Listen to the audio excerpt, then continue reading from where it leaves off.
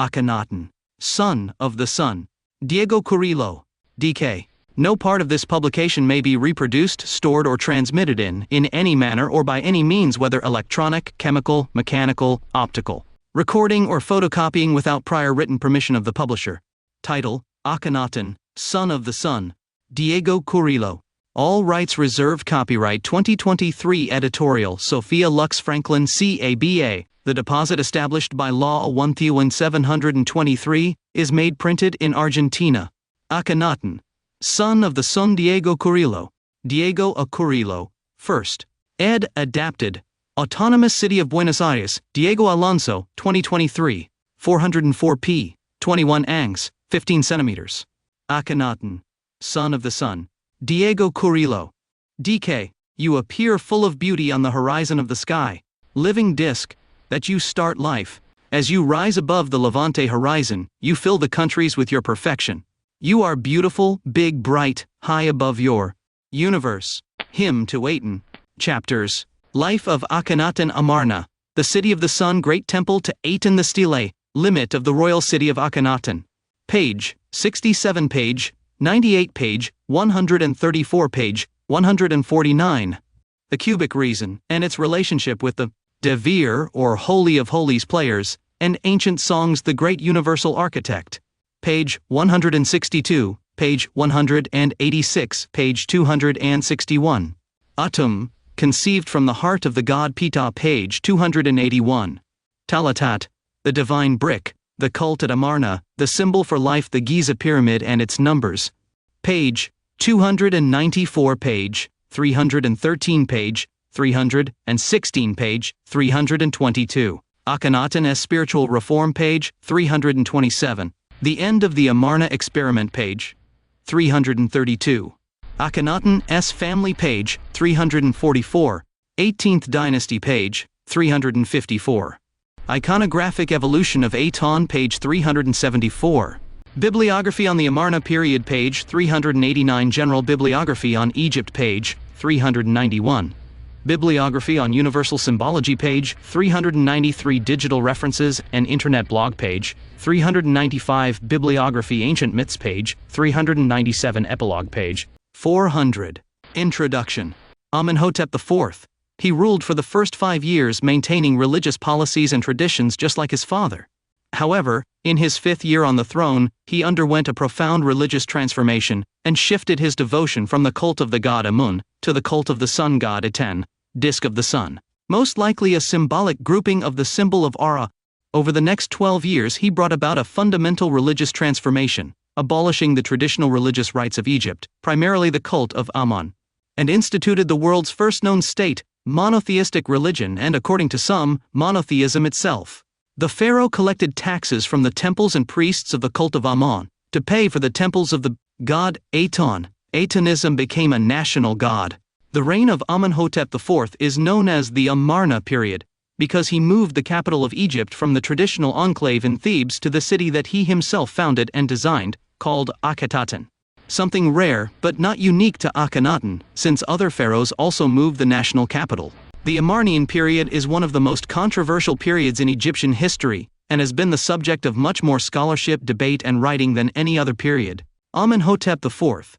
Akhenaten may have reigned alongside his father, Amenhotep III, and it has been suggested that the god of the sun disk, known as the Aten, appears in several inscriptions from this early period of his reign. However, the Aten was not something new during Akhenaten's rule, and before his conversion, it was just another cult among the many in ancient Egypt, mainly reserved for the palace. It is important to note that worship and idolatry did not have the same meaning back then as it does today, since the different gods and religious practices all represented the same goal, the eternal harmony and balance of the cosmos.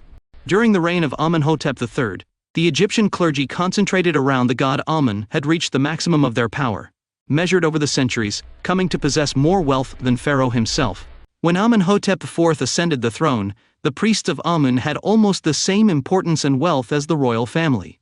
Historian Lewis Spence states that, except for Ra and Osiris, the cult of Amun was more widespread than any other god in the Nile Valley, but the circumstances surrounding the development of the cult certainly point to its spread more for political reasons than for religious propaganda. By the time of Amenhotep IV, The cult of Amun owned more land than the king himself.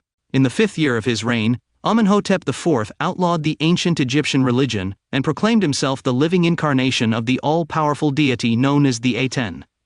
Akhenaten declares himself the son of the sun god. By the 9th year of his reign, he had closed all the temples and suppressed all religious practices associated with the traditional Egyptian gods. Historian Barbara Watterson explains, by the 9th year of his reign, Akhenaten had outlawed all the ancient gods of Egypt and had ordered the closure of its temples. Something very serious, since these institutions had an important role in the economic and social life of the country. Religious persecution was something new to the Egyptians, who had always worshipped many deities and were always ready to add even more to the pantheon. However, Atanism was a very exclusive religion, confined to the royal family, with the king as the sole mediator between man and God. It is known that Amenhotep IV, or Amenhotep IV, had a brother named Thutmose, who held the titles of governor of Memphis and high priest of the god Ptah. When his older brother Thutmose died, Amenhotep IV took his place with the same titles and honors. It is probable that Amenhotep IV ascended to the throne in co-regency with his father, and that this could have happened around the 28th year of the reign of Amenhotep III, father of Akhenaten. Amenhotep IV was educated in Memphis and, very probably like his brother, has officiated as high priest of the god Ptah I, god of architecture, a native of Memphis, who, within his religious imagery, possesses the god Aton.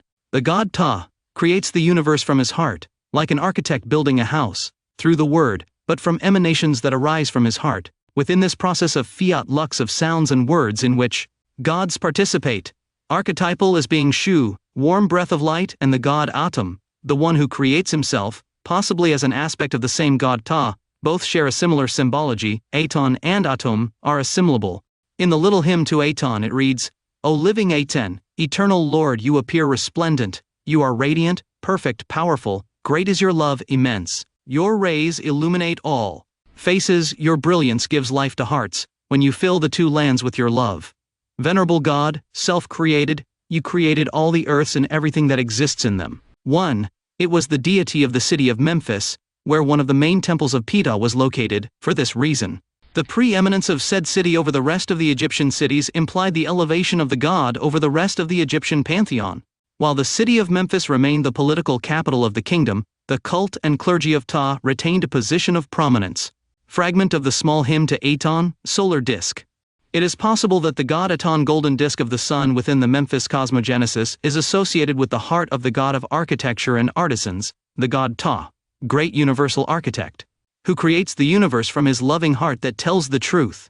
This archetypal place, the symbolic center of the creation of forms, is reserved for the heart of the great architect, the god Ptah. From there the symbolic aspects, such as the gods Atum and Shu, manifest reality. In the Indo-European world, there is a cultural cognate similar to the god Ptah, where the process of universal creation happens as a process of emanations from the heart of gold of the great architect. In India there is a similar god called Vishvakarma. He is the divine architect of the entire universe. It has a gold crown and jewels, and 4 hands, which hold a pot of water, a book, which is an anachronism, since thousands of years ago there were no books as we know them today, a lasso, and tools of architecture.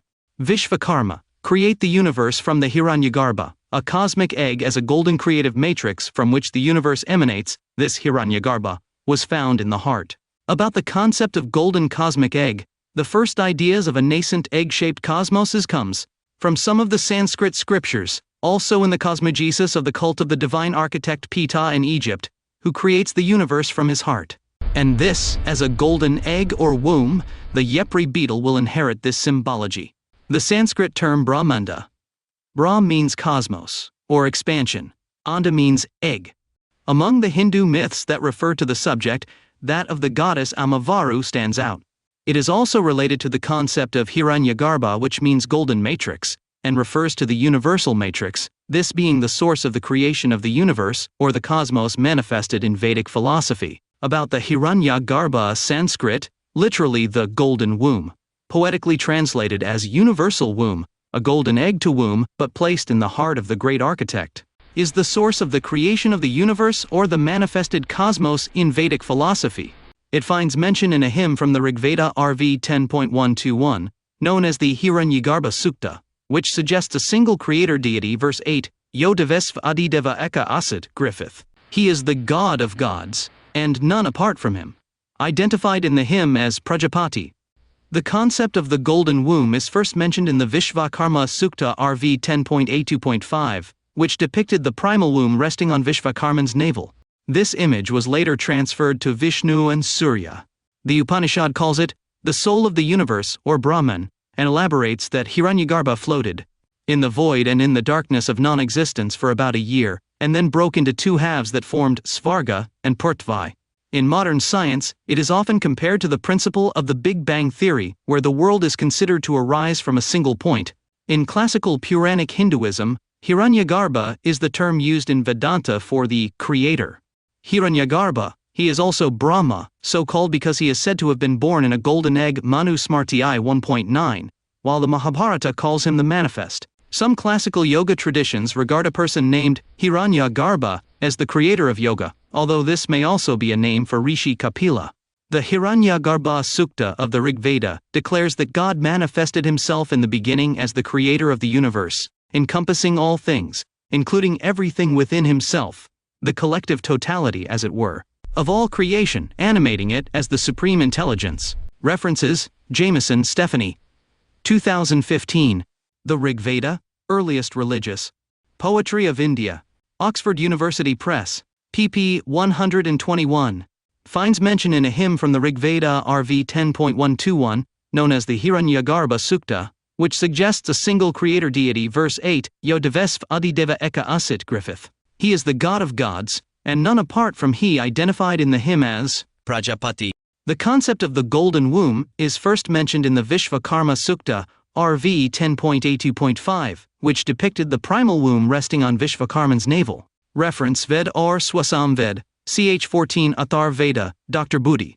Prakash Bajpai, Diamond Books, India. This Hiranyagarbha is situated on the right side of the human body and the physical heart on the left.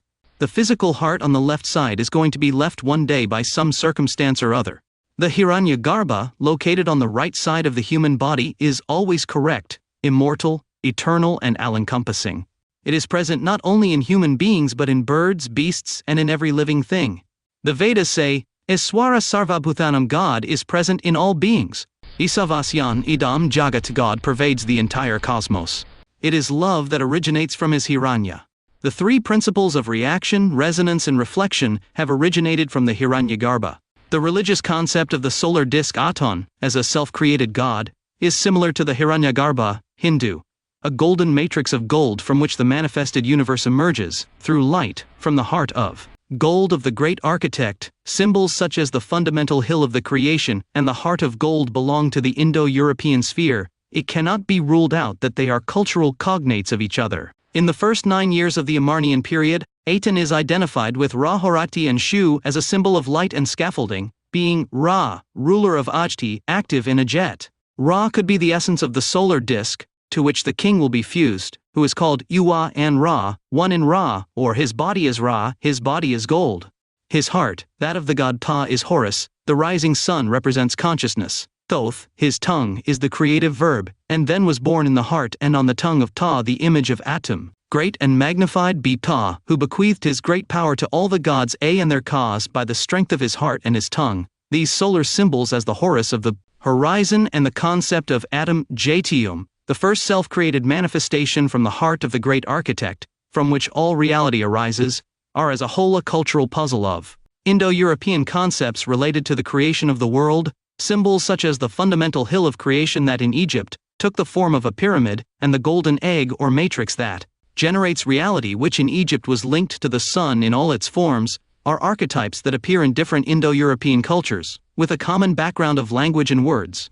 Atum is the god who, according to the Heliopolitan cosmogony, arose from the primal ocean, Nun, creating himself through saliva, tears, sweating, or other methods.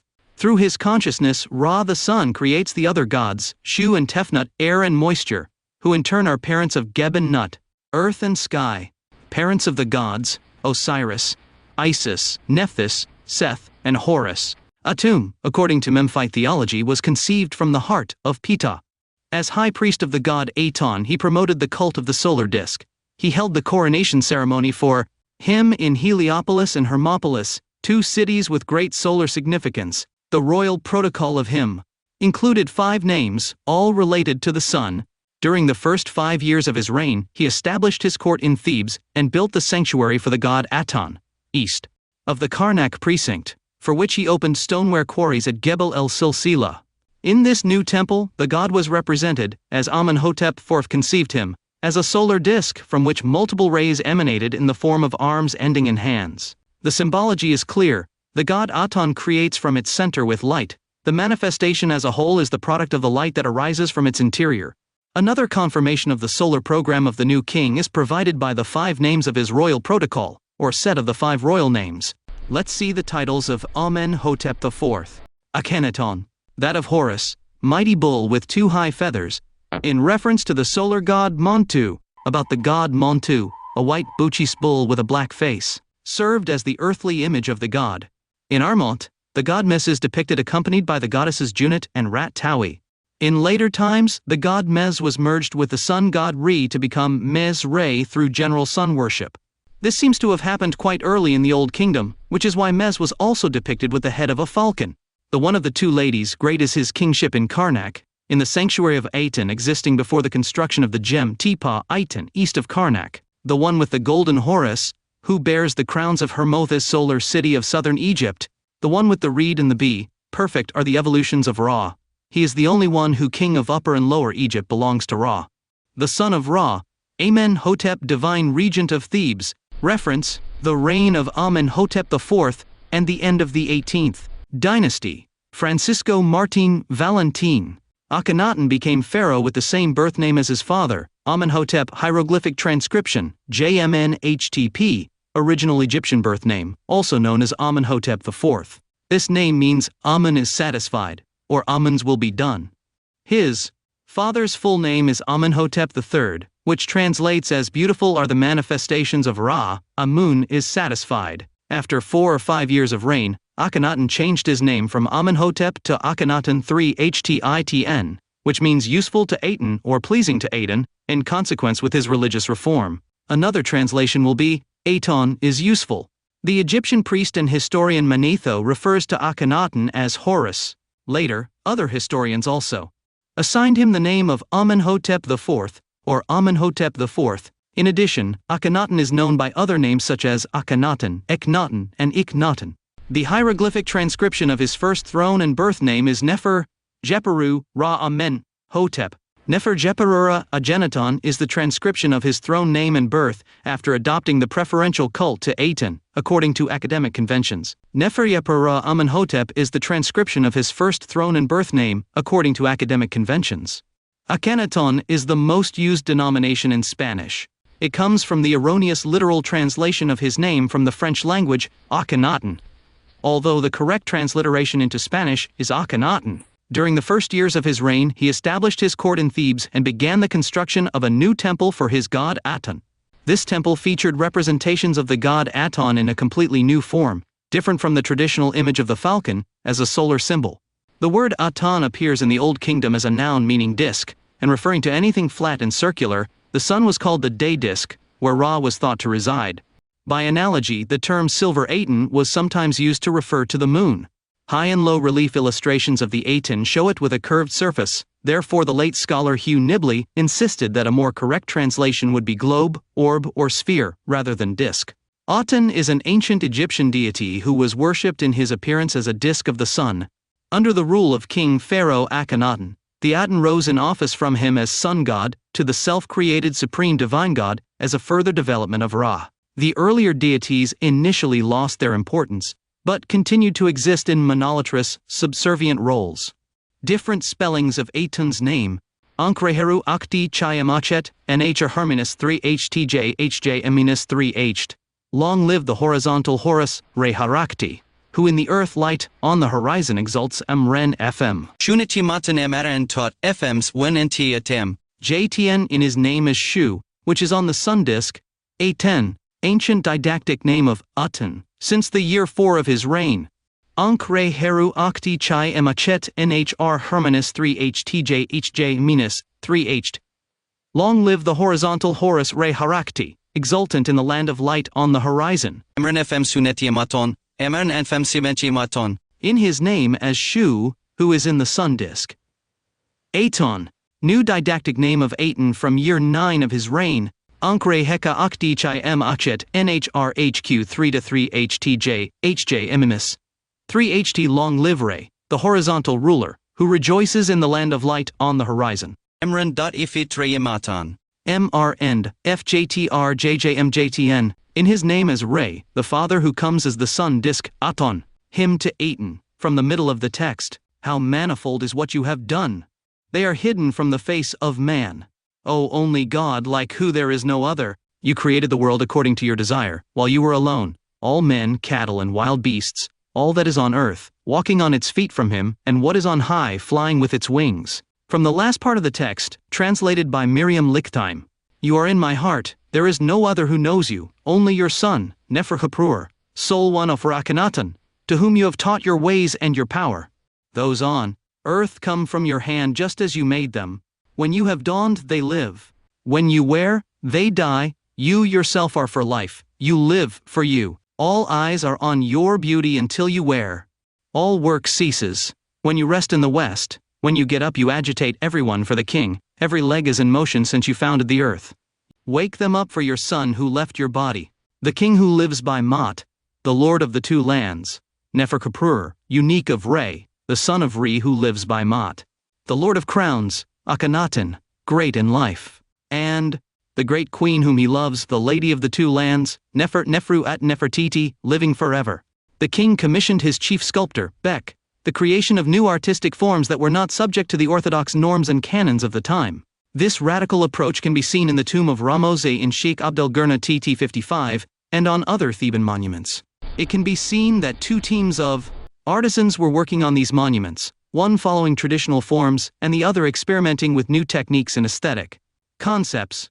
During the reign of Akhenaton, the art of Amarna flourished, characterized by the development of the art of representing nature, full of plants, flowers, and birds. The Amarna floors are still famous today for their abundance of floral and animal decorations.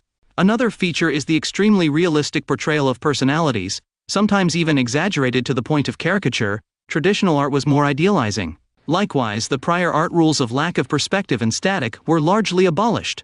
In a relief in which Akhenaton, Aten extends an olive branch, his hand is drawn flat, almost unique in the Amarna period and unique in the general context of Egyptian art history. The sculptors boast of having been instructed in the new style by Pharaoh himself. It is also said that the plans for the city of Achetaton too, they go back to him. Akhenaton is also said to have poetic talent, see Aten's hymn. The said festival was a very important celebration in ancient Egypt that was held to renew the power of the pharaoh. Usually it was held every 30 years, but in this case it was held in the second or third year of Akhenaton's reign, in honor of his new god, Aton. The sanctuary of the god Aton built by the king represented the universe, and the rectangular courtyard of the main temple symbolized the earth. The entire city of Akenaton, in Amarna, it represented a sacred precinct, a temple under the open sky. The colossi attached to its perimeter were a representation of the pharaoh, but in an anomalous way, and different from the traditional way.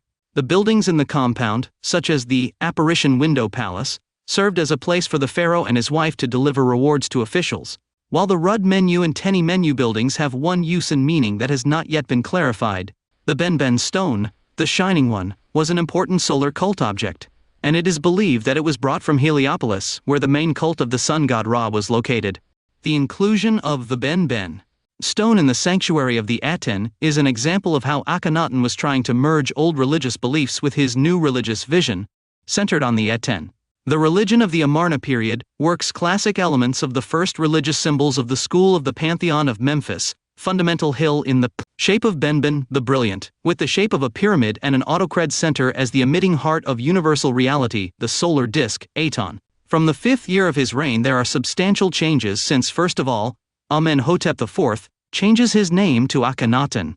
This fact could be coincident with the choice of the place where the city would be located, and the performance of the ceremonies of consecration of its future enclosure to the god Aton. We know these facts from the so-called frontier stelae, which he erected 16 in number, marking the geographical limits of the future city. In them he tells us how his father, the divine Aton, revealed to him only the existence of a place, never before dedicated to any god, where he wanted him to found the new city. The border stelae of Akenato are a group of royal monuments in Upper Egypt.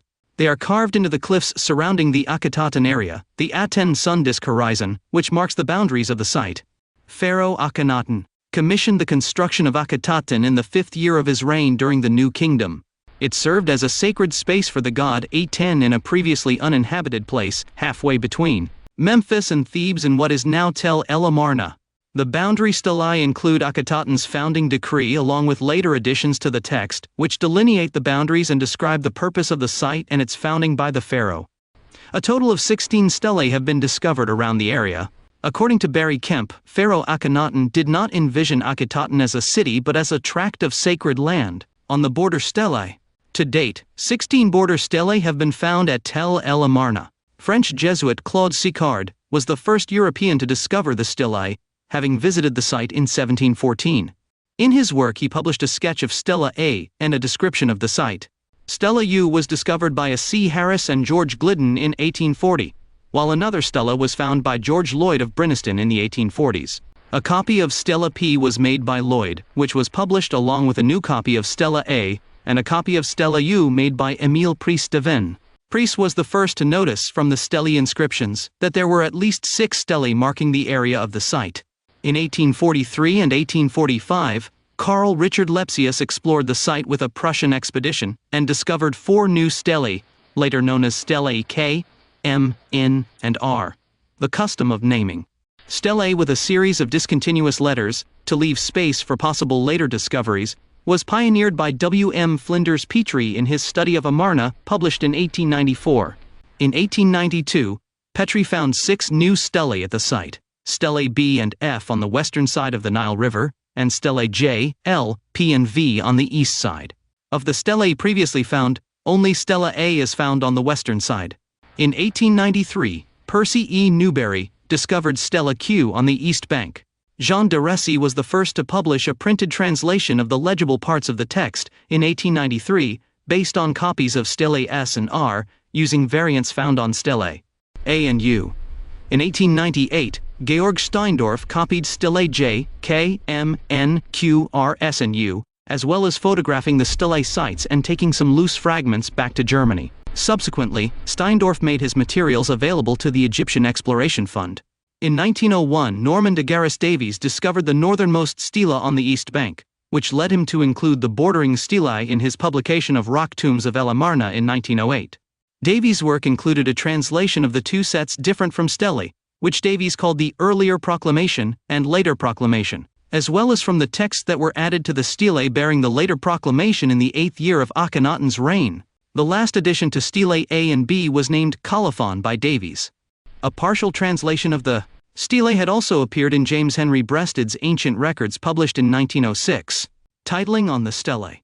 The full name of the god Aten in the above proclamation is the good God, who rejoices in Maat, Lord of heaven, Lord of the earth, the great living orb that illuminates the 2 shores, my father the Aten, the great living orb that is in jubilee within the house of the orb in horizon of the orb.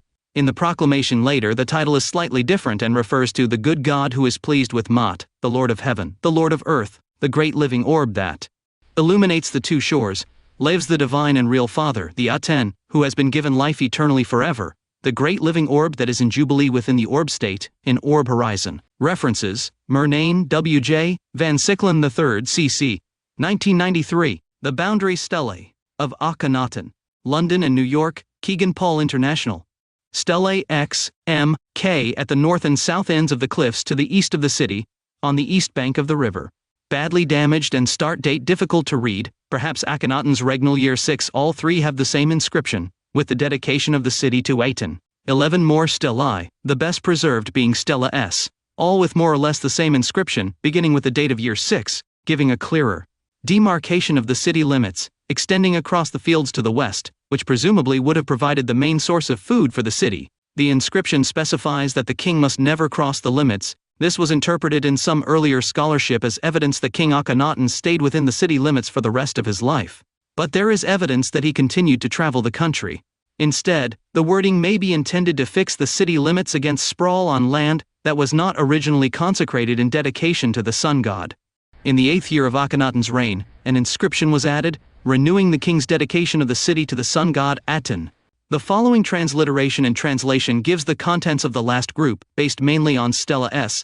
In the southeast corner of the area, there's an incomplete and now fragmentary cast of this in the Petrie Museum.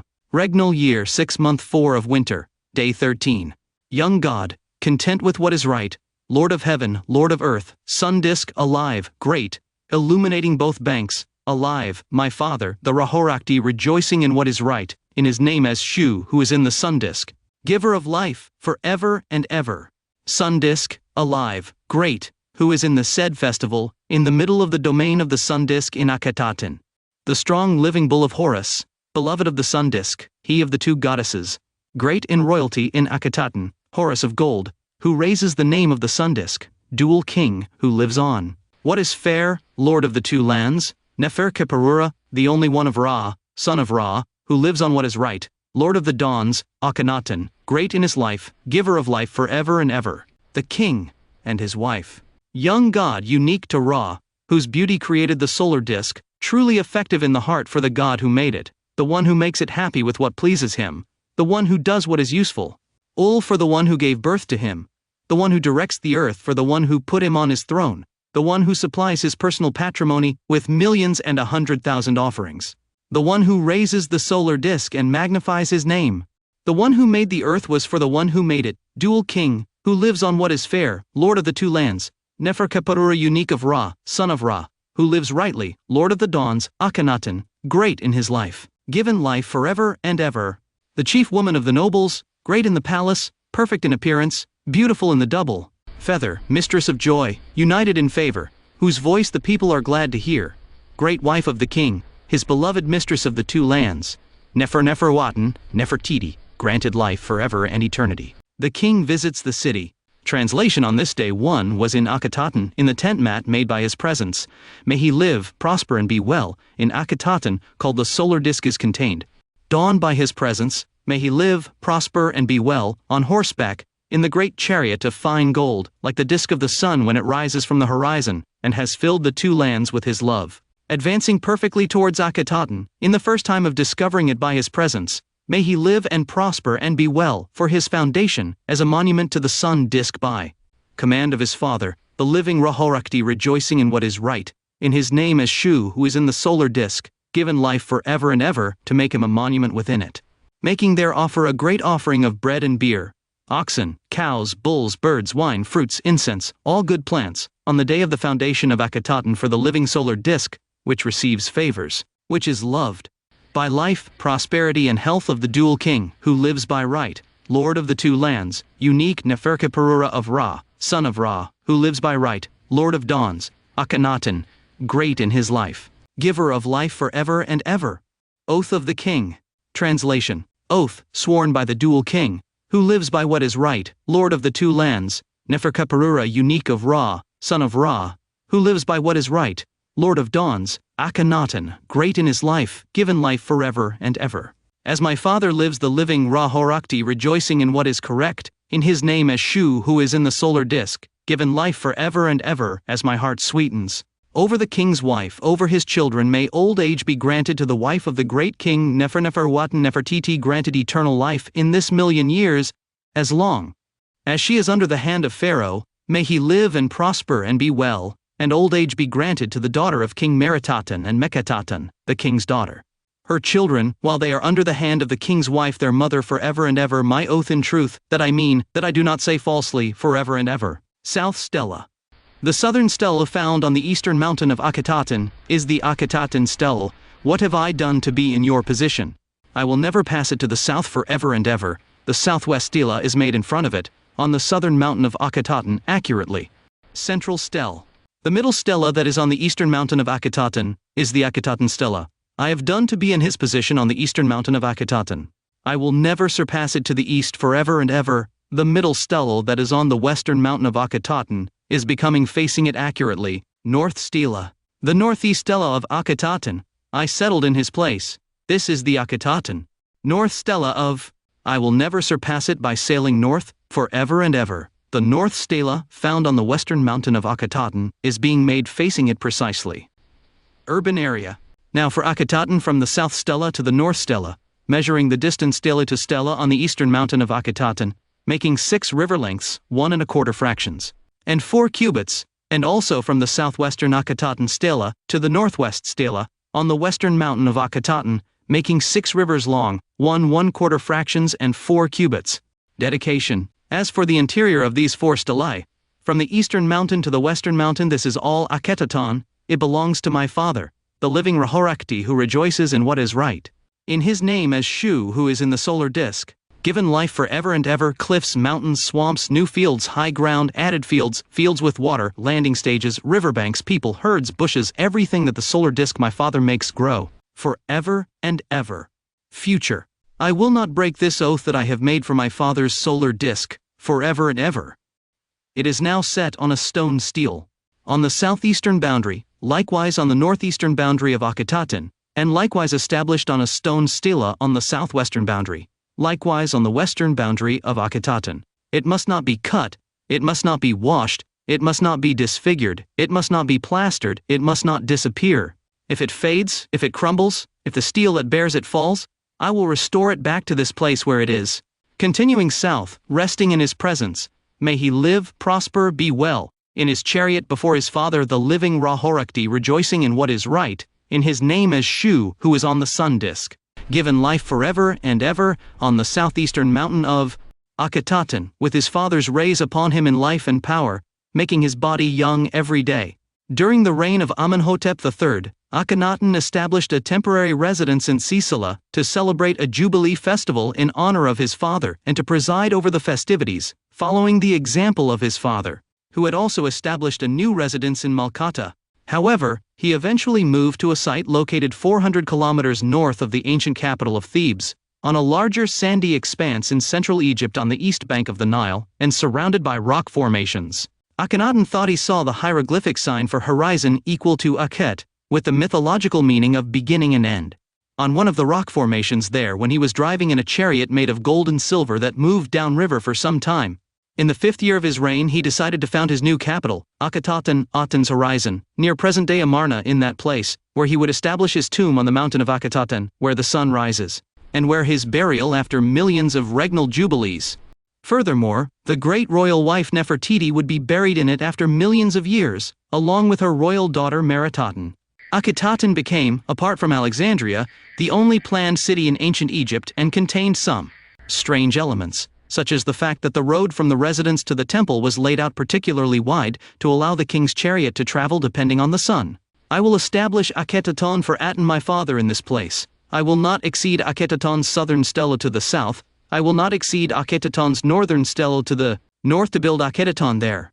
Nor will I build it for him Aton on the side west of Akenaton, but I will build it on the side of the rising sun in a place that he prepared for himself and which is surrounded by a mountain for him.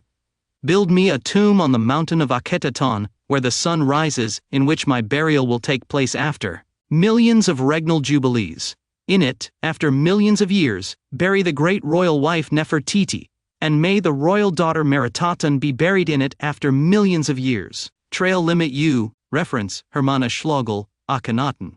Munich 2008, pp 40-41. In addition, for this reason the so-called first change of the theological didactic name of Aton occurs. From this moment, the king begins to transfer craftsmen and specialized workers from Thebes to Amarna, in order to quickly build his new city. It is estimated that in less than a year, in the 6th year of his reign, Akenaton was ready to begin to be occupied. Reference, the 12th year of Akenaton, a tradition of events between media staging and sepulchral self-theming. In Fitzenreiter, Martin. Humboldt University of Berlin, 2009, access July 25, 2019. During the construction of Akenaton, an impressive speed was achieved thanks to the participation of the population and, in particular, the military.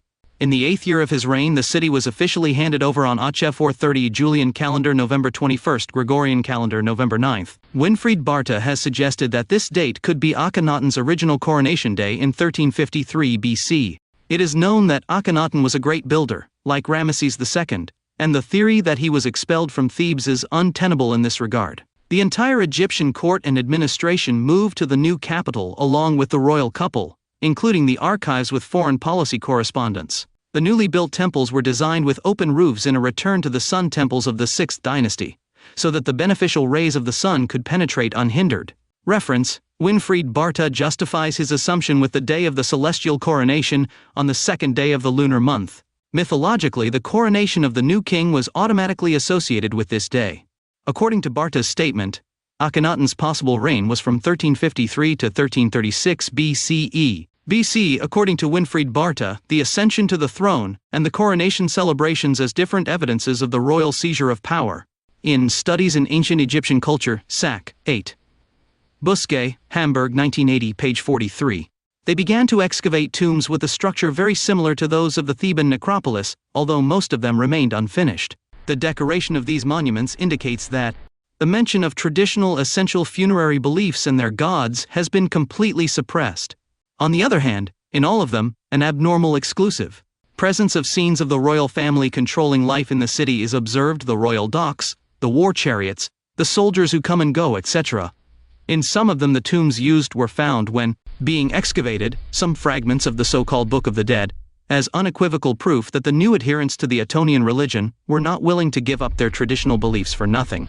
The changes introduced by Akhenaten, such as the founding of the city of Akenato and the suppression of traditional funerary beliefs in the tombs, reflect his intention to establish a new religion and a new social order in Egypt. This is still not clear why the Egyptians continued to worship different gods in their privacy, with which an open persecution of gods other than Aten cannot be established. The Atonist religion focused on the exclusive worship of the god Aton, represented as a solar disk, and on the figure of the pharaoh as the only intermediary between the god and his people.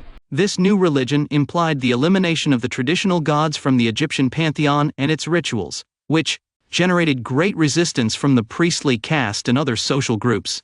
In addition to the foundation of Akenaton, Akhenaten also promoted the construction of numerous buildings in the city, including the Great Temple of the Aton, the Royal Palace, and the House of Windows.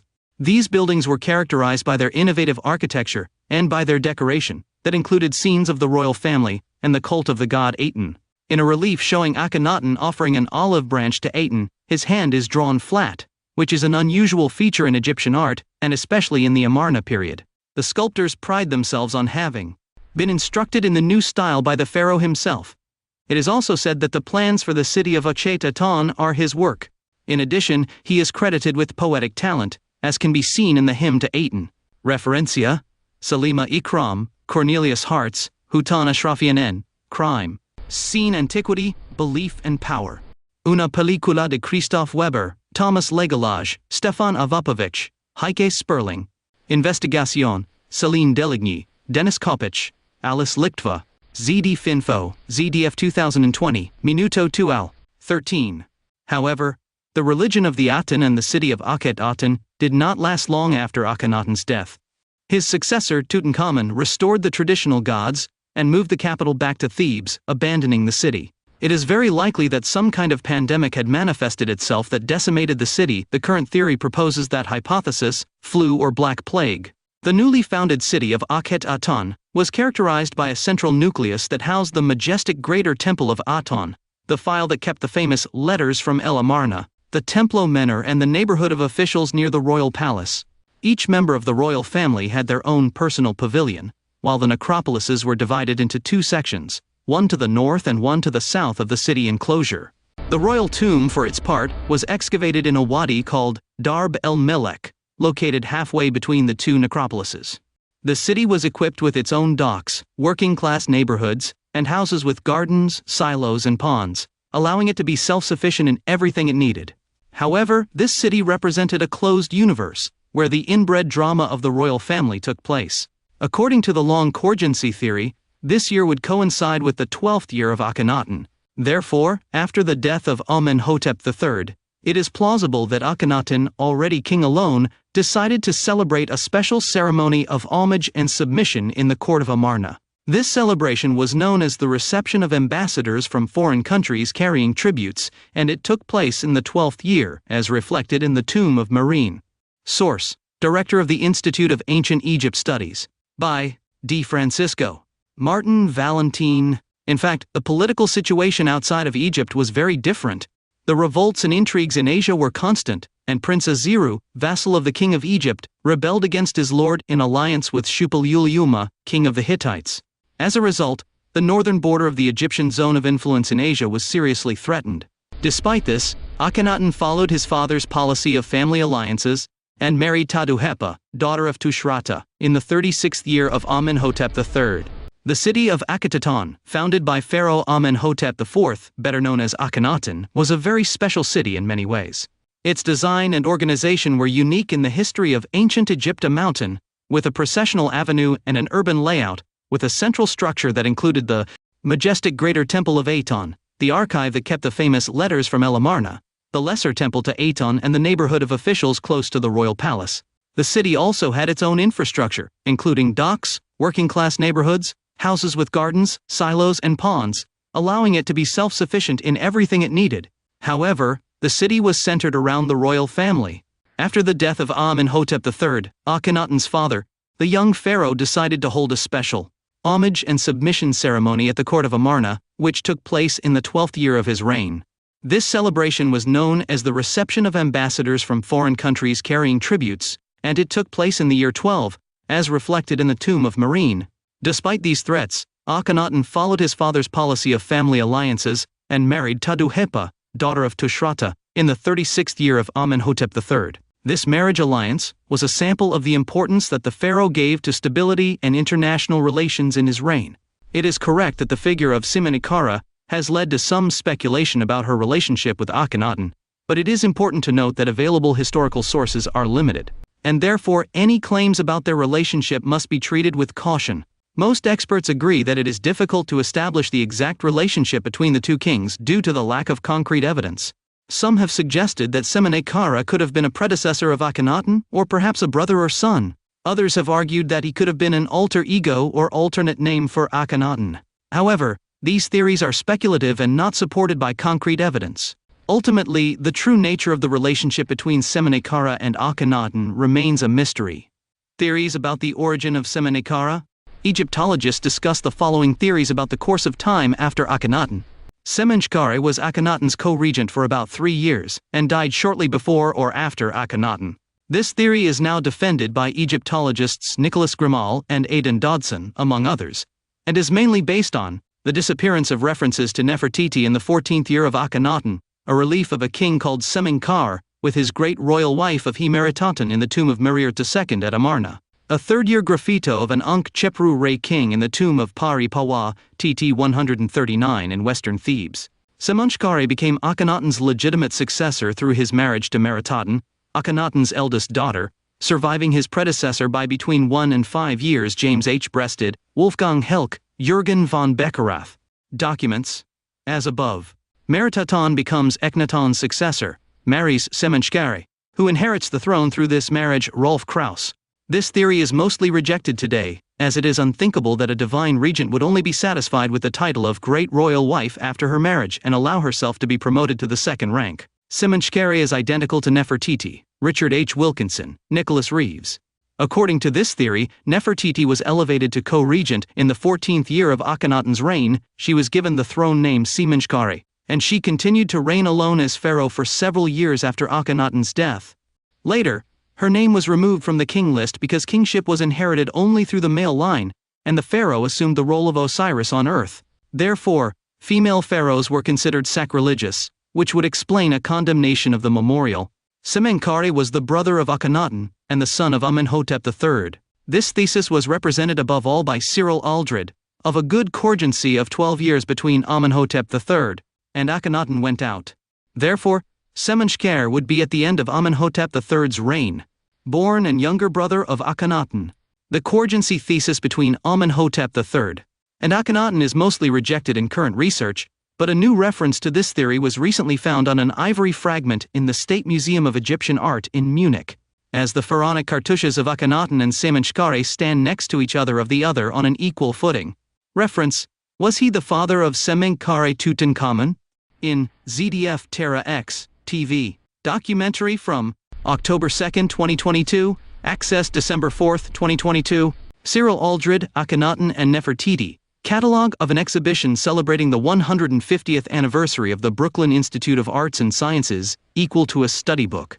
Brooklyn Museum in association with Viking Press, New York, 1973, ISBN 0 to 670 11,139 to 2, page 25. James R. Harris, speaking of Nefertiti 1. Heaven var Nefertiti? In Papyrus. Egyptologist Tijdschrift. Vol. 28. No. Copenhagen 2008, pp. 12-17. Rolf Krauss. Meritaten as ruling queen of Egypt and successor to her father Nip Kururia Akhenaten Acts. First International Congress of Egyptology equal to Cairo Writings on the History and Culture of the Ancient Orient. Volume 14. Berlin, 1979, pp. 403-406. Rolf Krauss, a regent, king and queen between Akhenaten's death and Tutankhaten's accession to the throne. In Ancient Near Eastern Research, Volume 34, Munich, 2007, pp. 294-318. What is clear is that the Amarna royal family had a strong penchant for inbreeding, leading to marriages between parents and children, brothers and sisters, and other close relatives. This pattern of marriage was also seen in other periods of Egyptian history, and may have been part of the belief in the preservation of royal blood. Yes, it is true that the fall of the Amarna dynasty and the return to the Theban cult occurred after Akhenaten's death.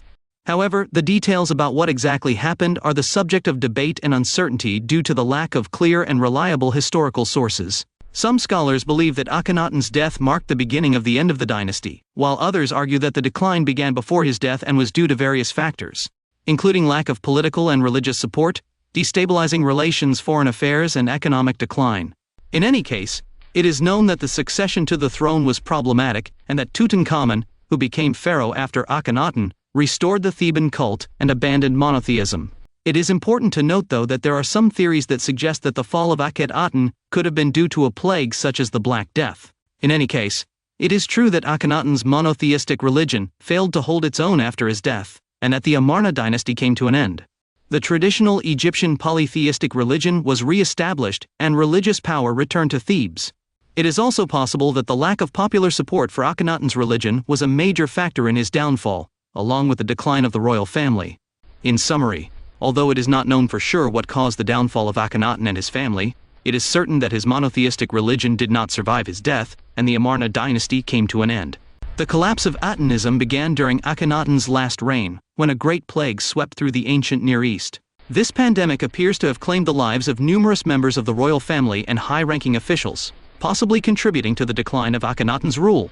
The events of this period are not well known due to the scarcity and fragmentary nature of the surviving sources. Under the most likely scenario, widespread deaths due to the plague caused Akhenaten to appoint two co-regents in quick succession, Smenkhare and Neferneferuaten. The origin of both is not attested, although it has been speculated that Smenkhare was a younger brother of Akhenaten, while Neferneferuaten was in fact Queen Nefertiti. Smenkhare died after a short reign, eventually leaving Neferneferuaten as acting regent of Egypt. Fuentes Dodson, Aden 2016-2014. Amarna Sunrise. Egypt from the Golden Age to the Age of Heresy. Cairo. New York City, American University. In Cairo Press. After the death of Akhenaten, the young king, Tutankhamun, ascended the throne. Akhenaten's son and his second royal wife Kia, as interpreted from the epigraphic relief in the burial chamber of Princess Makhedaton, in the royal tomb at El Amarna. Before his coronation, Tutankhamun married Princess Ankhesenamun, his half-sister, and together they settled in the city of Memphis. Despite being only 9 or 10 years old, Tutankhamun was enshrined as the new king of Upper and Lower Egypt. During his reign, he had the support and influence of his uncle, the revered I, who held important positions such as vizier and regent. Another prominent figure was the general Nakht Min, probably the son of I, who had previously served in the army under the name of Paten-em-Heb during Amarnian times, and later restored his name as Diazer-Yeperura Horemheb. Nakht Min married Princess Mut-Nejemet, daughter of I and sister of Queen Nefertiti, granting him rights to the throne of the two lands in the future. Referencia www.cervantesvirtual.com/obravisor/El Reina de Amenhotep y el final de la dinastía Ixvid 0/HTML/002BF9682B211DF AC7 to 002185 CE 6000 and 64.2.html. About Pa-Aten MKB, the owner is called Pa-Atonem Heb or Pa-Aten Heb. The Aton, the solar disk, is in celebration, a typical name of the period of Amarna. His main title is royal singer. His Tipwai wife who accompanies him is designated as Lady of the House and Singer of Amun. From what Thierry Benderiter says, no children are named, but 2 unnamed women are likely the couple's daughters. There are many references in the Pa'atan Emheb chapel to Osiris, the great god of the dead, as well as many other gods and goddesses. However, during Akhenaten's reign, any reference to a post-mortem future guided by Osiris and the traditional gods was prohibited. Therefore, the monument can be dated to the end of the Amarna period, after the death of Akhenaten, under the reign of Ankhet-Khepru-Re, Smenkhare, Tutankhamun, I, or Horemheb. Furthermore, the deceased has no relation to his namesake, General Ptolemheb, owner of Tomb Ta-24, in the southern group of Akhetaton, Tel El Amarna. Tutankhamun c. 1342 c. 1325 BC, known as Tutankhamun during his lifetime, was an ancient Egyptian pharaoh and the last monarch of his royal family at the end of the 18th dynasty. He ruled between 1334 and 1325 BC, according to the conventional New Kingdom chronology of Egyptian history. His father was Pharaoh Akenaton, whose tomb is believed to be KV 55, while his mother was Akhenaten's sister, identified as such by DNA testing of an unknown mummy known as the Younger Lady, which was found in grave KV 35. It is important to note that much of Tutankhamun's grave goods were second-hand, and came from the Amarna period. Reference Hawass, Zahi 2010. Ancestry and Pathology in King Tutankhamun's family. The Journal of the American Medical Association 303-638. PMed 20,159,872. doi, 10.1001, JAMA.2000 and 10.121. The Stela of the Restoration is one of the most important documents of the reign of Tutankhamun. In this decree, the king declares his intention to restore the temples and re-establish the traditional cults of the gods, which had been abandoned during the reign of Akhenaten. He also orders the repair of the damaged monuments and the reinstatement of the priests who had been dismissed. This decree was an important step in restoring stability and order to Egypt after the chaos and controversy of Akhenaten's reign. The content of the stela refers to the difficult situation in which the country was at that time. Stele of Tutankhamun's restoration. When His Majesty was crowned king, the temples and properties of the gods and goddesses, from Elephantine to the marshes of Lower Egypt, were in ruins. The chapels had been collapsed, turned into piles of rubble and covered with vegetation. The sanctuaries they were as if they had never existed. The temples had become trails. The world was in chaos, and the gods had turned their backs on their land. Now a few days after His Majesty from him came to the throne of his father from him and reigned in Egypt. All the lands bowed before his power. Then His Majesty looked into his heart, and she searched for something effective that she could do for Amun. He made a holy statue of genuine electro, like never before. His Majesty made monuments to the gods, making for they electro statues with the tribute of foreign lands. He renewed its sanctuaries and its monuments forever and ever, endowing them with offerings forever. He added wealth to what had gone before, doing more than his predecessors had done never. Translation of Tutankhamun's Restoration Stela. English translation by Benedict G. Davies. Egyptian Historical Records of the Later 18th Dynasty. Fascicle 6. Translated. From W. Helk. Urkunden der 18. Dynasty, Heft 22. Warminster, 1995. The stela narrates the moment of the coronation of Pharaoh Tutankhamun, who reigned between the years 1336 and 1327 BC, during the 18th dynasty of the Egyptian New Kingdom. His reign was characterized by a return to religious normality, after the period of monotheism promoted by Akhenaten, the pharaoh who ruled before Semenchkara and preceded Tutankhamun. The text describes the outstanding works of construction and sculpture that were carried out during the reign of this pharaoh, reaching an unprecedented level of wealth at that time. A building called the Temple of Neb-Khepru, beloved of Amun, who put Thebes in order, was built with stone ashlars talatat, from the temples of the Aten built by Akhenaten in eastern Karnak, which indicates that the dismantling of these temples was already underway. Many of Tutankhamun's architectural projects remained unfinished when he died, and were completed or usurped by his successors, especially Horemheb. The Avenue of Sphinxes was completed by his successor I, and Horemheb usurped the whole. The restoration stele was also usurped by the latter, while the stones from the Neb-Khepru temple were recycled into Horemheb's buildings. References: Dodson, Aidan 2018. Amarna Sunset, Nefertiti, Tutankhamun, I, Horemheb, and the Egyptian Counter-Reformation Revised Edition. United States of America. The American University in Cairo Press. pp. 66-68.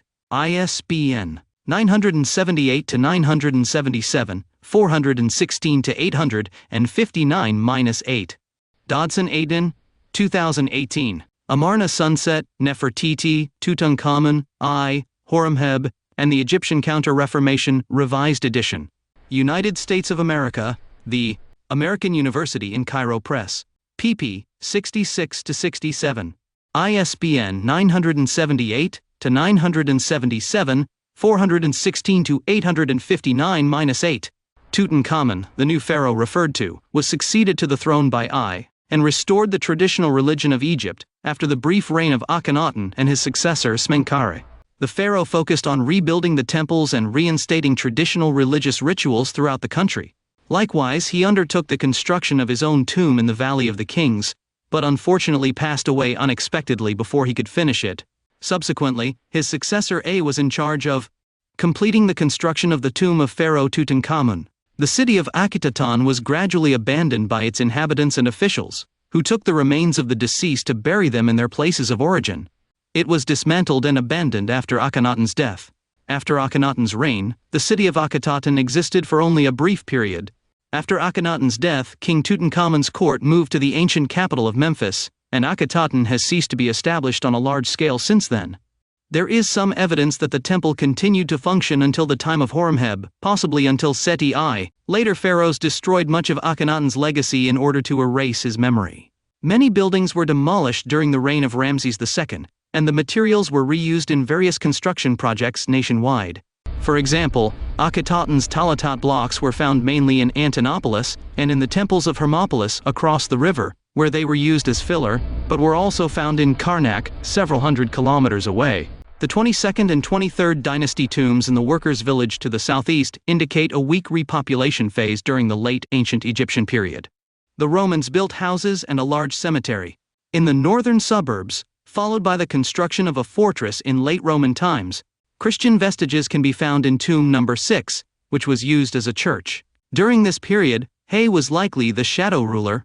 Tutankhamun died without issue in the 10th year of his reign, and with him the family of Ahmosis became extinct, founder of the 18th dynasty. At this time, the Asian Empire of Egypt was in decline. The Egyptians had been defeated in northern Syria, and the Hittites, breaking a non-aggression pact with the king of Egypt, had invaded the territories in the Lebanon region. It is possible that the letter found in the Hittite archives of the city of Balk-az-Koi, in which a queen, probably Anjusenemon, he asks Shupal-Uliuma, king of the Hittites, to send one of his sons to make him king of Egypt, is located at this time. The Hittite king sent his son Zenanza, but he was killed during the journey to the Nile Valley. All these serious events must have occurred during the period of Tutankhamun's funeral, which lasted about 70 days according to traditional rites. O, who officiated at the young king's funeral as his successor, must have kept a close eye on these events. After crowning himself the new pharaoh of Egypt, I assumed control of the country at a time of great political and military turmoil. The brief reign of I and the subsequent succession of Horemheb marked the end of the 18th dynasty of ancient Egypt and the beginning of the 19th dynasty.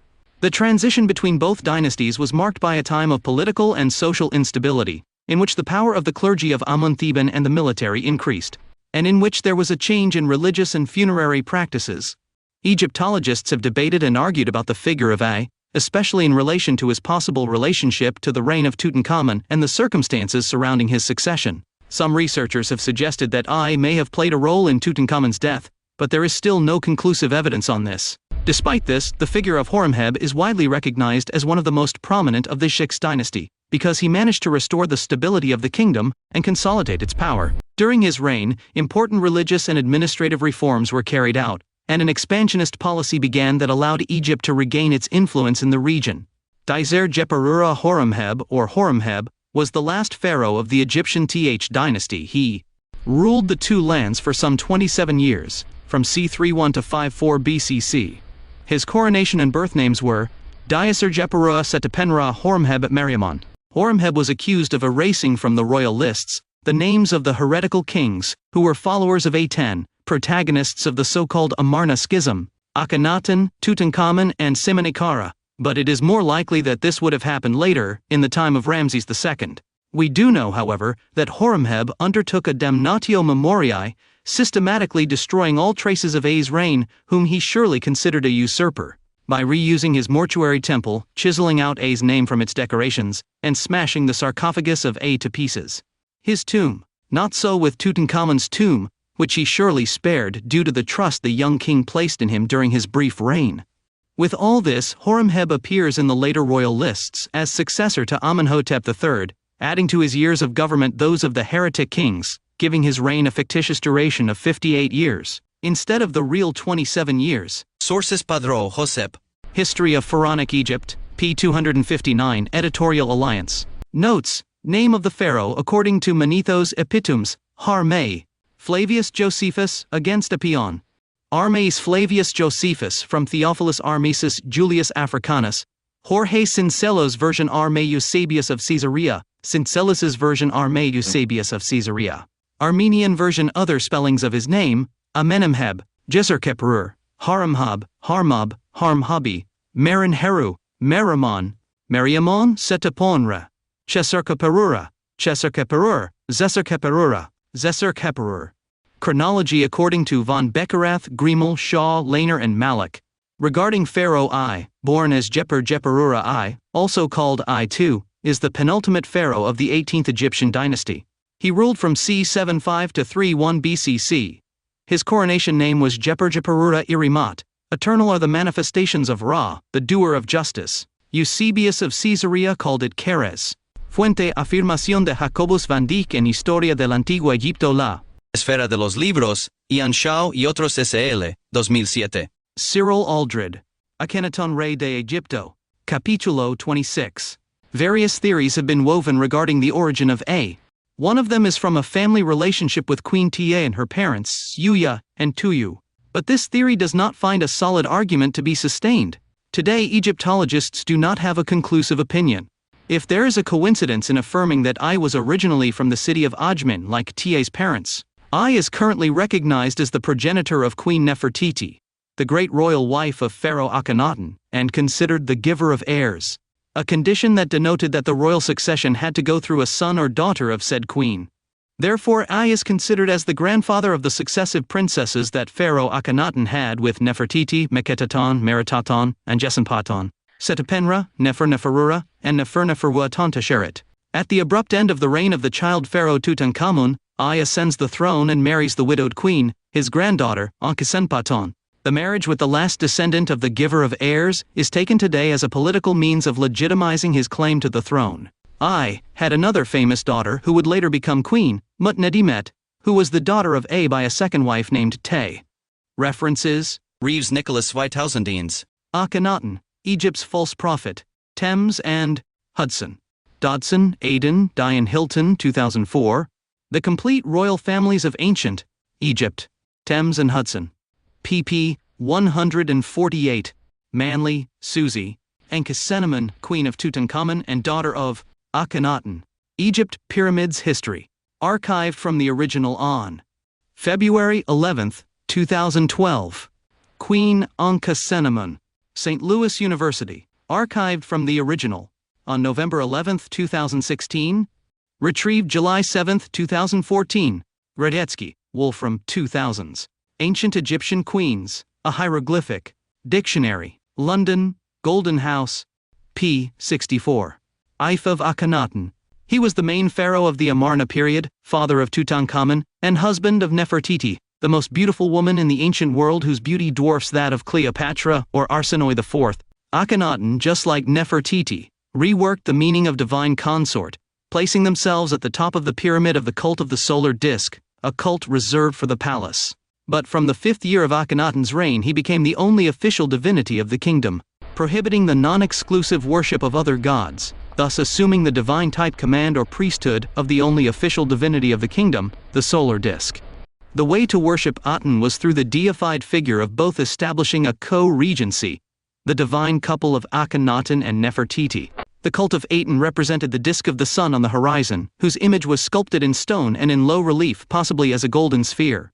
Since the relief of its representation is three-dimensional, as can be seen in friezes and engravings, the image of the god is that of a sphere and not that of a circle. It had arms carrying the Ankh-Anj, the symbol of life. The glorification of his name is done through the divine couple, Akhenaten Nefertiti. The cult of Aten takes on a new dimension during the Amarna period, prohibiting from the 5th year of the reign of Pharaoh Akhenaten all the Egyptian gods except Aten. What could be discovered in houses of the city of Amarna is pottery, ceramics and stone slabs carved with the image of Akenaton and Nefertiti worshipping the solar disk. It would seem that the cult was directed to the divine couple. The meaning of the pharaoh's name is effective for Aten, success in Aten. Aten is effective, Neferjeperura Amenhotep, also known as Akhenaten. Akhenaten or Akhenaten, lit. Sun radiance, Amenhotep IV or Amenofis of 4. Also during the 5th year of his reign he founded Akenaton. In his 5th year of his reign, on Parate 413 March 5 July February 20 Greg, he decided to found his new capital Akhetaten, Horizon of Aten. He was an Egyptian pharaoh who reigned from 1353-1336, or 1351-1334, BCC, 10th ruler of the 18th dynasty. Before the 5th year of his reign, he was known as Amenhotep IV, Ancient Egyptian, JMN-HTP, meaning Amun is satisfied, Hellenized as Amenhotep IV. New Kingdom, Amarna period. Akhenaten, born as Amenhotep, was the youngest son of Pharaoh Amenhotep III and his principal wife Tiye. Despite having an older brother named Thutmose, who was designated as Amenhotep III's heir, Akhenaten became next in line to the throne of Egypt due to his brother's untimely death around the 30th regnal year of Amenhotep. His father. In addition to his brother, Akhenaten had 4 or 5 sisters, Sitamun, Henutaneb, Iset, Nebeta, and possibly Beketaten. As pharaoh, Akhenaten stands out for abandoning the traditional polytheism of Egypt and introducing Atenism, or a cult centered on Aten, the disk of the sun, a cult reserved for the palace, but which after his reign became the official religion. During the Amarna period, there was a religious syncretism with other Egyptian deities. In the first 9 years of Akhenaten's rule, the Aten was identified with Thoth, the god of writing in his nocturnal aspect, calling him Silver Aten, also in different forms of the rising sun. In the first 9 years of the Amarnian period, Aten is identified with Ra Horati Horus on the horizon, and Shu as a symbol of the breath of warm light that nourishes and vivifies, being Ra, sovereign of Ajti, active in Ajet. Ra could be the essence of the solar disk, to which the king will be fused, who is called Ua on Ra, one in Ra, or his body is the Aten, his body is the solar disk, or a body of gold. The cult of Aten had its origin in the pre-dynastic period of Egypt, but it was during the New Kingdom, when Thutmose IV and Amenhotep III began to venerate him primarily, as a cult circumscribed to the palace, going on to become the main god during the reign of Akhenaten, prohibiting the worship of other gods. This cult of the solar disk became a monotheistic religion, or rather, henotheistic. During the religious reform of Pharaoh Amenhotep IV Akhenaten, who later changed his name to Akhenaten, meaning shine of Aten, or useful to Aten.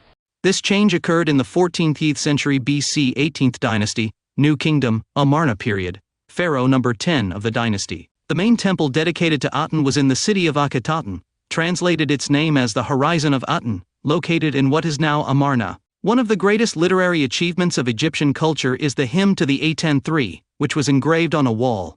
3 Hymn to the Aten, also Great Song of the Sun, or Akhenaten's Great Hymn to the Sun, is the name of an ancient Egyptian hymn from the 18th dynasty of the time of King Pharaoh, Akhenaten c.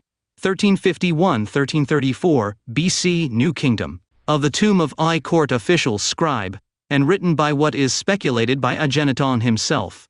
Mentions of Aten, in the tomb of different officials of Akhenaten's court.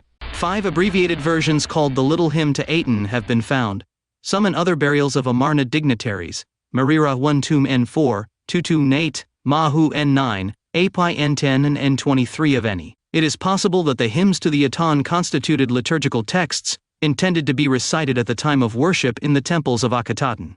They have a rhythmic meter analogous to that of Western religious poetry. A hieroglyphic transcription of the Great Hymn is found in the tomb of the palace official A4. The roof. Although the decorative patterns of the entrance corridor are no longer perceptible, the 3 bands of inscriptions are still legible. 5 abridged versions called the Little Hymn to Aten have been found, some in other burials of Amarna dignitaries, Marira 1 Tomb N4, Tutu Nate, Mahu N9, Api N10 and N23 of any. It is possible that the hymns to Aten, Circle of the Sun, constituted daily homilies, songs to the cult of the solar disk, intended to be recited at the time of worship in the temples of Akhetaten. Its poetic character is analogous to that of Western religious poetry. Praise be to you, O living Aten, who made heaven and the hidden things that are in it. His time is lengthened by 1,000,000 thirsty festivals. The great royal wife, his beloved, the lady of the two lands, Nefertiti, who lives forever and ever, is at Wenre's side. She grant me a beautiful burial, like the one she did on the great cliff of Akenato, for the ka of the favored, the just scribe, I who lives again. B. Central text band. Praise be to you, O living Aten. He rises up and gives life to everything around him, who made the earth and grass to give life to everything he created. He make it flourish forever like you. The royal notary, Father of God, I. C. North text band. Praised be you, the living Aten, the God who did this in its entirety. Although you are in heaven, your rays are on the earth. Wenri, whom you love. Who descends from your rays? The son of the sun, Akenato. 2. The texts on the ceiling. PL 33. A south band. Praise be to you, your apparitions are beautiful, O living Aten, giver of life. Let you see the rays of Ra as he rises and gives light to the entrance of your tomb. May you inhale the soft breath of the north wind. May your body, with graceful life, a favored one who has reached an advanced age with favors, a righteous man who has fulfilled the orders of the words of his teacher. You were the main one among the favorites of the king. In the same way, you are at the head of the glorified dead. May you take changing forms like a living Ba on the lofty cliff of Akenato. May you leave and return according to your heart's desire. May your rank be proclaimed on earth. May you be endowed with riches by the side of your God, following your heart, according to your desire. May your grave be in celebration every day. May you reach an honest, happy, and peaceful old age, and in the end, this funeral and interment and a closeness to King Wenre. I was a servant who was adopted by his master and whom he buried, because my mouth contained the truth. How glorious is he who practices his teaching. May it reach the region necropolis of the favored. Because the ka of the favored of the good God, sincere of heart towards the one who opened his heart, abandoning the lie? To do what is just, a favored who has achieved favor, then the titles follow, alas, justified. B. North band. That you worship Ra plus every time you get up, that you see it, and that listens to what you say. May he grant you encouragement, and may he unite you with your members. May you go out and come in as one of his favorites. May your body prosper and your name live. For your ka, may you inhale the breath of the north wind. May offerings and provisions be given to you, that you receive loaves of the king's offering, bread and beer, and provisions for all your sanctuaries. May your name go well on your grave, that each generation that arises call you. May you rest in your tomb of the king's gift in the necropolis of Akenato, and may an invocation offering of bread and beer be made there for your ka. May you secure your eternal resting place. May your eternal mansion receive you. May an ox carry you that is to the grave. Let an plus re also, Ra, is the ancient Egyptian sun god. This means that the sun itself is a deity and therefore was not created by a divine being. He can be considered as probably the most important ancient Egyptian god until late times, since he made life on earth possible and allowed it to continue thanks to the action of his power, the sun. His name simply means sun in Egyptian. Embalmer and lector priest walk before you, purifying the funeral bark with milk, their number being such as the Wenri king decrees for a favorite whom he has promoted. May he take you to the resting place of the chosen ones as who has completed his life in a good way. May your grave be in celebration every day, according to your plans when you were alive. It is your God who has fostered them for you, the living Aten, Lord of eternity. And they are established for eternity without end for a just man, free to do falsehood. For the favorites ka, etc. alas, justified. C. Middle band. Praise be to you when you rise above the horizon, O Aten, Horus of the two horizons. You will not fail to see Ra. Open your eyes to contemplate him. When you pray to him, may he listen to what you say.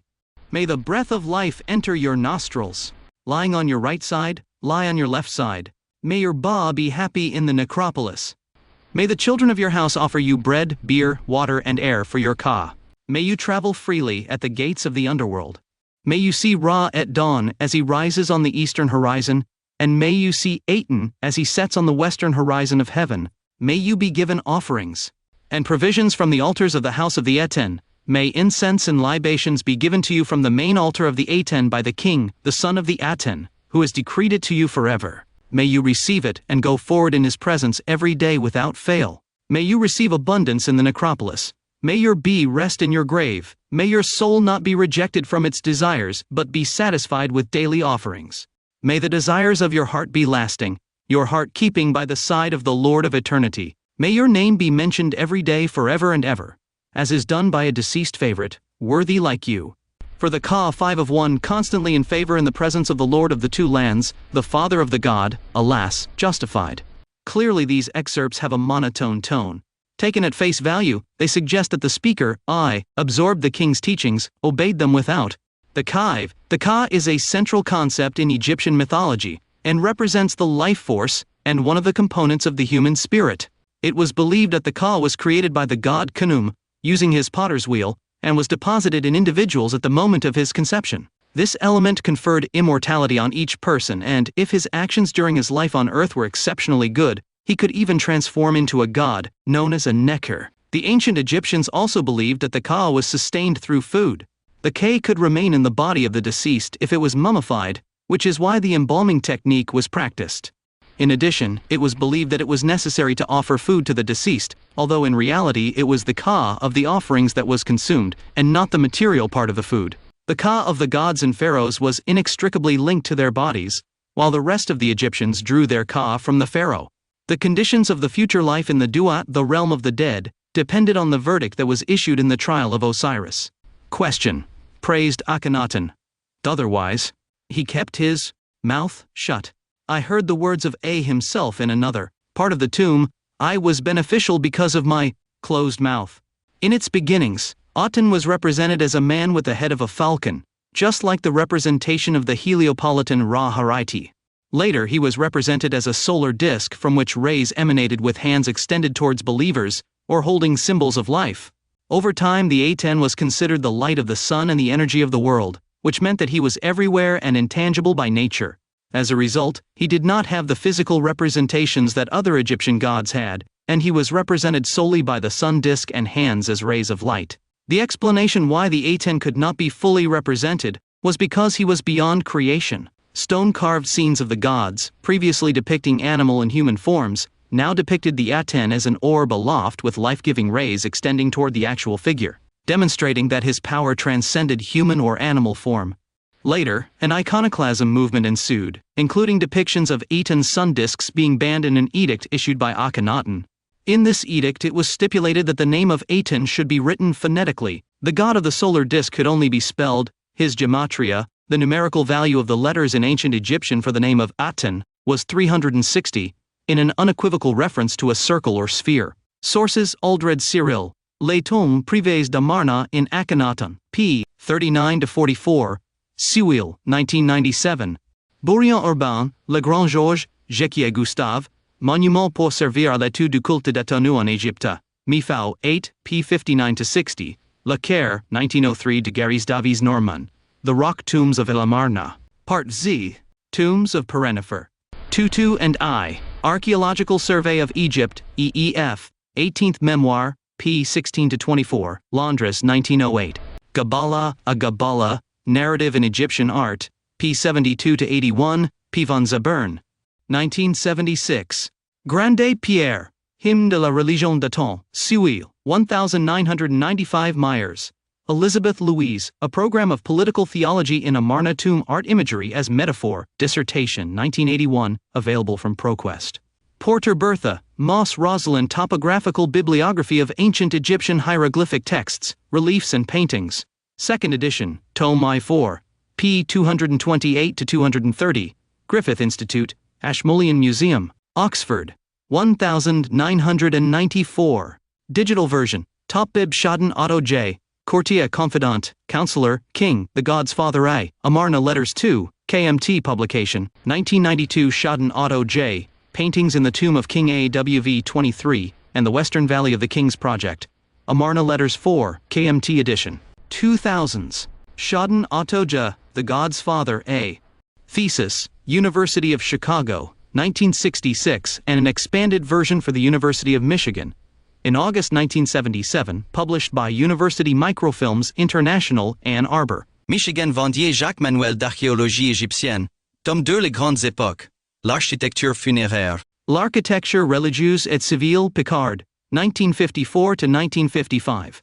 Original page created by Thierry Benderiter based on text by Caroline Thomas OsirisNet 2006 to 2023. Aton's real name. Akhenaten attributed great importance to the name of the deity that had to be spelled, and from the 8th year of his reign he did not pronounce himself on a pharaonic titular model for the god Aten.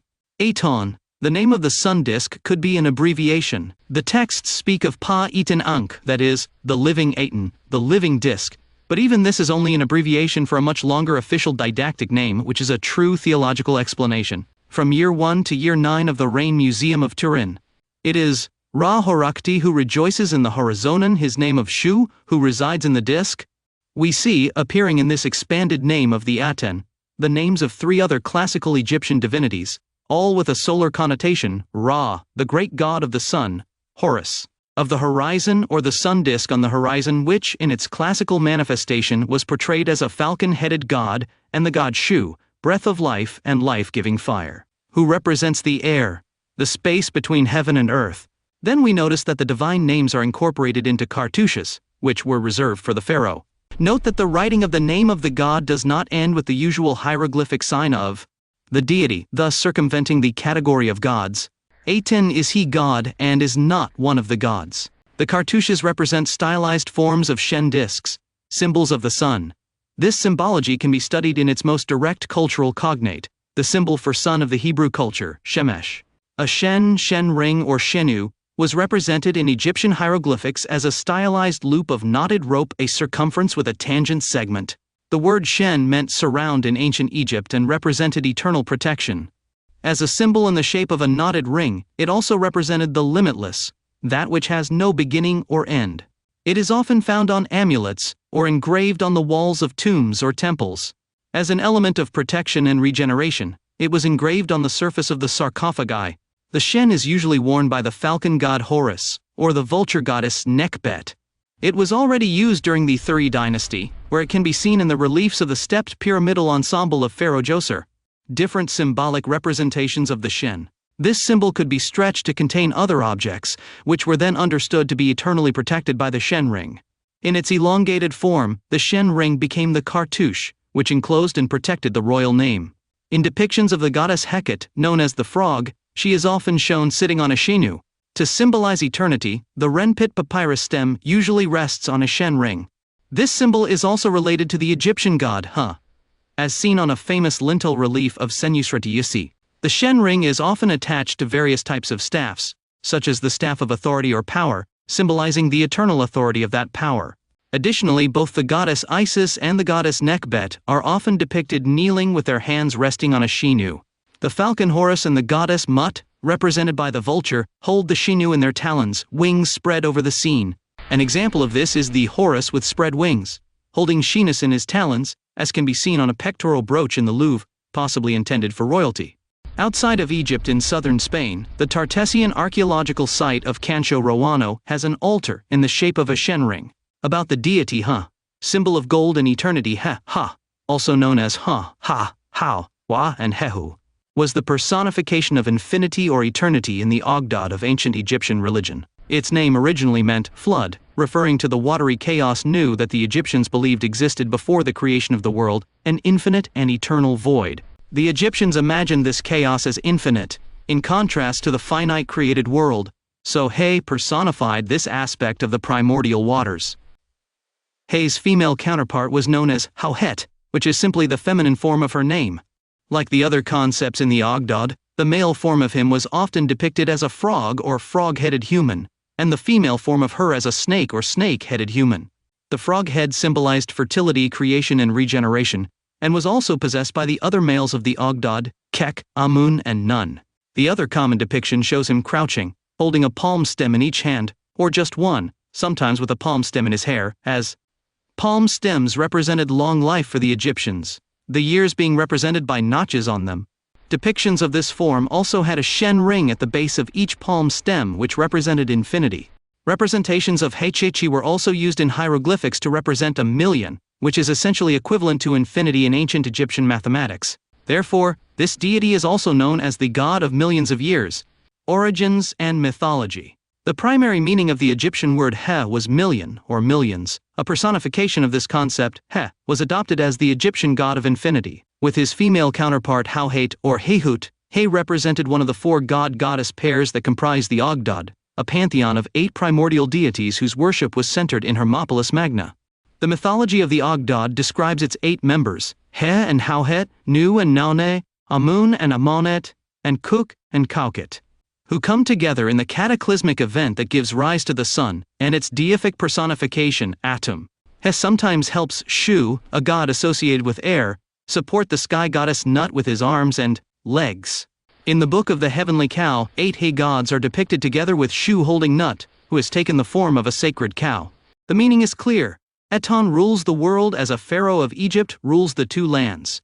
It is a form of proclamation, the consubstantiality of Akhenaten and the god from whom he is the emanation. The kingship of Aten in heaven is of the same nature as that of Akhenaten on earth. Akheton and the cult of Ptah. Akhenaten became the heir to the throne of Egypt after his older brother, Thutmose, died during the reign of his father, Amenhotep III. Little is known about Akhenaten's life as Prince Amenhotep. Donald B. Redford suggests that he was born before his father's 25th regnal year, that is, about 1363 to 1361 BC. This is based on the birth of Akhenaten's first daughter, who was probably born early in his own reign. Her name is only mentioned as King Amenhotep's son on a wine list in Amenhotep III's Malkata Palace, and some historians suggest that he was born there. Others believe that he was born in Memphis and was influenced by the worship of the sun god Ra practiced in nearby Heliopolis. Although it is not known for certain who was Akhenaten's tutor, some historians have proposed the scribes Hekareshu or Merer II, the royal tutor Amenemhotep, or the vizier Aparel. The only person known to have served the prince was Perennifer, as mentioned on his tomb. Cyril Aldred suggests that Prince Amenhotep might have been a high priest of Ptah in Memphis, although no supporting evidence has been found. Amenhotep's brother, Crown Prince Thutmosis, played this role before he died. If Amenhotep inherited all of his brother's roles in preparation for his ascension to the throne, he could have become high priest instead of Thutmose. Aldred proposes that Akhenaten's unusual artistic inclinations could have been formed during his time in the service of Ptah, the patron god of architect-craftsmen, whose high priest was sometimes referred to as the greatest of craft directors, the greatest of craftsmen, architects. References: Aldred, Cyril 1991, 1988. Akhenaten, King of Egypt. London, Thames and Hudson. ISBN 0500276218. Murnane, William J., 1995. Texts from the Amarna period in Egypt. Society of Biblical Literature Writings from the Ancient World. Vol. 5. Atlanta. Society of Biblical Literature. ISBN 978-1,555,409,661. Hoffmeyer, James Carl 2015. Akhenaten and the Origins of Monotheism. 1st ed., Oxford, New York, Oxford University Press. ISBN 978-0-199,792,085. Redford, Donald B. May 2013. Akhenaten, New Theories and Old Facts. Bulletin of the American Schools of Oriental Research. American Schools of Oriental Research. 369, 934. doi, 10.5615. Bullimer Skoury, 369.0009. ISSN 0003097 times. JSTOR 10.5615. Bullimer Skoury, 369. OCLC 05,748,058. From year 9 until the end of the reign, Akhenaten changes the name of the god, while radicalizing his policy but without changing the doctrine, by eliminating the animal form of Horus and the name of the god Shu, leaving only Ra. This rule of the world by King Aten is also demonstrated in the iconography of the god. The rays emanating from the disk end in the hands and descend on all creation. They embrace the entire universe, which they give life through the royal couple, who are the only ones who receive the symbol of life, Ankh. Only the royal couple can commune directly with the god and receive from him the warm breath of eternal life, a living and life-giving breath. Akhenaten and Nefertiti represented the primordial pair of divine kings through which the palace and the rest of the kingdom could communicate and worship the Aten, but only through them. All of these are inscribed on the walls of private tombs. The only known occurrence of the great hymn is in the tomb of Ai, while the little hymn comes in 5 versions in the tombs of Merir, Eni, Ipai, Tutu and Mahu. All the hymns use the first version of the Aten's canonical name, and are therefore composed between the 5th and 9th year of Akhenaten's reign. Its exact function is not entirely clear. The traditional interpretation that turned them into liturgical texts to be recited or sung in the temples is now demolished. While these hymns are addressed to Re-Horakti, manifested in Aten, but also to Akhenaten and Nefertiti, intimately mixing divine praise and Atenist ideology, the content of the hymns does not differ. The Great Hymn is only more developed. Both types develop two main themes: the daily cycle of the sun god, and the revelation of divinity to his son Akhenaten, and only to his divine son. They are a transcript of the education provided by the D-god to Akhenaten himself. Tomb of Axis. The Great Anthem. This is how its content can be summarized after Pierre Grandet. Great Hymn. Dawn of the Aten that fills the universe with light and space under the control of Akhenaten. The god is far away, but his rays are on the earth. At sunset, everything falls asleep and the earth seems dead. The next morning the land revives, all beings are celebrating and going about their business. The Aten is the creator of all things in the universe, and provides for the needs of its creation. The beneficial effect of the Aten, transmitted by his son Akhenaten, justifies the cult that is a cult of thanksgiving. Little hymn, for example on a stela, in the tomb of Mahu. At dawn, the rays of the Aten, the uncreated creator, fill the earth, animate beings, and manifest the sovereignty of God. At night, the earth and all beings are in a near-death state. At dawn, life is reborn along with worship in Akenaton, the center of the universe. The center of the royal city and center of the temple of Aten in Amarna.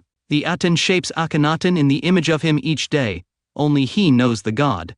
This, the eternal creator of heaven, beholds his creation, and sustains it with his rays. All beings, through his proper behavior, praise him with thanksgiving. In Amarnian theology, the great cosmic nocturnal drama is demystified by maintaining that Aton, who created himself, has total subordination over the life of the world. Aton is considered the father and mother of creation, and the daily renewal is proof of this. In this belief system, there is no mention of a first time in creation, since the world is recreated every day at dawn thanks to the solar disk, which is presented as an element without existence or hidden nature. The new religion was characterized by a strong abstraction and conceptualization of the deity. The Aton is the father, mother of creation. The cult at Amarna was a singular religious movement during the New Kingdom period in ancient Egypt. The city of Amarna, a new capital, became a bustling construction site when the royal court moved there, and several temples were erected solely to honor the Aten, the sun disk deity. Among these temples the main one stood out, called Gempa Aton, which in its closest meaning could be translated as discover or know Aton, possibly the place where Aton was found. Although this temple was notably different from the traditional ones dedicated to other deities, such as Amun, it was not completely new in style, as it shared similarities with the sun temples built during the V dynasty, almost 9 centuries earlier. In traditional temples, worshippers moved from light to shadow, toward the most holy place where the statue of the god rested. However, in Amarna, everything was open sky so that the life-giving energy of the sun's rays spilled over the hundreds of open-air altars, covered with offerings of animals, vegetables and flowers, where daily worship was performed. King Akhenaten and Queen Nefertiti offered worship to the rising sun each morning, as depicted in artwork showing the king humbly prostrate before the deity, whom he alone had the right to venerate without intermediary.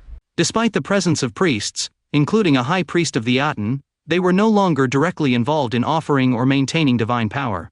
During worship, they prostrated themselves before the royal couple, not before the divinity, and their function was purely administrative, materially maintaining Aten's domain. They were known as the servants of God. The purpose of the offerings underwent a significant change, since it was no longer a question of maintaining and renewing the divine life daily, but it became an act of indulgence. People offered the Aten a portion of his creation as a gesture of appreciation for his goodness, expecting nothing in return. Even the king came to offer the names of the solar disk to the Aten himself as a sign of devotion. The king's presence at the apparition window along the main processional path resembled the manifestation of the Aten in heaven. Both the king and the queen were always shown mounted on a chariot, escorted by policemen and soldiers, evoking the image of Aten in the firmament and carrying with them the breath of life. These outings of the royal couple replaced the old traditional processions of other gods. Since Aten was a silent god whose wishes could only be revealed by the king without the intervention of oracles. For Flinders Petrie and other ancient Egyptologists, This was the beginning of the first monotheistic religion, the guiding principle of which is summed up in the well-known words of the eminent Egyptologist Cyril Aldred, who, paraphrasing the Quran, stated that there is only one God, and the pharaoh is his prophet. The revolution, provoked by Akhenaten, led to the total elimination of humanized images of the gods in sculptures, reliefs, furniture, and other items, which had traditionally constituted the main iconographic source of Egyptian art. Reference, cf. Barry Kemp, Op. Sit. Chapter 7, pp. 382-383. In the Amarna system, the practice of magic, which played an important role in traditional religion, was excluded and completely disappeared. This fact illustrates that the king was not a weak figure, but ruled firmly and demanded absolute obedience, which required an effective way of avoiding any criticism of his actions. The king's power was manifested even more clearly in the attitudes of the people in his presence, with many people bowing to him and a large number of soldiers and policemen present. In the Amarna system, the structure was immutable, and only the king had the authority to define it. Individuals were no longer required to follow an attitude in accordance with Mat, the ancient Egyptian concept of truth, balance, and order. Instead, they had to show an attitude that was in line with the will of the king. The statues, which the Egyptians used to revere as the manifestations of their gods, have completely disappeared. Akhenaten made this point clear by stating to his courtiers that these statues were mere worthless stone idols, and that only iconic depictions of the radiant disk and the royal couple were allowed, who were considered living statues. The effigies of the royal couple replaced the statues in private homes, since the cult of individuals could not go directly to the god, but to these effigies. Several effigies were found in the houses of Amarna. The revolution, provoked by Akhenaten, led to the total elimination of humanized images of the gods in sculptures, reliefs, furniture, and other items, which had traditionally been the main iconographic source of Egyptian art. At the same time, the royal family became the central motif of artistic representations. On the altars of the temples where the statues of the gods used to be, the royal family was now seen sometimes in pairs, other times with all their daughters, and always with the god Aten, the solar disk, officiating as protector and giver of life. Referencia, cf. Barry Kemp, Op. Sit. Capítulo 7, Pags. 382-383. In some tombs of Akhenaten's officials, particularly that of Ai, fragments of the hymn to the Aten were found, in which the pharaoh himself expressed the concepts of the new religion. It draws attention for its resemblance to Psalm 104 of the Bible. He says like this: "It is you who develops the embryo in the female. You who create the seed in the male. You who give life to the child in the womb of the mother. You who send him the consolation that appeases his tears. You, the nurse of those who are still in the womb. You who never cease to give breath to the life of each creature. When they come out of the womb to breathe, on the day of their birth, you instantly open their mouths and give them what they need."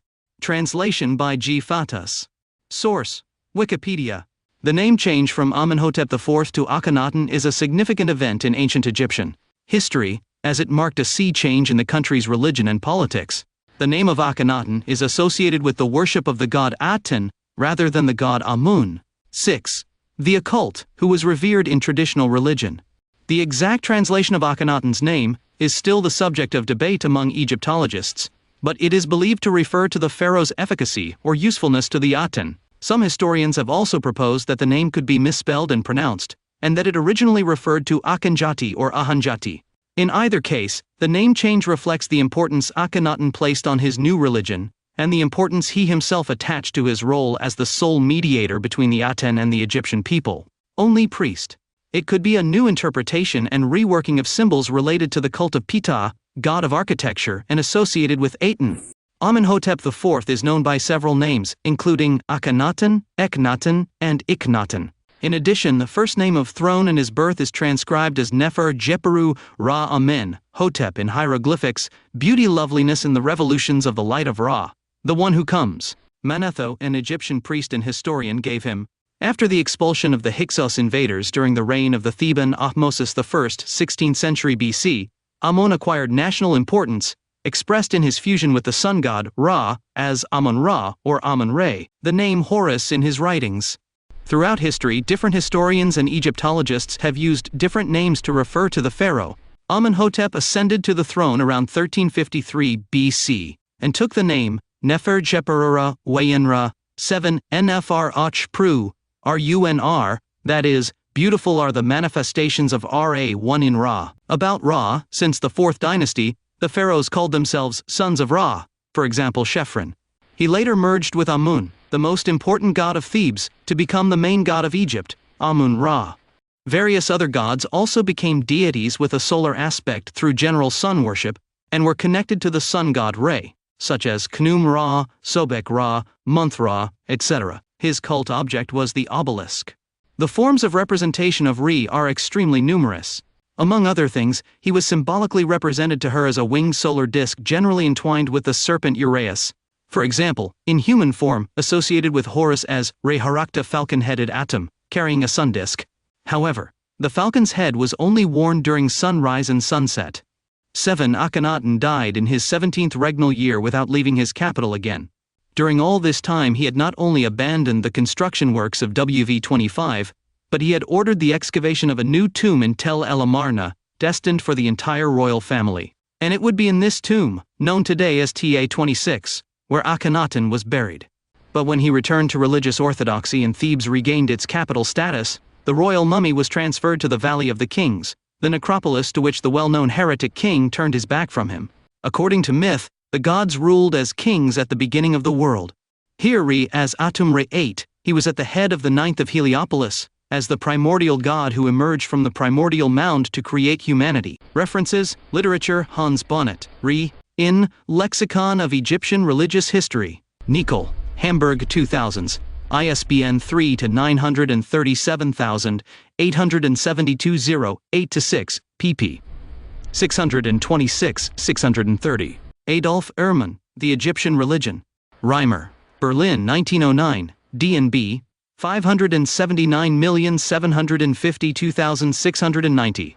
Wolfgang Helck, Eberhard Otto, Re, in Little Encyclopedia of Egyptology.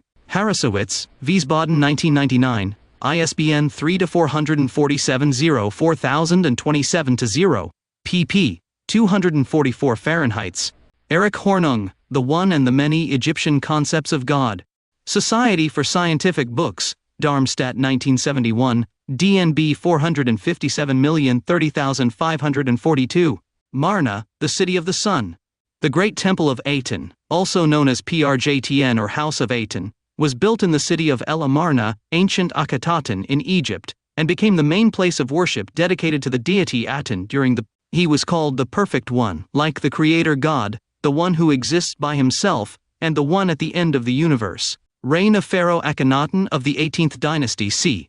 1350, 3-1336, BC. This period, known as the Amarnian Period 9, it marked an unprecedented change in Egyptian history, as unparalleled importance was given to a single god. Initially regarded as an aspect of Ra, the sun god of traditional ancient Egyptian religion, the Aten assumed a central role under the reign of Akhenaten, ushering in a new era in the country's history. Pharaoh put an end to the traditional worship of other deities, such as Amun-Ra, and established an apparent monotheism in which Aten was worshipped as the supreme sun god, while Akhenaten and his wife Nefertiti were considered the divine manifestation on earth, a divine couple who acted as an intermediary between the people and the deity. Like all the other pharaohs, Akhenaten and Nefertiti, they saw themselves as gods on earth, but now as representatives of the main god, in the form of. The term Amarna period is used in the history of ancient Egypt and the ancient Near East to designate a period of the Late Bronze Age there, spanning the 14th and 13th centuries BCE. Includes, in Egypt, it includes the reigns of the kings, pharaohs Akhenaten and Semenkhare. Akhenaten founded a new capital Ashet Aten in the 6th year of his reign near present-day Tel El Amarna Amarna in central Egypt and worshipped with Atenun god of the sun as sole god, and pursued memory in images and inscriptions of other deities, most notably the Old Kingdom god Amun. Akhenaten thus broke radically with many ancient Egyptian traditions. Many innovations can also be observed in art. The death of the ruler and the time that followed are still unclear in many ways, but there seems to be a situation similar to a civil war. The situation only stabilized again under Horemheb. The strong position of women in ancient Egypt increased under Akhenaten. As the main wife of the pharaoh, Nefertiti was made something of a co-regent, and at least endowed with the pharaonic symbols of power. In the rock-cut tombs of Amarna, she is often depicted at the side of Akhenaten in such a way that scholars even assume dominant co-rule in the last years of her reign. The Aten. They were the only head priests of this cult. The mediation between God and the believers was carried out exclusively through the ruling couple as the only reference to the Aten. Although Akhenaten began construction of the temple at Karnak during his rule, the city already had an association with other gods, which led him to create a new capital at Amarna dedicated to the Aten. Akhenaten built the city along the east bank of the Nile River, establishing workshops, palaces, suburbs, and temples. The Great Temple of the Aten was located to the north of the central city, and was the largest temple dedicated to the Aten. There the pharaoh established the proper cult and worship of the sun disk. Otros templos dedicados al culto solar de Aten. Disco del Sol, Gempaitan 11, GMP 3 JTN Temple to Aton. The Temple of Amenhotep IV, also known as the Temple of the Aten, is located within the Karnak temple complex in Luxor, Egypt. This temple was used by the Egyptian pharaoh Amenhotep IV during the first 4 years of his reign, before he changed his name to, whose meaning the solar disk has been found in the possessions of the god Aten. The other temples that have been able to be recognized were the Hut Benben, BWT BNBN, the Mansion of the Benben Stone, the Rudi Menu and Aten Nehe RWD MNWN JMN RNBB, Solid for Eternity are the monuments of the Aten, and the Teni Menu and Aten Nehe TNJ, MNWN JMRNBB, exalted throughout eternity are the monuments of the Aten. There are other remains of buildings that are difficult to identify, such as the Hayemajet, and the northern Maru of Aten, Akhenaten. It is possible that the construction of the temple began during the reign of his father, Amenhotep III, while both ruled in co-regency. In the early years of his reign, Amenhotep IV continued his father's works at Karnak, building a great entrance hall to the third pylon of Karnak, where he had himself represented before Amun, in an attitude of slaughtering the enemies of Karnak, Egypt. However, with the change in thinking, he decided to move away from Amun and the other gods associated with him, and instead began to develop a program of building solar temples dedicated to his god, Aten, as part of a religious revolution that it would have great consequences in the history of Egypt. Although he built several sun temples dedicated to the Aten, none of them have survived to this day due to a damnatio memoriae imposed by his successors, who attempted to erase all evidence of his religious reform as heresy. References: Catherine a Bard, An Introduction to the Archaeology of Ancient Egypt. Malden, Ma, Blackwell Publishing 2008, 221-225. Thomas, Susanna. Akhenaten and Tutankhamun, The Religious Revolution. p. 41. The Country Ed. March 18, 2014. Akhenaten would have reigned with his father, according to Spanish archaeologists. Consulted on February 2, 2015. Other solar temples to Aten. The complex of solar temples built by Amenhotep IV Akhenaten included several buildings. The main one being the so-called Gempatan, which means, the solar disk has been found in the possessions of the god Aten. Other identified temples include Hut Benben, Rudi Menu in Aten Nehe, and Teni Menu in Aten Nehe. Remains of other buildings have also been discovered, such as Hay Imajet and the northern Maru of Aten, although they are difficult to identify. These temples were built using sandstone blocks called talatates, which were easily transportable and allowed for greater construction efficiency. A possible meaning of Talata del Arabe, 3 spans. The walls of the temples are decorated with everyday scenes from the royal court of the time, and show that religious reform was carefully worked out in Karnak. This temple complex was built during the early years of the reign of Amenhotep IV Akhenaten, as part of a religious revolution that turned its back on Amun and the other gods associated with it, and established a program of building solar temples dedicated to the Aten. However, after Akhenaten's death, his successors attempted to erase all traces of his religious reform, and none of the sun temples survived. It is interesting to note that the use of talatates not only allowed for greater construction efficiency, but also that they were more practical to transport, in addition to giving rise to a unique aesthetic. The stone blocks of reduced dimensions were decorated with scenes and texts that were distributed in several horizontal rows. In this way, a kind of mosaic effect was created that gave the Aten temples a unique and distinctive appearance. The length of a talata is 0.5236 minutes, the length of a sacred Egyptian cubit. The entire cultural transformation of this Egyptian period points to a reworking of symbols from ancient Egypt dynasties 6 to 5, where the sun and the god Ptah were worshipped. The Gempatan was the most important temple in the complex, and it was a huge building that had a large number of rooms and patios. Its hypostyle room stands out, which measured about 33 times 13 meters, and was made up of 13 stone columns. Inside was the Naos, the main sanctuary where the image of Aten was kept. The construction of the Gempathan and the other solar temples of Akhenaten was a true revolution in Egyptian art and architecture.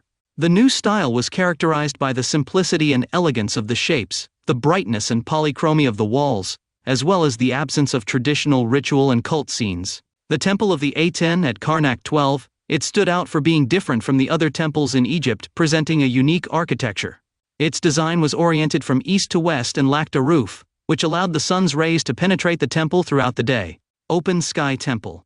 The House of Jubilee that symbolized the pharaoh's residence on earth and in heaven, and was located behind the two entrance pylons. The 6 patios that made up the Gempathan were accessed through a hypostyle hall.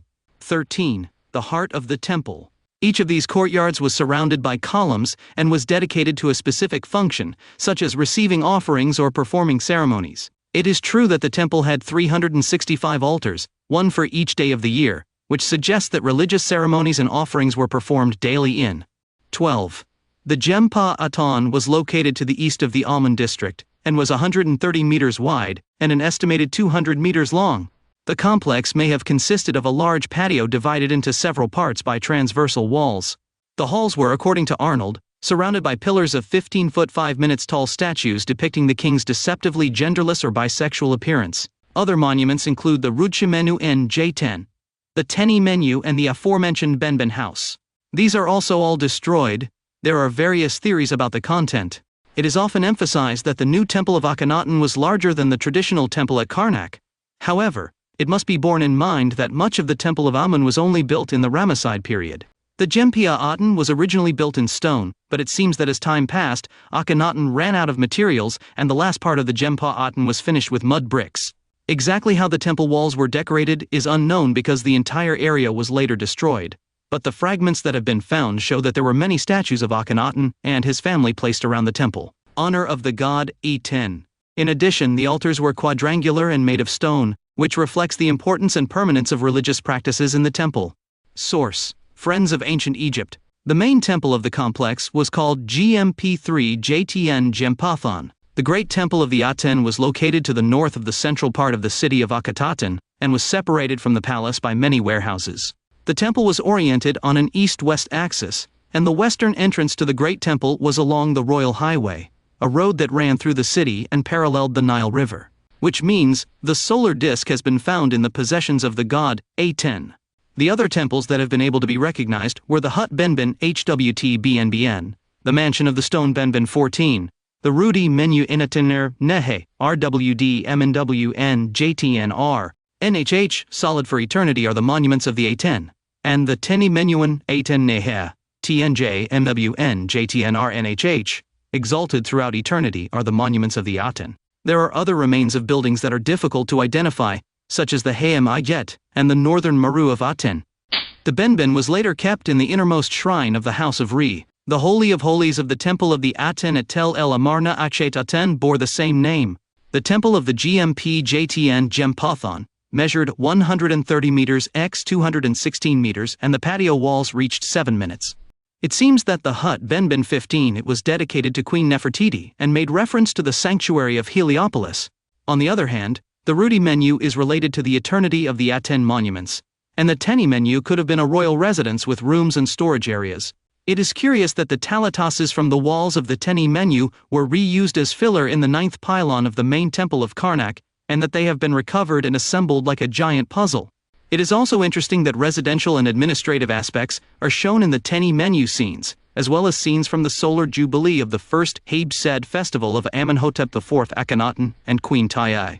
Regarding the cult of Benben, literature. Hans Bonnet Benben.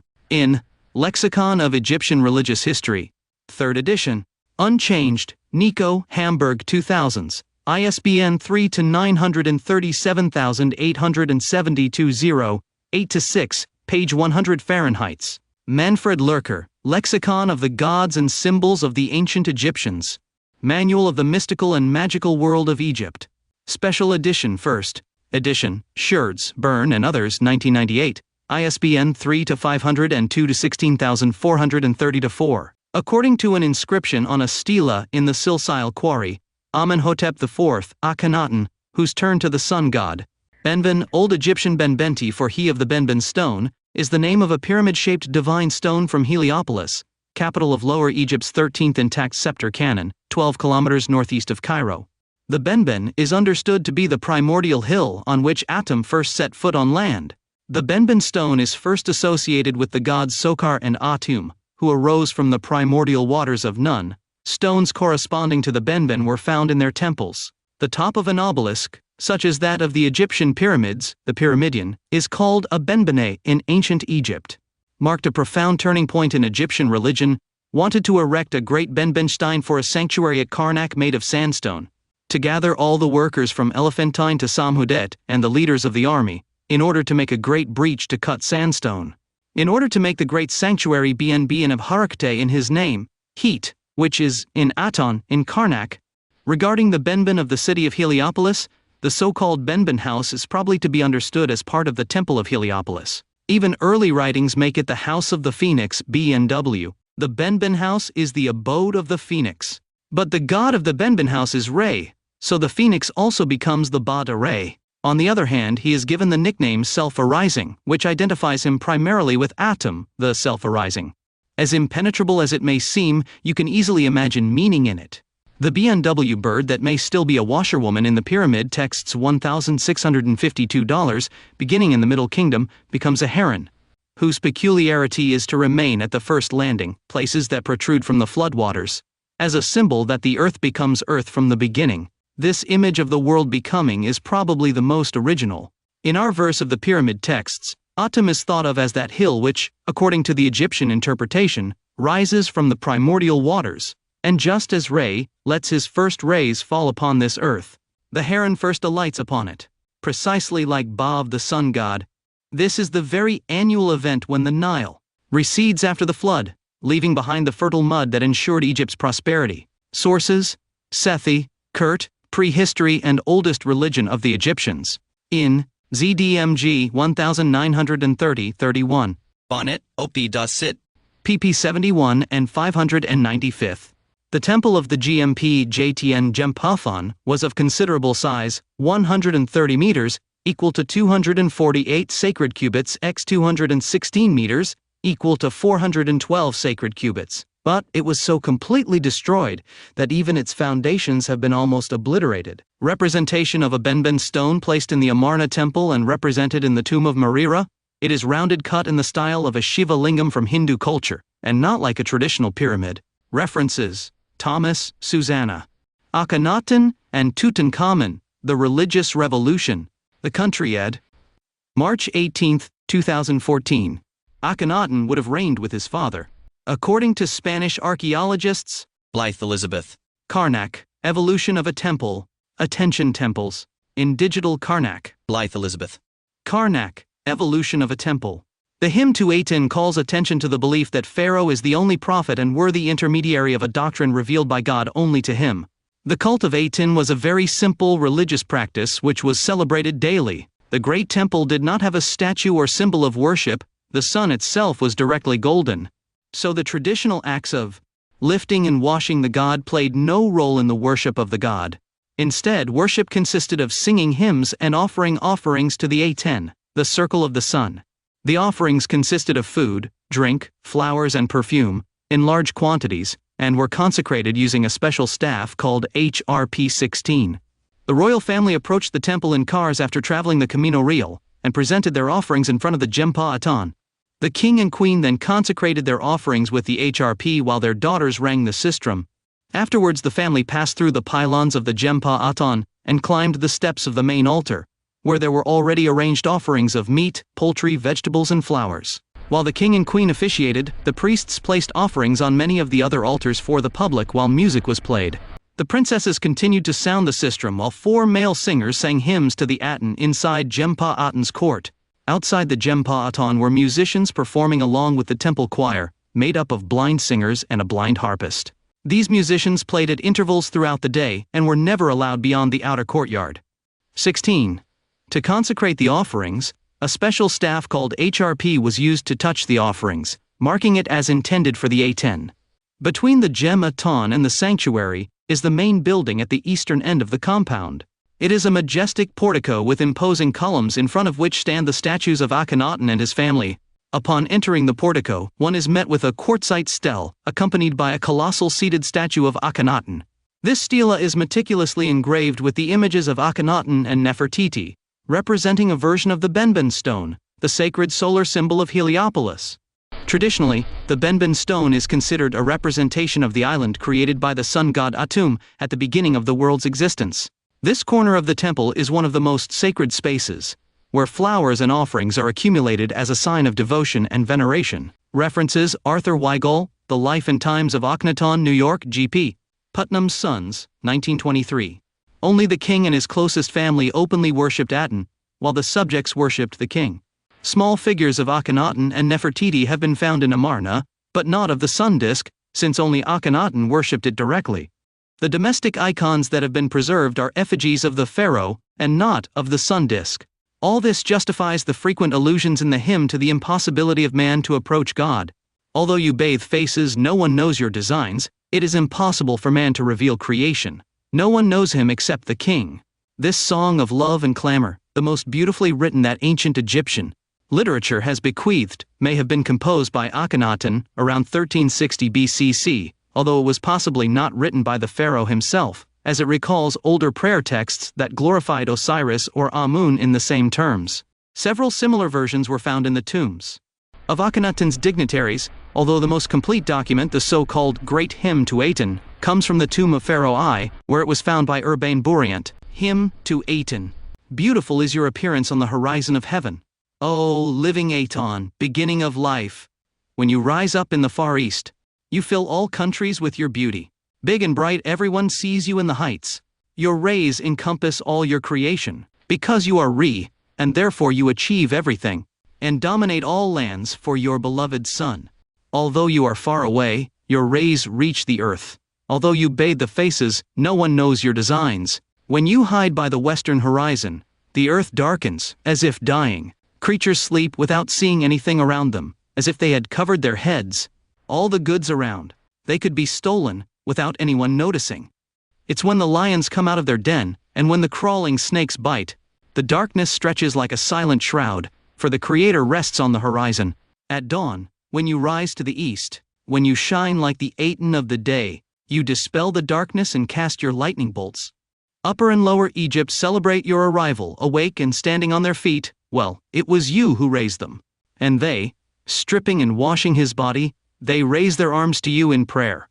Everyone can start their work. The beasts delight in their pastures, the trees and plants flourish. And, taking flight from their nests, the birds praise your spirit by moving their wings. All animals jump on their feet. The creatures that fly and perch, they come alive when they see you appear. You who have made women fruitful, you who form the semen in the man, that you keep the child in the womb. That you appease him so that his crying stops, you yourself fertilize even the womb. That gives breath to sustain what is created. When the child descends through the bowels to be born and breathe in the air, you open his mouth wide. You attend to all his needs. When the chick chirps inside the shell, you grant him respite and help. When you've completed his body in the egg, he breaks it and chirps on cue. And when he leaves it, he is already walking on his legs. How many and how diverse are your creations! It is impossible for man to reveal them, O only God, who has no equal. You created the world according to your desire. Alone, without any help, men, cattle, wild animals. How much on earth walks on his feet, and how high flies with his wings. Your rays nurse the prairies, and they live, they grow for you when you rise up. You make the seasons to take care of your works, winter serves to cool them, and the heat so they can savor you. To rise up you made the firmament, and from it you contemplate your creation, all by yourself, no need for help. Lifting you up in the form of Aton Vivo, appearing, shining, withdrawing. You drew thousands of beings out of yourself, cities, towns, fields, roads, river, and everyone watches you walk over, for you are the Aten of the day on earth. But when you've left, when they sleep all the eyes that you have created, when no one can see your works, you are very inside my heart. And there is no one who knows you, but your son Neferheperer Wainre Akhenaton. For you showed him your projects and your strength. The world took being by your hand. And the creatures, faithful to your desire, they receive life when you appear. And when you wear, they enter death. You yourself are the time of life, because you live only through you. As you shine, beauty can be seen, but all labor is abandoned when you fall. You return again to rise in the east, and everything prospers again for the king. And that's how it is since you founded the earth and you created things for your son who sprang from your body, the king of both Egypts, Akenato, and his first wife, Nefertiti, alive and young for eternity. The hymn to the Aten possibly inspired the Siv Psalm in the Bible, although this is still controversial. Psalm Siv 17. The majesty and power of God manifested in the creation of the heavens and atmosphere, 1-3. 17, verse Psalm 104, 1. O Lord my God, you are so great. The works of God, which are the subject of this psalm, particularly show the greatness and majesty of God. The strongest proofs of God's being to the common understanding are derived from the works of creation, their magnitude, variety, number, economy, and use.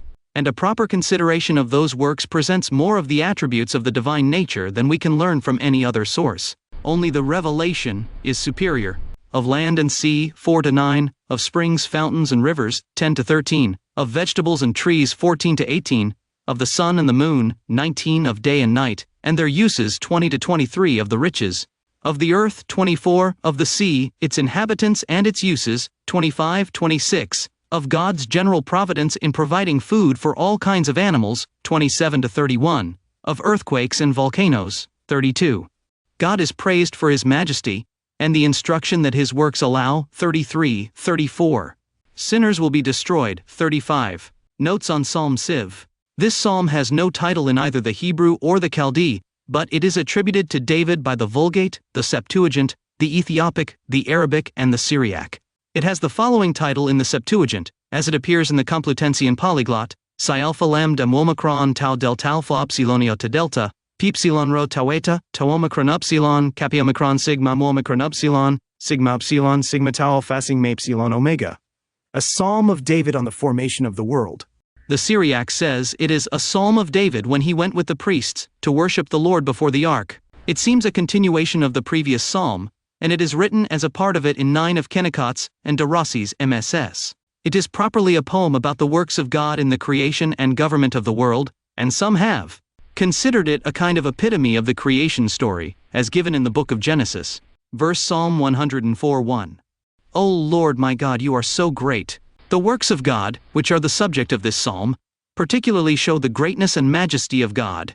The strongest proofs of God's being, to the common understanding, are derived from the works of creation, their magnitude, variety, number, economy, and use. And a proper consideration of those works presents more of the attributes of the divine nature than we can learn from any other source. Only the revelation is superior. Psalm 104, known in Hebrew Masoretic numbering, is found in the Book of Psalms, and begins with the words, Bless the Lord my soul. Jehovah my God, you are very great, according to the King James Version. It is also known as Benedic anima mea Domino in Latin. It is important to note that in the Greek Septuagint and Latin Vulgate numbering of the Bible, this psalm is known as Psalm 103. This psalm is regularly used in the liturgies of various religions including Jewish, Eastern Orthodox, Catholic, Lutheran, Anglican, and Protestant. In addition, it has been set to music by various composers, including John Dowland, Heinrich Schütz, Philip Glass, and William Lovelady. A depiction of verse 24 can even be found in the west window of Hook Church in a UK geographic image. Psalm 104 is part of the Ketuvim, which is the third section of the Tanakh, and the Old Testament of the Christian Bible. In the Masoretic text of Psalm 104, the phrase, Hallelujah 18, it is placed at the end of the final verse, which is not found in the Septuagint and Vulgate. In the King James Version, this phrase is translated as, Praise the Lord. A lesser-known content of Hallelujah is the testimony of a shortened form of God's name, JHJHBH. The closest parallels are found in the short forms of theophoric, personal names, for example Elijah and Isaiah. Reference, Matthias Millard, Hallelujah. It is, Wibelex German Bible Society, August 1, 2015. Accessed October 14, 2022. Psalm 68, 4. Sing to God, sing songs of praise to his name. Praise him who rides on the clouds, his name is Yah. Praise his name. The theme of Psalm 104 is closely related to the first creation narrative in the book of Genesis, which is chronologically younger than the second version of Genesis. In this narrative, the waters part before the 18. The hallelujah exclamation is made up of the imperative plural of hill in the play praise God, and the short form of God's name, Jehchababo together, praise the Lord. 3 variants appear in the Hebrew Bible, combining both words into one word, halalajahi, and combining both words as 2 words with and without makgal halalija, or halalja. Variants cannot always be clearly distinguished in manuscripts, suggesting that the exclamation, consisting of 2 words, became a fixed expression, consisting of 1 word. At this point, at the latest, liturgical use can be assumed. The culmination of this probable development is the translations of the Old Testament, which gave rise to the worldwide liturgical practice of borrowing all 3 Hebrew variants. The Septuagint adopts the Hebrew exclamation as Notu Hallelujah. The Vulgate writes Hallelujah. Creation of the sun and the moon. The psalm is also related to written accounts of creation in the ancient Near East, including those of Mesopotamia and Egypt. Although the comparison between Psalm 104 and the great Egyptian hymn to the Aten has been supported, enthusiasm for this influence has waned in recent decades. Some argue that no form of influence exists, while others, such as Egyptologists Jan Assmann and Donald Redford, argue for Egyptian influence in Psalm 104 and the Amarna correspondence, especially EA 147. Ultimately, Psalm 104 remains a fascinating text that has inspired interpretations and analysis throughout the centuries. References: cf. Leon Thorin's Literature Panorama 1. From Sumer to Classical Greece, Mesopotamia, Egypt, Palestine, Persia, Greece. Madrid. Ediciones Diamond Manuel Tamayo, 1968, p. 79. Parallel Latin, English Psalter, Salmus 103rd, 104th archived, May 7, 2017, at thewaybackmachine.medievalist.net. Small hymn to Aten. It is represented in the tombs of any royal secretary, Merira high priest, AP administrator, Tutu chamberlain and Mahu head of the guard. The difference between the different versions is that in the first 2 it was the worshippers who carried out the prayer, while in the other 3 it was led by the king. The version of AP's tomb has been taken as a basis. Worship of Ra Horaiti 19, who rejoices on the horizon, in his name of Shu who is Aten, who gives life eternally, by the king who lives by Mat, the lord of the 2 lands, Neferjeperura Wayenra, son of Ra who lives by Mat, the lord of the crowns, Akenaton, of enduring life, may he live forever. O living Aten, eternal Lord, you appear resplendent, you are radiant, perfect, powerful. Great is your love, immense. Your rays illuminate all faces, your brilliance gives life to hearts, when you fill the 2 lands with your love. Venerable God, self-created. You created all the lands and everything that exists in them, men, cattle and herds, all the trees that grow from the earth, they live when you wake up for them. You are mother and father of what you have created. When you appear, their eyes contemplate you, your rays illuminate the entire earth. All hearts acclaim your presence, when you rise as their Lord. When you hide on the western horizon of heaven, they prostrate themselves as if dead. With their heads covered, their breathing ceases, until again you rise on the eastern horizon of heaven, and their arms hail your Ka. When you nourish their hearts with your perfection. El-Lakin King Akenaton called himself High Priest of Re-Harakta, and early in his reign had the god depicted in his traditional form. In the first so-called didactic name, years 4 to 8 of the god Aten, he describes himself as Re-Harakta. Long live the horizontal Horus Re-Harakta, who rejoices in the land of light in the horizon. When you throw your rays, life arises and all the lands celebrate it. Singers and musicians shout for joy, in the courtyard of the Benben Chapel and in all the temples of Akhetaten, the place of truth where you rejoice. Food is offered in his centers. Your sacred son pronounces your prayers, O Atan who lives in his apparitions. All creatures jump before you. Your venerable son exults with joy, O Aten, who lives fully in heaven daily. Your offspring, your venerable son, the one of awe, the son of Ra never ceases to extol his perfection, Neferjeperura Wainra. It is I, your son, who serves you and who exalts your name. Your power, your strength are firm in my heart. You are the living Aten whose image endures. You have created the distant sky to shine in it, to observe all your creations. You are the only one, and in you there are 1,000,000 lives. You give the breath of life into their nostrils to make them live. Thanks to the sight of your rays all flowers exist, everything that lives and sprouts from the ground grows when you shine.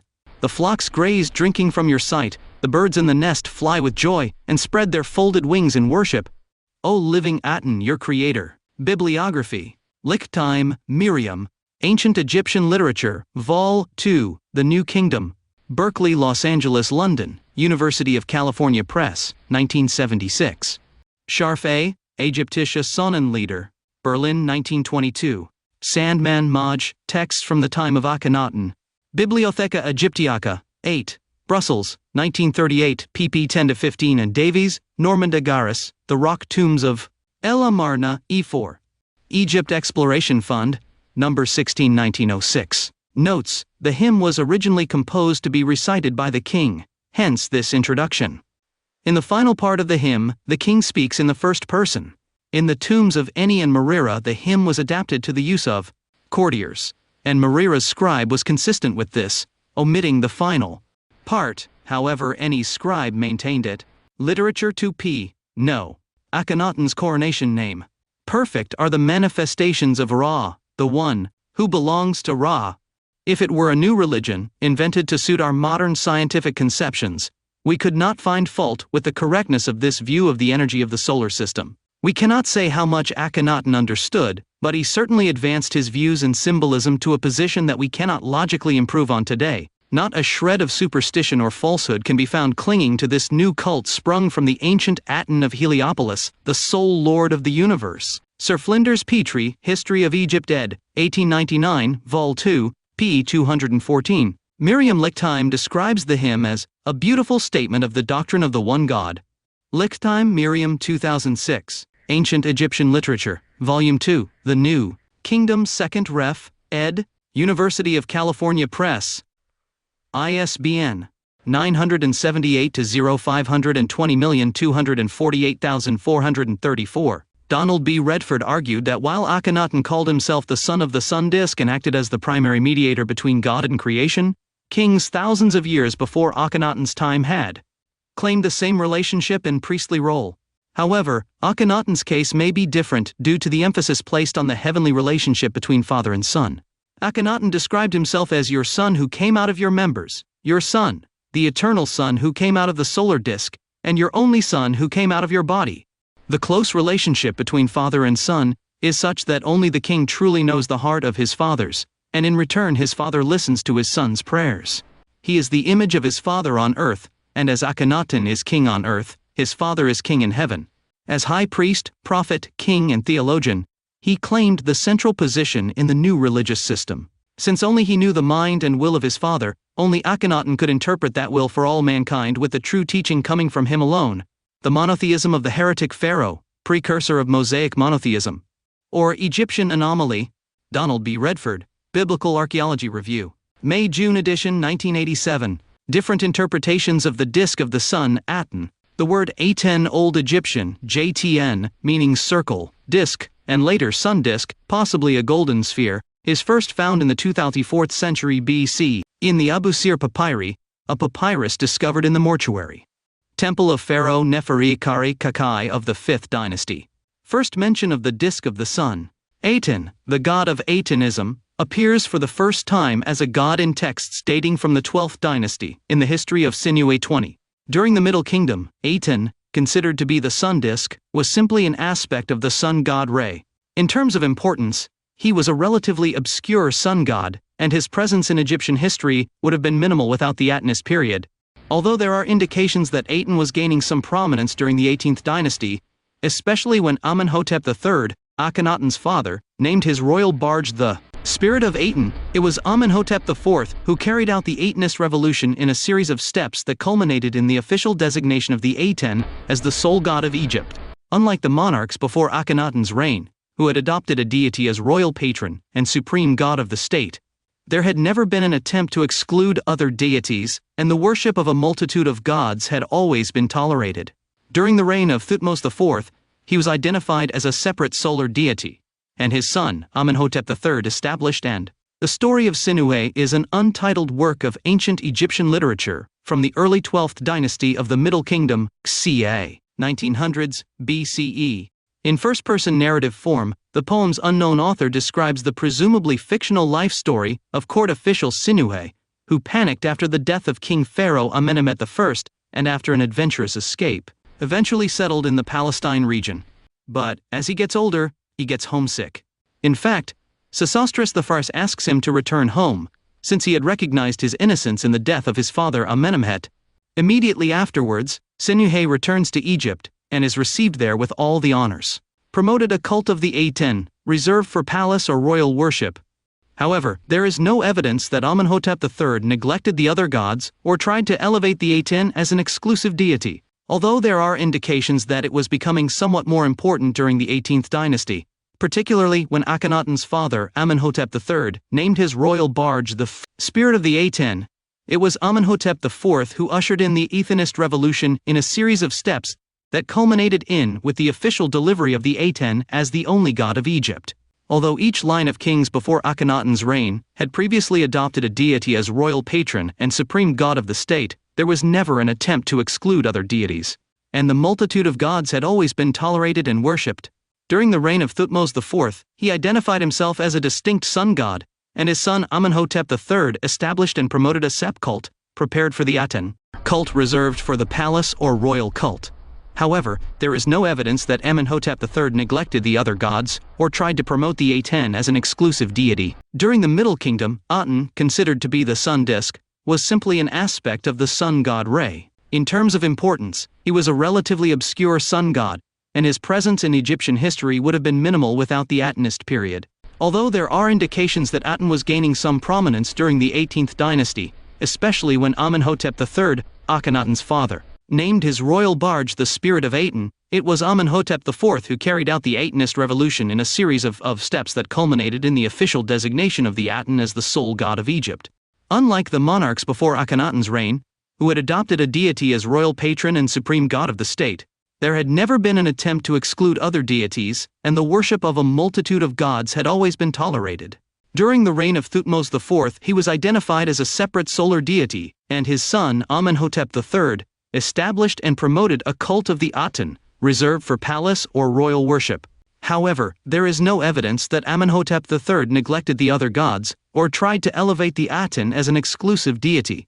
It is interesting how in the dream stela, a perhaps primary form of the sun is named Aton Horimaket Kepri Ra Atum 21. This stela is famous for containing a narration from Thutmose IV himself, who claims to have had a dream in which the Sphinx appeared to him and offered him the throne in exchange for cleaning up the sand that covered it. According to the pharaoh's account, he fulfilled the Sphinx's request and was rewarded with the crown of 21. Harmachis Chepre Atum appeared as a subsidiary form of Harmachis, who was also first mentioned in the New Kingdom as a Sphinx deity around the same time. On the Sphinx stele, Harmachis Chepre Atum is titled as the divine father of Thutmose IV.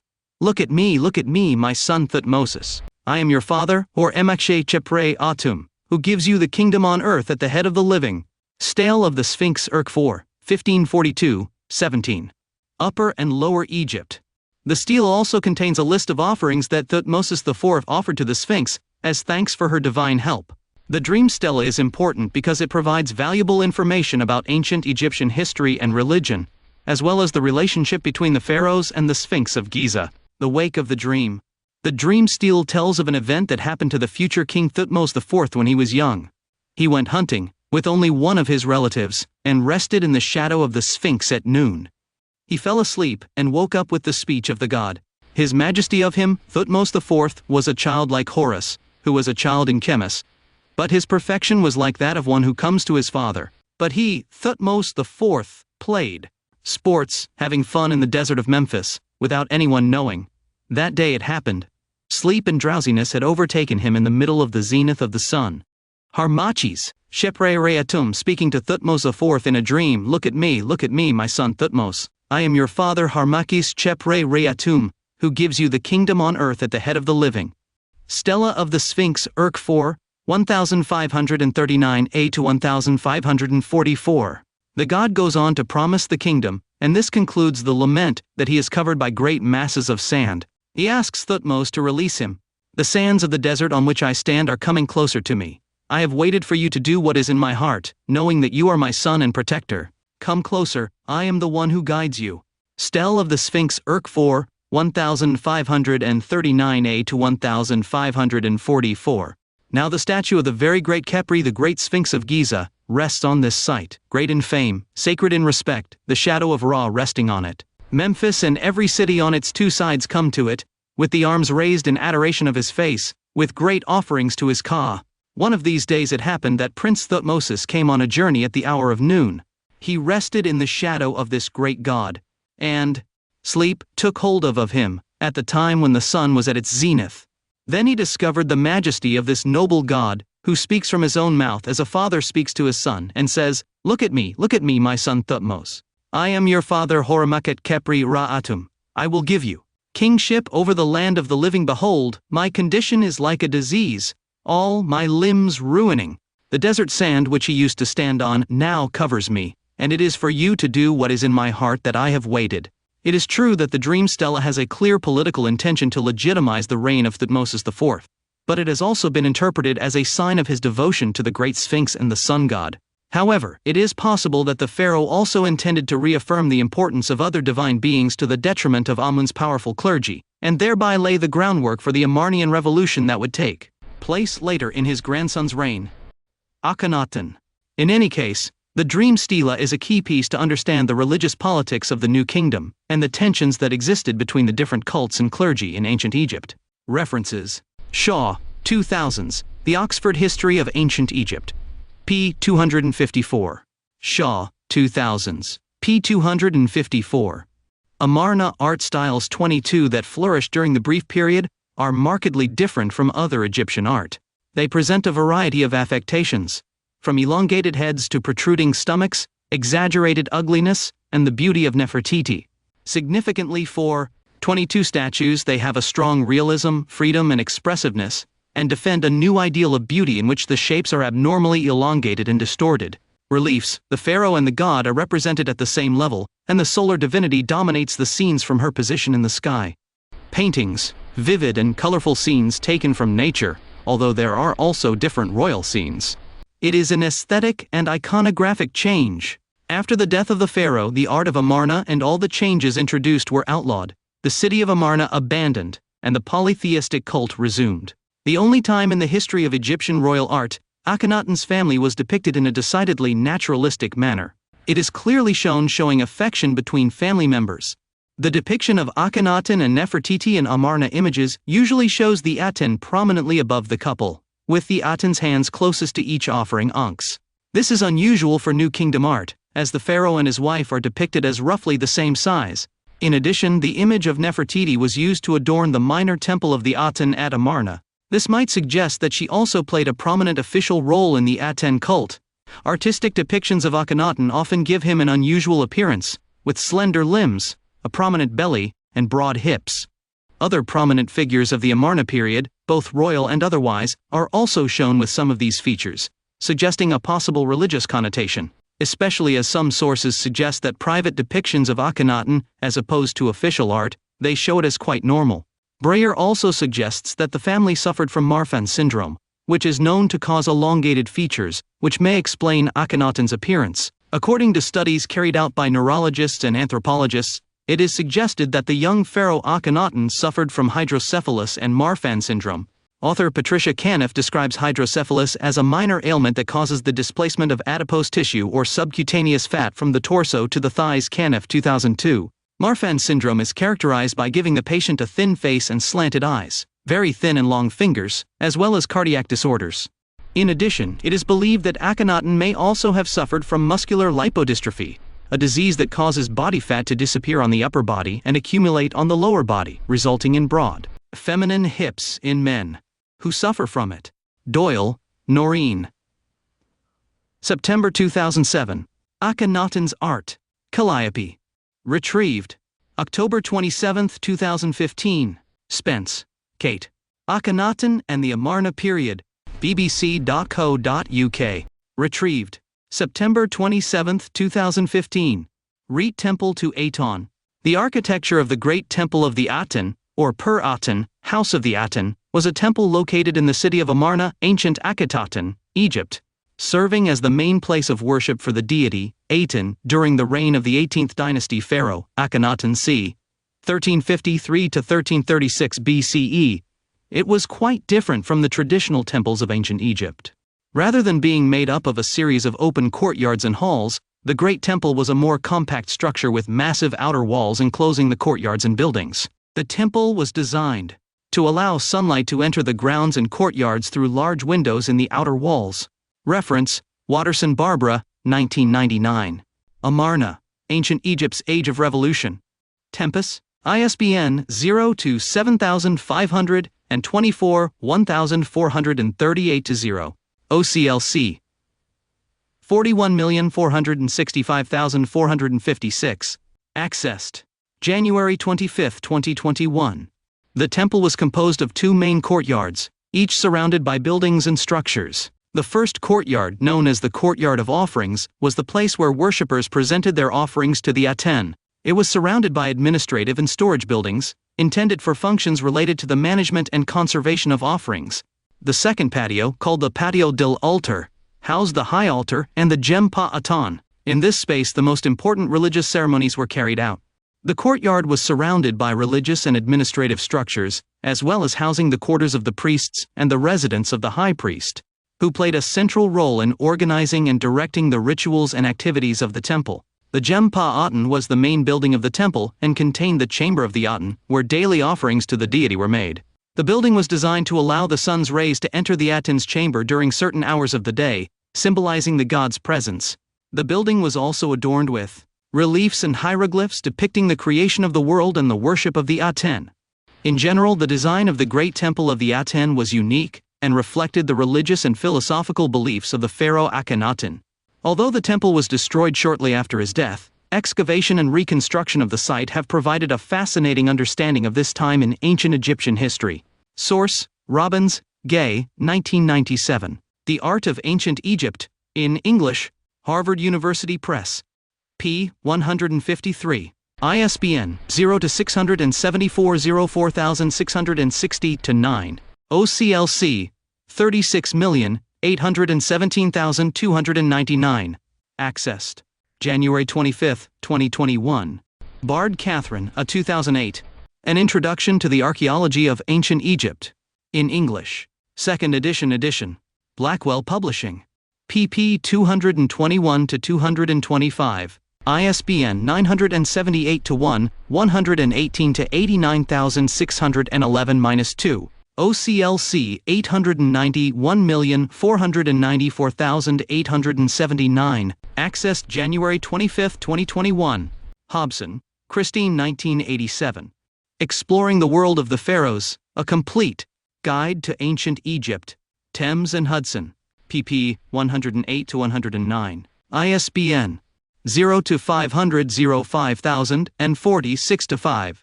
OCLC 17,216,758. Accessed January 25, 2021. The sanctuary of the Great Temple of the Aten was located about 300 meters east of the Gem-Pa Aten, the place of he who found the Aten, and was connected by a processional path. The sanctuary was a small, simple structure, also without a roof, containing a limestone pedestal where a gold sun disk was placed on festivities. In the sanctuary, the officiating priests would perform the daily offerings and rituals in honor of the god Aten. In addition, several chambers and warehouses have been found around the sanctuary, used to store the objects and utensils necessary for the rituals. Overall, the Great Temple of the Aten is an impressive display of Egyptian architecture and design, but it is also significant for its uniqueness compared to other temples of the time. The absence of a cult image and the open-air design reflect the core belief in the cult of the Aten of direct worship of the sun, making it a very important holy site for the understanding of religion and culture. From ancient Egypt, the first courtyard had a high altar with small chapels and chambers on both sides.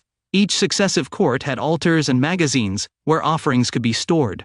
The fourth courtyard had columns and many furnished chambers where people could rest in the shade. The final courtyard had a main high altar for the royal couple, and was surrounded by 365 mud brick altars on each side, one for each day of the year, divided to represent Upper and Lower Egypt. The offerings given here were dedicated to the Aten, but were later used to feed the officiating priests, temple staff, and even part of the local population. Beyond this high altar, Gem-Pa Aten, ended abruptly at a blank wall, which shows no sign of having had a door.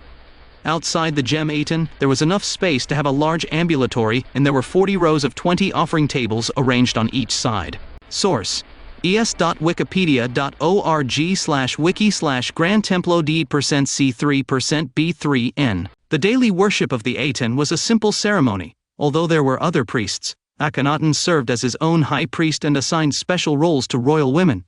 There was no cult statue, so the traditions of lifting and washing the god had no place in the Great Temple. Instead, worship consisted of singing hymns and offering offerings to the Aten. Some hymns told stories, such as one that credited the Aten with the creation of the human race, while others simply expressed worship and gratitude to the god. The offerings consisted of food, drink, flowers, and perfume, and were consecrated using a special staff called HRP. The royal family attended the temple every day in cars, after traveling the Camino Real, and presented their offerings in front of the Gem Pa Aton. The king and queen consecrated their offerings with the HRP while their daughters rang the sistrum. Afterwards, the family passed through the pylons of the Gem Pa Aton and climbed the steps of the main altar, where the offerings of meat, poultry, vegetables, and flowers were already arranged and crowned by 3 pans of burning incense. While the king and queen officiated, the priests placed offerings on many of the other altars for the public while music was played. The princesses continued to sound the sistrum, while 4 male singers sang hymns to the Aten inside Gem Pa Aten's court. Outside the Gem Aten were musicians playing along with the temple choir, which consisted of blind singers and a blind harpist. These musicians played at intervals throughout the day, and were never allowed beyond the outer courtyard. Referentius, Pendlebury, John Devitt Stringfellow, 1935. Cultural Atlas of Ancient Egypt, N. Ingalls, Reverend ed. edition. Lovat Dixon and Thompson Limited, pp. 65-100. ISBN 0-8164,036-2. OCLC 42,780,471. Consultado el 25 de Enero de 2021. Morenz, Siegfried, 1992. Egyptian Religion, Sigrid Morenz on Ingalls, Cornell University Press. p. 51. ISBN 0-8000 and 14-8000 and 29-9. OCLC 2006,552,019. Consultado el enero 25 2021. Hari Robert, 1985. New Kingdom Amarna Period, The Great Hymn to Aten N. Ingalls, E. J. Brill. p. 10.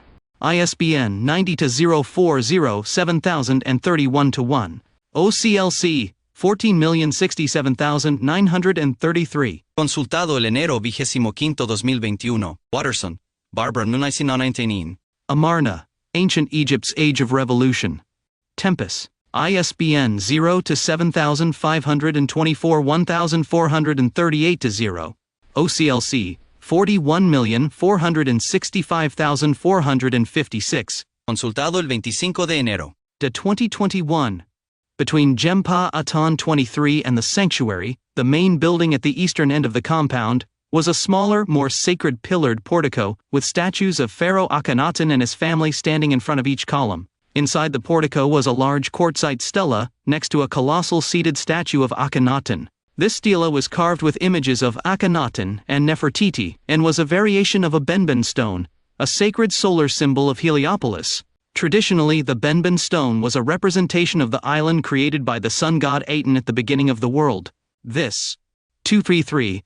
The complex was completely demolished after the end of Akhenaton's reign, and blocks called talatat were used as fill material in other buildings. Paradoxically, it was precisely this use that protected them from the elements. Restoration work on the Temple of Amun brought to light tens of thousands of talatat blocks, completely disarticulated, but well preserved and with significant traces of paint. They had been reused in the buildings of Horemheb and his successors, marked one of the holiest areas of the temple, and was filled with flowers and offerings. Only a fragment of this stone discovered by Carter in 1892 has been found today, but it was identified as a Benben stone based on temple scenes found in nearby tombs. Regarding the Benben as a pyramid, each of the 4 main cities of Egypt, Hermopolis, Heliopolis, Memphis, and Thebes, was linked to the cult of a specific god. In the case of Heliopolis, which is the present-day suburb of Ain Shams in northeast Cairo, the god in question was Atum, the creator who would have generated himself by emerging from the Benben mound. The pyramid texts refer to Atum himself as the Benben Mound, and it is said that he was transformed into a small pyramid within which he resided. This sacred stone was kept in the solar temple of Ra in Heliopolis, and is believed to have served as the model for obelisks and pyramids. It is very likely that the Benben stone originally had the shape of a pyramid. The stones that crown the pyramids, known as pyramidions, are also called Benben stones, since their shape derives from the original Benben, the shining one. In the pyramid texts, line 601,652, it says, "You who arise like the Benben in the abode of Bennu in Heliopolis." Also between Gempa Aten and the sanctuary in the Great Temple was a large square building where meat offerings were sacrificed and prepared, but further excavation of the area is difficult due to the presence of the modern Et Til cemetery. Interesting information about the Benben in Egyptian mythology. The Benben was a sacred stone venerated in the solar temple of Heliopolis and was associated with the cult of the creator god Atum. It is believed that the original Benben was a conical stone, but it was later transformed into a small pyramid with a quadrangular base and a peak, often covered with gold foil. The myth of the Benben is also related to the Bennu bird. 2-4 The mythical and fabulous bird called the phoenix by the Greeks, which was also venerated in Heliopolis, where it is said to perch on the Benben. The Benben could have been a meteorite with a ferrous composition siderite fallen in prehistoric times, according to some scholars and historians. Historical development of the Benben. From the earliest times, the depiction of Benben was stylized in two ways. The first was as a pointed pyramidal shape, which was probably the model for pyramids and obelisks. The other shape had a round top. This was probably the origin of Benben, as an independent votive object, and object of veneration. 24. Bennu was the name of an ancient Egyptian god of the dead.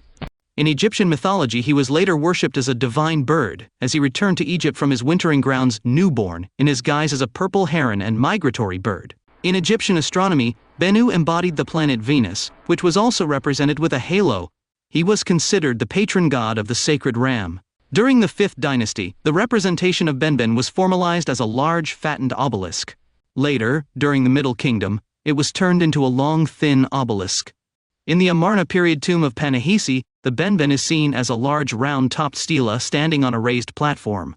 Reference: Joyce Teldesley, The Penguin Book of Myths and Legends of Ancient Egypt. Penguin UK, 2010 ISBN 014196376 times. Another important symbolic element associated with Benben is the Bennu bird, the shining one. Bennu is a mythological bird from ancient Egypt, the Greek phoenix. It was associated with the flooding of the Nile, death and rebirth, hence its link with the sun. Possibly associated with the Sothian cycle, the movement of the star Sirius in the night sky. Since the Bennu represented creation and renewal, it is related to the Egyptian calendar. In fact, the Temple of Bennu was famous for the hourglasses and other devices for measuring time that were kept in it. The name Bennu is related to the verb wbn, which means to rise in brightness or to shine. Some of her epithets for him were, "He who became himself," "He who ascends," and "Lord of Joy." In the pyramid texts, it is associated with the cattle wagtail, a sparrow-shaped bird considered the first animal to represent this deity. In some New Kingdom artwork, however, it takes the appearance of a heron wearing the Atef crown, flanked by two feathers, like a crest. The particular characters of this heron allow it to be associated with the extinct Bennu heron Ardea benuides, which lived in the United Arab Emirates during the period of the Nar culture between 2500 and 2000 years BC. Sometimes he was shown as a man, with the head of an heron, next to a Persea, the sacred tree of Heliopolis, wearing white or blue mummy clothing under a long transparent cloak. Frequently, he appears perched on the Benben stone, representing Ra, or on a willow of the genus Salix, symbol of Osiris. In Gardner's list, Bennu uses the code G31 birds. He can best be described as an eagle with red and gold plumage. Bennu 25. He was considered the BA of Aten, Ra, or Osiris. In the Book of the Dead, it reads, "I am the bird Bennu, the Ba of Ra, guide of the gods in the Duat." In the myths associated with Heliopolis, Bennu plays a prominent role in Egyptian cosmogony. According to some sources, he created himself from the fire with which a sacred tree burned in one of the 25 in Egyptian astronomy. Bennu embodied the planet Venus, which was also represented with a halo. He was considered the patron god of the sacred ram. Enclosures of the Temple of Ra. Other versions place its origin in the bursting of the heart of Osiris. Sources: Wilkinson, Richard H. 2003. The Complete Gods and Goddesses of Ancient Egypt. London, Thames and Hudson. p. 212. ISBN 0-500-5120-8.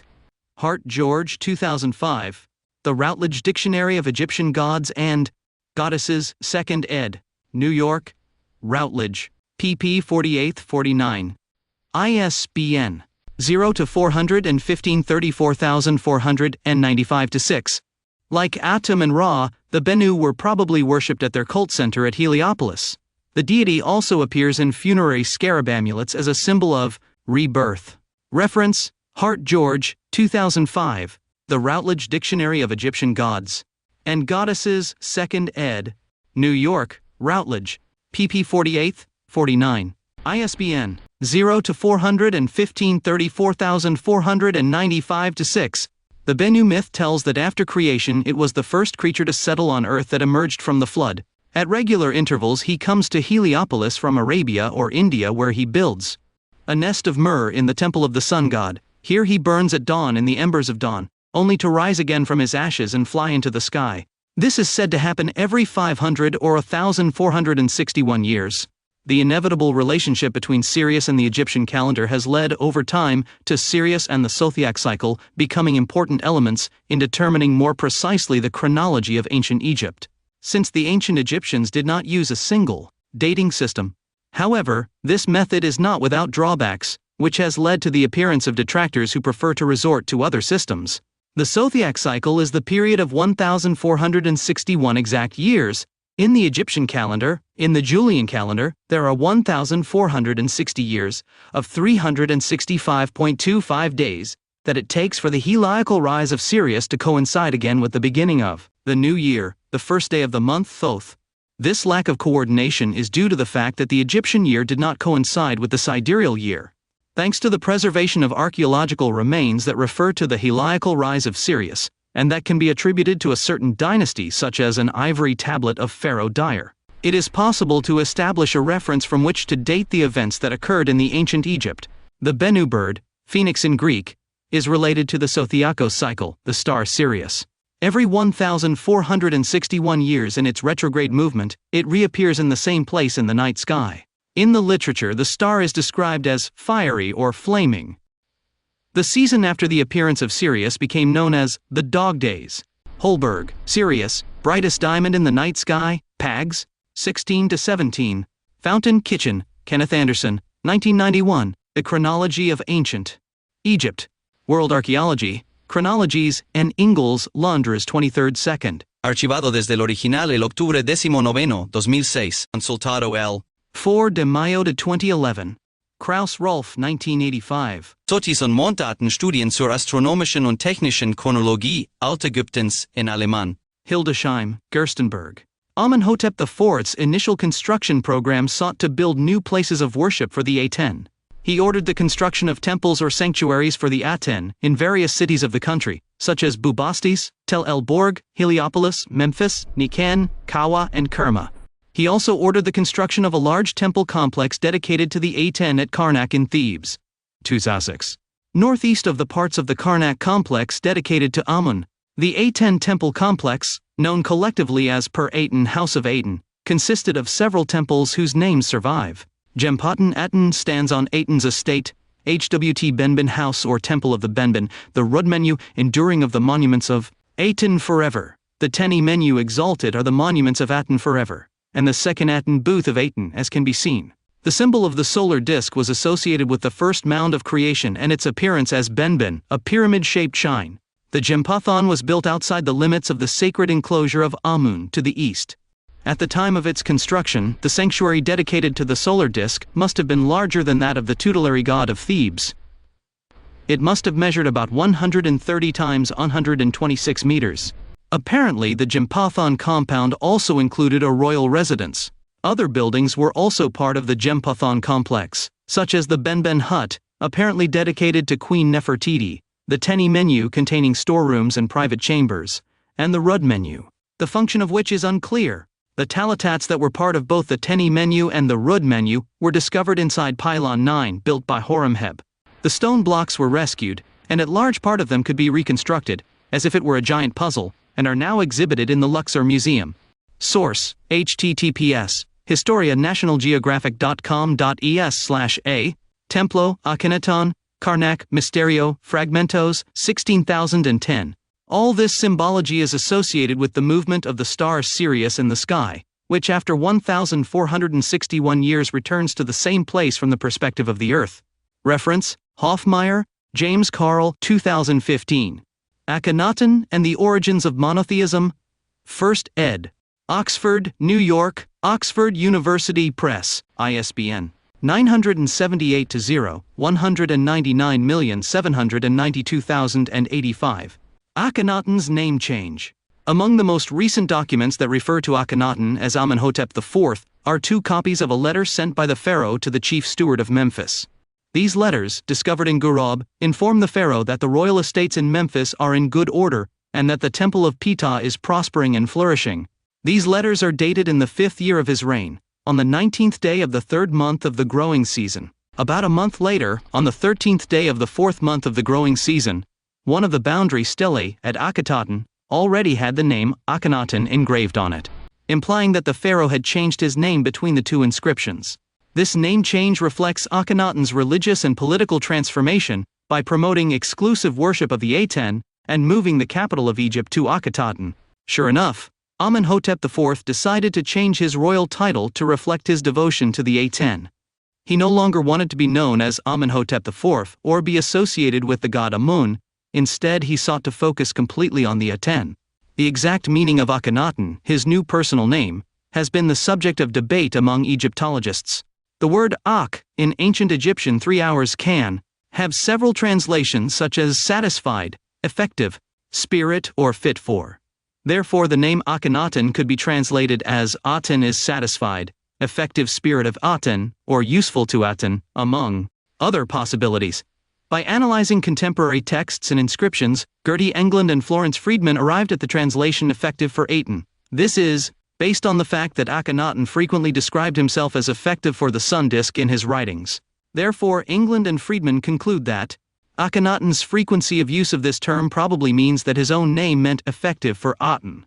Some historians such as William F. Albright, Edel Elmar, and Gerhard Fecht propose that Akhenaton's name is misspelled and mispronounced. These historians believe that Aten should rather be Jati, representing the pharaoh's name Akhenjati or Ahanjati, pronounced Aika Nyati, as it might have been pronounced in ancient Egypt. Reference: Ludwig Morenz. The Time of the Regions in the Mirror of the Jebelline Region. Historical Cultural Reconstructions. Brill, Leiden, 2010. ISBN 9004-1676, page 27. Thomas Schneider, Lexicon of the Pharaohs. Albatros Düsseldorf Tavinado. ISBN 3-491-96053-3 p. 66. T. He Stele, Limit of the Royal City of Akhenaton. The border stelae of Akhenaton are unique in the surviving record. Among the oldest recorded statements about the founding of a city, they take the form of rock inscriptions on the cliffs around Akenaton, the horizon of Aten.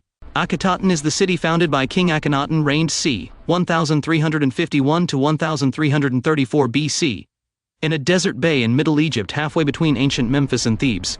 The inscriptions are the earliest monuments to the kingship written primarily in late Egyptian, closer to the spoken language of the New Kingdom of Egypt 1550 to 1070 BCE, than to the courtier and more formal Middle Egyptian of the Middle Kingdom 2025 to 1700s BC. This modernization of the written language would have created a strong impact on the ancient reader.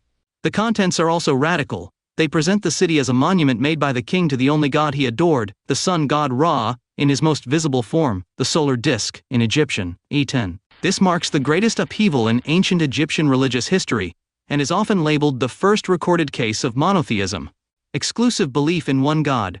Amarna, known in Arabic as or El Amarna 27, also as Tel El Amarna or Al Amarna, is an Egyptian region located on the eastern bank of the Nile River. It is famous for being the place where the city of Akenaton, also known as Akenaton, was built in the mid to 14th century BC, which became the new capital of Egypt. The stelae provide unique data on the years in which Akhenaton lived in the city. After Akhenaton's death, the city of Amarna lost its status as the center of royal power under the reign of the young pharaoh Tutankhamun. The city's monuments were dismantled by later rulers such as Horemheb. In the time of Ramesses II, a campaign was started to erase Akhenaten's name and image, and eliminate his presence in eternity. This was due to the exclusion of other gods from the king's worship and support during his reign. As part of this destruction, the Amarna in Arabic, El Amarna or Tel El Amarna, Al-Amarma, is the Arabic name of an Egyptian region located on the eastern bank of the Nile River. Famous for being the enclave where the city of Akhetaten or Akhetaten in the mid-14th century BCC, the new capital of Egypt. Images in the boundary stela inscriptions were erased, as were the references to the king in the inscriptions.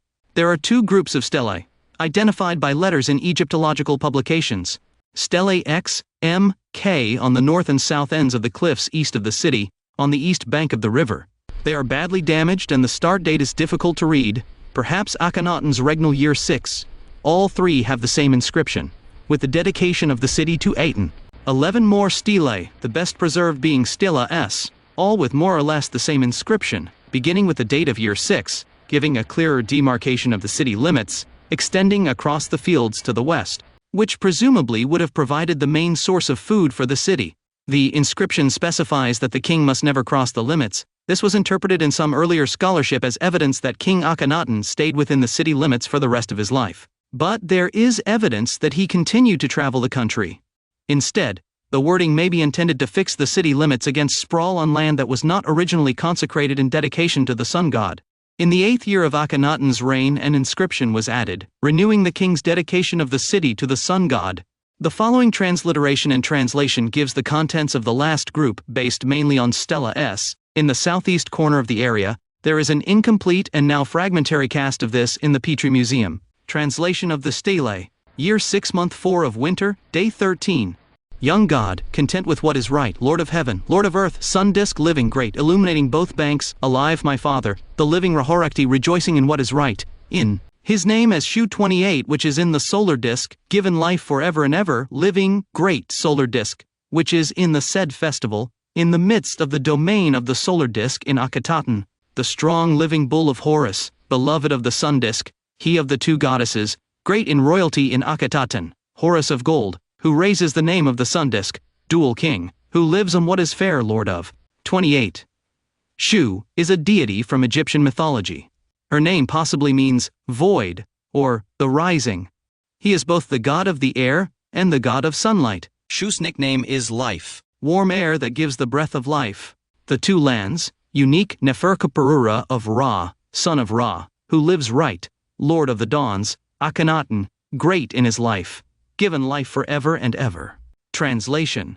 Young God, unique of Ra, whose beauty created the solar disk, truly effective in the heart for the God who made it, the one who pleases him with what pleases him, the one who does what is useful for the one who gave birth to him, the who directs the earth for the one who put him on his throne, the one who supplies his personal patrimony with millions and 100,000 offerings, the one who raises the solar disk and magnifies his name, the one who made the earth for the one who made it, King Dual, who lives on what is just, Lord of the two lands, unique Neferkheperura of Ra, son of Ra, who lives on what is right, Lord of dawns, Akhenaten, great in his life, given life forever and ever centuries, the chief woman of the nobles, great in the palace, perfect in appearance, beautiful in the double feather, mistress of joy, united in favor, whose voice the people are glad to hear, great wife of the king, his beloved mistress of the two lands, Neferwatan, Nefertiti, granted life forever and eternity. The king visits the city. Translation. On this day, one was in Akhetaten, in the tent mat made by the presence of him, may he live, prosper and be well, in Akhetaten, called the solar disk is contained. Dawn by his presence, may he live, prosper and be well, on horseback, in the great chariot of fine gold, like the disk of the sun when it rises from the horizon, and has filled the two lands with his love. Advancing perfectly towards Akhetaten, in the first time of discovering him by his presence, may he live and prosper and be well, for his foundation, as a monument to the sun disk by his father's command, the living Rahorakti rejoicing in what is right, in his name as Shu, who is in the solar disk, given life forever and ever, to make him a monument within it, making there offer a great offering of bread and beer, oxen, cows, bulls, birds, wine, fruits, incense, all good plants, on the day of the foundation of Akhetaten for the living solar disk, which receives favors, which is loved. by life, prosperity and health of the dual king, who lives by right, lord of the two lands, unique Nefer-Keperua of Ra, son of Ra, who lives by right, lord of dawns. Akhenaten, great in his life, given life forever and ever. Continuing south, resting in his presence, may he live, prosper, be well, in his chariot before his father, the living Ra Horakti, rejoicing in what is right, in his name as Shu, who is on the sun disk, given life forever and ever, on the southeastern mountain of Akenato, with his father's rays upon him in life and power, making his body young every day. Oath of the king. Translation. Oath sworn by the dual king who lives for what is right, lord of the two lands, Nefer-Keperua 29, unique of Ra, son of Ra, who lives rightly, lord of the dawns, Akhenaten, great in his life, given life forever and ever. As my father lives, the living Ra Horakti, rejoicing in what is correct, in his name as Shu, who is in the solar disk, given life forever and ever, as my heart sweetens. Over the king's wife, over his children, may old age be granted to the wife of the great king Nefer-Neferwatan Nefertiti, granted eternal life, in this 1,000,000 years as long. As she is under the hand of Pharaoh, may he live and prosper and be well, and old age be granted to the king Meritaton's daughter and Meketaton, the king's daughter, their sons, while they are under the hand of the king's wife their mother forever and ever. My oath in truth, I do not say falsely, for the centuries of the centuries. South Stela. The southern stele that stands on the eastern Akenaton mountain is the Akenaton stele, which Nefer-Neferuaton is the name of a royal person from the ancient Egyptian Amama period circa 1330 BC. Her epithet for her Akerenhais, who is good for her husband, known from a seal impression, reveals that she was female. The name is written inside a cartouche, the oval that frames royal names, and is therefore classified as royal. Have made to stand in its position, I will never overtake it to the south forever and ever. The southwestern stele is made in front of it, on the southern mountain of Akenaton accurately. Central stele. The middle stela that is on the eastern mountain of Akenaton is the stela of Akenaton, which I have made to be in its position on the eastern mountain of Akenaton. I will never surpass it to the east forever and ever. The stele of the half that is on the western mountain of Akenaton is being made by facing it precisely. North stela. The northeast stela of Akenaton I installed in its place. This is the north stela of Akenaton. I will never surpass it by sailing north forever and ever. The north stela found on the western mountain of Akenaton is being made facing it precisely. Urban area. Now for Akenaton, from the south stela to the north stela, measuring the distance stele to stela on the eastern mountain of Akenaton, making 6 river lengths, 1 1/4 fractions and 4 cubits, and also from the southwestern Akenaton stela to the northwest stela on the western mountain of Akenaton, making 6 rivers long, 1 1/4 fractions and 4 cubits. Dedication. As for the interior of these 4 stelae, from the eastern mountain to the western mountain, this is all Akenaton. It belongs to my father, the living Ra Horakti, who rejoices in what is right, in his name as Shu, who is in the solar disk, given life forever and ever. Cliffs, mountains, swamps, new fields, high ground, added fields, fields with water, landing stages, riverbanks, people, herds, bushes, everything that the solar disk my father makes grow, forever and ever. Future. I will not break this oath that I have made for my father's solar disk, forever and ever. It is now set on a stone stele, on the southeastern boundary, likewise on the northeastern boundary of Akenaton, and likewise established on a stone stela on the southwest boundary, likewise on the western boundary of Akenaton. It must not be cut, it must not be washed, it must not be disfigured, it must not be plastered, it must not disappear. If it fades, if it crumbles, if the steel that bears it falls, I will restore it back to this place where it is. Renewal of the oath in year 8. Transcription. MWHM PAI. ANX M RNPT SP XMN TPY PRT SW XMN IWWM AXT ITIN IWPRAA ANX WDA SNB AHA XLBAL HR Right AOT N DAM HRPTR NA WWN PAITN NTIM PAGA DWM PA TAS RSI IAPT N AXT ITN. Renewal of the oath in year 8. Translation. Repeating my oath in regnal year 8, first month of winter, day 8. One was in Akenaton, Pharaoh, may he live and prosper and be well, stood up and appeared in the great chariot of fine gold, to inspect the stelae of the Aten which are on this mountain as the southeast boundary of Akenaton. References, Lichtime 1976, 48-51. The city of Amarna had a brief existence, limited to just 12 years during the reign of Akhenaton, and an estimated 3 more years during the rule of Tutankhamun. However, this short period witnessed intense intellectual activity, remarkable innovations, and an extraordinary freedom that manifested itself in different forms of art and the rise of small businesses. With its cosmopolitan, dynamic, and creative character, Amarna became a moment like no other in the history of ancient Egypt. The city of Akenaton was designed with an orthogonal geometric layout, also known as hypodamic, and 14 large stelae were built to mark its limits. Inside, Akenaton ordered the construction of majestic buildings including the Great Temple of Aten, characterized by its construction in the open air and without a roof, which allowed the entry of sunlight. The temple was divided into two important sections: the Jubilee House, which included a pylon and a hypostyle hall with 16 columns, and the Discovery of Aten, which consisted of 6 consecutive patios with 365 offering tables. The temple was built using small stone blocks called talatat, and the best materials available.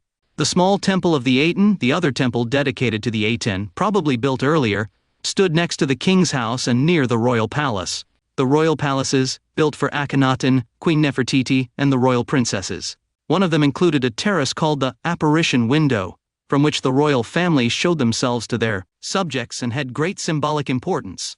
There was also the northern palace built for the queen, which included large gardens and ponds with various animals. Administrative buildings such as the Archives building, which contained the El Amarna tablets or Amarna letters, royal correspondence. The houses of the nobles, which were in the center of the city and had a rectangular shape. The hypogea, tombs excavated in the rock, located to the north and south of the city. In them, scenes of the daily life of the ancient city could be seen, such as the public appearances of the royal couple. A city for the workers of the necropolis. After Akhenaten's death, the warlord Horemheb became pharaoh and began the systematic destruction of the city of Amarna. He used its ruins, as well as the stone blocks known as talat, to build new buildings in other parts of Egypt. The city had been abandoned approximately 15 years after its founding, around the 3rd year of the reign of Tutankhaten, later known as Tutankhamun. After its abandonment, the Egyptian court and administration returned to Thebes. Names of the god Shu, whose name is in Ra. Under King Akhenaten, in the early years of his reign, the god Shu was, among other things, part of the so-called didactic first name of the god Aten, who had been given a royal title written on 2 cartouches by Akhenaten. While in the first cartouche of Aten the god Re-Harakte is named, in the second it is the god Shu in his meaning as god of air and sunlight to define Aten. In his name as Shu, the one who is on the sun disk Aton is. Beginning in the 9th year of his reign, the didactic name of the Aton was changed and Shu is no longer mentioned. Another of the names of the god of the void in the air, Shu. Nehe and H. Eternity, the time in which Re does not dwell in the Duat. Reference, Richard H. Wilkinson, The World of the Gods in Ancient Egypt. Faith, Power, Mythology. Stuttgart 2003, page 129. He cubic reason and its relationship with the Devir or saints of the saints. In the Greco-Latin world there was a philosophy closely related to architecture known as cubic reason 30, who saw in the number the first cause or fiat lux, 31 of the existence of the cosmos in this. 30 Vitruvio escribe los matemáticos afirmaron que el número perfecto es el número 6. L3, CI. Y comenta en el libro 5, como, para Pitágoras, es el número 216 el más indicado para contener el conocimiento. Les pareció bien escribir sus teorías y sus reglas en unos volúmenes de estructura cúbica. Fijaron el cubo como el conjunto de 216 versos. LV Prefacio de Arquitectura. 31 Fiat lux es una locución latina que literalmente significa que se haga la luz o sea la luz, y tiene sus orígenes en la frase Ebrahi or Yehi or. La expresión proviene del 3er versículo bíblico del libro del Génesis. Form of a container cube of all created things. The first to write about this philosophy of form was Lucio Vitruvio in Book 5 of his Codex de Arquitectura, the 10 Books of Architecture. He comments in the preface to this book how, for Pythagoras, the number 216 is the most appropriate to contain knowledge. It seemed good to them to write their theories and their rules in volumes with a cubic structure. They fixed the cube as the set of 216 verses. Vitruvius Polion, 1st century BC. Reference, De Architectura Libri Decem de Architecture by Vitruvius. This doctrine was seen as a structure or support for the development of culture, either through a form of architecture or in the compendium of a geometry codex, at the center of which were numbers, the verb fertilizing space, giving life to these cultural forms. The Vitruvian Codex itself can be understood, in the organicity of the different chapters, as an intellectual building whose vertices have the number 632, and in its center, as if it were a hexagon. The doctrine of cubic reason. If we analyze the name of the author as the name of the treaty, Lucio Vitruvii, 32, for Pythagoreanism, the number 6 was sacred, as was 16. It seemed good to them to write their theories and their rules in volumes with a cubic structure, Cibisus Rationibus. They fixed the cube as a set of 216 verses, where each standard did not exceed 3 verses. The number 216, equal to 6 times 6, or a cube of side, whose length is 3.1416. In contrast to this, the number 9 represents a departure from the numerical paradigm. De Architectura, we discover that it is an acronym that veils the real meaning. You can translate this text as born in the light of the emerald TR 6 times 6. This is because the Latin letters can be read as numbers. Vitruvii Polionis, Marco Vitruvio Polio, Latin Marcus Vitruvius Polio, about 80 to 70 BC, about 15 BC. From Latin read as Roman numerals. Vitru, vivi equal to 6 to 6, or what is the same 6 triangle 6 to 6? The compendium of knowledge of the Vitruvian world was understood, in the form of theoretical spaces whose ratio is 216, that is, a cube with side 6, as a form of revival of the Pythagorean doctrine. 6 times 6 to 216. Man, according to Vitruvii, in the fullness of its knowledge, it represents a perfectly polished cube, and its cultural expression is the achievement of 33. According to Vitruvio, architecture is a science that arises from many other sciences, and adorned with very varied learning, by the help of which a judgment is formed from those works which are the result of other arts. Practice and theory are its parents.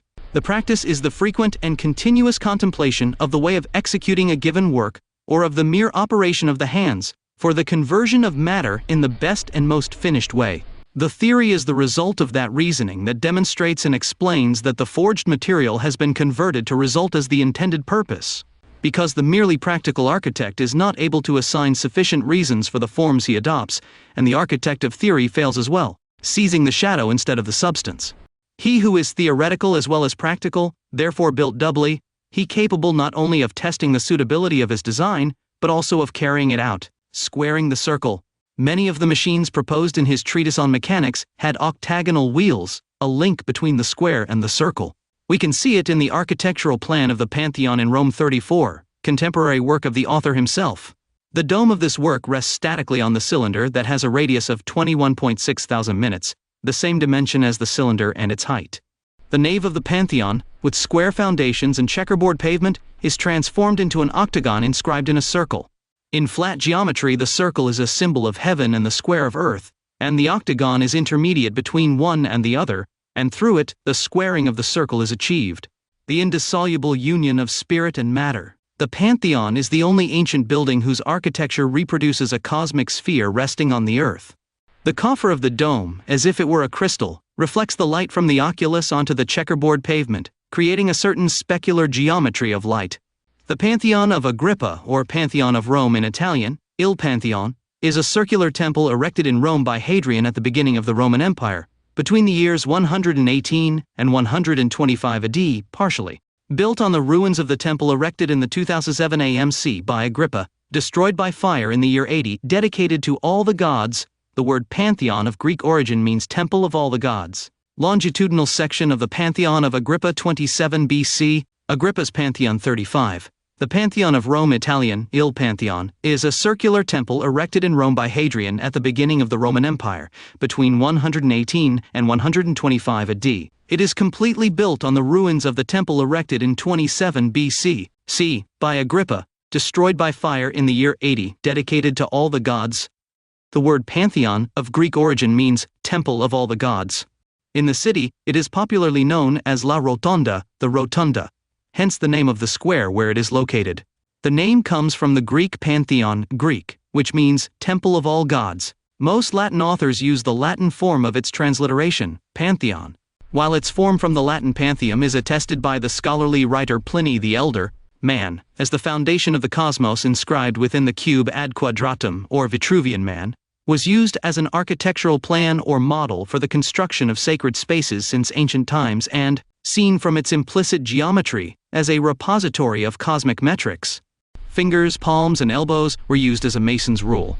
The human being and its symmetry were used as a modulator of three-dimensional space. The constructive symbols arose from this codification of the human figure, and as recognition within the Guild of Builders of certain words forms, essential when building sacred spaces. All this metric or ancestral knowledge of the art of architecture was inherited by Europe from the first schools of builders in North Africa and the Mesopotamian culture.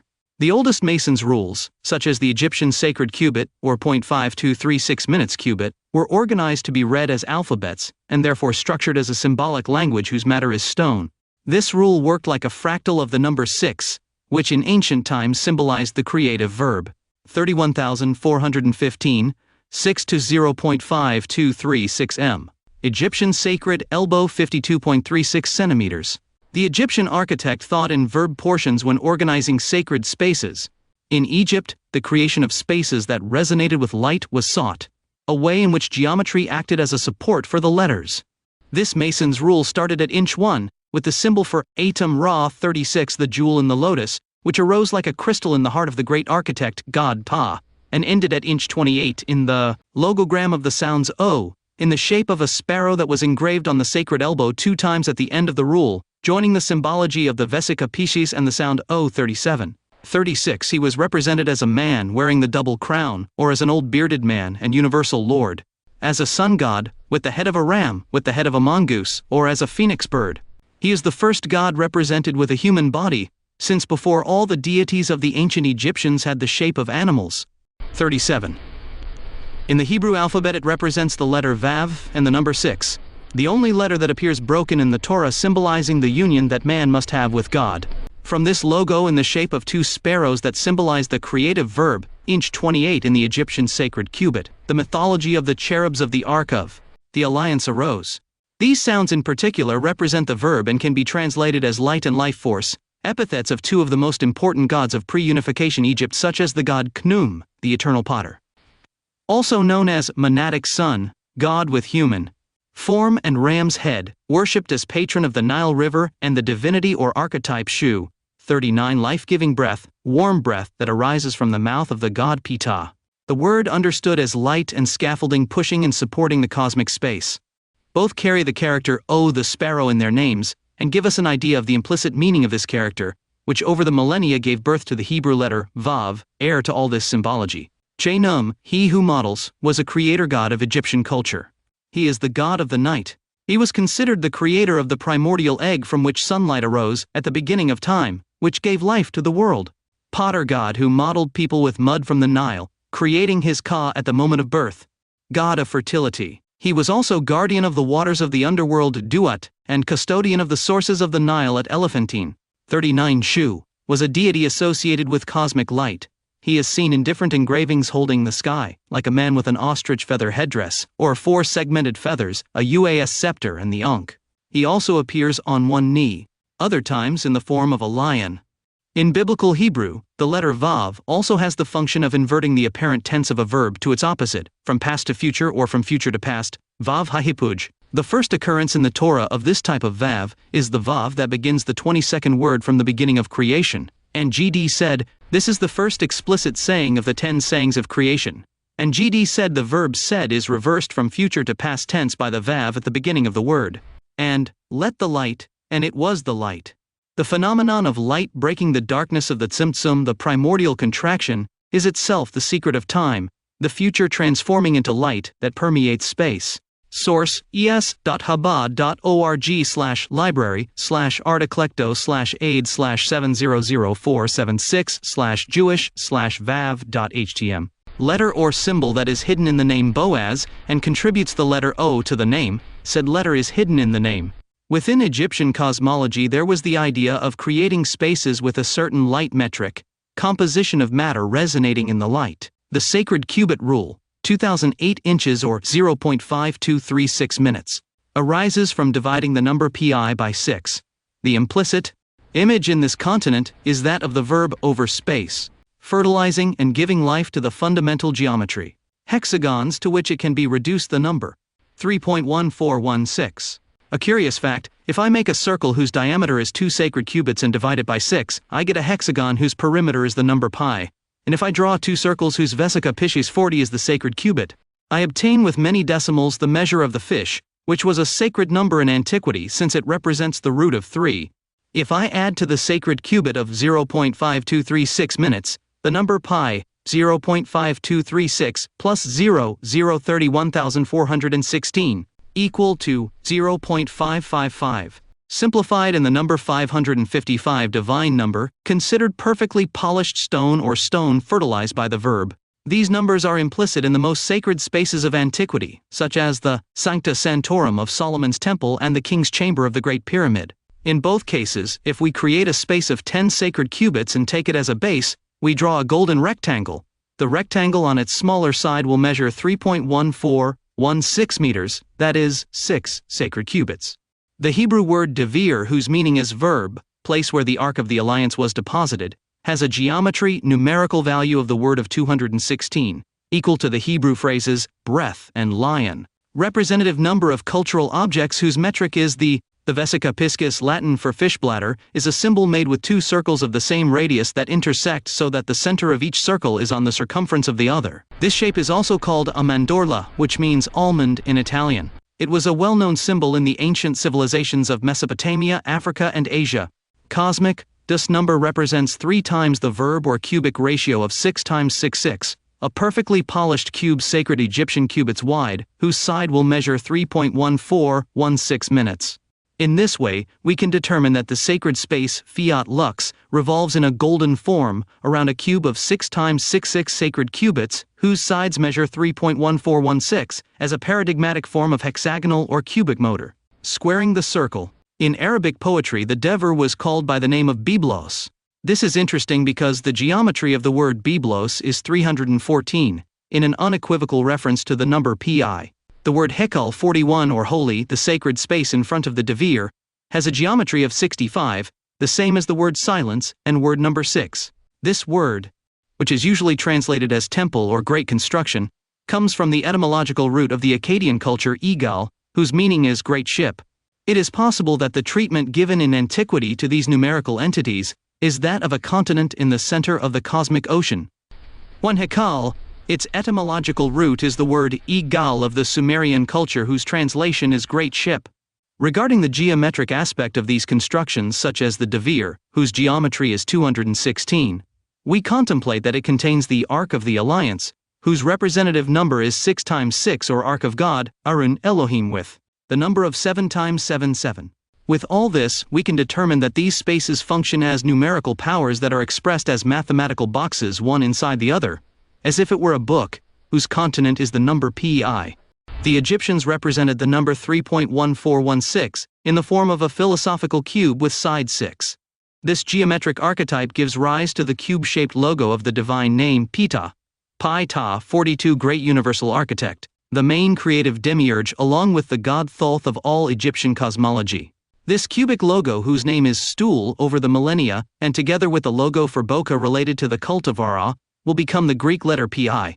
These logos that appear on the 0.5236 minutes Egyptian sacred rule or cubit, which were linked to one of the oldest deities in the Indo-European world known. 42. Pta, an Egyptian deity considered a great universal architect, was associated by the Romans with Vulcan, and the Greeks with Hephaestus. As Min 43, God worshipped in the Nakada culture. 44, unique culture that united Egyptian and Sumerian elements in a cultural expression of rare beauty. The god Min gives birth to the myth of the labyrinth, in whose center is the Minotaur or bull of his mother, and Daedalus, the architect of his own architecture. They share the same epithet with the god Amun-Ra, that of being both bulls of his mother. In other words, fecundators of the natural world. The myth arises from one of the oldest festivities in the world, dedicated to Min, known as the Festival of the Ladder, in which through a fundamental pole, ropes were stretched and priests spiraled up to the end of the crowned pole, with a fork-shaped symbol, a spiral and the Ima branch. Logos related to the 27th and 28th inches of the sacred cubit. Therefore, when we look at bas reliefs of this archetype, on columns and friezes, we are in the presence of an architectural paradigm and rules for sacred architecture. 43. God Min, lunar deity, fertility and vegetation, god of rain, protector of merchants and miners, represented the generating force of nature in Egyptian mythology. Is one of the oldest gods of Egypt, worshipped in the Nagada culture. For the Greek imagination, he represented the god Pan.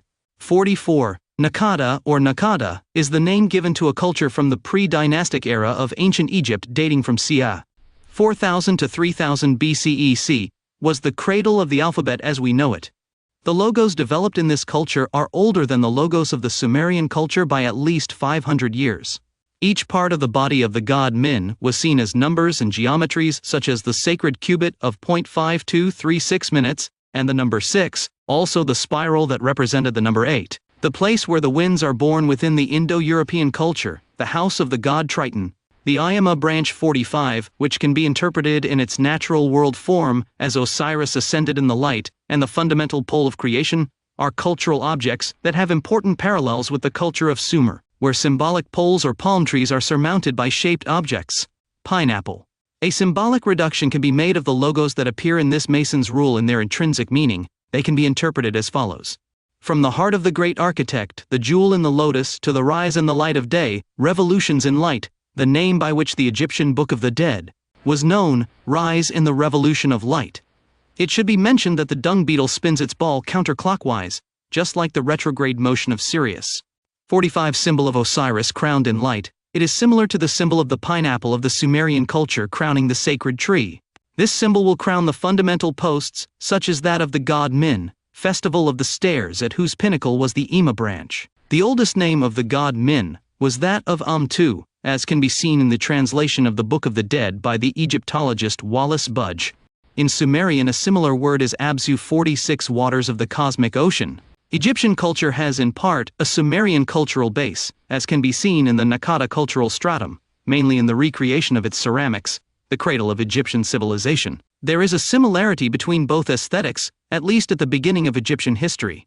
The name of the city of Min was Apu Panopolis in Greek, the city of Pan. In this epigraph, you can find all the symbologies previously exposed, since this name means cosmic ocean. Pan all in Greek, Av was the god of shepherds and flocks in Greek mythology. Its meaning is all created things, whose center is plus the creative sound OU, the sparrow, inch number 28 of the Egyptian sacred cubit. Very similar to the name of the god Anubis, that the Egyptians called Anpu or Inpu, with the same symbology. 46.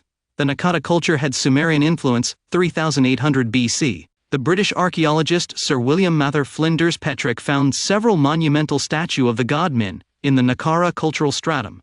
Apsu Akkadian, Apsu Abzu Sumerian, Abzu are also Engur Sumerian, Engur Akkadian, Enguru literally, AP or AB equal to ocean zu, to know or deep was the masculine genius. The spirit, and was, the name given in the poem Enuma Elish to the primordial masculine principle of the fresh water of the subterranean aquifers in the cosmogonic interpretation of the Sumerian and Akkadian mythologies, and on which the earth floats. Lakes, springs, rivers, wells, or other sources of fresh water would get their water from the Abzu, Apsu 47.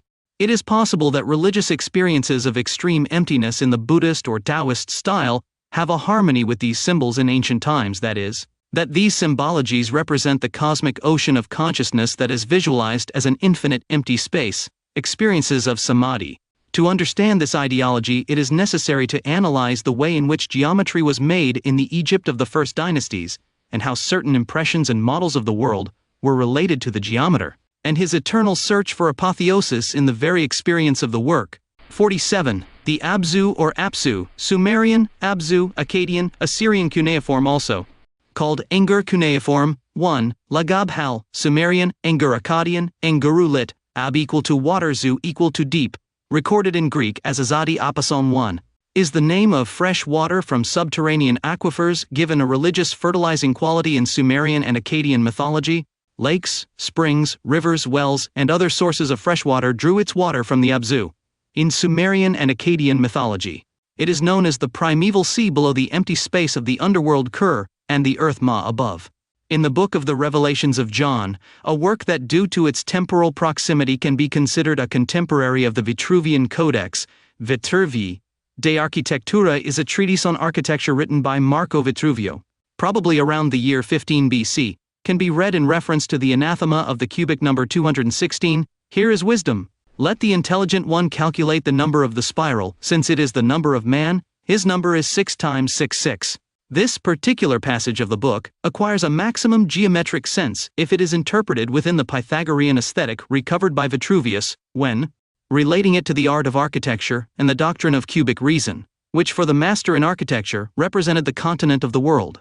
This figure or cubic arrangement symbolizes the achievement of perfection in the geometric understanding of the universe. The word Leviathan from the Hebrew. Lewiatan 48, coiled, standard Hebrew gematria, 496.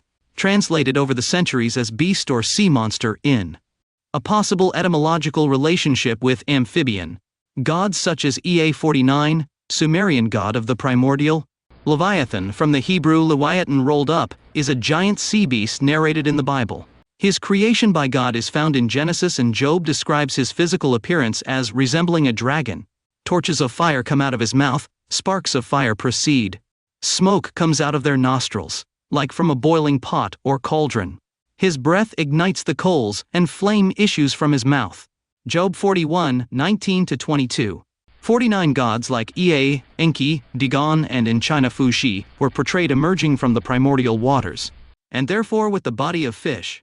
Waters, or Dagon Philistine god in the shape of a man and the body of a fish, is related within the art of geometry with the golden spirals and with the place where the winds are born, the house of the god Triton. Of these symbols, the myth of the turtle shell arose in the Indo-European world, and the Tao symbol for Chinese culture. These symbols as Fibonacci numbers contribute to the imaginary of antiquity a certain guiding idea where spirals swirl around a cubic space of side 6, as can be seen in sacred spaces of antiquity, such as the De Vere 50 of Solomon's Temple, whose geometry 51 is 216 or a cube of side 6. The word dragon in Hebrew Tannin 52, it has a gematria close to the number 555, which is equal to the sacred cubit plus the number pi. 0.5236 plus 0.031416, equal to 0.555. Simplified 555. The De Vere, or Holy of Holies, is the most sacred space within the Temple of King Solomon, inside which was the Ark of the Covenant and the Tablets of Law. These spaces can only be decoded in their correct philosophical proportion, studying the gematria of the words that name these cultural events. Gematria is a method and a metathesis alternation of the order of the letters in a word that depends on the fact that each Hebrew or Greek character has a numerical value.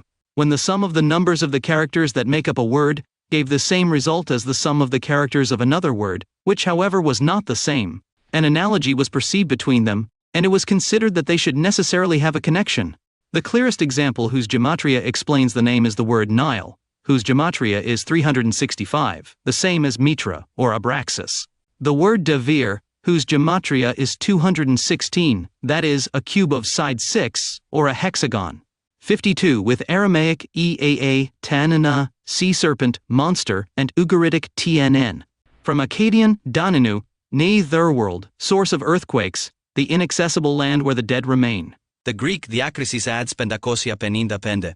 Translates as discernment, and is transcribed as diakrisis. See 1 Corinthians 12:10, Hebrews 5:14. The Greek epithemia adds pendakosia peninda pende. Piotathatopsilon olpha translates as desire or lust, and is transliterated as epithumia.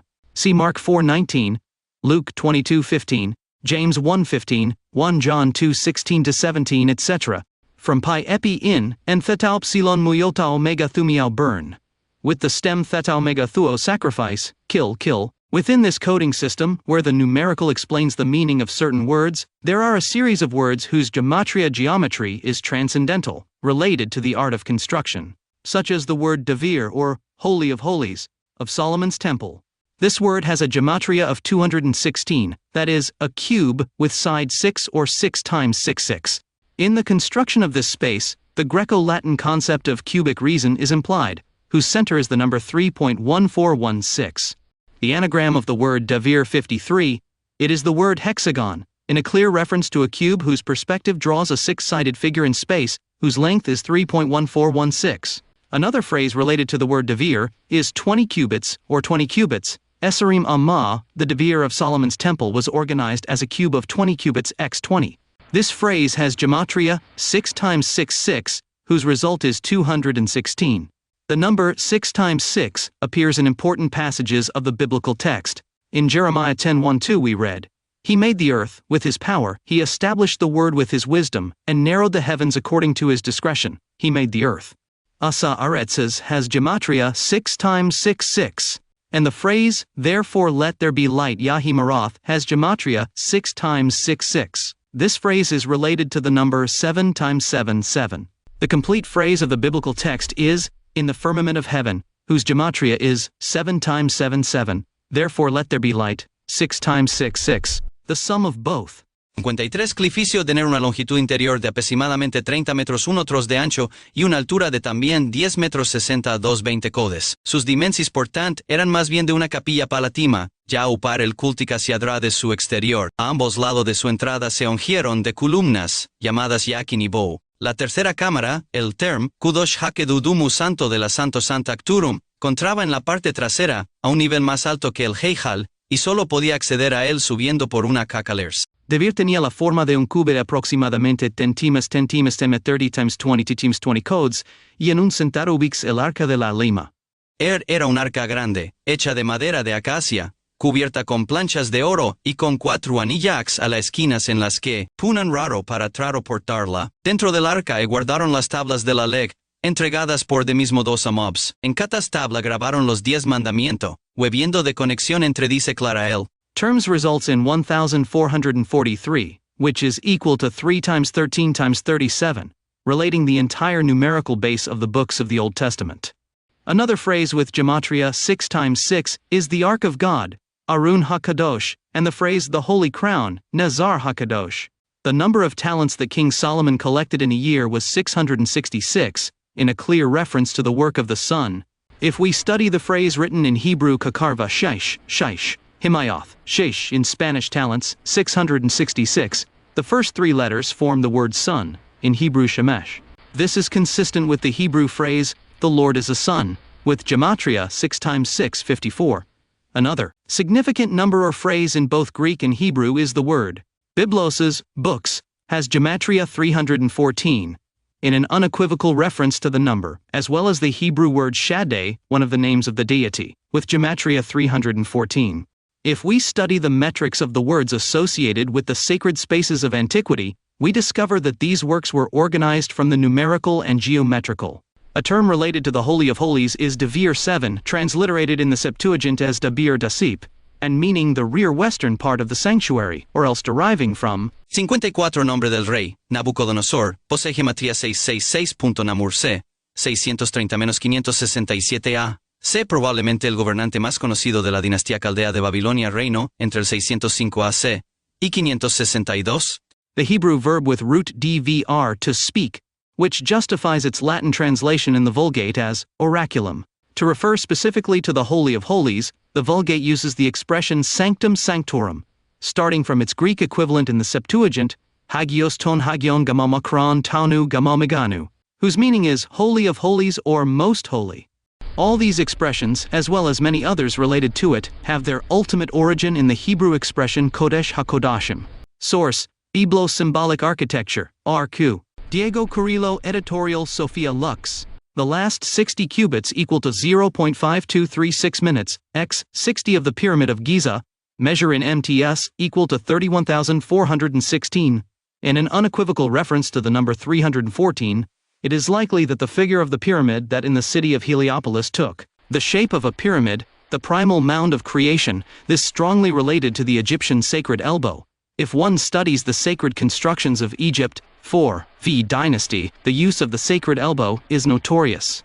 The Benben the brilliant and the Bennu bird brightness, phoenix in Greek, perches on the mount, the pyramidon, the star Sirius returns to the same place every 1,461 years in retrograde motion. About the pyramidon Benben, ancient Egyptian Benbenti for he of the Benben stone, is the name of a pyramid-shaped divine stone from Heliopolis capital.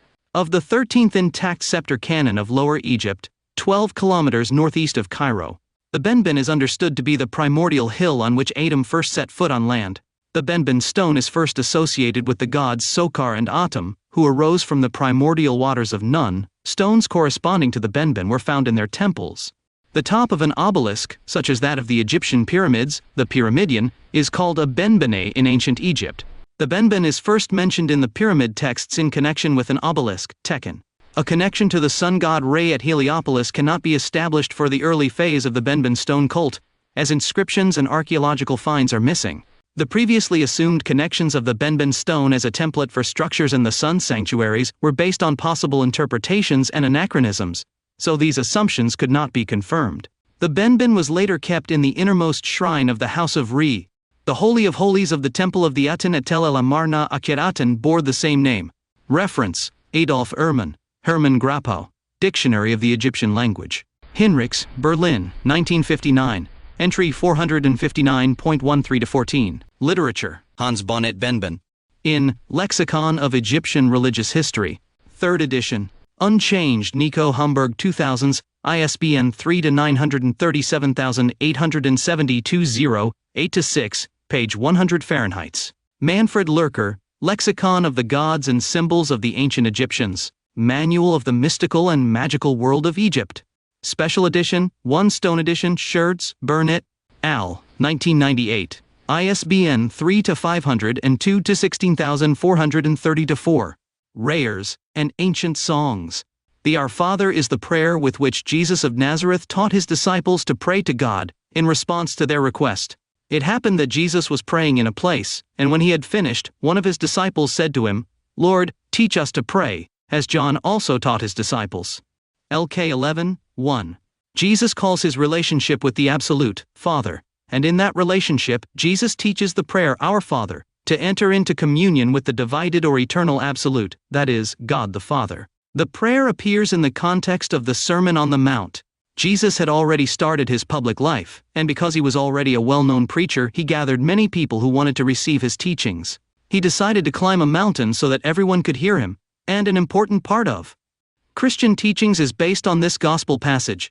The Beatitudes, MT 5:1-12, the comparison of the disciples with the light of the world, MT 5:14-16, Jesus' attitude regarding the law of Moses, MT 5:17-20, and his comments on the commandments, MT 5:21-37, among other fundamental teachings for Christians.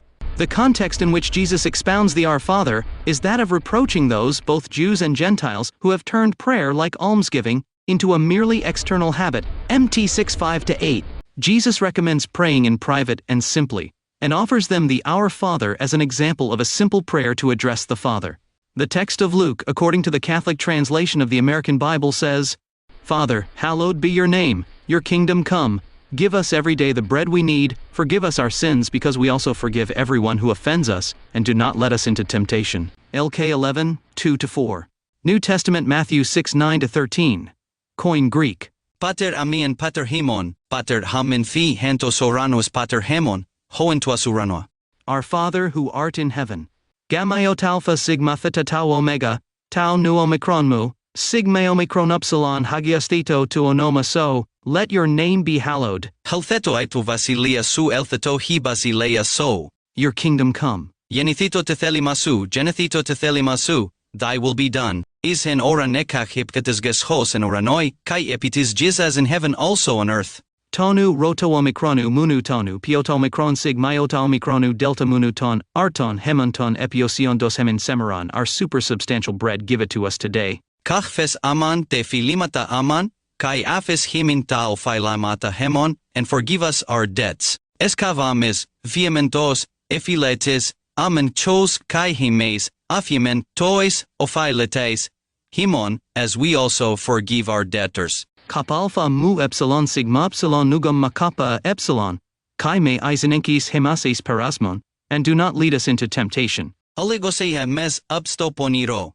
Allah rusai hamas apotu ponaru, but deliver us from evil. Otiso stinaidiae vasilia kafan dinamis kafan doxa estos atenas, admin. Hotiso estin he basileia, kai he dunamis, kai he doxa, eis tus ionas.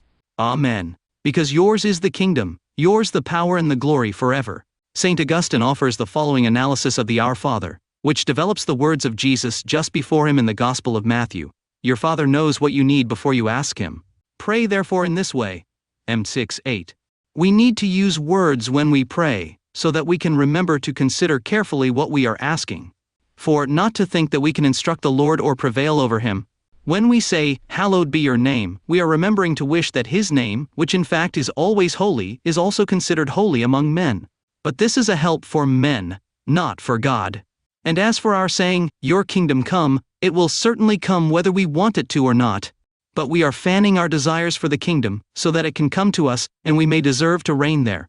When we say, "Deliver us from evil," We are reminding ourselves to reflect on the fact that we do not yet enjoy the state of bliss, in which we will not suffer any evil. It was very appropriate that all these truths were entrusted to us to be remembered in these very words.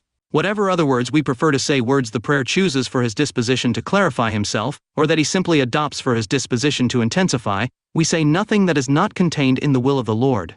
Prayer, provided of course we are praying in a correct and proper way. This excerpt from Augustine is included in the Office of Readings in the Catholic Liturgy of the Hours. It is possible that the Christian Our Father has a base, albeit superficial and somewhat poorly defined. In ancient Egyptian texts, mainly the blind man's prayer that appears in the Egyptian Book of the Dead, Prayer of the Blind, 1000 BCE, and the Papyrus of Ani, Wallace Budge translates one of the Egyptian versions of the maxims of Ani Kunsu Hetep. The God of this earth is the ruler of the horizon. God is to make his name great. He dedicates it to the worship of his name of him, gives his existence from God. He will do your business. The likeness of him, image of him is on earth. God is given incense and food daily. Offerings, the God will judge the true and honest, and he will forgive our debtors. Guard against the thing that God abominate. Preserve me from evil. God is the king of the horizon, of power and of glory he increases. Whoever he increases, let him be tomorrow like today. Our Father, Matthew's version, CE, Our Father, who art in heaven, hallowed be thy name. Let your kingdom come. Your will be done on earth, in the sky. Give us today our daily bread. Forgive our offenses, as we also forgive those who offend us. Lead us not into temptation, and deliver us from evil. Yours is the kingdom, the power and the glory, forever, Lord. Amen. It should be noted that Jesus lived in the context of Jewish spirituality, that the holy texts of Judaism are quoted frequently in the Gospels, and that Jesus, as a Jew, was subject to the Torah. He surely prayed the 18 blessings, the Shema, the Avinu Malkenu, Our Father, Our King, the Psalms or Tehillim praises in Spanish, among many other prayers that existed within the religious corpus of Judaism. The translation of the word Tehillim, it is a psalm whose meaning is song of praise, and in Hebrew it is called Tehillim. Tehillah, its singular, means glory, and Tiaya, astonishment. Tehillim, Psalms chapter 2. Why do the nations gather in fury, and the people plot in vain? Why do the kings of the earth rise up, and the rulers together assemble against Adonai and against his anointed, saying, Let us eradicate his ropes and cast off his ropes? He who sits in heaven laughs, my master mocks them. Then he speaks to them in his anger and terrifies them in his fury, saying to them, It is I who have anointed my king in Zion 55, my sacred mountain. It is up to me to declare, Adonai told me, You are my son, I appreciate you as if I have conceived you today. Ask of me, and I will make the nations your inheritance, and your possessions will extend to the remotest ends of the earth. You will crush them with a rod of iron, you will smash them to pieces like a potter's vessel. And now, kings, be wise, draw a lesson, you rulers of the earth. Serve Adonai with fear, and rejoice with trembling. Hasten yourselves to purify your hearts, lest he be angry, and you perish on the way, even though his wrath burns for but a fleeting moment. Blessed are all who put their trust in him. It can be assured that if Judaism introduced a great novelty in the religious context of its time, Christianity brought to the world of its time a new vision of divinity. For Christianity there was a deity, that of the Jews. There was only one true God, but it was not for just one people. The Lord went from being a local God of the Jewish people to being a universal God. That of the Christians was shown to all men who wanted to follow it without distinction of their origin. According to Christianity, the Lord had a new people. 75. Zion, Hebrew Sion, sometimes transliterated as Zion, Sion, or Tison, was initially the name of a Jebusite fortress conquered by King David and located in present-day Jerusalem. The fortress was located on a hill on the southeast side of Jerusalem, Mount Zion, and is mentioned in the Bible as the spiritual center and the mother of all peoples, Psalm 87:2, to which any man of good will could belong, and that new people was the church. That is the reason why different Christian denominations call themselves the New Israel. It is possible that the prayer known in the West as Our Father is itself a religious syncretism, or a new interpretation of religious prayers prior to the Our Father itself, used in North African religions, as well as in Judaic culture and primitive Christianity that was essentially a religious cultural cognate and amalgamation of many philosophies, mainly during the 2nd century EC. Hellenistic Christianity was the product of cultural exchange, cultural cognate, in a Roman world where the main lingua franca was Greek after Latin. In the Eastern Roman Empire it was mainly spoken in Greek. Koine Greek had become a lingua franca in the Eastern Mediterranean and Asia Minor, as a consequence of Alexander the Great's conquests in the 4th century BCE. The linguistic border that divided the Latin West and the Greek East passed through the Balkan Peninsula. Educated Romans, particularly those of the ruling elite, studied Greek, and often became highly fluent in that language, which was useful for diplomatic communications in the East, even beyond the borders of the empire. The international use of Greek was one of the conditions that made the spread of Christianity possible, which is evident, for example, in the choice of Greek as the language in which the epistles of St. Paul were written and its use in ecumenical councils. With the dissolution of the empire in the West, Greek became the dominant language of the Roman Empire in the East, modernly called by some historians the Byzantine Empire. Sources: Treadgold, Warren, 1997. A History of the Byzantine State and Society. Stanford University Press. ISBN 9780804726306. OCLC 37,154,904. Treadgold, Warren, 1997. A History of the Byzantine State and Society. Stanford University Press. ISBN 9780804726306. OCLC 37,154,904. Christianity influenced by Greek philosophy. It began in the late 2nd century with figures such as Clement of Alexandria 56, who sought to provide Christianity with a philosophical framework with an accent on the Greek world.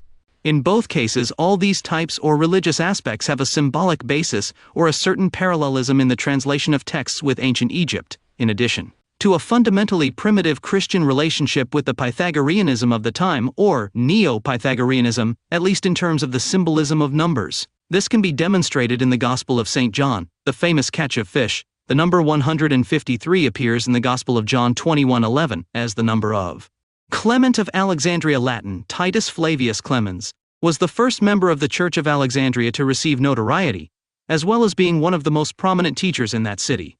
He was born in the middle of the 2nd century, and it is estimated that he died between the years 215 and 216. Fish that Jesus caused to be caught in the miraculous catch of fish, which is considered by some to be a coded reference to Pythagorean beliefs.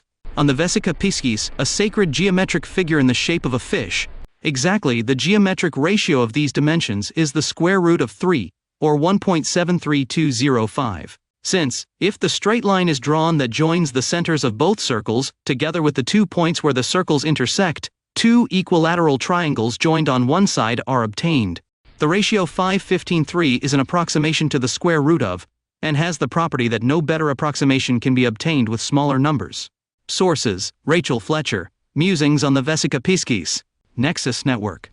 Journal, ISSN 1590-5869, Vol. 6 No. 2, Fall 2004, in English.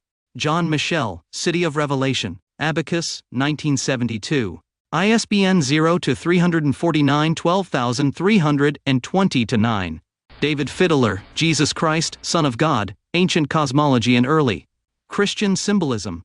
Quest Books, Wheaton, Ill, 1993. The Vesica Piscis, Latin for bladder of a fish, is a symbol made with 2 circles of the same radius that intersect so that the center of each circle is on the circumference of the other. This shape is also called a mandorla, which means almond in Italian. Jesus was depicted throughout much of Christian history inside a mandorla. U consisted of Theodore 57 root of 3, the 57. The square root of 3 is an irrational number. It is also known as Theodore's constant, named after Theodore of Cyrene. Theodore of Cyrene was a Greek philosopher and mathematician, born and died in Cyrene, Libya. He was one of the 2 main philosophers of the Cyrene school of morality. Square root of 3 is a positive real number that when multiplied by itself gives the number 3. It is denoted by 3. Its numerical value by truncation with 10 decimal places is 1.732050800757, sequence No. A 00, 2194 of the OES. The Vesica Piscis was a well-known symbol in the ancient civilizations of Mesopotamia, Africa, and Asia. Theodore's spiral is approximated to an Archimedean spiral with the expression, the distance between 2 consecutive arms of the Archimedean spiral is proportional to pi equal to 314. As the number of turns of Theodore's spiral approaches infinity, the distance between two consecutive spiral arms rapidly approaches.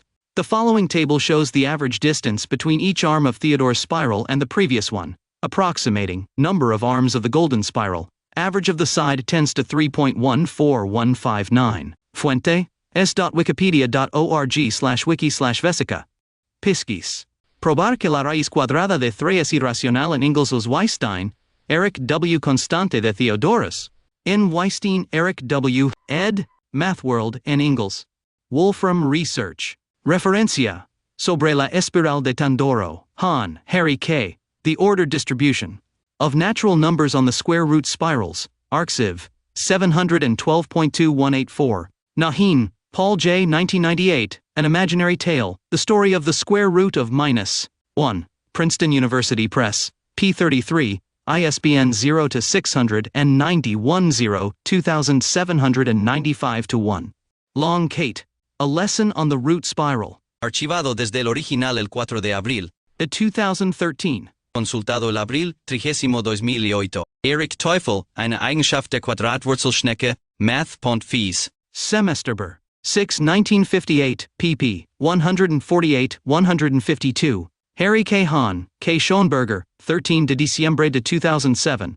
The ordered distribution of natural numbers on the square root spiral. Arxiv en inglés. Consultado el julio 19 2012. Leader, J.J. The Generalized Theodorus Iteration Dissertation, 1990, Brown University. The Judaic religion historically, it is the oldest of the three main Abrahamic religions, a group that is based on and includes Christianity and Islam, originating in the Middle East and possessing the spiritual tradition identified with Abraham. It has the smallest number of faithful among them. The unique body of teachings is found in the use and study of the dogmatic content of Judaism. Its practice is based on the teachings of the Torah, also called the Pentateuch, composed of 5 books. In turn, the Torah or the Pentateuch is one of the 3 books that make up the Tanakh, or Old Testament, to which divine inspiration is attributed. According to ancient beliefs, it was given to Moses along with the Torah and preserved since his time and that of the prophets. The oral tradition governs the interpretation of the biblical text, the codification and the commentary. This oral tradition was transcribed, giving birth to the Mishnah, oral tradition, which would later be the basis of the Talmud and a huge exegetical body, developed to this day by scholars. The compendium of laws extracted from these texts forms the Jewish law or halakha. Sources: Philip Wilkinson, Religions, London, Dorling Kindersley, 2008, Religions, Rio de Janeiro, Zahar, 2011, pp. 61-83. Asso Gabriel Cedrajna, L'abécédaire du judaïsme, Paris Flammarion, 2000 Eric Smailvich, Histoire du judaïsme, Paris Presse Universitaire de France, 2012 The Religions Book. G. Jones and G. Palfy, London, Dorling Kindersley, 2013, O Livro das Religios, ed. Carla Fortino, San Pablo Globo, 2014 pp. 166-199, Josie Eisenberg, Une histoire des Juifs, Paris. Cal, 1970, Simon Dubnow, Manual of Jewish History, Buenos Aires, Segal, 1977. Michael Brenner, Kleine jüdische Geschichte, Munich CH Beck 2008. es.wikipedia.org/wiki/Judic 3% Masatinotemenis 4. Regarding the Mishnah 58, from Hebrew Study Repetition, is the first major written collection of Jewish oral traditions known as the Oral Torah. It is also the first major work of rabbinic literature. The Mishnah was written by Yehuda Hanassi in the early 3 R&D century AD, c. at a time when, according to the Talmud, the persecution of the Jews in the passage of time raised the possibility that details of the oral traditions of the Pharisees of the Second Temple period, 536 BC, were forgotten. -70 AD. Most of the Mishnah is written in Mishnaic Hebrew, while some parts are in Aramaic. The Mishnah consists of 6 orders Sederim, singular Seder, each of which contains 7 to 12 treatises Masechtot, singular Masechet, literally 58. The Mishnah was written by Yehuda Hanassi in the early 3rd century AD, c. at a time when, according to the Talmud, the persecution of the Jews and the passage of time raised the possibility that details of the oral traditions of the Pharisees of the Second Temple period 536 BC were forgotten. 70 AD. Most of the Mishnah is written in Mishnaic Hebrew, while some parts are in Aramaic. The Mishnah consists of 6 orders Sedarim singular Seder, each of which contains 7 to 12 treatises Masechto, singular Masechet, literally net, with 63 in all, subdivided into chapters and paragraphs. The word Mishnah can also indicate a single paragraph of the work, that is, the smallest unit of text structure. For this reason the entire work is sometimes referred to in the plural, Mishnayot, net, with 63 in all, subdivided into chapters and paragraphs. The word Mishnah can also indicate a single paragraph of the work, that is, the smallest unit of text structure. For this reason the entire work is sometimes referred to in the plural, Mishnayot. Source, see La Misna, edition by Carlos del Valle, editorial Follow Me, p. 6. One has to say Mishnah, not Mishnah or Mishnah, since the phoneme sh does not exist in Spanish and the final h has no phonetic function either in Hebrew or in Spanish. Jewish Virtual Library, ed. Judaism, the Oral Law, Talmud and Mishnah. The Judaic religion comes from or has its genesis in the Semitic reinterpretation, partly Phoenician nomadic peoples pro-Anatolium, of the worship of Egyptian gods during their occupation of the Nile Delta, whose base was the period called the Second Intermediate Period, Dynasty Xth, in Egypt. Part of the Nile Delta was controlled by nomadic Semites and Phoenicians known as Hyksos, in Egyptian Heka Kasachet foreign rulers. In Greek Kappasigma Hyksos designates a human group from the Near East in Manetho's Greek text, Prose Anatolin, who took control of Lower Egypt in the mid-17th century BC. See, this is how Flavio Josefo quotes it. During the reign of Ptolemaeus, the wrath of God fell upon us, and in a strange manner, from the regions to the east an unknown race of invaders marched against our country, sure of victory. Having defeated the rulers of the country, they ruthlessly burned our cities. Finally they chose as king one of them, named Silitis, who placed his capital in Memphis, demanding tributes from Upper and Lower Egypt. Josephus Flavius, against Apion. On the origin of the Hyksos, the continuous immigration of people from Canaan culminated with the Hyksos invaders, who arrived in Egypt around the S68 BCC, in a time of internal crisis, conquering the city of Avaris. Later, they took Memphis and founded the 15th and 16th dynasties. They introduced into Egypt the horse and the war chariot. Long before this time there was already a considerable Asian presence in the Nile Delta, caused by gradual waves of migration. Egyptologists estimate that the duration of their rule over Egypt was more than 100 years. There are even those who speak of an occupation of 5 centuries. The kingdom's capital was in the city of Avaris in the Nile Delta. Present-day Tel El Daba, however, they did not dominate the entire Egyptian territory, as several southern nomes regions did not come fully under their control, including Thebes. This ideology is explained by finding closer symbolic links during the period in which the biblical Exodus was carried out. The most probable date is close to the year 1570 to 1540 BC, during the reign of Queen Ahotep, whose meaning is, the moon is satisfied. She was an Egyptian queen of the late 17th and early 18th dynasties. 59 who acted as regent during the minority of Pharaoh Kamose, and promoted the expulsion of the Hyksos leaders. The invaders, although in North African chronicles of that time they are called the nomads of the desert, 60 they descended from Phoenicia and the Sinai Peninsula, and took control of part of the Nile Delta. The queen appointed her son Kamose as successor king. Note the similarity of the name with that of Moses. King Kamose possibly died in the siege of Avaris, a Semitic and Phoenician enclave of the Hyksos people. In this city a single god called Est was worshipped, unlike the different Egyptian cities such as Thebes that worshipped other gods. This is due to the cultural proximity between gods of the desert such as the Phoenician Baal or the Semitic El, all closely linked to the concept of the inclement summer heat and fire, but also with rain and thunder. During this historical period, 2 gods were worshipped, above the rest of the Egyptian pantheon. These were Juti Thoth in his lunar aspect and the god Steth, who at that time became a god of the war. 60 Phoenicians, at least the kings Manetho 3rd century BC. C. Julio Africano 3rd century AD. C. Pre-Israelites, Habiru or Hebrews, pre-Exodus, Flavius Josephus against Apion 1st, 1st century, Waddell 1940-89. The god Seth depicted in Canaanite clothing in the tomb of Seti I 19th dynasty. The god Sth during this period was worshipped as a deity of the militia, both Hyksos Semitic and the Theban army, and became a deity of war. In the city of Avaris, a stela was found 61 of the general Horemheb, in gratitude to the god Sth for military triumphs. Already by the 68th dynasty, he was a military deity. When Kamos died in battle, his brother Amos succeeded him. Note the similarity of all these names. Was the name of the moon known as Juti, the god Thoth in his youthful aspect, and Mol. He is spelled with a double A, hence the name Aaron, brother of Moses. All Egyptian names. 61 Reign of Horemheb, 1330 BC.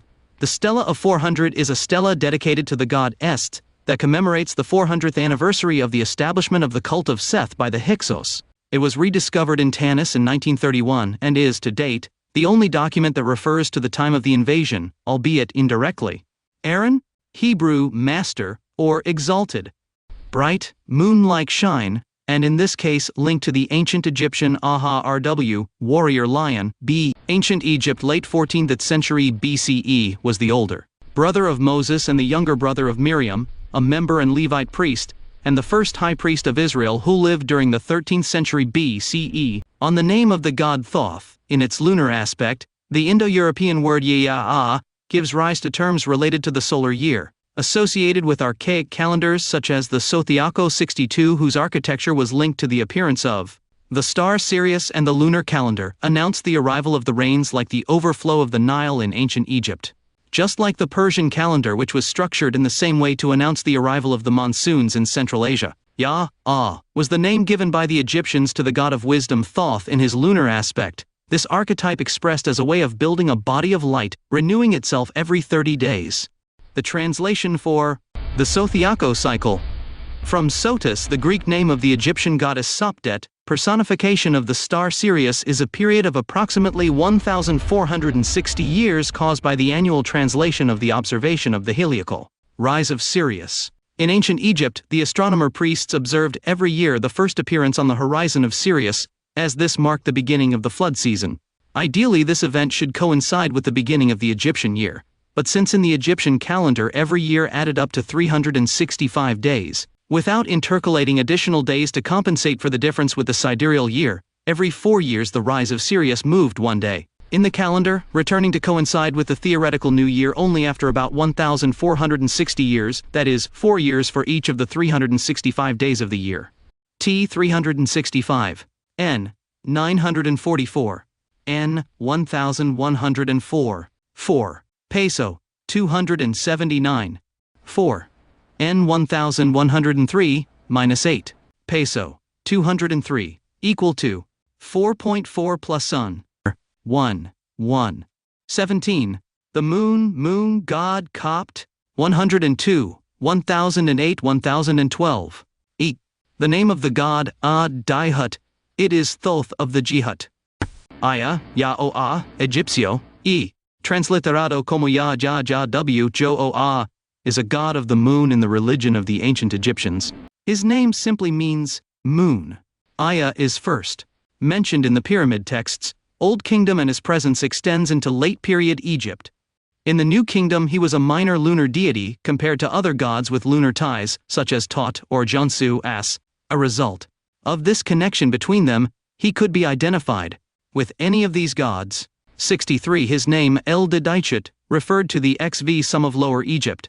He received the epithet of regulator of the floods of the waters, that of bull of the stars, for representing the mental powers of Ra. He was also called Silver Aten in the late period, the night sun. As land of time, he was in charge of armitating on the sheets of Perses, with the help of Solut, the years of reign of each pharaoh. Abo. Source Dietz Otto Edzard Realexikon der Assyriologie und Vorderasiatischen Archäologie, p. 364. Allen, James P. 2000s. Middle Egyptian, An Introduction to the Language and Culture of Hieroglyphs. Cambridge University Press.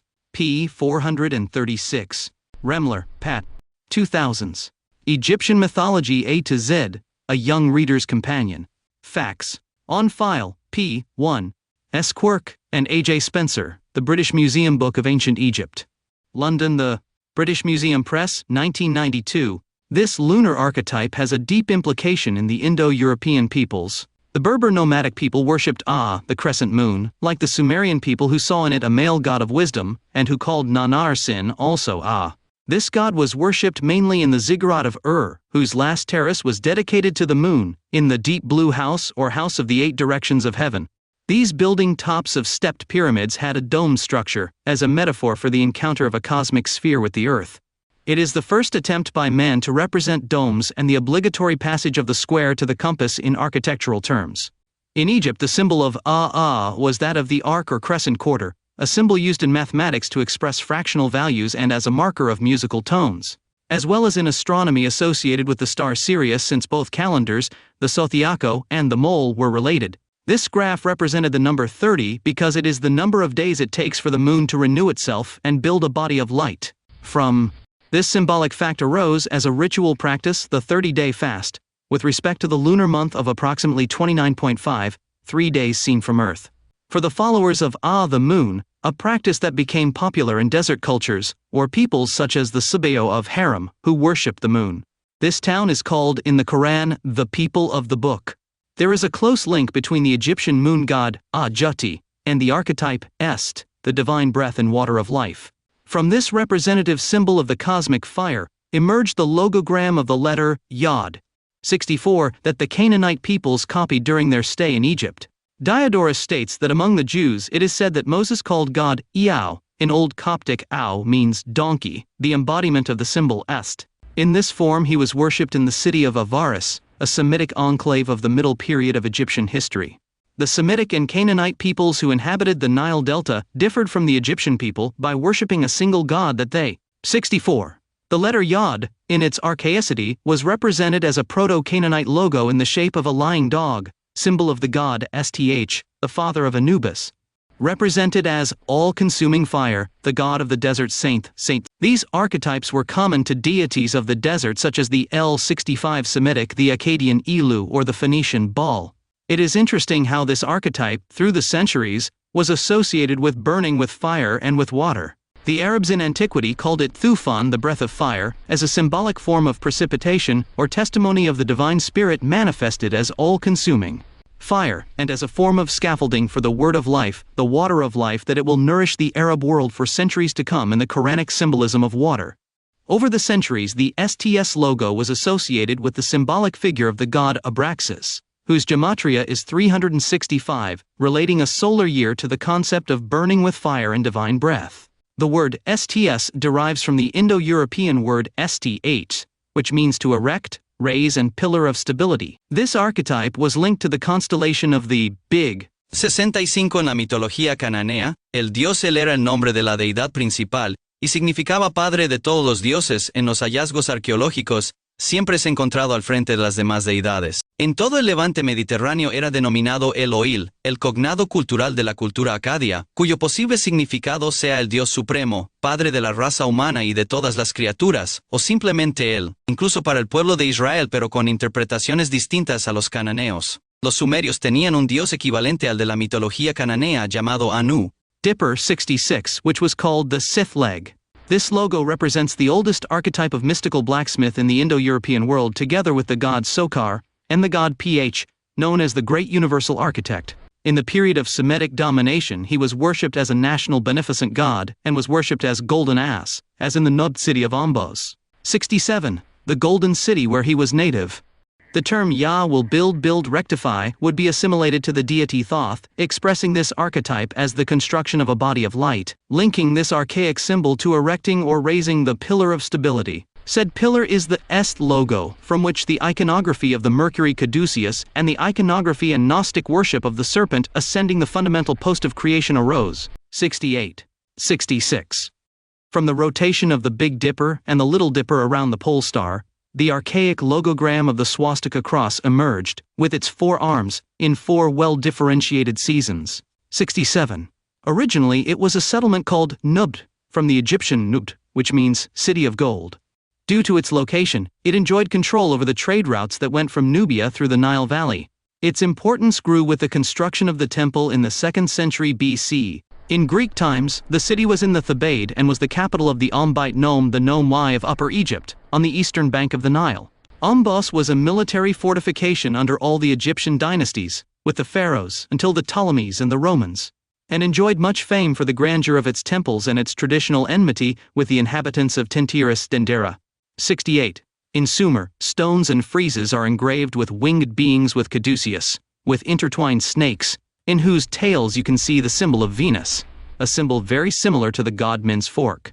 This ancient ritual was known as raising the fundamental jade pillar iconography that was the most reproduced in Egypt of all time. The fundamental pillar, 69, ended in a series of 4 horizontal lines at the height of the heart of the god Ptah, 70.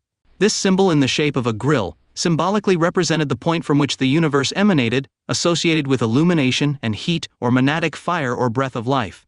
In ancient Egypt, few deities carried the dyed pillar 71. One was Pth, a generating concept of universal reality, and the other was the god Adihut, as god of wisdom. Both deities create the universe as a continuous process of emanations of words, sounds, and forms from the heart of the deity. Archaic alphabets, such as Egyptian Berber or Hebrew, with their 21 fundamental 69 cuatro pilares, representativos de los órganos generadores de energía del cuerpo humano, eran los órganos que se guardaban en el ritual egipcio de la momificación en los frascos canopos, los frascos del Can. El corazón no se sacaba del cuerpo por ser considerado sagrado y sede de los pensamientos, como el lugar de donde es emanada la creación por asimilación a Pth. 70 El corazón del dios Ptah estaba vinculado al sol Ra, la joya en el loto.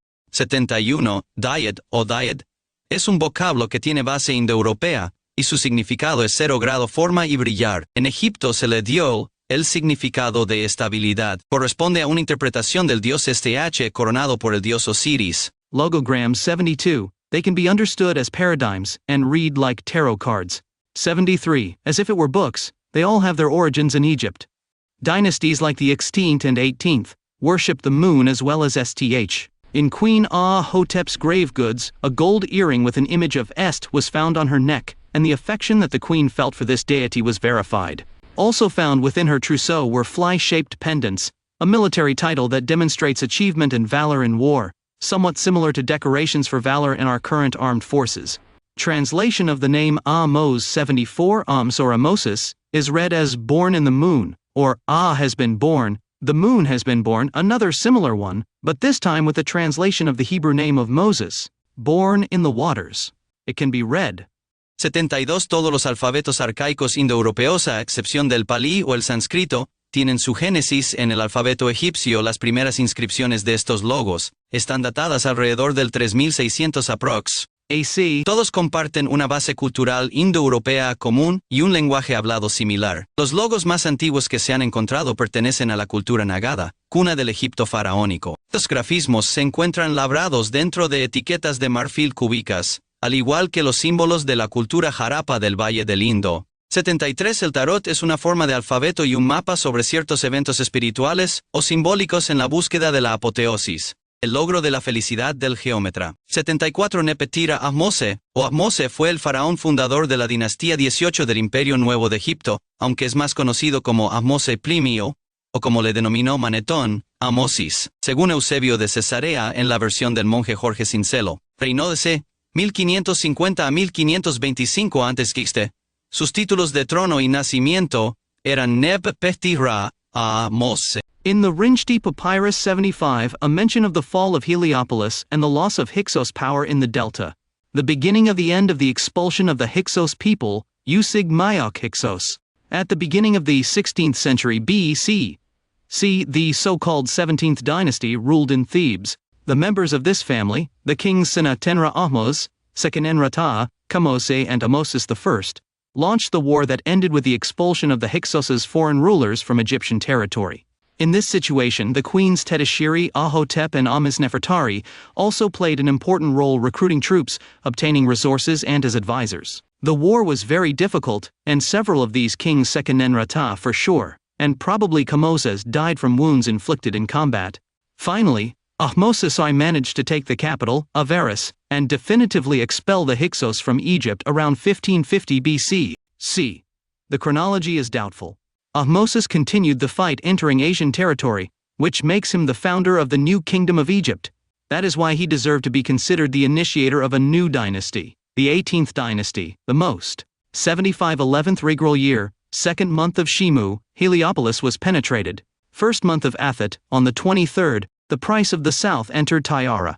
Phrase found in the Haika papyrus's rolled or Ames, which curiously in mathematical problem 50, exposes a possible squaring of the Sindhi. Brilliant in Egyptian history, although there was no lineage break with the 17th dynasty. It is possible that prayers and Egyptian prayers to gods known as Esch, deity of the desert, and the god Thoth, theophoric names Dihudi, were carried by various 18th dynasty pharaohs called Dihuthi-Mez, begotten of Dihudi, later also called Thutmosis, the Hellenized form of his name, god of Scripture, were reinterpreted in the context of the centuries-long transformation of tribes into nomadic parts that seized control of Egypt during the Second Intermediate Period, and their subsequent expulsion. The so-called mented Ixos, the seed of what we would later know as the people of Israel, is there. It was an expulsion of several decades carried out by the Theban power against nomadic Phoenicians and Semitic-type desert nomadic peoples who had settled in the Nile Delta and refounded the city of Avaris. This expulsion is known such as the expulsion of the Ixos, Kappa Sigma Hyksos, by Pharaoh Kamose, Ahmose, and others. During the Ixo-Uuk-Hyksos period of Egyptian history, in the city of Avaris, a single god was worshipped. Sth, god of the desert, was worshipped as a donkey-faced desert deity. He was worshipped in the form of a golden donkey-faced statue, hence the later mockery of Jews and Christians as worshippers of a donkey-headed god. This can be studied and verified in the graphite of Anaximandro, 1st century, Rome, Monte Palatino. Also in the interpretation of literary works that allude to gods with the appearance of golden donkeys, such as the golden ass of Apuleius, the metamorphosis of Apuleius, which, according to Augustine of Hippo, was known as the Golden Ass's Asinus Aureus by Apuleius, is the only complete Latin novel that has been found. It was written in the 2nd century AD, and was an adaptation of a Greek original, whose author was possibly Lucius of Patras, if that name is not simply derived from the main character and narrator of the work. The Greek text is lost, but there is Auios Novos's Lucius, or the Ass, a similar story by an unknown author that is probably an abbreviation or epitome of the text by Lucius of Patras, in antiquity wrongly attributed to Lucian of Samosata, a contemporary of Apuleius.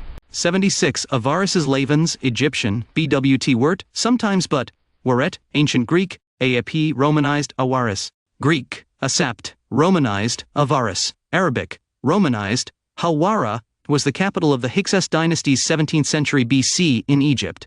It was the seat of the Hyksos kings of the Second Intermediate Period of Egypt. It is estimated that it was located in present-day Tel El Daba, cast of the Nile Delta. About the god Seth, protector of Ra, Set was depicted standing on the prow of Ra's barge defeating the dark serpent Apep. In some late-period depictions, such as the Persian period Hybis temple at Karga, Set was depicted in this role with the head of a falcon, assuming the appearance of Horus. In the Amduat, DWT, it is described which Set has a key role in overcoming Apep. During the Second Intermediate Period 1650 to 1550 BCE, a group of Near Eastern peoples, known as the Hyksos, literally rulers of foreign lands, gained control of Lower Egypt and ruled the Nile Delta from Avaris. They chose Set, originally the chief god of Upper Egypt, the god of foreigners, and the god they found most similar to their own chief god, Hadad, as their patron. Set was then worshipped as the chief god once more. The Hyksos king Apophis is recorded to have exclusively worshipped Set, as described in the following passage. He chose as his lord the god Seth. He did not worship any other deity in all the land except Seth. Papyrus Salier 1 Apophis and Sekenunra. Reference, Gardner, ed. 1932. Papyrus Salier 1 Apophis and Sekenunra. Osman, January 2008. Of God and Gods, Egypt, Israel, and the Rise of Monotheism. University of Wisconsin Press. pp. 47-48. ISBN 978-299-22550-6.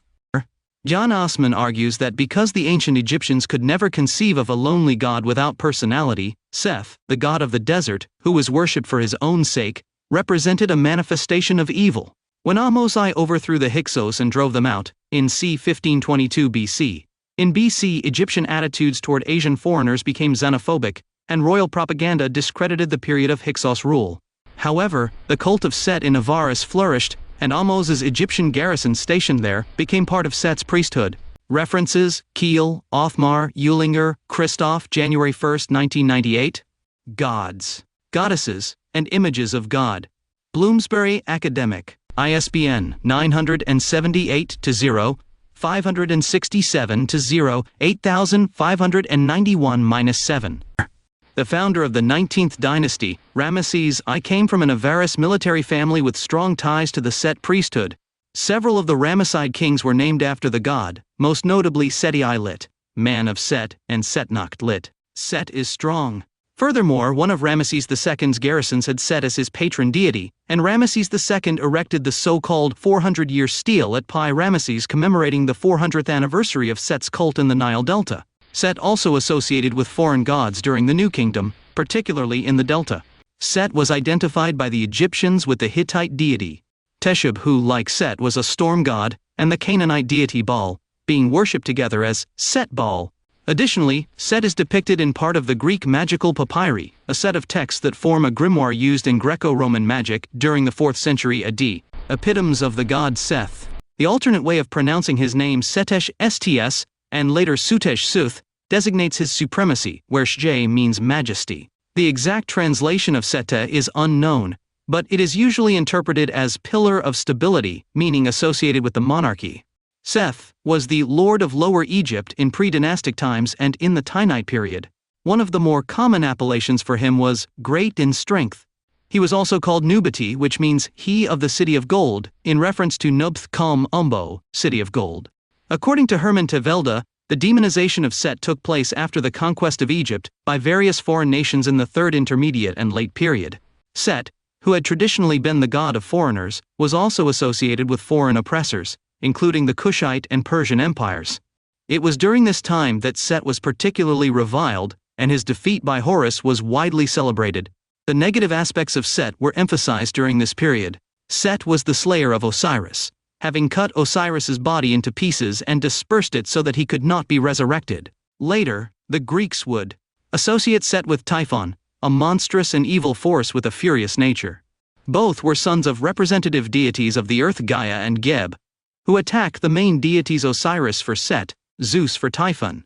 However, throughout this period, in some peripheral regions of Egypt, Set was still regarded as the main heroic deity. Set was worshipped in the temples of Ombos's Nubt near Nukkada, and Ombos's Nubti near Kom Ombo, at Oxyrhynchus in Upper Egypt, and also in part of the Fayum area. More specifically, Set was worshipped at the relatively large metropolitan albeit provincial site of Seper Meru, especially during the Ramesside period. There, Seth was honored with an important temple called House of Seth, Lord of Seper Meru. One of the epithets for this city was Gateway to the Desert, which fits well with Set's role as deity of the borderlands of ancient Egypt.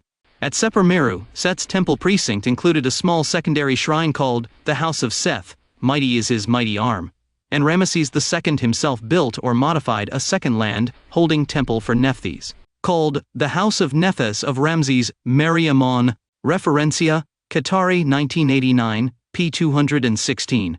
The two temples of Seth and Nephthys at Seper Meru were under separate administration, each with its own estates and profits. Also, another moderately sized temple of Seth stands out in the nearby city of Pi Wena. The close association of the temples of Set with the temples of Nephthys in the key peripheral towns of this milieu is also reflected in the probability that another house of Set and another house of Nephthys existed. In the town of Su, the entrance of the Fayum, Papyrus Bologna preserves one of the most vexing complaints made by a Pramhab, prophet of the house of Seth, in the now lost city of Punajum, the sweet place. In the Papyrus Bologna text, the beleaguered Pramhab laments the improper taxes for his own temple, the house of Seth, and goes on to lament that he also bears responsibility for the ship, and I am also responsible for the house of Nephthys, along with the remaining bunch of temples in the district. Referencia, Papyrus Bologna, 1094, 5, 8-7. The donkey's head suggests the derisive accusation of idolatry adoration of a donkey, which was then directed against Christians. Tertullian, writing in the late 2nd and early 3rd centuries, notes that Christians and Jews were accused of worshipping an ass-headed deity.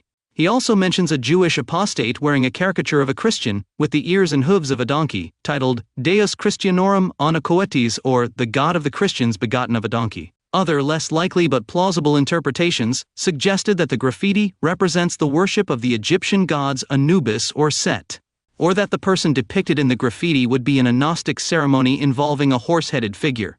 Taking into account that the religiosity of the Semitic people of Avaris is strongly influenced by Egyptian religiosity, creating a cultural amalgam or cultural cognate between Semitic and Egyptian gods, that over the centuries was fundamentally transformed after the expulsion in the culture of the people of Israel, after the Exodus that seen in the light of the facts was an expulsion, and where in the city of Avaris, a Semitic enclave of Hyksos, a single god was worshipped, Seth, as a golden donkey. References to P. Ramesses, the city of Avaris refounded. In the Bible, the biblical book of Exodus mentions Ramesses as one of the cities that the Israelites were forced to work on, and they built for Pharaoh the storage cities Pithom and Ramses, and from which they set out on their account of Exodus departure. The children of Israel departed from Ramses to Succoth. It is understandable that this Ramesses was identified by a first generation of biblical archaeologists with the Ramesses of Ramesses II. When the 21st dynasty moved the capital to Tanis, PPI Ramesses was largely abandoned, and the old capital became a quarry for rebuilding old monuments or building new ones. But his name was not entirely forgotten, as it appears on a list of 22nd dynasty cities, and it had a revival under 22nd dynasty Shishak I, the biblical Shishak, who tried to emulate the achievements of the Ramessides. The existence of the city as the capital of Egypt, as late as the 10th century BCE. C makes the reference to Ramses problematic in the Exodus story, as a memory of the time of Ramses II.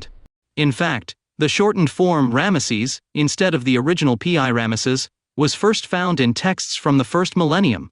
The Bible describes Ramses as a storage city or store city. The exact meaning of the Hebrew phrase is not certain, but it has been suggested that it refers to the place of supply depots on or near the border. This description would be suitable for Python Tel al-Masjuta during the 6th century BCE, c, but not for the royal capital at the time of the Ramessides, when the closest border was in northern Syria.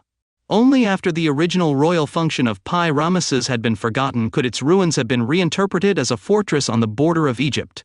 Fuente, Dun Jimmy, Contier, Ancient Pi Ramesses en Ingalls. Consultado en noviembre 18, 2014. Referencia, John Van Seters, The Geography of the Exodus, and John Andrew Dearman, Matt Patrick Graham, eds. The Land That I Will Show You, Essays on the History and Archaeology of the Ancient Near East in honor of J. Maxwell, Miller, Sheffield Academic Press, 2001, pp. 264, 6. Nile Delta, A Review of Depositional Environments and Geological History, Geological Society of London, Special Publications, 1989 v. 41, p. 99-127. Manley Bill, 1995. The Penguin Historical Atlas of Ancient Egypt, Penguin. Harmonsworth. Ahmose I, the founder of the 18th dynasty, conquered Avaris shortly before the Hyksos were finally expelled from Egypt. During his reign he erected a palace, built in part with bricks from the Hyksos citadel, which appears to have been used as a royal residence. The palace area was used until the reign of Amenhotep III, and possibly until the time of Ramses II. The city seems to have been abandoned after the expulsion of the Hyksos, although it may have been repopulated during the 19th dynasty, and at that time, took the name of Pi Ramesses. During the 19th dynasty of Egypt, Avaris regained its past glory when Pharaoh Ramesses II founded his new capital on the old site. The city was named Pi Ramesses Anuktu, which means the house, domain of Ramesses, great in victories. Pi Ramesses or Pi Ramesses Anuktu, that is, the house of the dominion of Ramesses, great in victories, was the new capital of Egypt, built by Pharaoh Ramesses II of the 19th dynasty of Egypt. Ramesses the Great, who reigned from 1279 to 1213 BCE in what is now the modern city of Contier, near the ancient site of Avaris in the eastern Nile Delta. The decision to transfer his rule and residence from Thebes to the far north may have been motivated by geopolitical reasons. The eastern vassal states of the Egyptians are situated much closer, as is the empire's border with hostile Palestine. Diplomats and information would reach Pharaoh more quickly. The main body of the army was also garrisoned in the city and could be mobilized quickly. Pi Ramesses prospered for a century and poems were written about its splendor, and it is said that it once had 300,000 inhabitants. The decline of Egyptian influence abroad, in the 20th dynasty of Egypt, made the city less important. When the 21st dynasty of Egypt established its lower Egyptian capital elsewhere, at Tanis, northwest of Pi Ramesses, the city declined. Referencias. Holiday, John S. Jr. 1997. The eastern Nile Delta during the Hyksos and pre-Hyksos periods, toward a systemic socio-economic understanding. N. Eliezer D. Oren, ed. The Hyksos, New Historical and Archaeological Perspectives. University Museum, University of Pennsylvania. pp. 183-252. ISBN 978-0-924171-46-8. Grant Michael, 2005. The Rise of the Greeks. Barnes & Noble. Books. ISBN 978-0-7600 and 7-7000-9. Beatak Manfred, 1992. Minoan Wall Paintings Unearthed at Ancient Avaris. Egyptian Archaeology. Bulletin of the Egyptian Exploration Society, N. Ingalls 2 26-28. s.wikipedia.org/wiki/Avaris. About the hymn to Aten. Probable source of several verses of the Christian Our Father. In the great hymn to the Aten, at least the beginning bears a certain resemblance to the supposed prayer of the blind man. One of the sources, Book of the Dead, Papyrus of Ani, p. 102-103 translation by Wallace Budge. This prayer was addressed to Aten, the solar god par excellence, which Akhenaton wanted to establish as the only god, known as the Great Hymn to Aten, begins with the following sentence. You appear resplendent on the horizon of heaven, O living Aten, creator of life. Great Hymn to Aten. Etymology of the name of Aten. The word Aten appears in the Old Kingdom as a noun meaning disk, and referring to anything flat and circular. The sun was called the day disk, where Ra was thought to reside. By analogy, the term silver Aten, or silver Aten, was sometimes used to refer to the moon. High and low relief illustrations of the Aten show it with a curved surface, therefore the late scholar Hugh Nibley insisted in which a more correct translation would be globe, orb, or sphere, instead of disk. The pronunciation of the real name of Aten is JTN, ITN, whose gematria, if we take as valid the Hebrew or Greek gematria taken from Egypt, its result is 360. The first known reference to the Aten, the sun disk, as a deity, is found in the 12th dynasty history of Sinua, in which the deceased king is described as ascending like a god to the heavens and uniting with the sun disk, the divine body merging with its creator. References: Wilkinson, Richard H. 2003. The Complete Gods and Goddesses of Ancient Egypt. Thames and Hudson. pp. 236-240. M. Lichtime. Ancient Egyptian Literature, Vol. 1, 1980, p. 223. Redford Donald, 1984. Akhenaton, the Heretic King. Princeton University Press. pp. 170-172. ISBN 978-0-691-0-3567-3. The Hymn to the Aten is considered a masterful work of religious literature. This song of love for God and enthusiasm, the most vibrant that ancient Egyptian literature has ever bequeathed, may have been composed by Akenaton around 1360 BC. C. was the 10th pharaoh of the 18th dynasty of Egypt and reigned around 1353 BC. Although it was possibly not written by the pharaoh himself, as it recalls older prayer texts that glorified Osiris or Amun in the same terms. Several similar versions were found in the tombs of Akhenaton's dignitaries, although the most complete document, the so-called Great Hymn to Aten, comes from the tomb of Pharaoh I, where it was found by Urban Bourriant da Fuente. Wikipedia, Encyclopedia Britannica. Alejandra Sarsosimo, Preliminary Notes for the Study of the Concepts of Ethics and Morality in Ancient Egypt, in Transoxiana, 5. But so far the coincidences. Then we have to go to other texts such as the Maxims of Ani, appeared in a fragment found in 1975, among the rubble of Horemheb's tomb, but in this case, it is not written in hieroglyphics, but in hieratic script, which is a further simplification of it, although it is believed that the writing was originally written around the 18th dynasty, during which Akhenaton reigned, promoter of monotheism or worship of Aten, the only god in Egypt.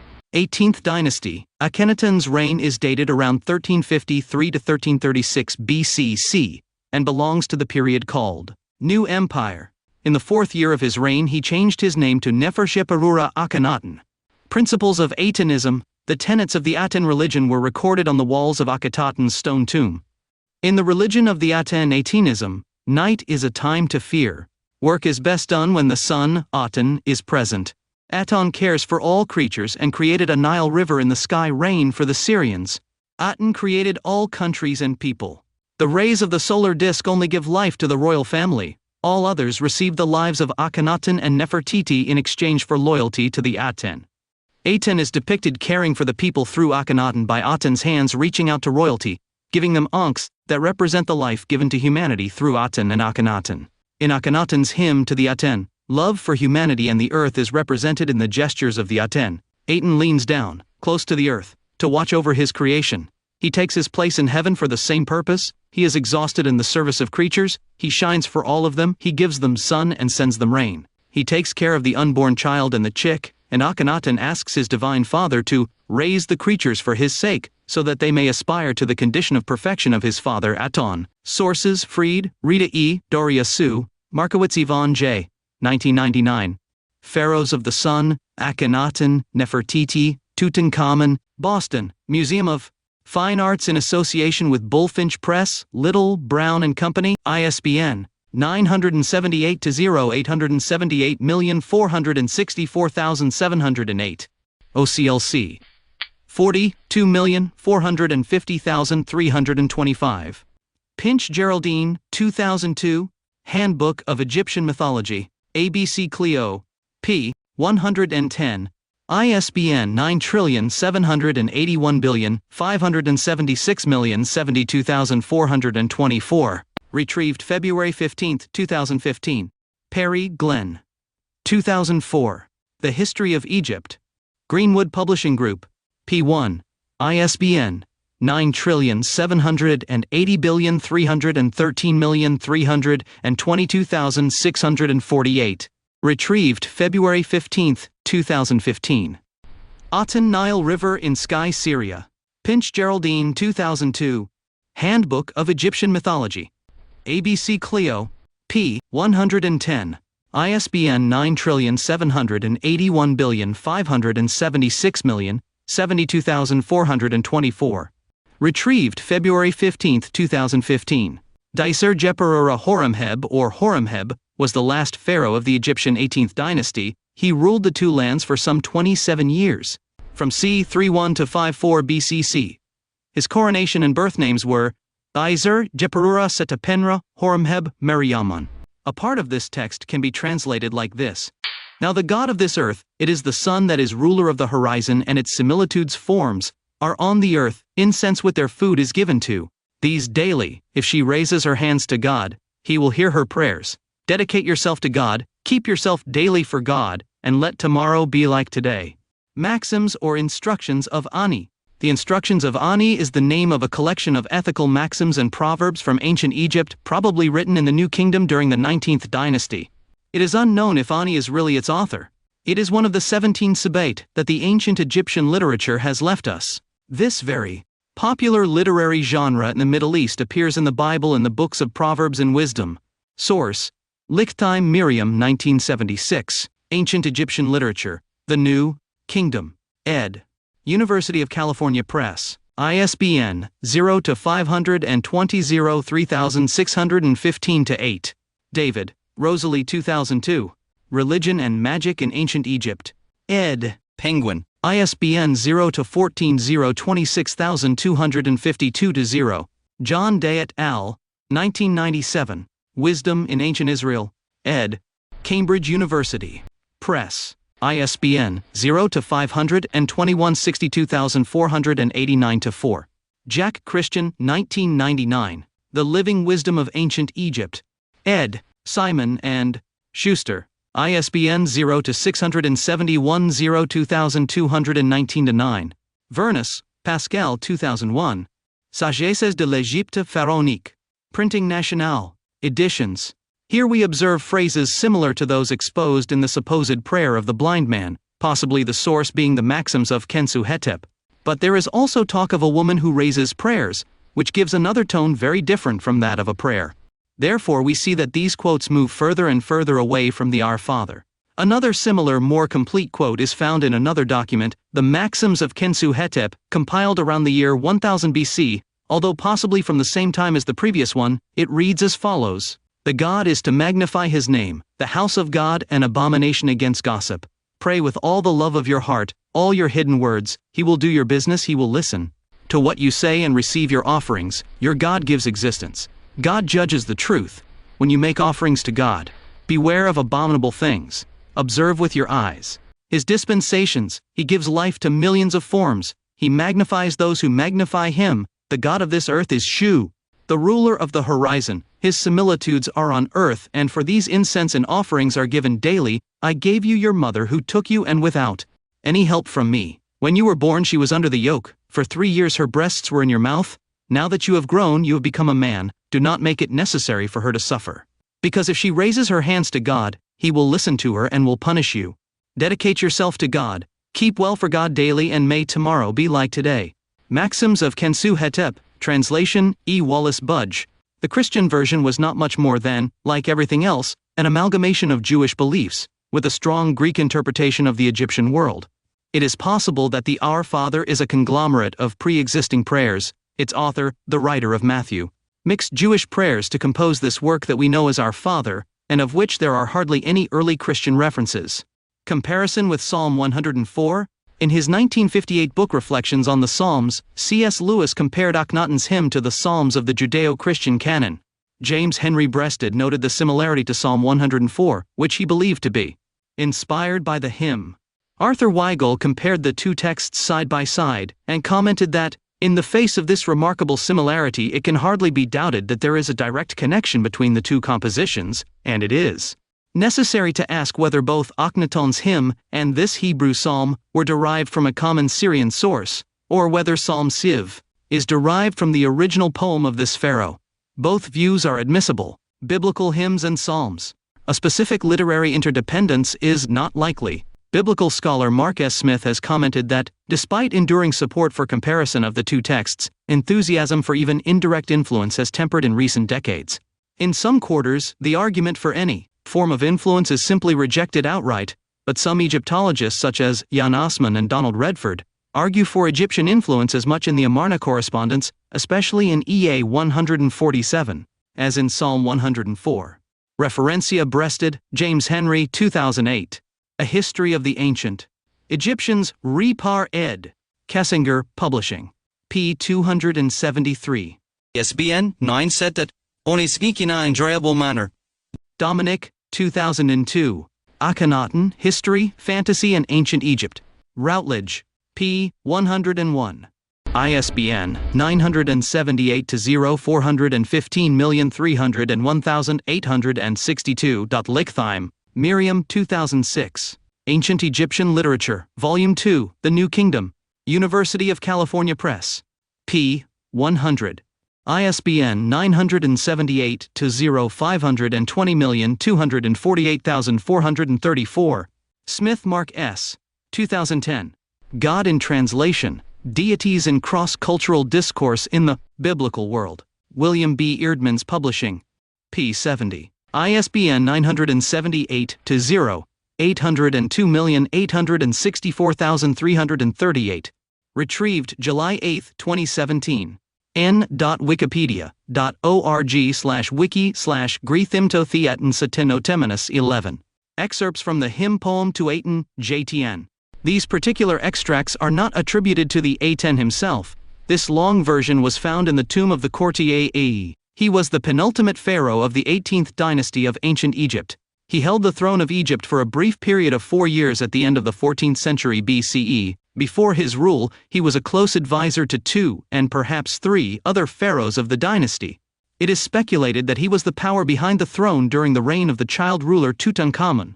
His prename Khepri means eternal are the manifestations of Ra, while his name Ayat Netcher reads, alas, Father of God. Records and monuments that can be clearly attributed to A are rare, both because his reign was short and because his successor Horemheb instigated a damnatio memoriae campaign against him and the other pharaohs associated with the unpopular period from Amarna. Fuente n.wikipedia.org/wiki/a pharaoh. From the middle of the text. How manifold is what you have done! They are hidden from the face of man. O only God, like who there is no other. You created the world according to your desire. While you were alone, all men, cattle and wild beasts, all that is on earth, walking on its feet from him, and what is on high, flying with its wings. The countries of Syria and Nubia, the land of Egypt, you put everyone in their place, you meet their needs, each one has his food, and the time of his life is counted. His tongues are separated in speech, and their natures too, their skins are distinguished.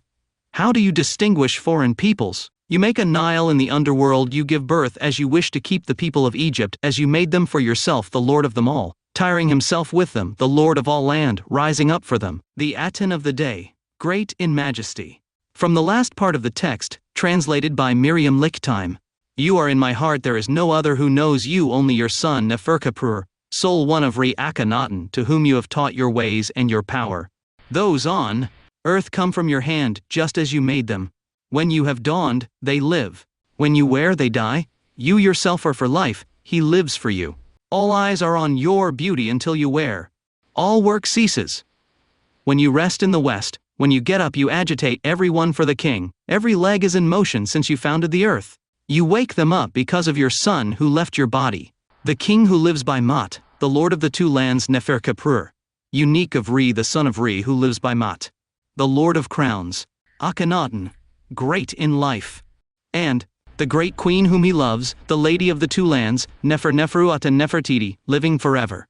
Reference, Pritchard, James B., ed. The Ancient Near East, Volume 1, an anthology of texts and pictures, Princeton, New Jersey, Princeton University Press, 1958, pp.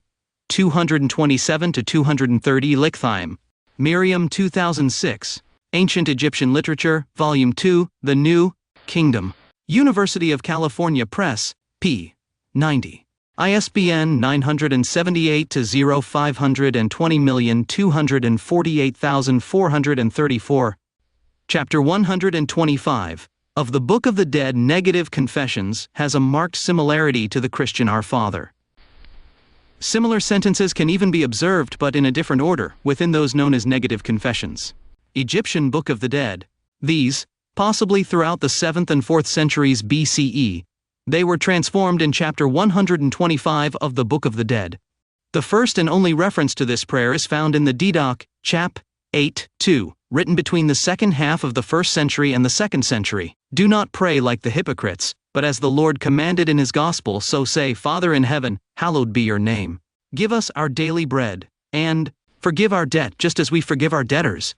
And lead us not into temptation, but save us from evil, for yours are the power and the glory forever. The problem with this one is that it is impossible to establish its dating.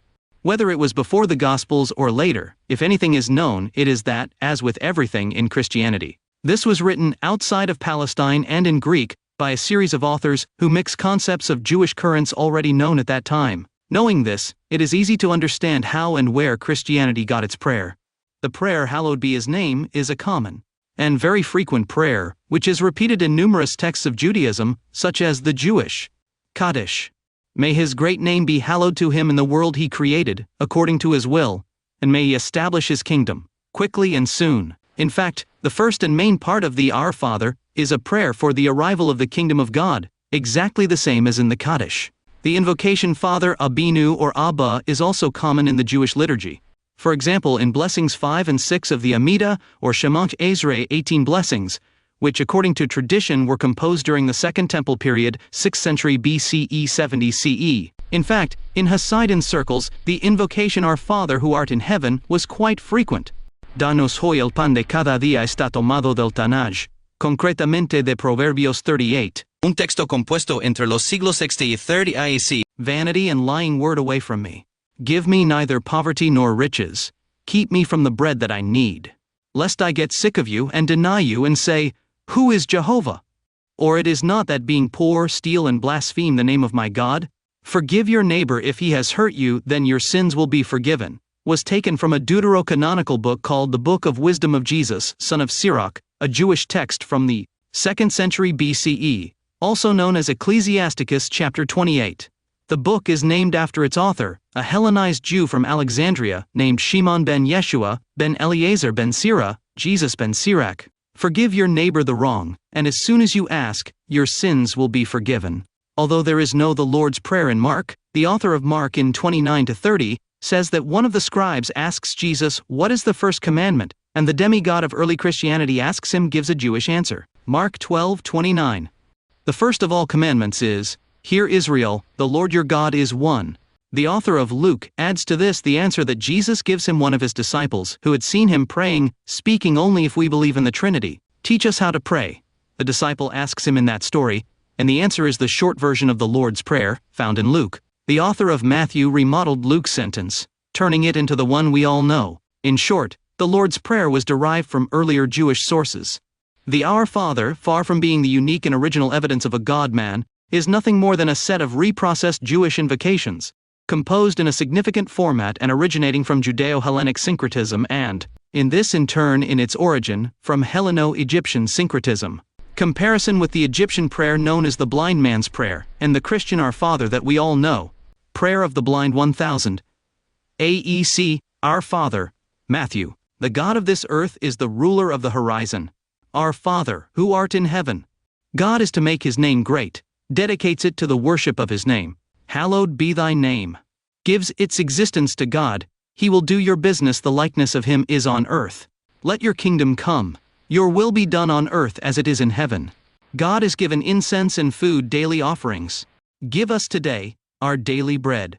God will judge the true and honest and forgive our debtors. Forgive our offenses, as we also forgive those who offend us.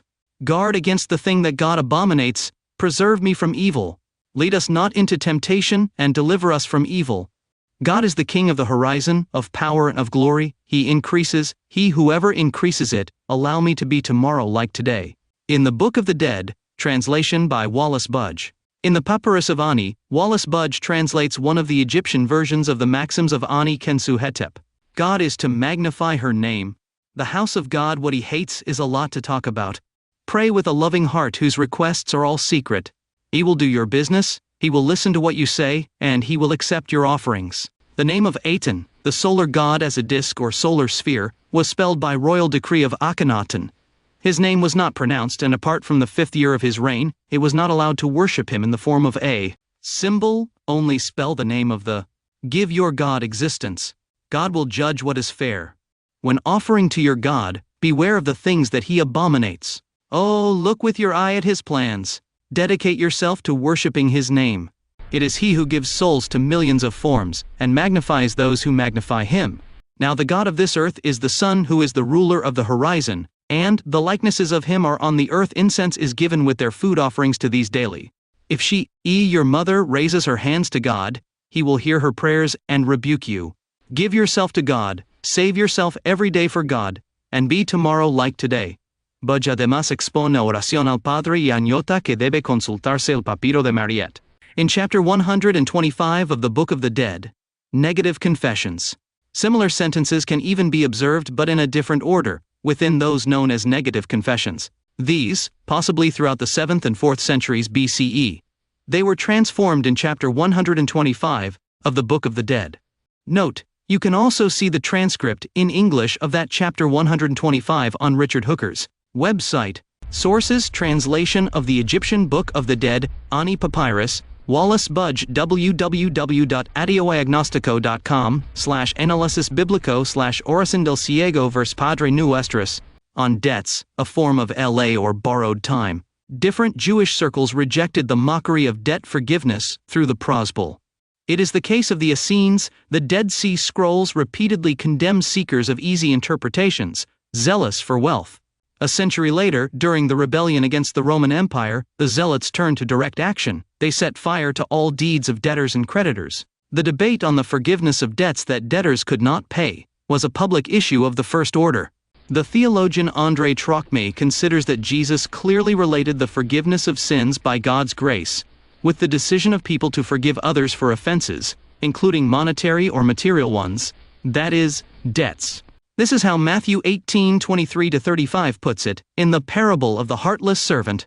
In the Gospel of Matthew 6:12, all the Greek manuscripts use the form corresponding to the words debt, opinua opelama, and debtor phiepsiloniotalam datoeta, opelitzes omicron phiepsilon lam, deipsilon to alpheota, to omicron the debtors, and also the verb I forgive, nar greater than apinu aphiemi, generally used for the forgiveness of monetary or material debts, and whose noun apioic aphesis is repeatedly used by the Greek Bible or Septuagint as a translation of Jubilee or liberation, v.g. Leviticus's, and by Luke 4:18-19 to refer to the liberation of the captives and liberation of the oppressed, when Jesus proclaims the year of favor of the Lord, also alluding to Sabbath years and Jubilee, but without referring to its legal celebration. every 7 or 50 years, but as the fulfillment of the messianic promise starting today, Luke 4:21. The different versions of the Vulgate, translated into the Our Father in Latin debita det, and debitoribus debtors. Strange, 6:14-15, Jesus speaks of offenses, pi alphar hopatao megami alpha parapioma.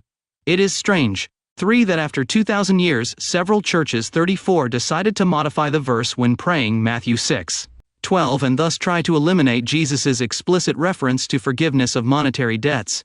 In fact, the version of Luke 4:21 requests the forgiveness of sins, alpha mol far hotaliot alpha amartius, for we also forgive everyone who owes us, omicron fiap saloniotalamda omicron nutaliota afelanti. Already Luke 6:34-35 has declared that it is not meritorious to lend to those from whom one expects to receive, and has claimed the need to lend without expecting anything in return. Another selection of Ani's maxims, far from the original text of the Our Father, but with a marked moralizing tendency and prayer towards God. Selection of maxims. Translation of Christian Jacques. The Living Wisdom of Ancient Egypt. The truth is sent by God. p. 21. Even though he is an important person, a man whose nature is evil doesn't know how to stay upright. p. 31. Celebrate the feast of your God at the right time. God is not happy if he is neglected. p. Be careful to avoid the mistake of lying, it prevents you from fighting the evil within you. p. 79. Choose what is good to say and keep the evil words prisoner in your body. p. 79. Keep a heart full of love whose words remain hidden. He, God, will provide for your needs. He will listen to what you say, your offering will be acceptable to him. p. 80. Everyone can master their own nature, if the wisdom they have been taught has made their nature balanced. p. 85. A lazy man never makes up his mind to do anything. He who knows how to plan is worthy of consideration. p. 90. Repay abundantly the bread your mother gave you. She supports her as she did. p. 106. Pour out the libation water of your father and your mother, who rest in the valley of death. The gods will bear witness to this just act. p. 106. Despise the woman who has a bad reputation in her city. Don't look at her as she walks by. Don't try to sleep with her. p. 108. Marry a woman while you are young, and let her have children while you are young. p. 112. Build your own house, and don't assume your parents' house will come to you by right. p. 113. Do not sit while there is a person standing who is older than you, or whose rank is higher than yours. p. 123. You will know happiness if your life passes within the limits established by the will of God. p. 124. Do not fill your heart with the desire for the goods of others, but rather worry about what you have built for yourself. p. 132. When death comes, embrace the old man like a child in the arms of his mother. p. 152. The originality of these teachings is in its epilogue. Ani debates with his son Jansuhotep about the need for learning. After the son has justified his laziness and his refusal to learn in fate and his innateness, Ani replies, "The bent wood is left in a field. After it is exposed to sun and shade, the carpenter will try to straighten it and make the cane." Another example of moralizing writings is the Maxims of Ptahhotep. Maxims of Ptahhotep. Ptahhotep was vizier of Diadkara Isesi, and his advice was compiled by his grandson, Ptahhotep Shefi, using hieratic script. The work begins with a brief introduction by Ptahhotep Shefi 77, assigning the authorship to his grandfather, and then continues with his grandfather's words, which explains that he has dedicated his life to achieving wisdom, but adds that full knowledge is never achieved. Years go by, old age has come, fragility comes, weakness grows. One sleeps all day, like children. The eyes are clouded, the ears are deaf. With fatigue the strength diminishes, the mouth, silenced, does not speak. The heart, empty, does not remember the past, bones ache, good is bad, the taste is gone, what the years do to people it's bad in every way. Do not boast of your knowledge, nor be proud because you are a wise man. Take advice from the ignorant in the same way that of the sage, for the limits of art have not been reached, nor is there a craftsman. 77.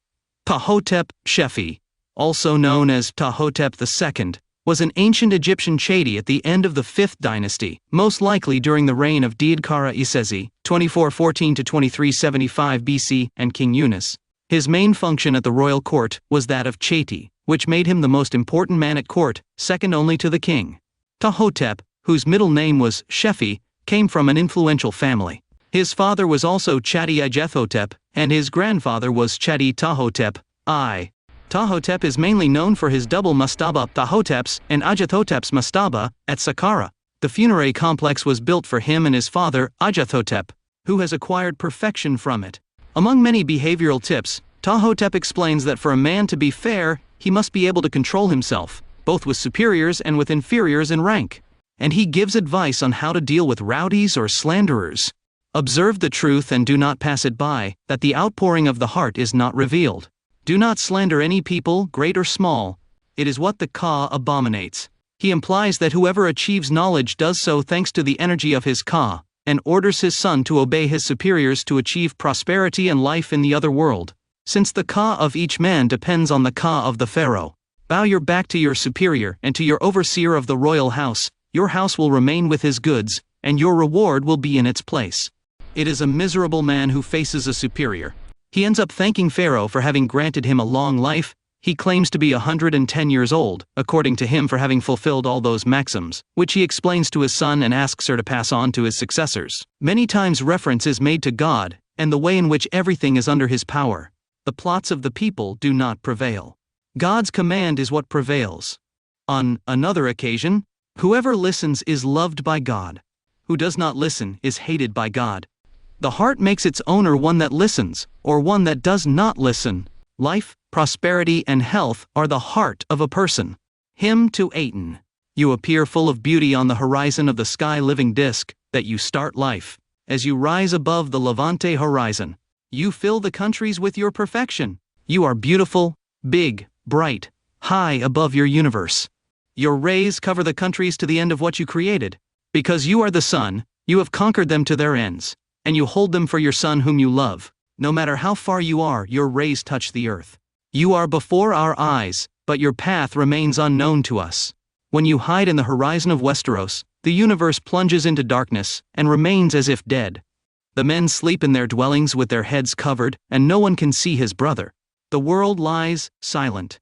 It is that the creator of him rests behind the horizon. But, at dawn, since you rise on the horizon and you shine, disk of the sun during the day, you expel the darkness and radiate your rays. So, the double country is a party.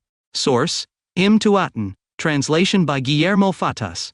There is another, longer version of the great hymn to the A10 found in the tomb of Ata 25. Tomb of A. West Wall translation, Hari Robert. New Kingdom, Amarna period, The Great Hymn to Aten, Leiden, Brill, 1985.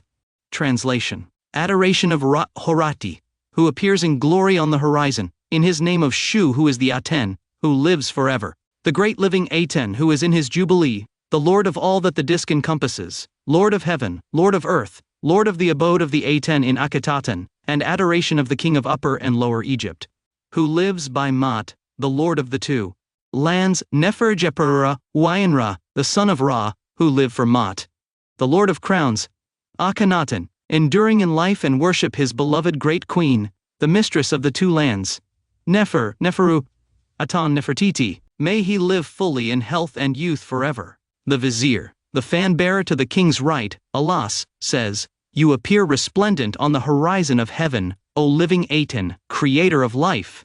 When you dawn on the eastern horizon, you fill all the regions with your perfection. You are beautiful, big and bright. You rise above all lands. Your rays cover the regions up to the limit of how much you have created. Being Ra, you reach his limits, and you dominate them for this beloved son of you, Akenaton. No matter how far you are, your rays are always on the earth. Even if you are seen, your steps are unknown. When you hide on the western horizon, the earth darkens as if death were coming. He sleeps in the chambers, with his heads covered, and what one eye does the other does not see. Even if his goods were stolen that are under his head, men would not notice. All lions come out of their den, all snakes bite. Darkness comes, the earth rests in silence when its creator rests on the horizon. The earth lights up when you rise above the horizon, when you shine, like Aten, during the day. When you throw your rays, the two lands celebrate it. Men wake up and stand on their feet because you have awakened them. The bodies are purified, they dress, their arms adore your appearance. The whole country goes to work, all the animals graze on their grasses, trees and plants sprout, birds fly past their nests, while their spread wings greet your Ka. All herds jump on their feet, what flies and everything that settles lives when you stand up for them. Boats set out both north and south, paths open as you ascend. Riverfish leap towards your face, and your rays penetrate to the center of the great green. You, who make the seed grow in women, that you create the seed of the people, that you feed the son in his mother's womb, that you appease him to calm his tears, are the nurse in the womb, the one who gives breath and feeds everything created.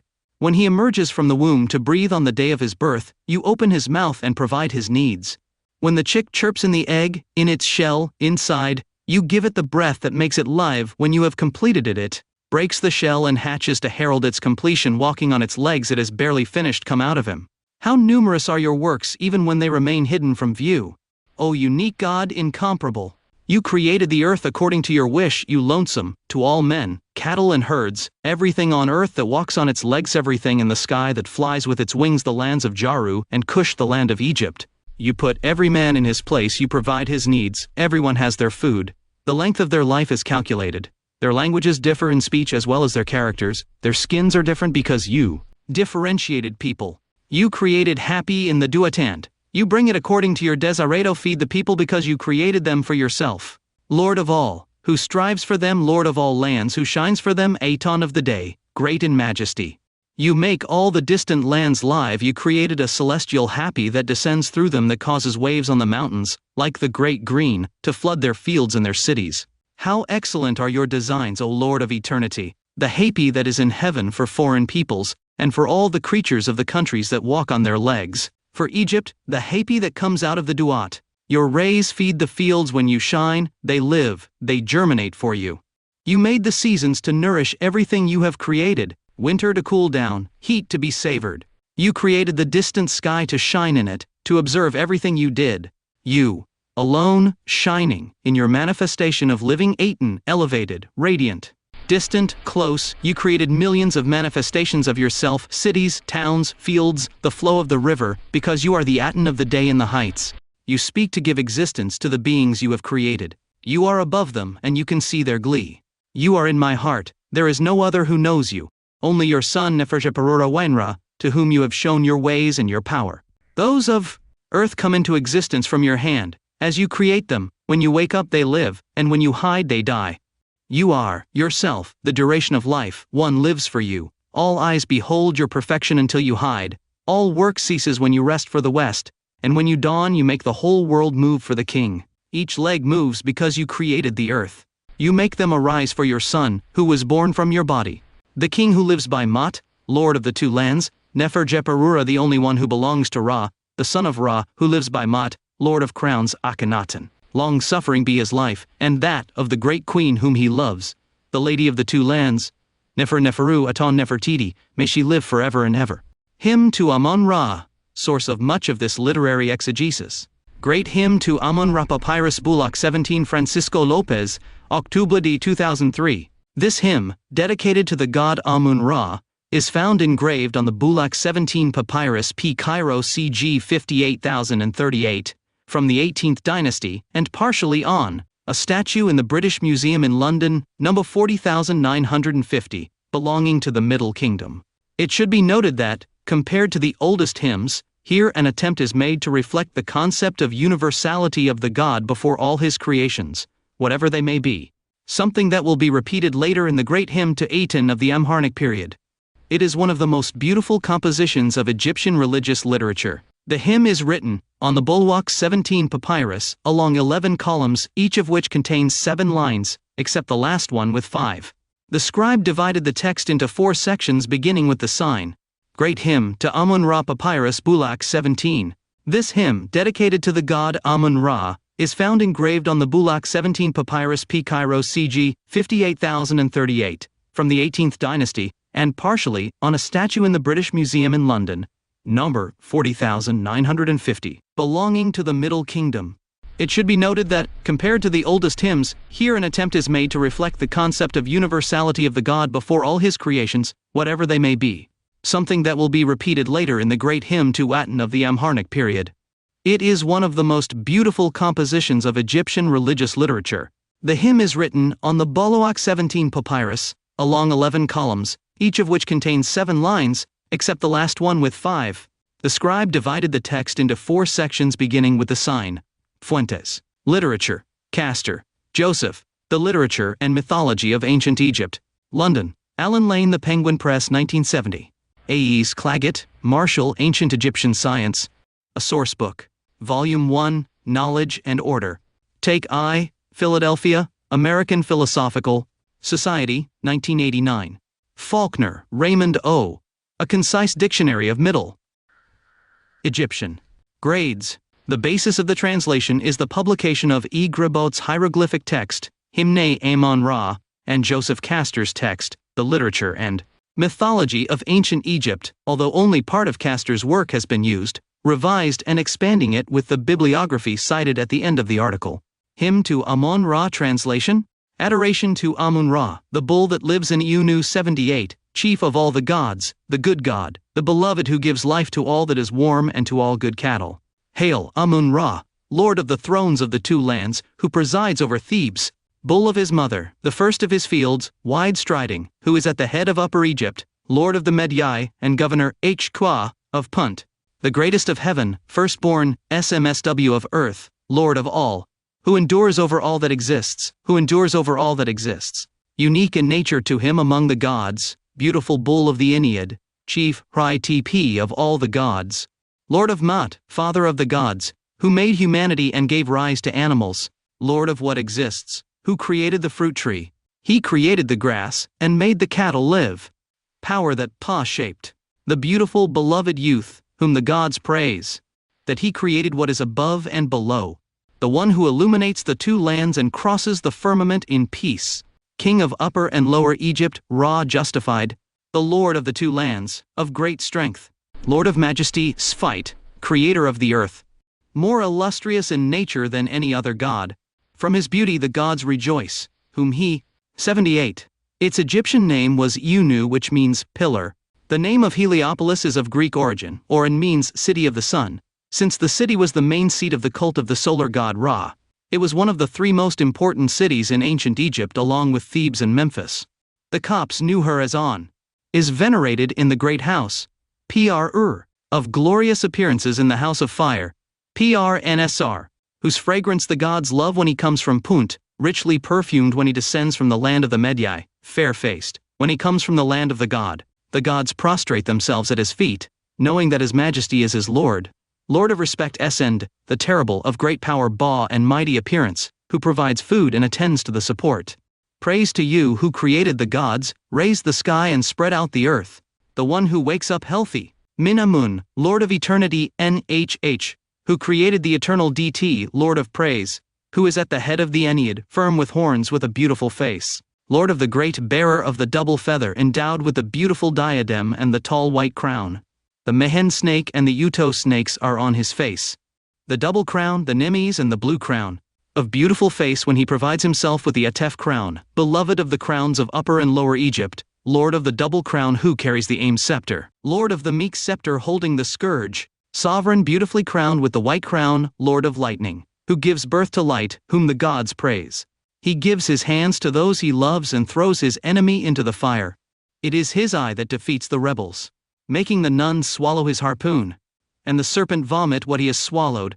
Praise to you, O Ra, Lord of truth, whose chapel is hidden, Lord of the gods. Jepri in his boat, who gave the order and the gods came into existence. Atum, who created mankind, distinguished their natures and created their lives. What made the colors different, one from the other? The one who listens to the pleas of the accused, BTNW. Kind-hearted when someone calls, who rescues the fearful of the oppressor, and he judges between the wretched and the powerful. Lord of knowledge, Sia, in whose mouth is the authority HW, the Nile has come by your desire for it. Lord of great sweetness BNRT, the beloved when he comes men live. He makes all eyes widen on the nun. His beneficence has given birth to light. The gods rejoice in his beauty, and his hearts live when they see him. O Ra, 79, worshipped at Karnak, from great. 79. Ra is the god of the sun and the origin of life in Egyptian mythology. Ra is the symbol of sunlight, creator of life, and responsible for the cycle of death and resurrection, God who represents the midday sun, in its maximum splendor. In the early days he was the most important figure in the underworld. It was said that each night he traveled through it in the form of Auf-Ra, the setting sun. To travel through the sky, it was believed that he did it by boat from east to west in a 24-hour journey. By day it was a boat known as a man-jet, At night he travels in a small barge called Mensing Tet. According to the moments of the trip, he manifested himself in 3 different entities. At dawn he was Jepri, at noon Horaiti, and at dusk, Atum. Appearances in the house of the Benbenati, the one from On, Lord of the festival of the 9th day of the month, in whose honor the feast of the 6th day of the month and the feast of the 4th of the month are celebrated. Sovereign and Lord of all gods, falcon in the midst of the horizon, Lord of the silent among men, whose name remains hidden from his children of him, MSWT, in his name of Amun. Praise to you, O fortunate one, MHTPW, Lord of joy, and mighty in his appearance, Lord of the great and tall double feather, who wears the beautiful diadem and the high white crown. The gods wish to admire you when the double crown rests on your forehead. Love to you stretches across the 2 lands, your rays shine in the eyes. The well-being of humanity appears when you rise, and the animals are languid when you shine. You are loved in the southern sky, and pleasant in the northern sky. Your beauty captivates hearts, and love for you makes arms languish. Your beautiful manifestation weakens the hands, and the hearts become careless when they see you. You are the one who gave birth to. In the creation myth of the Heliopolitan form of ancient Egyptian religion, Benben was the mound that rose from the primordial waters Nu, on which the creator deity Atum settled. The Benben stone, also known as the Pyramidion, is the top stone of the pyramid. It is also related to the obelisk, primitive mound, Pyramidion of Amenemhat III of the Black Pyramid, 12th dynasty, Egyptian Museum, Cairo. In the pyramid texts, in statements 587th and 600th, Atum himself is sometimes referred to as a mound. It is said that it became a small pyramid, located in Heliopolis in Egyptian, Anu or Unu, within which Atum was said to inhabit. Other cities developed their own primitive mound myths. At Memphis, the god Tatnan, a god of the earth and the origin of all things in the form of food and viands, divine offerings, all good things, was the personification of the primeval mound. Everything that exists, he one and only, creator of what exists. From whose 2 eyes sprang mankind, and from whose mouth the gods came into being. He who created the grass that gives life to cattle and the plants for men. Who created that on which the fish in the river live and the birds that dwell in the sky? Who provides the breath to what is in the egg? And he gives life to the offspring of the serpent, who creates that on which insects live. And likewise the worms and birds, the one who provides everything necessary for the mice PNW in their dens, and nourishes the birds in all the trees. Praise to you, who did all these things. The one and only, provided with multiple arms, who spends the night SDR awake, while all men sleep, looking for the best for his creatures. Amun, that endures, Emen, in all things. Atum and Horus of the double horizon. Praise you because you tire yourself 7-3 with us. Praises to you, because you created us. All the animals praise you. They praise you in every desert. As high as the sky, as wide as the earth, as deep as the great green. The gods bow before your majesty and extol the power Ba of their creator. They rejoice when the one who engendered them approaches, and they say, "Welcome and peace, Father of the fathers of all the gods, that he raised the sky and placed the earth, that he made what exists, creator of all beings. O sovereign chief of the gods, we revere your power, Ba, because you created us. We cheer you with joy because you have molded us. We offer you prayers because you tire yourself with us. Hail to you, creator of all that exists, Lord of Mut, and Father of the gods, that you created humanity and animals, Lord of the grain, who provides sustenance for the animals of the desert. O Amun, bull of fair countenance, loved in Karnak, of great appearances in the house of Benben, crowned again in On, you, who judged the 2 adversaries in the great hall, chief of the great Ennead, the one and only without equal, the Heliopolitan who presides in Thebes, he head of the Ennead of him, who lives day by Mut, dweller on the horizon, Horus of the east. The deserts, by his will, provide for him silver, gold and true lapis lazuli, myrrh and incense mixed from the land of the Medii, and pure myrrh for your nose. Of beautiful face when he comes from the land of the Medii, Amun-Ra, Lord of the thrones of the 2 lands, who presides in Thebes, he of On, who presides over his harem. The only king, unique among the gods, with multiple names, whose number is unknown, that dawns on the eastern horizon and is hidden by the western horizon, that he defeats SXRW, his enemies, and is reborn every day. Thoth raises his eyes from him, and delights in his excellence, the gods rejoice in his beauty, and the Hettet monkeys exalt him. Lord of the boat of the night and of the boat of the morning, that for you they cross the Nun in peace. Your retinue rejoices to see the enemy defeated, and how his members are cut down by the knife. The fire has devoured him, and his ba is separated from his body. He has put an end to the serpent's path. The gods shout for joy, and Ra's retinue is happy. On is for joy, Atum's enemy has been defeated. Thebes is happy and on exultant. The Lady of Life is happy. The enemy of her lord has been defeated. The gods of Aha, rejoice. The inhabitants of Letopolis kiss the earth. They see him strong in his power. Of the gods, Mat, Lord of Thebes, in this your name of Creator of order. Lord of food, Bull of provisions. In this your name of Bull of the mother of him, the one who created all men and all things. In this thy name of Atum, Jepri, great falcon that brings joy to his chest, Senbt, with a beautiful face that makes the chest festive, Mnt, of pleasing figure and high diadem, with the two serpents raised on his forehead, that to whom hearts of men draw near, humanity turns to him. When he gladdens the two lands with his appearances, hail to you Amun-Ra, Lord of the thrones of the two lands, whose dawn loves the city of him Thebes. Reference hymne Amun-Ra de Papyrus Égyptien du Musée de Bullock paperback, September 22, 2012. French edition by Eugene Grahot, author, Ancient Egypt. History, Mythology, and Literature. Illustrated edition. By George Rawlinson, author, translator, Arthur Gilman, author, Gaston Maspero, author, Agnes Sophia Griffith Johns, author, Ia Wallace Budge, author, translator, Louis Spence's author, Evelyn Paul, illustrator, Felix Bonfils, illustrator, Frederick Charles Cook, translator, James Teakle. Dennis's translator, Charles F. Horn, translator, Flinders Petrie, translator, James Henry Breasted, translator, Amelia B. Edwards. Translator, Donald Mackenzie, translator. Bibliography. The publication of the texts can be found in Mariette, Auguste, Les Papyrus Égyptiens du Musée de Bullock, v. 2. Paris 1872, and Grebeau. E. Hymne à Amun-Ra. Paris, 1874. Osman, Jan, Ägyptische Hymnen und Gebete.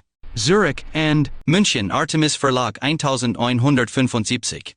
Claggett, Marshall, Science of Ancient Egypt. A Sourcebook. Volume 1. Knowledge and Order. Volume 1-2, Philadelphia, American. Philosophical Society, 1989. Ehrman, Adolf, The Ancient Egyptians, a reference book of his writings. Translated by Aylward M. Blackman. New York, Harper. And Rowe, 1966. Gribot e Hymna Amun-Ra. Paris, 1874. Hassan, S. Hymnes religieux du Moyen Empire. Cairo, 1930. Castor, Joseph, The Literature and Mythology of Ancient Egypt. London. Allen Lane, The Penguin Press, 1970. Mariette, Auguste, Les Papyrus Égyptiens du Musée de Bullock v. Paris, 1872. Rodergy, Urkunden zur Region des Alten Ägypten. Gina, 1923. Wilson, John, Ancient Near Eastern Texts Relating to the Old Testament. J. Pritchard, ed. Princeton, 1950-1955. Francisco Lopez and Rosa Thode. www.egyptologia.org/textos/hymnos/Amun-Ra. T. He Great Universal Architect. The real name of the Egyptian Book of the Dead is the Exit Gate at Noon Light. The Egyptians did not consider it a book, but in itself, it represented the ritual of ascent that linked the deceased with the god. Ka, Osiris. This archetype is considered the main creative demiurge of all Egyptian cosmogenesis. His most important epithet is the Great Universal Architect, 82, protector and patron of builders and masons, as well as goldsmiths. Later, he associated it with the figure of Vulcan in classical Rome, and with that of the god Hephaestus in Greece. The priests of the cult of Pa were called Masons of the Universe. They were engaged in building the temples during the early dynasties. 8-cost cultural cognate is the god Diopitar, of the Vedic culture. The similarity of names between the two Gox Sagas commune ins European root. The Indo-European etymological root pth was linked to clay and mad, hence the epithet potter god. 87 He had the titles of Lord of Mage, Lord of Darkness, Lord of Truth, Lord of Serpents and Fish, and he of the beautiful face. The Great Universal Architect was worshipped in the city of Memphis 83, where it originated from. It was the most important religious capital in the world 5,000 years ago. This city had a white perimeter wall that gave the city its name, White Wall. Wait 4. His relationship with the funerary world dates back to the Old Kingdom, as he is considered the inventor of the opening of the mouth ceremony. Since the first dynasties, he is related to the god Sokar V, as Ta-Sokar, ruler of the underworld, in the Saqqara necropolis. Together with the god Thoth, they create the universe through the sound of their words, and over the millennia it was associated with the figure of Osiris, creating a new religious syncretism called Tahosiris Sokar. To the Ta archetype he was 83. He is the most important of the Memphis gods and assumed functions of Tetesen. The other name by which the city was known, Hekopta, mansion of the soul of Ta, could have given rise to the one Egyptus, which Homer used to designate both the river and the country. 84 Egyptian names, Nebu, Bedi and Tawi, Men Nefer and Hutkata. Greek name, Memphis is Mepek. Biblical name, Noph or Mesh. Arabic name, Mit Rahina. In ancient Egypt it was known as Inabu Hedi Abd, White Wall. During the Middle Kingdom as Antroi, balance of the two lands. Also as Men Neler Ninstable in beauty. Hellenized at Memphis and Hutkapta, but K3 PB, the temple of the 85. The god Solar appears in the Book of Doors as the highest deity of the underworld associated with the cosmogenesis of the city of Skikyo. 86. The name of Ptab may appear as Pita or Pth. Its hidden and numerical meaning is related to the number 3.1416. The cube-shaped grapheme gives rise to the character of Greek culture and the Pe character of Hebrew and Phoenician culture.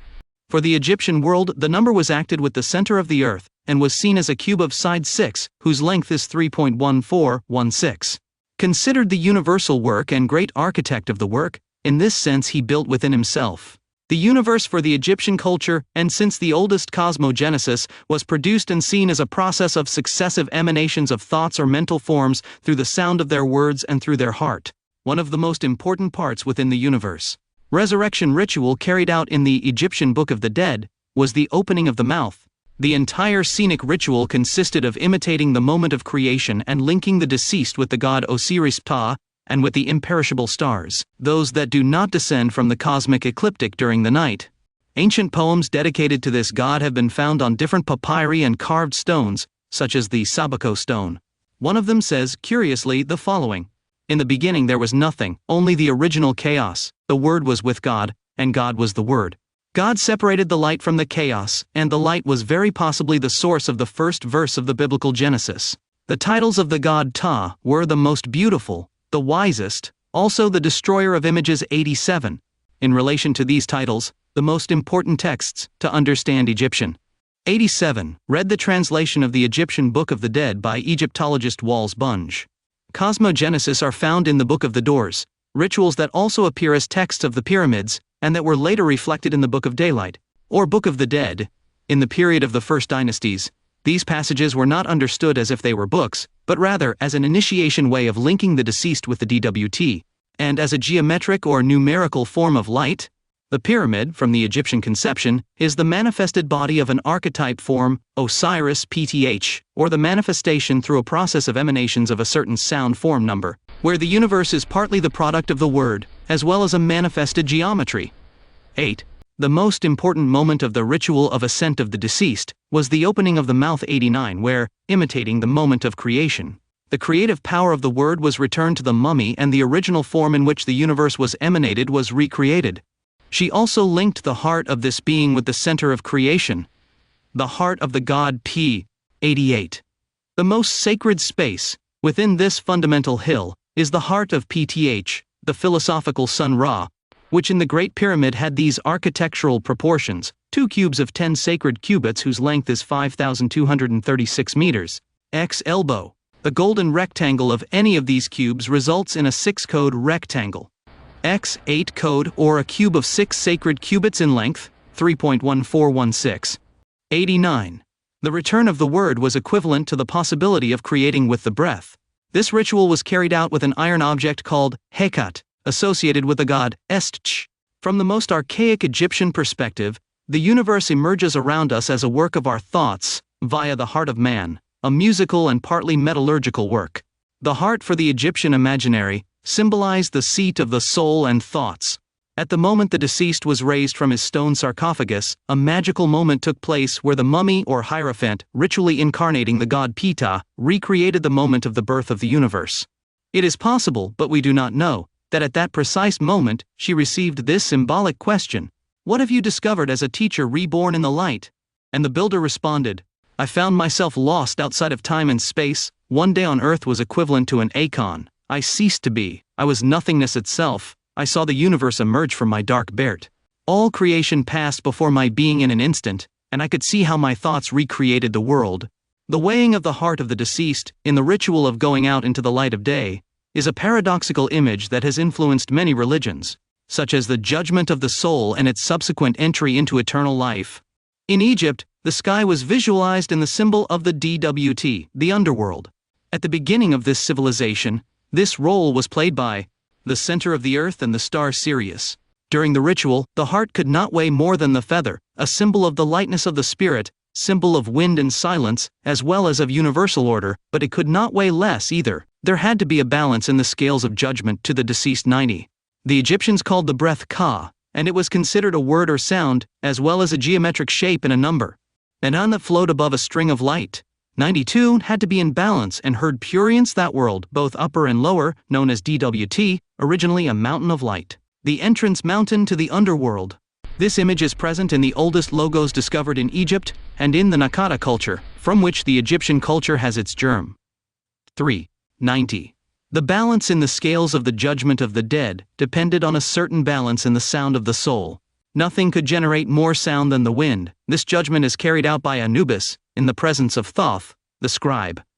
The double Ka, or Ka, was represented with a symbol of two raised arms forming a quadrangular image like a cube.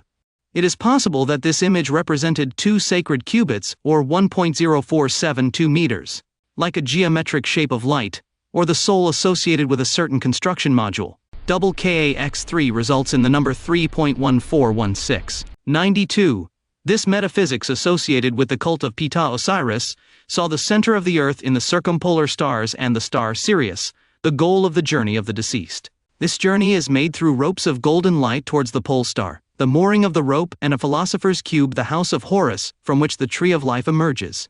93. This culture had Sumerian influence. Ceramics and stone engravings from the Nagata period, I and II, have been found with representations of characters with haircuts and Sumerian-type clothing. On 5 centimeters wide cubic ivory labels are the oldest writings in the world. One of them shows a paradoxical image in which the god Thoth is seen represented as a hermit ibis, next to 3 mountains of light 94 and a snake. Its translation is the mountains of light, the eastern side of the Nile, the place where the sun rises, and the gates of the DWT, the gates of the underworld. The DWT originally was associated with the star Sirius and the center of the earth, the most important star for Egyptian culture since it announced the overflow of the Nile River and the time of sowing, the arrival of the green fields. From this observation, the first solar-lunar calendar was created based on the Sirius star, known as the Sothian T calendar, with 365 days of which 5 were sacred. Considered the days of the birth of the gods. The etymological root of the divine name Ptah is the Indo-European word PTR95, whose meaning is clay, stone. From this ancestral idea, this god was 94. The Pyramida on the Giza Plateau are symbolic representations of the mountains of light. 95 can also be found as Ptah. The title of potter is the oldest title of architect. He was identified with the original Nun. In late times he was assimilated to Osiris, and in this way the funerary god Ta Solar Osiris are represented mammiform, like Chris. Characterized as a potter, just like the god J-Num 96, the eternal potter, an aspect of the god Ra, or sun at noon, giver of the Ka, or breath of life at the moment of birth. There is a common etymological relationship between the Indo-European god, Dyaus Ptah, one of the oldest gods in the world, god of heaven, root of the word God, one of the oldest names referring to God, representing the god of heaven of the peoples of Central Asia, and the god Ta in Egypt, lunar archetype. In the Vedic pantheon, Dyaus Ptah or Dyauspit, also Dyauspitar, divine consort of the Prithvi and father of Agni, god of fire. Both gods, the god Ptah in Egypt and the god Ptah in India, create the universe as a product of pottery. In both cases both are portrayed as potters. In the Rig Veda, according to a version of creation that materializes in India, Rig Veda RV, mortal life came out of procreation by Dyaus Ptah, for which Mother Earth, goddess Prithvi, was fertilized by means of the rains. This myth could well have a numerical basis and be related to the number 96. The giver of the ka to both gods and mortals, a function be performed on his pot's wheel. Dyaus Peter was depicted as a thunder-screaming Red Bull, as opposed to Mother Prithvi, depicted as a cow, or as the night sky in the form of a pearl-adorned black horse, a symbol of the stars. In art, Dyaus appears in the above two forms.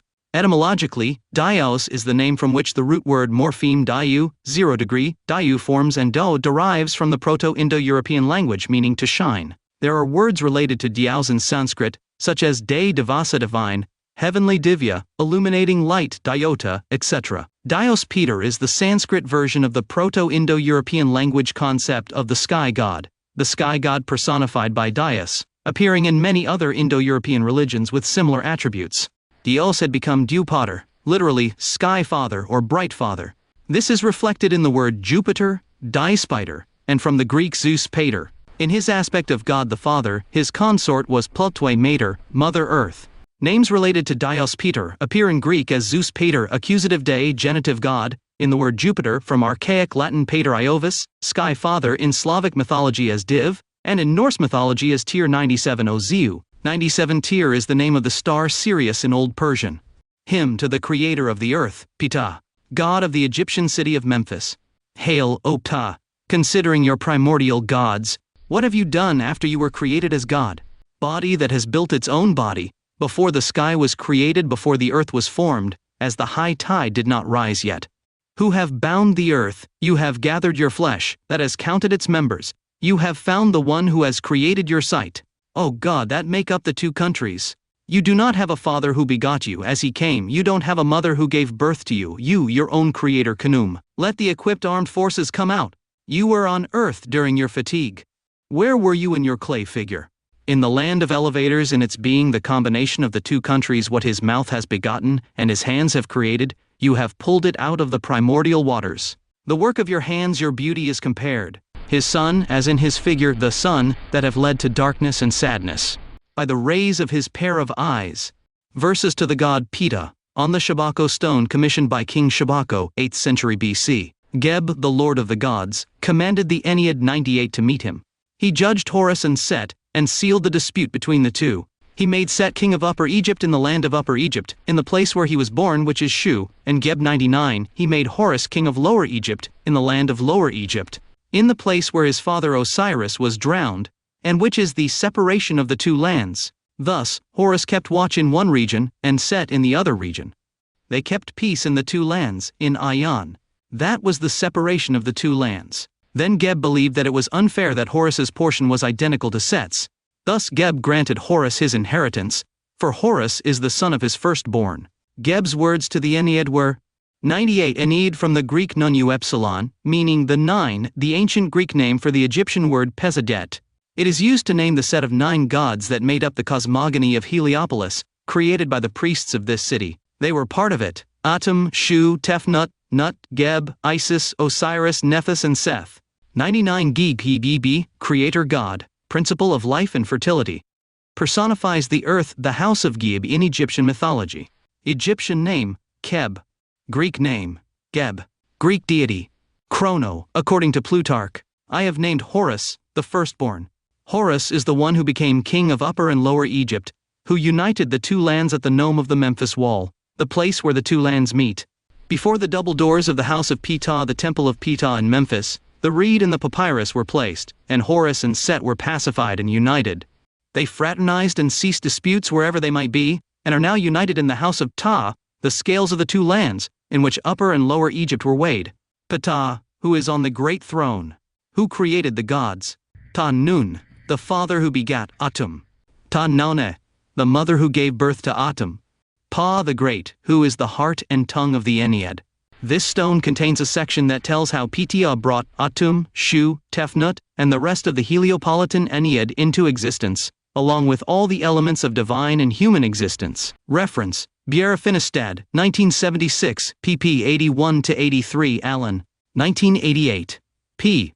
42-43. Tobin, 2001, a. p. 462, 2001b, p. 465, 2001c, p. 470, Pinch.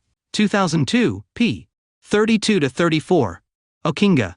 2010, p. 99-100, McLean, 2011, p. 3. About the god Ptah, the creator god of Ptah, in his most extreme expression, so to speak, which is what places him in a fundamental place in the process of genesis of the cosmos along with other primal powers, is to understand how important one of the means through which creation takes place in the Egyptian world, the power of magic, Heka. Magic is the principle through which a verbal order becomes reality.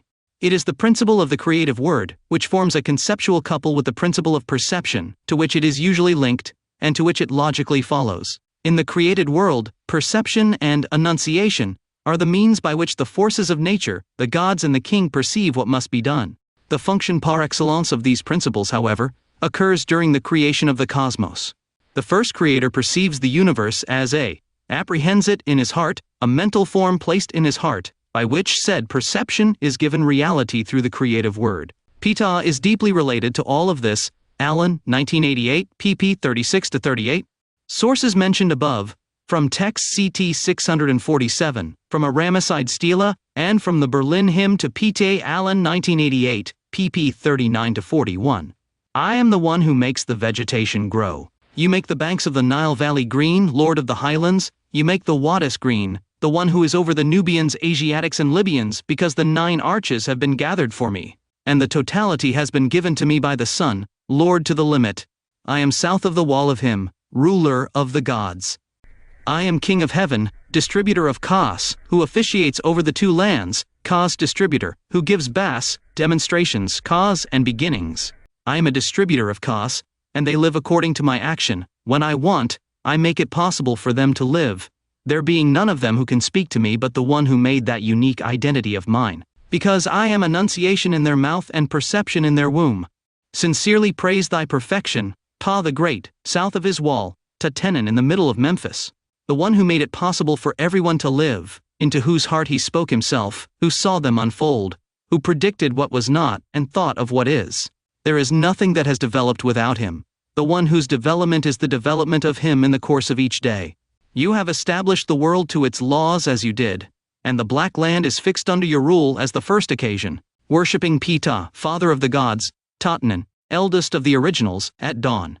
Recitation, greetings. Ptah, father of the gods, Tatenan, eldest of the originals, who begat himself by himself, without any development having been developed, that he made the world in the design of his heart, when the development of him unfolded. Model that gave birth to all that is, begetter that created what exists. Greetings. Before your originals, whom you made after having developed in the body of the God, who built his body by himself, without the earth having developed, without the heaven having developed, without the waters having entered.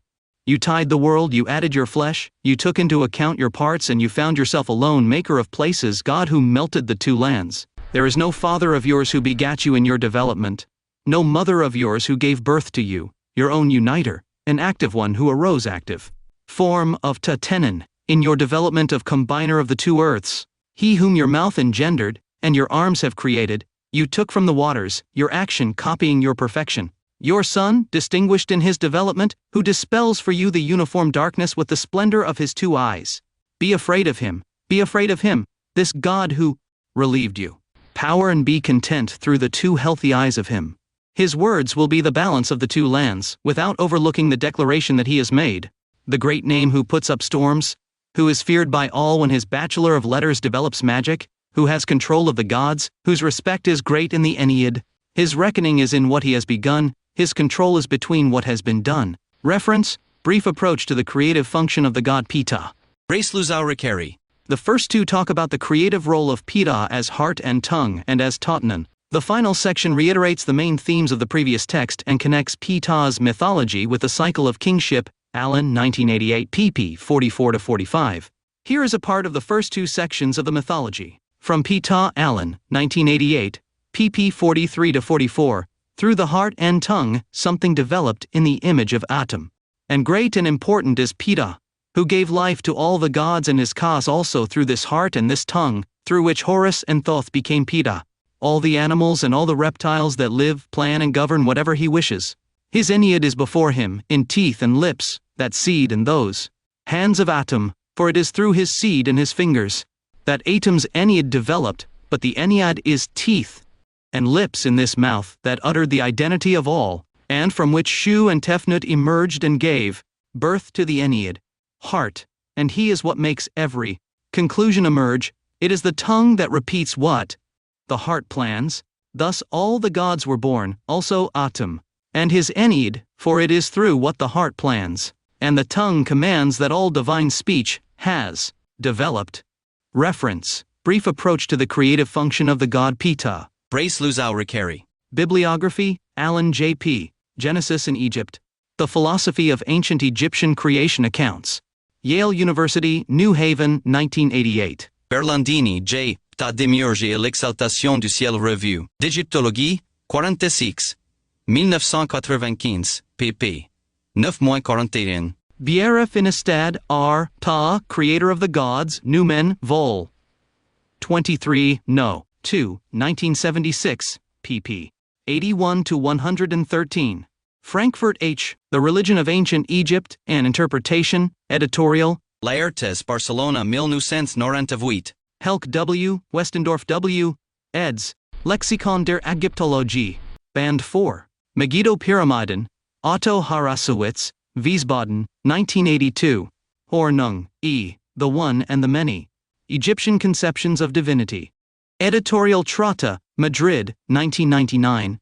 This is how the masculine life principles were made and the feminine life principles were established. Those who give all sustenance and all offerings, through that word that does what I know is loved and what is hated. Thus life has been given to the one who is calm and death given to the one who did evil. This is how all construction and all art was made, the making of the hands, the walking of the feet, and the movement of each member, according to what he governs what the heart thinks, what arises through the tongue, and what facilitates all. It has been developed that Ptah is called he who made everything and made the gods develop, since he is Tatenin, who gave birth to the gods, from whom everything has emerged, food offerings and sustenance, God's offerings and every perfect thing. Thus it is found, and it is recognized that his physical strength is greater than that of the gods. The villages of him having founded their nomes, having placed the gods in their places of worship, having secured their offerings of bread, having founded their sanctuaries, having made their bodies resemble that which contains them, all kinds of wood, all kinds of mineral, all kinds of frit, everything that grows on it, in which they have developed. Thus were gathered in him all the gods in his cause. A close reading shows that the text is an exposition of Ptah's role as a bridge between the intellectual principle of creation and its material realization in the substance of the created world. In the process of creation, the thought heart and the command tongue of the Creator act on the primordial monad to produce from it the forces and elements of the world, products that reflect the characteristics and substance of that from which they derive. This intellectual creative principle is Ptah, although its components can be identified separately as the forces embodied in the gods Horus's order and Thoth perception. The operation of this principle in creation is exactly analogous to the way in which it continues to operate on living beings through conceptualization and action. These concepts and other similar ones are the tone that articulates the rest of the text. All creation is, in a way, a hieroglyphic text of the original concept of the Creator. And this text includes not only the static elements of existence, but also the dynamic principles of life, social behavior, and all activity. And everything is governed by the same intellectual principle, the work of the mind translated into action. Allen, 1988, pp. 45-46. But Ptah also has another aspect, a physical principle that is the source of all matter. Conceptualized in his identification with Tatenin, the primal hill, not only does his material power not precede all things, but his material power also precedes them. This combination of the material and the non-material is seen very well in Ptah's appearance as patron of craftsmen, the construction of a building or a statue with a first intellectual process in which the original concept is present only in the mind of the craftsman, and a second material process in which the physical manifestation of that idea is carried out. When a stone block becomes a statue, for example, materially it remains the same after the process, but it has also transcended its original state. It is something that was not before, the representation of another reality. And what has meant the difference between both states has been the action developed from the concept of the sculptor. Allen, 1988, p. 46. Reference: Brief Approach to the Creative Function of the God, Ptah. Brace Luzau Ricari. Allen J.P. Genesis in Egypt. The Philosophy of Ancient Egyptian Creation. Accounts. Yale University, New Haven, 1988. Tum. Conceived from the heart of the god Ptah. He was represented as a man, wearing the double crown, or as an old bearded man and universal lord. As a sun god with the head of a ram, with the head of a mongoose, or as a phoenix bird. He is the first god represented with a human body, since before all the deities of the ancient Egyptians had the shape of animals. In mythology, Atum is the god who, according to the Heliopolitan cosmogony, emerged from the primal ocean, Nun, creating himself through saliva, tears, sweating, or other methods. Through his consciousness, Ra creates the other gods, Shu and Tefnut, air and moisture, who in turn are parents of Geb and Nut, earth and sky, parents of the gods, Osiris, Isis, Nephthys, Seth and Horus. Atum, according to Memphite theology, was conceived from the heart of the god Ptah. The first descendants of him make up the Heliopolitan Ennead. He created his children, the gods Shu and Tefnut, from his saliva. In Heracleopolis, his hand was the female principle, personifying Nebuchadnezzar, the Lady of Satisfaction. According to other later myths, he had relations with his shadow, or with the goddess Usas. Atum, Egyptian, JTMW or TMW. Reconstructed Jahatavamu Coptic Yajiadzeom. Sometimes translated as Atem or Tem, is the primordial god in Egyptian mythology from whom everything as others arose. He created himself and is the father of Shu, warm breath of light, and Tefnut, moisture dew, the divine couple, who are the ancestors of the other Egyptian deities. Atum is also closely associated with the afternoon sun. As the primordial god and as the evening sun, Atum has chthonic and underworld connections.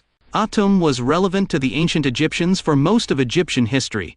He is believed to have been present in ideology since pre-dynastic times, becoming even more prevalent during the Old Kingdom and continuing to be worshipped through the Middle and New Kingdoms. Although Re eclipses him around this time, Atum is one of the most important and frequently mentioned deities from the earliest times, as evidenced by his prominence in the pyramid texts, where he is presented as creator and father of the king throughout the collection of spells. Various writings contradict how Atum was born. According to the Heliopolitan view, Atum originally existed in his egg within the primeval waters, was born during the primordial flood, and became the source of all that was created after him. The Memphites, priests of Memphis on the other hand, believed that Ptah created Atum in a more intellectual way, using his speech and thought, as recounted in the Shabaka stone. The cosmic egg in the Indo-European world. The world egg, cosmic egg, is a symbol mythological motif that is found in the cosmogonies of many cultures, and that is present in the Proto-Indo-European culture and in other cultures and civilizations. Usually the world egg is a beginning of some kind, usually simplified into the beginning of the universe from a creative mound or womb of gold, often symbolized in the heart of great gods as architects of the world, or some being the primordial comes into being by hatching from the egg, which sometimes lay in the primordial waters of earth. The egg symbolized the unification of two complementary principles represented by the white and the yolk from which life or existence arises, in its most fundamental philosophical sense. Hiranyagarbha, Sanskrit, literally the golden womb, poetically translated as universal. Womb is the source of the creation of the manifested universe or cosmos in Vedic philosophy. It finds mention in a hymn from the Rigveda RV 10.121, known as the Hiranyagarbha Sukta, which suggests a single creator deity. Verse 8, Yod Devesvadi Deva Eka Asit Griffith. He is the god of gods and none other than him. Identified in the hymn as Prajapati. The concept of the golden egg-shaped golden womb is first mentioned in the Vishvakarma Sukta RV 10.82.5, which depicted the primal womb resting on Vishvakarman's navel. These images were later transferred to Vishnu and Surya. The concept of the cosmic egg, which symbolizes the primordial state from which the universe arises, is also found in many Indo-European creation myths. A similar representation of the appearance of the universe before the act of creation occurs in the Vedic, Germanic, and at least in part, in the Greek. Source: West, Martin L. 2007. Indo-European Poetry and Myth, in English, Oxford, Oxford University Press, ISBN 978-0-19-928,075-9. Consulted on February 11, 2021. Memphite Cosmology. According to this doctrine, Ptah is the supreme god, and receives the name of Ta Tenin, Lord of Eternity. He was the one who created, through wisdom and word, all the other gods, sending each one to a city to protect it and receive worship. As Ptah created the world using intelligence and speech, these two faculties were embodied in geniuses or forces, Sia the intelligence of thought, the intellectuality that resides in the heart, and Hu, the power of speech, which embodied the language of Ptah. In the beginning it was the infinite sea of inert waters of chaos where neither darkness nor light existed. Ptah, as supreme God and creator, through an idea of his thought through his heart, and through his word, used to describe his desire, expressed through his tongue, transforms it into a reality. And so, in the heart of Ptah, the image of the god Atum was conceived. Through his tongue he pronounced the name of the god to be created, and Atum came true. And he created the first waters Nun and Nunet, from where life will emerge, and all the gods and their cows or energetic essences. Memphite theology is captured in the Shabako stone, a black granite slab measuring 137 by 66 centimeters. Damaged from later use as a millstone, the text was copied on said stone by order of Shabaka king from ca 716 to 702 BC, belonging to the XXV dynasty, possibly because the original would be deteriorated due to having been written on papyrus of earlier dating. In one of his stanzas he says, Los dioses que vinieron a la existencia de Ptah, on the great throne, who created the gods Padnun, the father who begat Atum, Nune, the mother who gave birth to Atum, Pa, the great, who is the heart and tongue of the Ennead. Some Egyptologists date the original text to the Old Kingdom because of the archaic language of its inscriptions, although others such as F. Junge believe that the archaic style was deliberate to solemnize the text. Reference, Lopez Francisco 2003. Memphite Theology and the Shabako Stone. Archived from the original on June 14, 2018. Retrieved October 29, 2019. Atum's name is believed to be derived from the verb tm, meaning to complete or finish. Thus, he has been interpreted as the complete and also the finisher of the world, which he returns to the watery chaos at the end of the creative cycle. As creator, he was considered the progenitor of the world, the deities and the universe having received his life force or ka. Originally existing in his egg, within the primeval waters, Atum was born during the primordial flood and became the source of all that was created after him. The Memphites, priests of Memphis on the other hand, believed that Ptah created Atum in a way through intellect using his speech and thought as told in the Shabaka stone.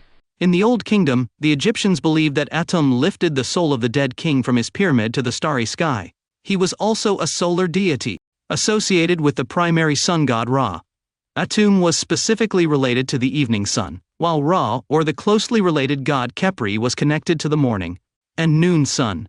In both cases, all these forms of the sun represent matrices that create reality from the heart of the great universal architect, but this heart, as a vulva or matrix through which the universe arises, it is possible that Akenaton during the Amarna period, and the cult of the disk solar has tried to synthesize in his cult all these aspects of the sun god, creating increasingly radical religious abstractions, trying to return to the original concept of the Memphite creation with Atum and the architect god Ptah. Since everything arises from his heart but this seen as a creative vulva, this heart was visualized as a golden egg matrix, possibly influenced by the myth by different Indo-European currents that saw in the creation of the universe a fundamental hill that ascended from the primordial waters. This hill had a pyramid shape, and a golden cosmic egg of the from which creation arises, that in the Memphite myth, this function was reserved and corresponded to the heart of the great architect, the god Pa. It is probable that Akenaton created a religious syncretism between all these symbols, simplifying them in the disk of the sun as creator. It is also interesting to see the similarity of names and graces between Atum, self-created, and the god Aten or Aton, solar disk, that also has the attribute of being self-created. Actually, all these divinities emanate from the creator and self-created god Ptah, patron saint of Egypt. Atum was a self-created deity, the first to emerge from the darkness and endless watery abyss that existed before creation. Product of the energy and matter contained in this chaos, he created his children, the first deities, from solitude. He produced from his own sneeze his, or in some accounts, semen, Shu the god of air, and Tefnut, the goddess of moisture. The brother and sister, curious about the primal waters around them, went to explore the waters and disappeared into the darkness. Unable to bear his loss, Atum sent a fiery messenger, the Eye of Ra, to find his children. The tears of joy that she shed on his return were the first human beings. When depicted as a solar deity, he can also be depicted as a beetle, and when referring to his primitive origins, he is also represented as the primitive mound. Wilkinson, Richard H. The Complete Gods and Goddesses of Ancient Egypt, New York, Thames and Hudson. pp. 100-101. ISBN 0-500-05120-8. OCLC. 51,668,000. Primal mound in the shape of a pyramid, golden matrix or cosmic egg, creative heart and primordial waters are symbols and archetypes linked to the myth of the fundamental Indo-European hill. Atum is the god of pre-existence and post-existence. In the binary solar cycle, the serpentine Atum is contrasted with the beetle-headed god Khepri, the young sun god, whose name is derived from the Egyptian HPR, to come into being. Khepri Atum spans sunrise and sunset, thus reflecting the full cycle of morning and evening. Torn Karel van der Becking, Bob Horst, Peter Willem van der 1999. Dictionary of Deities and Demons in the Bible. W.M. B. Erdmans Publishing. ISBN 9780802824912. Another form of the sun was represented in the form of the god Khepri, a form of the revolutions or manifestations of the sun Ra. However, the sun god was included in the creationist theory of Heliopolis, and later in Thebes. Often Khepri and another solar deity, Atum, were seen as aspects of Ra. Khepri represented the morning sun, Ra was the midday sun, and Atum was the evening sun. As a deity, Khepri's four main functions were creator, protector, sun god, and god of resurrection. The central belief surrounding Khepri was the god's ability to renew life, just as he restored the sun to existence each morning. Mummified scarabs and scarab amulets have been found in pre-dynastic tombs, indicating that Khepri was respected from the very beginning of ancient Egyptian history. Source: Studies in Aegean Art and Culture. A New York Aegean Bronze Age colloquium in memory of Ellen N. Davis. Instap Academic Press. 2016. doi. 10.2307 JCTT1 KK66GK. ISBN 978-1. 931,534-86-4. JSTOR JCTT1 KK66GK. Popielska-Grzybowska, Joanna. The concept of HPRR in Old Kingdom religious texts. Old Kingdom, New Perspectives. Online, Oxbow Books. pp. 230-234. Etymology of the name Khepri, HPRJ, KPR. The name Khepri appears most frequently in the pyramid texts, and usually has the scarab hieroglyph as its determiner or ideogram. Khepri HPRJ, transformations in light, can also be spelled keeper, which is the Egyptian term used to denote the sun god, the scarab, and the verb to come into being. Keeper could also mean to change, transformations, happen, etc. Source: Liska, Kate. Scarab amulets in the Egyptian collection of the Princeton University Art Museum. Record of the Art Museum, Princeton University, Vol. 74th, 2015, p. 419. JSTOR, www.jstore.org/stable/263887559. Accessed 1 December 2020. According to the ethnographer Arthur Hokart, in cultures where the role of the sacred king is increasing, the cult of the sun acquires greater relevance. In Sumerian Akkadian mythology, although the sun god Shamash was still less important than the moon god, he was already becoming a highly revered deity. In the religion of ancient Egypt, solar cults played an important role and included deities such as Ra, Horus, Amun, and Khepri, the scarab god, who was in charge of rolling the sun across the sky. In the 14th century BCC, Pharaoh Akenato tried to carry out a radical religious reform and introduced a unique cult of the Aten in Egypt, originally the personification of the sun disk. Reference: E.G.S. Calameo.com. Retrieved October 6, 2021.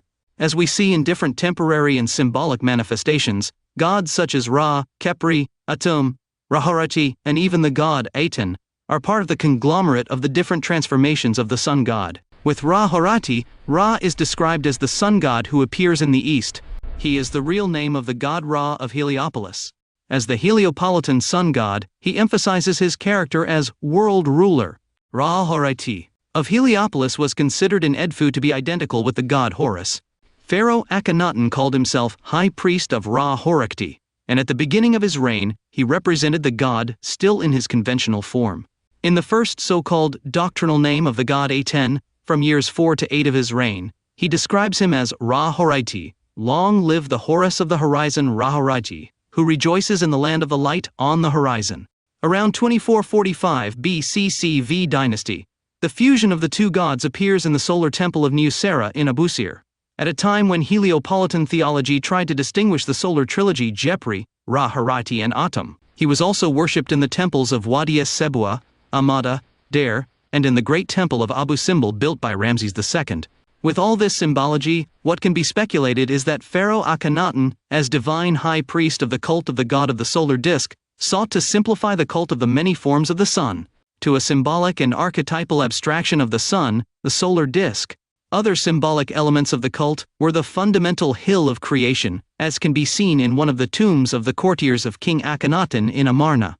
It is also interesting how the way of building changed during the Amarna period, where adobe bricks known as talalas began to be used, which in Arabic means 3, possibly because they measure 3 spans. The length of these bricks is 52.36 centimeters per length of a sacred Egyptian cubit. During the reign of Akhenaten, a standard-sized block of sandstone called a talatat was used in the construction of the Aten temples at Karnak, Akhetaten, and other buildings at Tel El Amarna. Each talatat had an ideal measurement of 1 Egyptian royal cubit long by 1/2 royal cubit wide and high. The actual cubit equals about 52.3% to 52.64 cm. The standard size and low weight of the talatats made them easier to transport, making construction more efficient. Its use is believed to have begun in the second year of Akhenaten's reign. However, after the Amarna period, talatats were no longer used in construction, possibly because they had not stood the test of time well, if it is taken as a reference that the sacred cubit arises from dividing the number 31,415 sixths equal to 0.5236 minutes. It is possible that they wanted to represent the works of sacred architecture with a divine stereometry like the sacred elbow, in the manner of a verb made stone. A ladle, the divine brick. A talatat is a standard-sized block of sandstone that was used during the reign of Akhenaten in the construction of the Aten temples at Karnak and Akhetaten and other buildings in present-day Tel El Amarna. Each talatat ideally measures 1 Egyptian royal cubit long, x12 royal cubit wide, x12 royal cubit high. The actual cubit equals 52.64 centimeters. What was tried to do with the construction of talatat during the Amarna period 100%, it is to normalize the sacred construction, standardize it, and make it faster without leaving aside the sacred rules of the construction of temples, which of course were modulated with the Egyptian sacred elbow, in use since the Iku dynasty in Egypt. It is the mason's rule par excellence. Since it, 100% Amarna in Arabic, El Amarna, or Tel El Amama, Al-Amama, is the Arabic name of an Egyptian region located on the eastern bank of the Nile River. Famous for being the enclave where the city of Akhetaten, or Akhetaten, in the mid-14th century BCC, the new capital of Egypt, represents portions of the verb 3. 1,415 sixths equal to 0.5236 m, that is, the sacred Egyptian cubit. Its standard size and low weight made it easier to transport and made construction more efficient. Its use may have begun in the second year of Akhenaten's reign. After the Amarna period, construction with talatats or talatates was abandoned, apparently having failed the test of time. The origin of the term talatat is disputed. For some, it is a block of 3 spans, derived from the Arabic kalata 3, that was introduced into the archaeological language by the Egyptologist H. Chevrier. Others think that it may be derived from the Italian tagliata, masonry cut. It could also be about the relationship of the sacred cubit with the number 31,415, since the cubit arises from that norm. 31,415 sixths equal to 0.5236 m. The cult of Aton, Amenhotep the father of Akhenaten, was increasingly growing during his reign, approaching the solar cult very shortly after Amun, the hidden god, syncretized with the sun god Re, until giving shape to the divinity Amon. Re, with the reinterpretation of the cult of the Aten, the solar disk, which was now venerated as a god. The first appearance of the solar disk with rays ending in hands, holding the Ankh, symbol of life, Ankh cross. On this stela erected in Giza at the time of Amenhotep II, the grandfather of Amenhotep III. In it, the father of the latter, Thutmose, is mentioned as Lord of what the Aten encompasses. Source: The Sun King of Egypt, Joanne Fletcher. The cult of the solar god was consolidated progressively throughout the empire's geography. It can even be said that the famous hymn to the Aten, composed in the time of Akhenaten, the successor of Amenhotep, had its precedent in an earlier hymn that is preserved in the wake of the architects of Amenhotep III. The twins Suti and Por, in which the following is said, "Praised be you, Aten, of the light of day, creator of all, you who allow things to live, creator of the bounty of the earth, Tinum, and Amun of humanity, the one who dominates the two lands from the largest to the smallest, kind mother of gods and men, artisan with a patient heart, shepherd who leads his flock, whose shelter allows him to protect Jepri of noble birth, who increases his beauty in the body of Nut, the one who illuminates the two lands, the one who created himself, the one who sees everything that he created. Alone. As he ascends to heaven in the form of Re, he creates the seasons with the months, heats when he wishes, cold when he wishes, he takes the bodies and wraps them in his arms. Every piece of land rejoices in his ascension, and every day dedicates his prayers to him. It is widely accepted that there are strong stylistic similarities between Akhenaten's great hymn to the Aten and the biblical Psalm 104, although this form of writing became widespread in ancient Near Eastern hymnology both before and after the period. The tombs of various Atenist courtiers at Akhetaten bear similar prayers or hymns to the solar deity. One of these, found in almost identical form in 5 tombs, is known as the short hymn to the Aten. The long version was found in the tomb of I. 101. Great hymn to Aten. You appear full of beauty on the horizon of the sky, living disk, that you start life.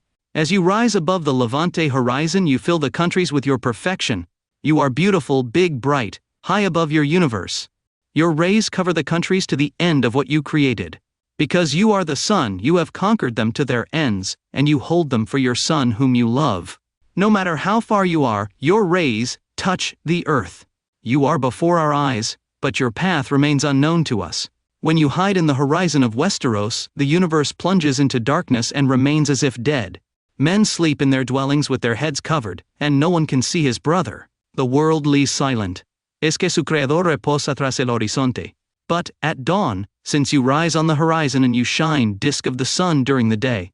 101a Born Jeperurah I, also known as I-2, is the penultimate pharaoh of the 18th Egyptian dynasty.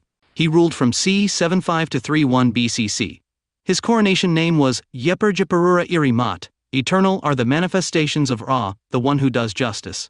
Eusebius of Caesarea called it Charis. You expel the darkness and radiate your rays. So, the double country is a party. Hymn to Aten. Translation by Guillermo Fatas. Similarities in writing style to Psalm 104. Psalms 104, Reina Valera 1960. God cares for his creation. Bless, my soul, Jehovah. Jehovah my God, you have magnified yourself greatly. You have dressed yourself in glory and magnificence. He who covers himself with light as with clothing, that he stretches out the heavens like a curtain, that he establishes his chambers among the waters. He who puts the clouds for his chariot, he who walks on the wings of the wind. He who makes the winds his messengers, and to the flames of fire the ministers of him. He founded the earth on his foundations, it will never be removed. With the abyss, as with a dress, you covered her. Over the months, it was the waters. At your rebuke they fled. At the sound of your thunder they rushed. The mountains rose, the valleys descended, to the place that you founded them. You set a term for them which they will not cross, nor will they cover the earth again. You are the one who sends the fountains down the streams, they go between the mountains, they give drink to all the beasts of the field, the wild asses quench their thirst. The birds of the skies inhabit its shores, they sing among the branches. He waters the mountains from his chambers, the earth is satisfied with the fruit of his works. He makes hay for the beasts, and the grass for the service of man, taking the bread from the earth, and the wine that gladdens the heart of man, the oil that makes his face shine, and the bread that sustains the life of man. The trees of Jehovah are filled with sap, the cedars of Lebanon that he planted. There the birds nest, in the beaches the stork makes his house. The high mountains for the ibex, the rocks, burrows for rabbits. He made the moon for the times, the sun knows its setting. You put the darkness, and it is night, in it run all the beasts of the jungle. The lions roar after their prey, and to seek his food from God. The sun rises, they collect themselves, and they lie down in their caves. The man goes out to his work, and to farm him until evening. How innumerable are your works, O Jehovah! You did all of them wisely, the earth is full of your benefits. Behold the great and wide sea, where innumerable beings move, small and large beings. There go the ships. There this Leviathan that you made for me to play on. They all wait on you so that you give them their food in due time. You give them, they collect. You open your hand, they are satisfied with good. You hide your face, they get upset. You take away their breath, they cease to be and they return to dust. You send your spirit, they are created, and you renew the face of the earth. Be the glory of Jehovah forever. Let Jehovah rejoice in his works. He looks at the earth and she trembles, he touches the mountains and they smoke. I will sing to Jehovah in my life. I will sing psalms to my God as long as he lives. Sweet will be my meditation on him. I will rejoice in Jehovah. Sinners be consumed from the earth, and the wicked cease to be. Bless my soul, Jehovah. Hallelujah, 102. 102 Hallelujah Alleluia Latin Anzuna Greek, 7777 Hebrew Praise Yahweh, is an interjection of joy and gratitude very common in the Bible, which was adopted for liturgical use logical in Judaism and in the Christianity. Hallelujah is an adaptation of the Hebrew expression Hallelujah, which means praise Yel Yah, or praise Yah. Yah is the apocope of Yahweh. The Tanakh Old Testament uses it 50 times as a proper name, 26 alone and 24 in the expression Hallelujah. While in the New Testament, Yah appears 4 times in the expression Hallelujah, in Revelation 19:1-6. The Jempathon, the place where Aton was found. The Jempaton Jempa-Aton, also called Jempaten, Gemetpa-Iten, Jempa-Iten or Gwempa-Iten, Aton has been found, refers to the meeting of the king with the dawn sun. Akenaton may have had an ecstatic or divine visualization type spiritual experience, and this temple represents that encounter. It is the largest temple in the complex. It measured 130 meters equal to 130, 0.5236, to 248.28. Sacred cubits, x 216 meters, 216.5236, 412.5 sacred cubits, 6 Timma 216 m. It is possible as a thesis that the Egyptian culture fundamentally sacred constructions were thought and modulated not only using the Egyptian sacred cubit 0.5236 minutes rule par excellence for sacred construction, if not also using the decimal metric system, of which the current metric system is a copy, or else the metric system represents a rediscovery of that used in Egyptian culture, in sacred constructions, and put into use in our modernity from the 18th century, although it was known before or it is not understood how many measurements of sacred buildings in Egypt including the Great Pyramids seem to represent the meter as well as to the sacred elbow. The walls of the courtyard of the Jempaton reached 7 meters, 13 sacred cubits. Because it was dedicated to Aton, the solar god, it had no roof and its offering tables were 365 in total, which were served with ceremonial food every day of the year. They were exposed to direct sunlight. The courtyard was columned by square pillars on which rested alternating colossal sandstone statues of King and Queen Nefertiti in the new Amarnian artistic style. The king appears with facial features of the early Amarnian style, ceremonial dress, wearing different crowns and carrying in his crossed hands the royal insignia of the Heka scepter and the Nejesh flagellum. On the walls of the courtyard were carved and painted scenes of the king and queen during the royal jubilee festival Heb said, going in and out of the palace and making various offerings. Source Blythe Elizabeth, 2006. Karnak, Evolution of a Temple. Oxford. Routledge. ISBN 0-415 40487-8. Donald Redford, Akenaton, The Heretic King, Princeton, 1984. Akenaton represented himself not as a god, but as a son of Aten, son of God, changing the previous methods of the pharaohs who claimed to be the incarnation of Horus. Akenaton positioned himself as the only intermediary who could speak to Aten, the solar disk. This contributes to the belief that Atenism should be considered a monotheistic religion, where the living Aten next to whom there is no other, he was the only god. There is only one known instance of the Aten speaking, said by the living Aten, "My rays illuminate." Aten is an evolution of the idea of a sun god in Egyptian mythology, deriving many of his concepts of power and representation from the earlier god Ra, but building on the power that Ra represents. Aten wielded absolute power in the universe, representing the light force that brings life to the world and merging with the concept and goddess Ma'at to develop more responsibilities for Aten beyond the power of light itself. Source, Fried, Rita E., Doria Sue, Markowitz Yvonne J., 1999. Pharaohs of the Sun, Akhenaten, Nefertiti, Tutankhamun. Boston, Museum of Fine Arts. In association with Bullfinch Press, Little, Brown and Company, ISBN 978-878,464,708. OCLC 42,450,325. Goldwasser, Orley 2010. The Aten is the energy of light. New evidence from the script. Journal of the American Research Center in Egypt. 46, 163. JSTOR 41,431,576. Redford Donald, 1984. Akhenaten, The Heretic King. Princeton University Press. pp. 170th, 172nd. ISBN 978-0-691-0-3567-3. Later, Akhenaten in a royal edict forbade Aten to be portrayed in any way, iconoclasm was imposed, and even depictions of Aten's sun discs were prohibited. In the edict he stipulated that Aten's name be spelled phonetically. Title of Aten as it appears on the different stelae of the city Akenaton. The full title of the god Aten in the above proclamation is, the good God, who rejoices in Maat, Lord of heaven, Lord of earth, the great living orb that illuminates the two shores, my father, the Aten, the great living orb that is in jubilee within the house of the orb and horizon of the orb.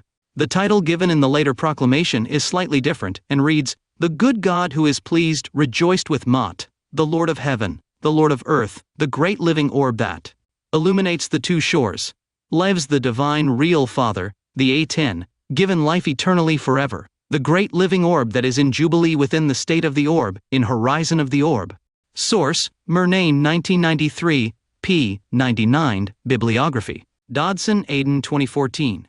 Amarna Sunrise, Egypt from Golden Age to Age of Heresy. Cairo, American University in Cairo Press. Kemp Berry, 2012. The City of Akhenaten and Nefertiti, Amarna and Its People. London, Thames and Hudson. ISBN 9780500051733. Murnane W.J. Van Sicklen III C.C. 1993. The Boundary Stelae of Akhenaten. London and New York. Keegan Paul International. Text from Stella K. Boundary of the City of Akenaton. Year 5, Month 8, Day 13. Hail good God, who delights in the truth, Lord of the heavens of the earth, Aton the throbbing the great, who illuminates the two kingdoms. Hail Father, divine and royal, Haratki 103, Aten, who rejoices on the horizon in his aspect of light emanating from the disk of the sun, who lives forever and ever, Aten, the great. Who rejoices in the temple of Aten in Akenaton. Hail Horus. Strong bull loved by Aten Horus name of Akhenaten, male of two women, great in the kingdom of Akhenaten, Nebi name of Akhenaten, golden Horus. Bearing the name of Aten Akhenaten's golden Horus name, the king of Lower and Upper Egypt, the one who beats in the truth Maat epithet. From AK5, Lord of the Two Kingdoms, Neferjipurur, Weiner prename, carved in the likeness of the figure of Ra, the only begotten of Ra, the son of Ra, the one who beats in the truth, Lord of the Crowns, Akhenaten name, may his days on earth be long, may he live forever and ever. The good God, the only begotten of Ra, whose beauty Aton created, truly excellent for his maker, who satisfies him with what the spirit wants, serving him who created him, administering the earth for him who instituted him on his throne, furnishing his eternal mansion with so many riches, carrying Aten. 103 Horati Ra-Harate or Re-Horati was an Egyptian solar god, born from the syncretism of the god Ra, with Horati Horus of the horizon, that is, Ra, which is the Horus of the horizon. He is the manifestation of the sun at its zenith, between its morning rising, represented by Jepri, the new sun at dawn, and its evening disappearance, represented by Atum, the old setting sun. He is a manifestation of the solar deity, symbolizing the majesty of the sun and enhancing the power of Ra, everywhere and glorifying his name, who creates the earth to belong to its maker. And the heiress, magnificent in the palace, the one with the beautiful face, adorned with light feathers, lady of happiness, source of virtues, the voice that pleases the king to hear, the king's favorite wife, his beloved, the lady of the two kingdoms, Neferuaton Nefertiti. Save her forever and ever. Caldred. Source, www.oacides.org/Athens/Sparta/9987/Telemarna. Estelas.htm. Cult of the Aten during the reign of Amenhotep III, father of Akhenaten. Continuing the path of his father, Amenhotep progressively increased his approach to the solar cult, shortly after Amun, the official god, syncretized with the sun god. Until giving shape to the last divinity of the Egyptian pantheon, Amun-Re, the cult solar was taking an even bigger step towards its consolidation by the hand of the Aten. The solar disk, which was now venerated as a god. Reference: the Sun King of Egypt, Amenhotep III. Joanne Fletcher. The first mention of the Aten dates back to 1961 BC, during the Middle Kingdom, and the first associations of the latter with the figure of the king take place as early as the beginning of the 18th dynasty. The first representation of the Aten in the characteristic shape of a disc adorned with the royal cooing, with the rays ending in small hands that hold the anus, comes from a stela erected in Giza, in the time of Amenhotep II, the grandfather of Amenhotep III. In it, the father of the latter, Tutmosis, is mentioned as lord of what Aten encompasses, precisely Aton, and not the god Amun, who appears in one of the inscriptions commemorating Tutmosis' military victories. And it is that he did not hide at any time the predilection that he felt for the sun god, to the detriment of Amun. One of the king's favorite nicknames was Aten-di-Hin, whose meaning is dazzling solar disk, a name that, on the other hand, was also carried by a company of the king's soldiers and the royal felua, which remained anchored just in front of the royal palace of Thebes. The same palace had the name of splendor of Aten. Reference: the Sun King of Egypt. Amenhotep III. Joanne Fletcher. It is possible that the hymn to the Aten has a precedent in an earlier hymn preserved in the stele of the architects of Amenhotep III, in which the following is said: Stele of Sudi in Horbium 386. A worship of Amun when he appears as Horakti by the supervisor of the works of Amun-Suti and the supervisor of the works of Amun-Hor. They say, "Greetings to you, O Ra, the beauty of every day, the one who appears in the morning without rest, Jepri, the one who is tired with work. You shine in the face, still unknown, the electrum falls short of your splendor. Creator of yourself, you shaped your body, creator who has not been created, the only, the one who goes through eternity, above the roads, with millions of people under his guidance. That's how your splendor is, that's how the sky's splendor is, but your colors are brighter than theirs. You cross the sky with everyone looking at you, and when you leave, you remain hidden from their gazes from him. You appear at dawn daily, and your navigation is successful under the rule of your majesty. In a short day, you travel a path of millions and hundreds of thousands of Icarus. Every day is a moment under your command, and it has already passed when you go to rest. The hours of the night pass for you in the same way, and you put the night in order, without ceasing in your efforts. All eyes are on you, and there is no profit when your majesty sets. When you get up early to shine in the morning, your rays of light open the eyes of the flock. And when you get in the west, then they sleep like they're dead. Greetings to you, O sun disk of the morning, creator of all, who makes them live. Large spotted falcon plumage, beetle that rises by its own means, who came into being by himself and has not been begotten. Horus the eldest in the midst of Nut, who is acclaimed for his going out and his setting in, who creates what the earth produces. The Khnum, and the Amun of humanity, who seizes the two lands, from great to small, beneficent mother of gods and men, patient and indefatigable craftsman when they were created without number. Brave shepherd who drives his cattle to his shelter, and makes them live, who hurries, hastens and runs. Jepri, whose birth is distinguished, who exhibits his beauty in the body nut, who illuminates the two earths with his sun disk, primordial god of the two lands, who created himself, who sees all that he has created, the only, who reaches the edge of the land every day in full view of those who walk on it, who rises in the sky transformed into Ra. He creates the seasons with the months, hot breath when he wants it, cold when he wants it. He makes the bodies weak, and then hugs them. Every land rejoices at his rise from him each day to worship him. The supervisor of the works Sudi, and the supervisor of the works Hor says, I am an administrator in your harem, supervisor of the works in your own sanctuary that your son built. For you, your beloved, the lord of the two lands Nebmat Ra, endowed with life. My lord appointed me to manage your monuments because he knew that I was vigilant. I acted as a brave administrator in your monuments, who makes fulfill Mat, according to your wish, because I know that you are pleased with Mat, and magnify the one who practices it on earth. As I practice it, you made me great and made me favored on earth, in Karnak. I am in your retinue when you appear. I am a just man who repudiates evil and who is not pleased with every word he tells lies about. However, my brother, my fellow man, I am satisfied with his conduct. He came out of the womb with me on this day. The supervisor of the works of Amun in the temple of Luxor Suti in Hor says, I am the administrator of the west side and he is of the east side. We administered the great monuments of Karnak, opposite Thebes, the city of Amun. Grant me to be an old man in your city, that I can contemplate your perfection, a burial in the west, the place where the heart rests, and that I can join the praised who marched in peace. Give me a sweet wind when I moor and let them be garland, covers on the day of the Wag festival, stele of Sudi and Hor, little hymn to Aten. Stela EABM 826 from the British Museum. Stela, from the collection of S. Anastast Kuchulog N62 Sudi and Hor, architects of Amenhotep III. New Kingdom.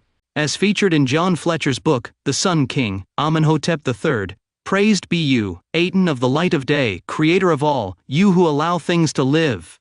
Creator of the bounty of the earth, Sinum and Amun of humanity, the one who dominates the two lands. From the greatest to the smallest, kind mother of gods and men, artisan with a patient heart, shepherd who leads his flock, whose shelter allows him to be protected. Jepri of noble birth, who increases his beauty in the body of Phut, the one who illuminates the two lands with their light. The oldest of the two earths, the one who created himself, the one who sees everything when he created, alone. When he ascends to heaven in the form of Rei, he creates the seasons with the months, heats as much as he wants, cools when he wants, he takes the bodies and wraps them in his arms. Every piece of land rejoices at his ascension, and every day dedicates his prayers to him. The cult of the Aten gained in importance during the long reign of Amenhotep III, to the point that, already in the last 10 years of his life, he even officially identified himself with the sun god.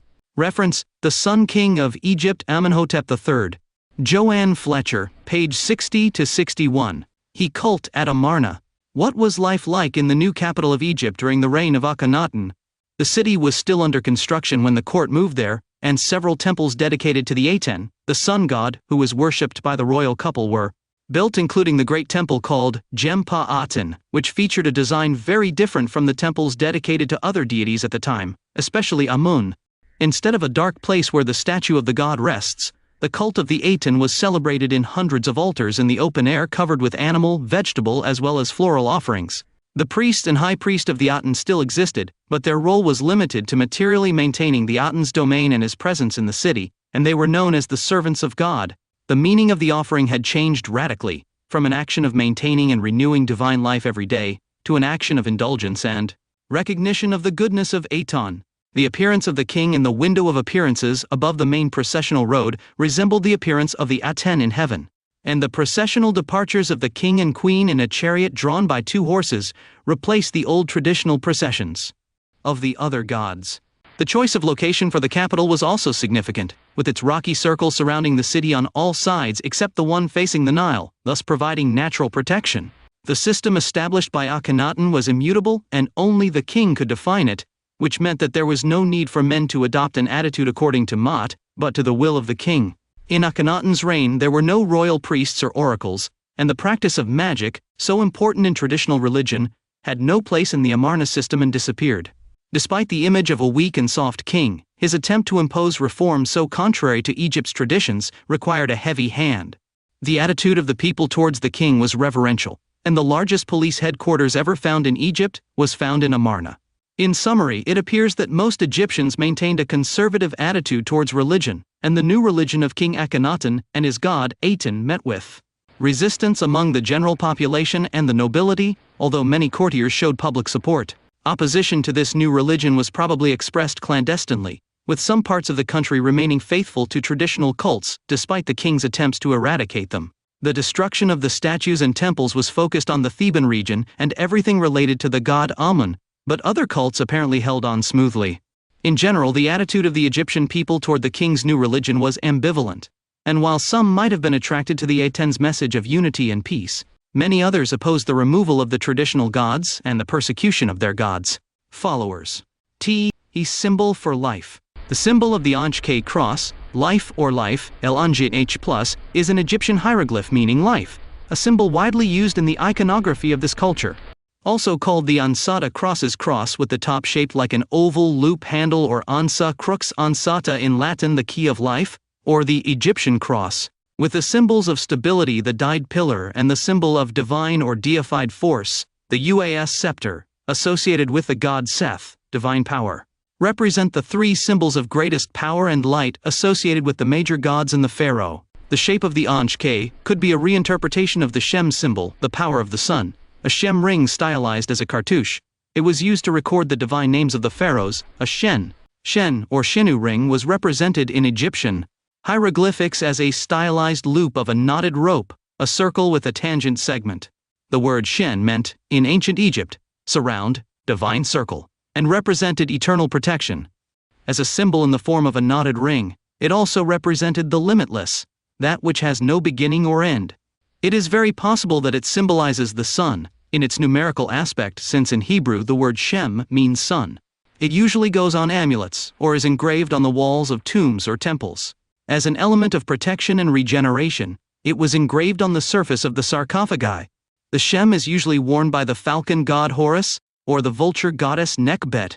It was already in use during the 3rd dynasty, where it can be seen on reliefs in the step pyramid complex of Pharaoh Dysar. Let's see now in the Hebrew culture. Within this coding system, where the numerical explains the meaning of certain words, there are a series of words whose geometry is transcendental, related to the art of construction, such as the word Devir or Holy of Holies from the Temple of Solomon. This word has a gematria of 216, that is, a cube with side 6 or 6 times 6 6. In the construction of this space, the Greco-Latin concept of cubic reason is implied, whose center is the number 3.1416. The anagram of the word Devir, 104, it is the word hexagon, in a clear reference to a cube whose perspective draws a 6-sided figure in space whose length is 3.1416. Another phrase related to the word Devir is 20 cubits or 20 cubits. Esarim Amah, the Devir of Solomon's temple was organized as a cube of 20 cubits x 20. This phrase has gematria, 6 times 6 6, whose result is 216. The number 6 times 6 appears in important passages of the biblical text. In Jeremiah chapter 10 1-2 we read, "He made the earth, with his power, he established the word with his wisdom, and narrowed the heavens according to his discretion. He made the earth." Asa Aretz has gematria, 6 times 6 6. And the phrase, "Therefore let there be light," Yahi Marath, has gematria, 6 times 6 6. This phrase is related to the number 7 times 7 7. 104. The building must have had an interior length of approximately 30 meters, a width of 10 meters and a height of a 20 meton 620 times 20 cubi. Its dimonero therefore, were rather thine of a Palatine chapel, since worship was done from the abode. On both aids of entrance were created true column called Yakin and Bur. The third dummer, the Devir, Kodesh HaKoahim, or Holy of Holies Antorum, was located at the rear, at a higher level than the heel, and could only be accessed by climbing a ladder. The Devir was in the shape of a cube of approximately 10 meters 20 times 20 times 20 cubits, and in its center was the Ark of the Covenant. This was a large ark, made of acacia wood, covered with gold plates and with 4 rings at the corners in which polos were placed to transport it, ride the ark. The tables of the law were kept, delivered by God himself to Moses. On these tablets the 10 commandments were engraved, serving a connection between God and bad. The complete phrase of the biblical text is, "In the firmament of heaven," whose gematria is 7 times 7 7. "Therefore let there be light," 6 times 6 6. The sum of both terms results in 1443, which is equal to 3 times 13 times 37, relating the entire numerical base of the books of the Old Testament. Another phrase with gematria 6 times 6 is the Ark of God, Arun HaKadosh, and the phrase the Holy Crown, Nezar HaKadosh. The amount of talents that King Solomon collected in a year was 666, in a clear reference to the work of the sun. If we study the phrase written in Hebrew Kakarva Sheish Sheish Himayoth Shish, in Spanish talents 666, the first 3 letters form the word sun, in Hebrew Shemesh. This is consistent with the Hebrew phrase, "The Lord is a sun," with gematria, 6 times 6, 105, another significant number or phrase in both Greek and Hebrew is the word. Biblos' books has gematria 314, in an unequivocal reference to the number, as well as the Hebrew word Shaddai, one of the names of the deity, with gematria 314. If we study the metrics of the words associated with the sacred spaces of antiquity, we discover that these works were organized from the numerical and geometrical. Source: Biblos Symbolic Architecture ARQ. Diego Kurilo. 105. The king's name, Nebuchadnezzar, has a 6 times 6 6 gematria. Nebuchadnezzar II c. 630 to 562 RCE is probably the best Qun ruler of the Chaldron dynasty of Babylon. He reigned between 65 BCC and 562 BC. The Shem symbol could symbolize a form of Horaiti or Hor-Ajti. Horus of the two horizons was the personification of the sun on the horizon according to Egyptian mythology. Since in many stelae where the god Ra, Horaiti appears, the Shem ring appears. In the pyramid texts, there is a hymn of the Ascension Declaration 563, which narrates the arrival of the pharaoh identified with Horus to the celestial kingdom Aru. A fragment of it states, "The gates of heaven are open. The gates of the firmament are wide open for Hor-Ajti, so that he can ascend and bathe in the field of reeds. The gates of heaven are open to me. The gates of the firmament are wide open for me, so that I can ascend and bathe in the field of reeds." Source: Hymn of the Ascensions, in HistoriaWebs. Archived from the original on February 2, 2017. Retrieved August 27, 2008. Similarities between the pronunciation of the god Aten and Ra Hor-Ajti. The word Aten Old Egyptian, JTN, meaning circle, Daise, and later sun disk, is first found in the 24th century BC, on the Abusir papyri, discovered in the mortuary temple of Pharaoh Neferikari of the 5th dynasty. Aten, the god of Atenism, appears for the first time as a god in texts dating from the 12th dynasty in the history of Sinuhe. During the Middle Kingdom, Aten as the sun disk was simply an aspect of the sun god Re. Source: Petrie, William Matthew Flinders. 2013. The Adventures of Sanahai, Egyptian Tales, Cambridge University Press, pp. 97. 142, doi, 10.1017. Shonin trillion, 781 billion, 107,325,203.005. ISBN 978-1-107-32520-3. Retrieved March 9, 2021. There is also a relationship with the symbol known as Tanit. The symbol called the Tanit sign has been linked to the goddess of the same name, consort of in the Punic pantheon from the earliest discoveries. Due to the proximity of the sign to the Egyptian Ancient crosses Ankh, it could well be a cultural cognate of Egyptian culture to Phoenician culture. It was seen as a representation of the connection of the terrestrial world with the celestial world, the two raised branches that are two arms raised in a sign of prayer. The sign has also been interpreted with an apotropaic purpose, since the Punics were eager to protect themselves from the evil eye. Source: Édouard Lipinski sous la Dirde, Dictionnaire de la Civilisation. Phénicienne et punique ed. Repels, Paris, 1992. Giza Pyramid and its numbers. The Great Pyramid of Giza is the largest Egyptian pyramid, and the tomb of Pharaoh Khufu HWFW in ancient Egyptian.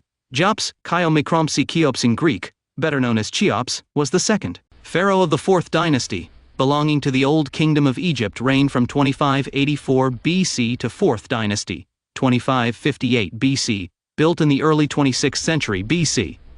They may represent the ultimate hill of creation. In the royal list of Abydos and the royal list of Saqqara, it is called Khufu. He was called Jops Cheops by Herodotus, and Sufis Somphis by Manetho, Sextus Julius Africanus, Eusebius of Caesarea, and Jorge Cincelo. Cartouches drawn in the Great Pyramid of Giza have been found with the name Khufu, and what could be his epithet, Khnum Khufu, the god Khnum protects me. Over a period of around 27 years, the pyramid is the oldest of the 7 wonders of the ancient world, and the only one that remains virtually intact. It is the most famous monument of the Giza Pyramid Complex, in the fields of the pyramids of Memphis and its necropolis, a UNESCO World Heritage Site, in Giza, Egypt. It is at the northernmost end of the line of the 3 pyramids at Giza. With an initial height of 146.6 meters 481 feet, 280 sacred cubits, 146.66 meters high, and 230.38 meters wide sacred cubits, wide, 440 cubits. The Great Pyramid was the tallest man-made structure in the world during more than 3,800 years. Over time, most of the smooth white limestone facing was removed, reducing the height of the pyramid to the current 138.5 meters 454.4 feet. What is seen today is the underlying core structure. The base was measured at about 230,384 meters, 755.6 feet square, giving a volume of about 2.6 million cubic meters, 92 million CUFT, which includes an inner mound. Originally in sacred cubits 280 cubits x 440 cubits, a slope of 5150 feet 40 inches. The last 60 pyramidal cubits 31,416 m. The pyramid was designed in large cubits, using the Egyptian sacred cubit 220 sacred cubits on each side, measuring from the pyramidal axis 220 cubits on the left side, 220 cubits on the right side, and 220 high plus 60 final cubits 31,416 m. The pyramid bears that name because it worships the number pi. The pyramidal diagonal is 356 cubits, equal to 186.4% 4 meters. The basis of these numbers are the work with the Egyptian sacred cubit and the number 314 if I take 3. 1,415 sixths equal to 0.5236 minutes equal to 1 sacred cubit. The main unit of linear measurement is known as the royal cubit, and in the 2nd and 4th dynasties it was equivalent to 0.5236 minutes in length. It was divided into 28 fingers of 1.87 centimeters, giving rise to many other sub-measures. For example, the span of 4 fingers, which in turn was the 7th part of the cubit.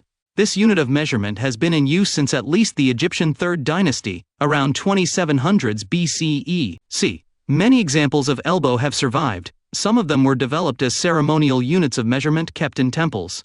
An exact sample of this measurement can be seen in the royal chamber of the Great Pyramid of Giza, a masterpiece of granite masonry whose width is 10 royal cubits 5,236 m, and its length is 20 royal cubits 10,472 meters. Chamber height 1,118 cod, 854 meters height. Around the year 600 AC, during the XXVI dynasty, an important reform is introduced to unify various stockings. The short cubit disappears and the so-called reformed cubit is established, equivalent to the old royal cubit. Another important number in the Great Pyramid is the number phi 1.618. Which is in tune with the Egyptian sacred cubit. If I add 1 plus 1 plus 1.618 plus 1.1618 to 5.236, Egyptian sacred cubits. In number 6 in the Hebrew culture, heiress of pharaonic Egypt. The broken vav in Jewish tradition, the name Perez's 75 means breach, from peratz, meaning break. God was going to break up the families of mankind in order to restore creation back to his original intent. The letter Vav represents man, and the first Ve in the Torah is associated with the first and last man, as seen in Genesis 1:1. The letter Vav represents the number 6. The restored Vav is an image of the Messiah, who would descend from the generations of Perez. He would be the one to break down the gates of death on our behalf. Just as the original Vav was lost through the first Adam and his sin, so the Vav is restored through the obedience of the second Adam, the Messiah Yeshua.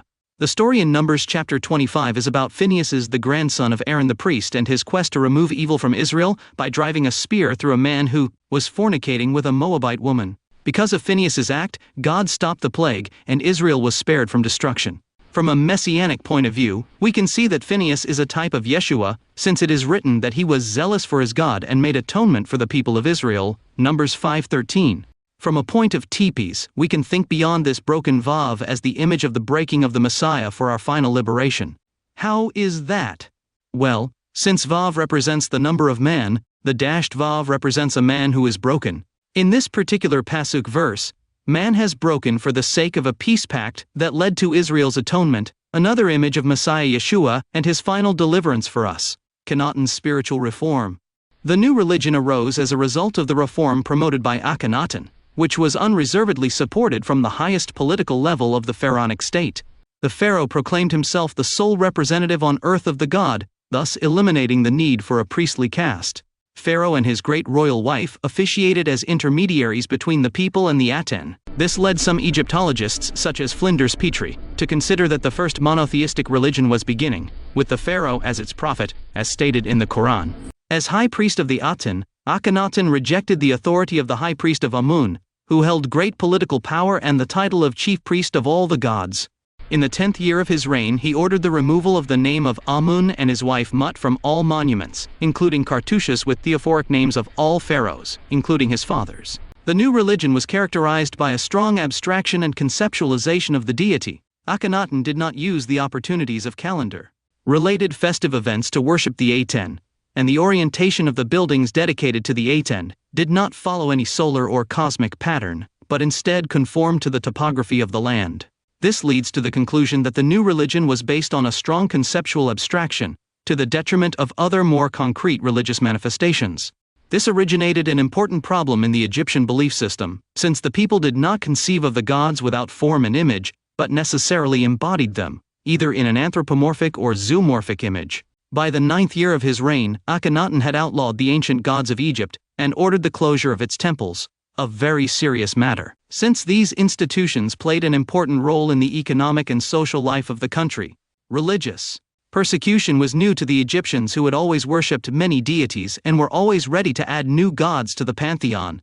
Atenism, however, was a very exclusive religion confined to the royal family, with the king as the sole mediator between man and God. The religious revolution promoted by Akhenaten through royal edicts promulgated the total elimination of humanized images of the gods in sculptures, reliefs, furniture, and other items, which had traditionally been the main iconographic source of Egyptian art. Instead, the royal family became the central motif of artistic representations. On the altars of the temples where the statues of the gods used to be, the royal family was now seen, sometimes in pairs, other times with all their daughters, and always with the god Aton, the solar disk, as protector and giver of life. Simultaneously, there was a radical change in the forms and ways of officiating religious ceremonies. The old closed and dark temples, where the main thing was the concealment of the divinity and restricted access, gave way to open-air temples, where the observation of the divinity was within the reach of any neophyte or uninitiated. However, there are still many questions regarding individual or family worship and its relationship with the afterlife in the new religion.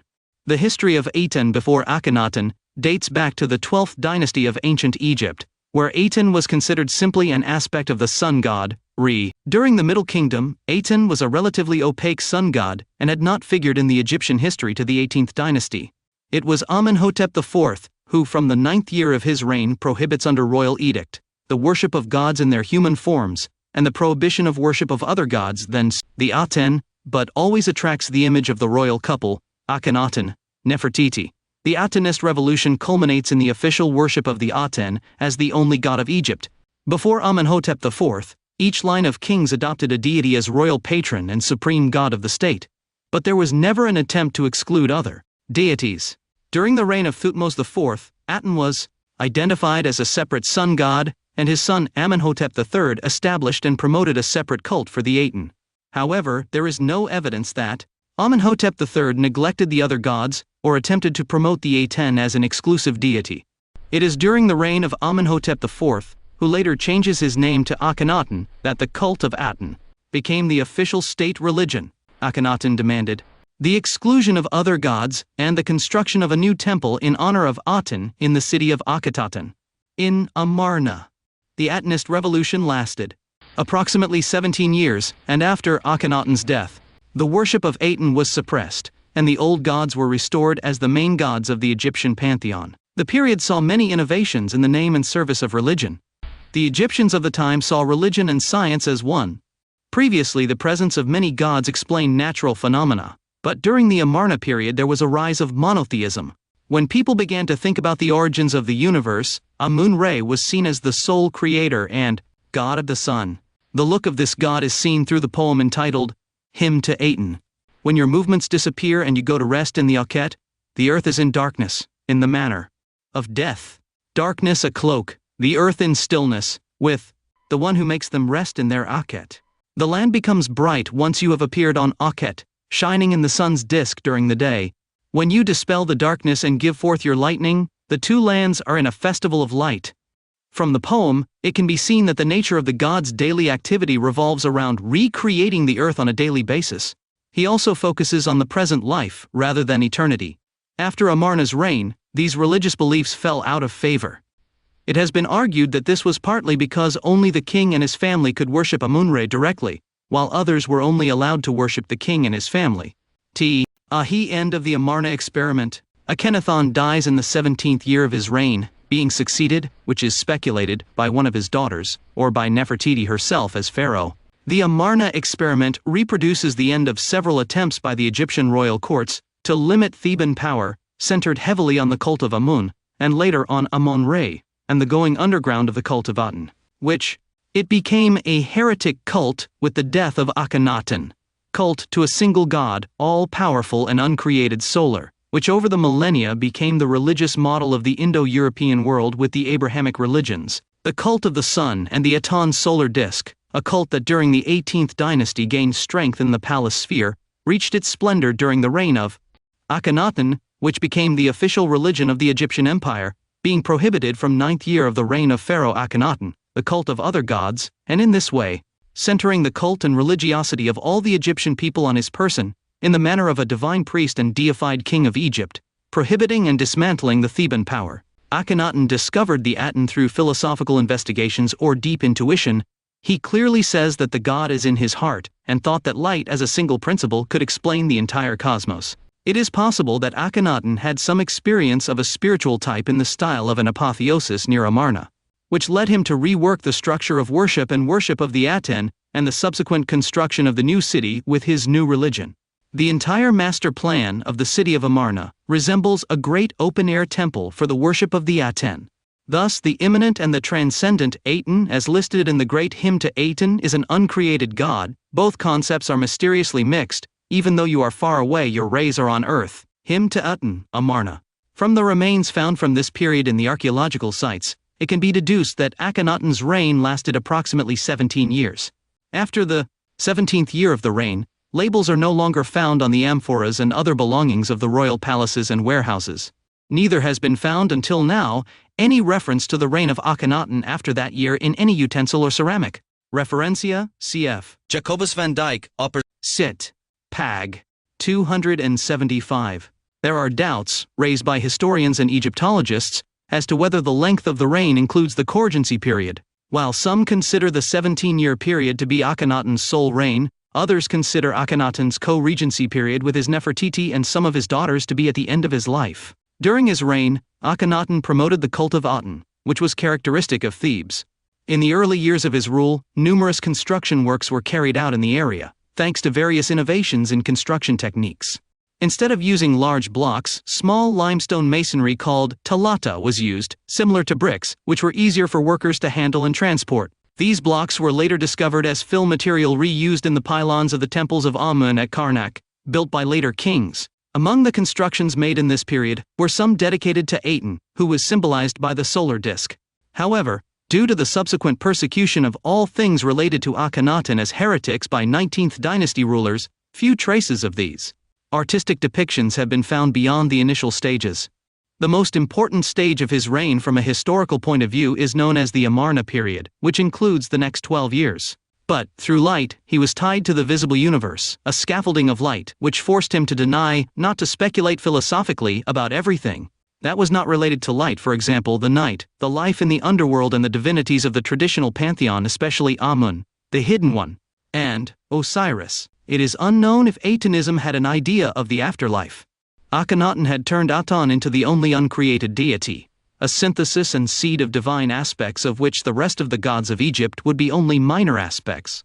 We have seen that even the name of the god refers at least initially to three divine aspect entities, Ra, Horus, and Shu. In the same way, Aten formed a triad with the royal couple, Akhenaten and Nefertiti, the only ones could worship him directly, and the only ones who knew his designs being the only priests of the cult. Much of this ideology rests on the union of Atum, the only creator god, and Shu as the warm wind of light, whose feathers the king could wear. During the reigns of Amenhotep III and Thutmose IV, the trend was gradually reversed, as the clergy of Amun had been displaced by that of Ra, and the cult of the Aten had been reintroduced, albeit as a secondary god.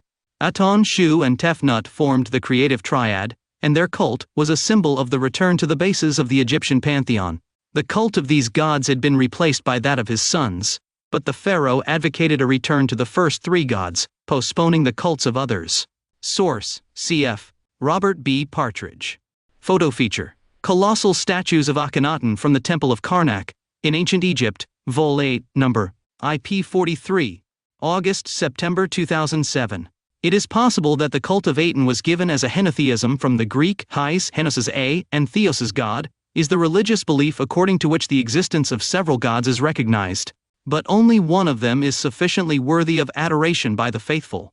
Henotheism refers in particular to the worship of a single and dominant god, without denying the existence or possible existence of other lower deities. Friedrich Schelling, 1775 to 1854, coined the term, and Friedrich Welcker, 1784 to 1868, used it to refer to early monotheism among the ancient Greeks. There are many unanswered questions. What happened after Akhenaten's death? Where was he buried? Who happened it? We know that Tutankhamun's reign saw the end of Akhenaten's revolution and the restoration of the old ways, and the boy king himself was the last of the family line. But it seems clear that there was at least one other pharaoh between Akhenaten and Tutankhamun. Who were they? Could it have been Nefertiti? And who was Smenkhare? Akhenaten is mummified and temporarily buried in the tomb that he had prepared in the royal tomb at Amarna. Later, his mummy was returned to Thebes. Possibly his final resting place is Tomb KV55, close to the tomb of Tutankhamun, his son. Today it is commonly accepted that it was a woman who ascended the throne of Egypt on Akhenaten's death. The current dominant theory Kraus-Gabold-Laborie postulates that she was Akhenaten's daughter Meritatun, who succeeded him on the throne. Nobody knows exactly what happened to Queen Nefertiti. What happened to the Atenismo? The size of the chasm that had opened between the king and his subjects is now made evident by the speed with which the religion of the Aten as such will be abandoned, at least in its executive form, denying the other gods. The city apparently empties very quickly of its inhabitants. In addition to ideological reasons, one may wonder if this abandonment was not related to the disease. In fact, paleoentomologist Eva Panagiotakopoulou found a large number of various fossilized insect remains in the houses, including fleas that carry the plague bacillus. Source: www.osirisnet.net/docu/Akenaton/Akenaton03.htm. On the other hand, the actual systematic destruction of Amarnian monuments will date back to the time of Seti I and Ramses II. All reference to the king, all images of him and his name were systematically destroyed. His sarcophagus was smashed, his mummy was repatriated to Thebes and finally disappeared. All this was done with the general approval of the entire population, without seeming to raise a voice in defense of heretical religion.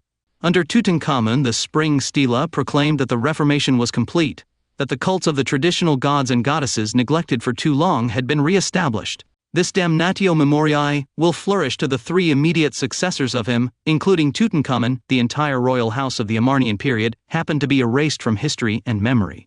Finally, when the general Horemheb became pharaoh, his 59-year reign was attributed as if he had been the successor of Amenhotep III, thus literally erasing the Amarna period from Egyptian history. 3/4 of a century after his death, during the reign of Ramses II, the king was recorded only under the terms of enemy or rebel, or even according to some as criminal. Akhenaten's legacy. Akhenaten's ideas, however, mark the mindset of the Ramesside age and beyond more profoundly than is sometimes admitted. Thus we observe new theological developments on the question of the One, especially in relation to the first time, the beginning of the world. There is a tendency to represent the One as a manifestation prior to creation, which is divided into millions at creation, and whose parts are equal to the whole and therefore deserve worship. This is the fundamental difference with the religion invented by Akhenaten and indeed with later monotheisms.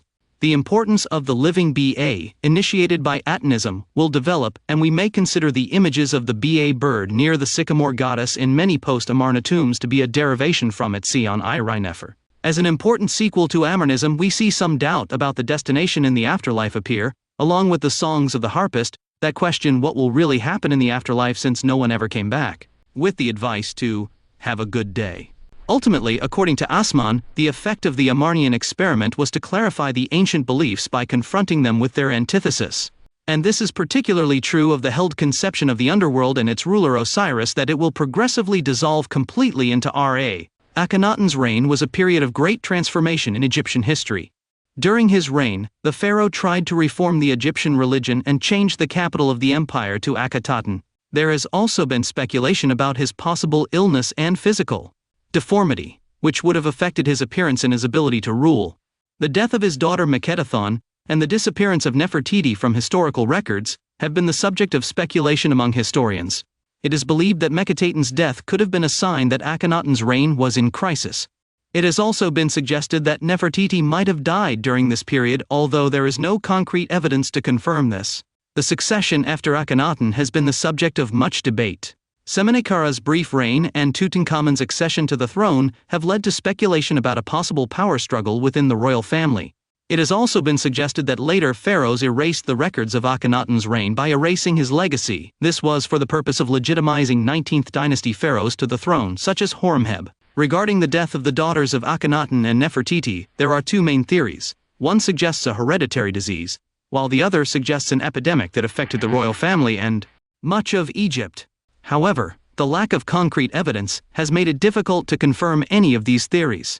In short, Akhenaten's reign remains one of the most enigmatic and intriguing in Egyptian history, and his legacy continues to be the subject of study and discussion by historians and archaeologists around the world. When I died, Horemheb ascended the throne, and to legitimize his rule, reinstated religious orthodoxy. Claiming that the old gods had chosen him to return the country to traditional values, and erase the heretic king's family name from history. All public monuments erected by Akhenaten during the Amarnian period were destroyed or obliterated, and Horemheb also tried to remove all traces of Tutankhamun. The young royal couple had ruled for 10 years, and in that time attempted to restore Egypt to the glory he had known before Akhenaten's monotheistic reforms. It is very likely that there were stelae and inscriptions bearing witness to the achievements of his brief reign, but any that existed would have been destroyed under Horemheb's edicts. Bibliographic reference: Bunsen M. The Encyclopedia of Ancient Egypt. Gramercy Press, 1991. Durant, W. Our Oriental Heritage. Simon Ab Schuster Tuhat Uheksasaja Viskumanelli. Hawass, Z. The Golden King, The World of Tutankhamun. National Geographic, 2004. Shaw I. The Oxford History of Ancient Egypt. Oxford University Press, 2004. Watterson, B. The Egyptians. Blackwell Publishers, 1997. Wilkinson T. The Rise and Fall of Ancient Egypt. Random House. Trade Paperbacks, 2013. www.worldhistory.org/trans/es/112613/Ankhenaten, Akhenaten's family. Akhenaten, the future pharaoh of Egypt, was born Amenhotep, the youngest son of Pharaoh Amenhotep III, and his principal wife, Tia. Although his older brother Thutmose was recognized as the heir to Amenhotep III, Thutmose's early death made him next in line to the throne of Egypt. Akhenaten had 4 or 5 sisters, including Sitamun, Henitaneb, Iset, Nebeta, and possibly Bikitaten. Akhenaten is known to have married Nefertiti, his great royal wife, though the exact time of their marriage is unknown. Inscriptions from the pharaoh's building projects suggest that they were married shortly before or after Akhenaten assumed the throne. According to Egyptologist Dimitri Labouri, the marriage may have taken place in the 4th year of Akhenaten's reign. In addition to Nefertiti, another secondary wife of Akhenaten named Kia is known. Some Egyptologists believe that Kia rose to prominence as the mother of Tutankhamun. William Murnane theorizes that Kia is actually Princess Mitanni Tadukipa, daughter of King Mitanni, Tushratta, who had previously married Amenhotep III before becoming Akhenaten's wife. Akhenaten's other consorts include the daughter of the ruler Enisasi Satia and another daughter of the Babylonian king Burnaburiash II. Sources: Dodson Aiden 2009. Amarna Sunset, Nefertiti, Tutankhamun, I, Horemheb, and the Egyptian Counter-Reformation. First ed., Cairo, New York, The American University in Cairo Press. ISBN 978-977 416-304-3. Ridley, Ronald Thomas, 2019. Akhenaten, A Historian's View. The AUC History of Ancient Egypt. Cairo, New York, The American University in Cairo Press. ISBN 978-9,774,167,935. Labouri, Dimitri. 2010. Akhenaten. Le Grand Pharaon, in French. Paris. Pygmalion Flammarion. ISBN 978-2,756,400,433. The Royal Family at Amarna. University College London. 2001. Retrieved June 10, 2020. Some historians such as Edward Wente and James Allen have put forward the theory that Akhenaten may have taken some of his daughters as wives or sexual consorts with the aim of producing a male heir, although this remains the subject of debate. Although the idea may seem shocking, there is some historical support in other cases. Akhenaten's father, Amenhotep III, married his daughter Sitamun, and Ramesses II married 2 or more of his daughters. Although these marriages are believed to have been mainly ceremonial. In Akhenaten's case, his eldest daughter, Meritaten, is known as the great royal wife of Smenkhare, but she also appears in a burial box in Tutankhamun's tomb alongside the pharaohs Akhenaten and Neferneferuaten as the great royal wife. Furthermore, letters written by foreign rulers to Akhenaten refer to Meritaten as mistress of the house. Source: Robbins G. 1993. Women in Ancient Egypt. Harvard University Press. Ridley, Ronald Thomas, 2019. Akenaton, A Historian's View. The AUC History of Ancient Egypt. Cairo, New York, The American University in Cairo Press. ISBN 978-9,774,167,935. Allen, James Peter, 2009. The Amarna Succession. In Brand, Peter, Cooper, Louise eds. Causing His Name to Live, Studies in Egyptian Epigraphy and History. In Memory of William J. Murnane, PDF. Culture and History of the Ancient Near East. Vol. 37. Leiden, E. J. Brill Academic Publishers. pp. 9th, 20th. doi. 10.1163. E.J. 9,789,004,176,447, 9ms 240.9. ISBN 978-9047-42988-3. Archived PDF from the original on May 21, 2020. Retrieved May 21, 2020. The young pharaoh Akhenaten gradually imposed a henotheistic or even monotheistic religion that favored the cult of the Aten sun disk. He abandoned the cult of the dynastic god Amun and forbade the worship of idols and images, including images of animals. He founded the city of Akhetaten, dedicated to the god Aten, and moved the court and administration there. This cultural and religious revolution is often attributed only to Akhenaten, but it seems that he only set a trend born during the reign of his father Amenhotep III. Akhenaten ordered the destruction of the images of the ancient deities, with the notable exception of Re, and made the sun disk the universal god. A king was the earthly image of Aten and his only mediator with humans. The divine triad of Aten, the royal couple and the pharaoh, was worshipped in the residences of high dignitaries. The town, for its part, continued for the most part with the traditional private cults. According to Sigmund Freud, the cult of the Aten is one of the first manifestations of the notion of infinity, although contemporary Egyptologists point out that it is already understood in the Ouroboros, a snake that bites its own tail. Reference: 1939. Sigmund Freud. Der Mann Moses und die monotheistische Religion ed. Surkamp Verlag, Frankfurt am Main 1964. Translated from the German by Anne Berman under the title Moïse et le monothéisme, and available online at the digital library Les Classiques des Sciences Sociales of the University of Quebec, at Chicoutimi. The king is the earthly image of the Aten, his perfect son, along with the great royal wife, Nefertiti. He is the sole intermediary between the deity and humans. Like the Mount Khonsu triad, the royal couple with Aten form a divine triad worshipped in the residences of high dignitaries.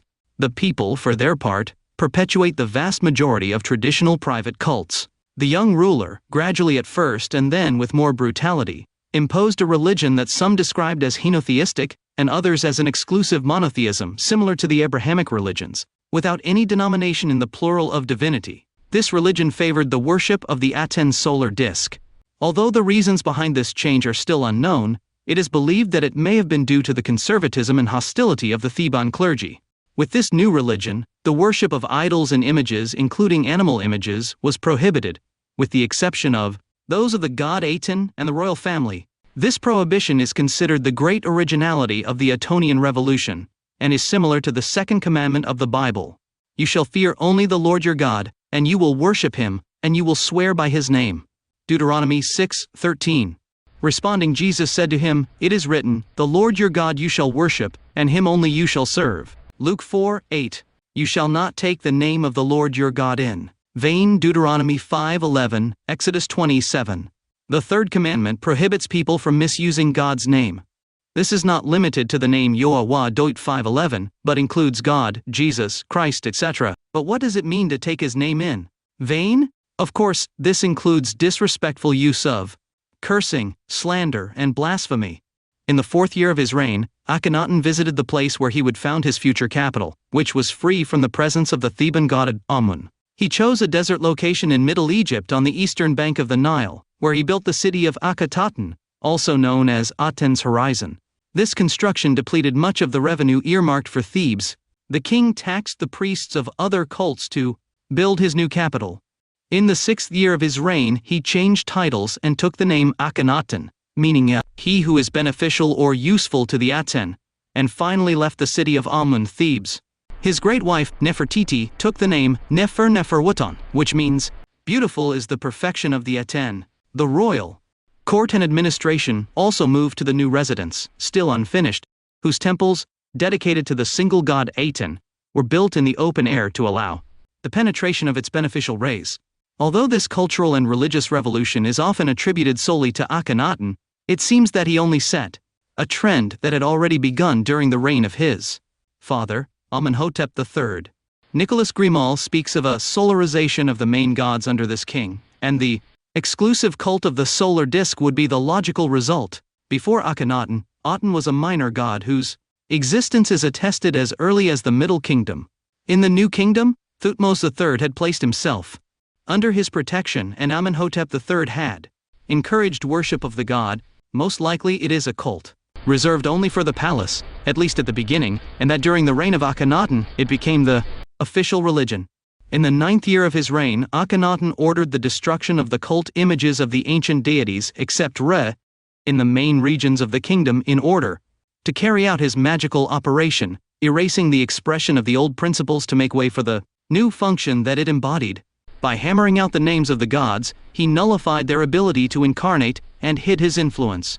In this way the sun disk became the universal god and the only one who has no equal. References: Nicolas Grimal, born November 13, 1948, in Libourne, Gironde, is a French historian, archaeologist and Egyptologist. Professor Emeritus of Universities, he was professor at the Collège de France between 2000 and 2020 and permanent secretary of the Académie des Inscriptions et Belles Lettres from 2022. During the reign, the year 12 was a period of great importance, considered its apogee or climax. The city held a magnificent festival in which envoys from the kings of Canaan, Nubia, Cush and Punt brought their presents to the king and the great royal wife, possibly in the presence of the Queen Mother Tiye. Tiye, whose influence on both domestic and international politics was demonstrated in Thebes during the previous reign, made several visits to the new capital, according to some representations. It is possible that she even resided there, and seems to have held some influence over her son. She is often seen accompanied by her youngest daughter, Baketaten, whose age resembles that of her nieces, the daughters of Akhenaten. However, the Queen Mother and her youngest daughter died at the end of the 12th year at the latest. The deaths continued to plague the king, whose imagery reveals his deep attachment to his family as well as his ritual significance. Princess Maketaten, second daughter of the king, died in the year 16th. The ritual scenes of mourning are represented without hiding the pain of the royal couple. From this date, the documentation becomes scarce, and it is extremely complex to decipher the sequence of events that mark the last part of the reign. Source: fr.wikipedia.org/wiki/Akhenaton. The final stages of his reign. Akhenaten's death is an unsolved mystery. The heretic king's successors covered their tracks as much as they could. The last inscription that mentions it is dated around the 17th or 18th year. Some experts suggest that his death could have occurred during the total solar eclipse of May 14, 1337. Recent studies suggest that he suffered from homocystinuria, a metabolic disorder that could explain his death. After the possible corrigency, Akhenaten's son-in-law and successor Smenkhare reigned briefly and died. Power then passed to Tutankhaten, Akhenaten's youngest son, who was only 9 years old at the time. Tutankhaten married Ankhesenpatan, Akhenaten's third daughter. With the disappearance of Akhenaten, the cult of the Aten also disappeared.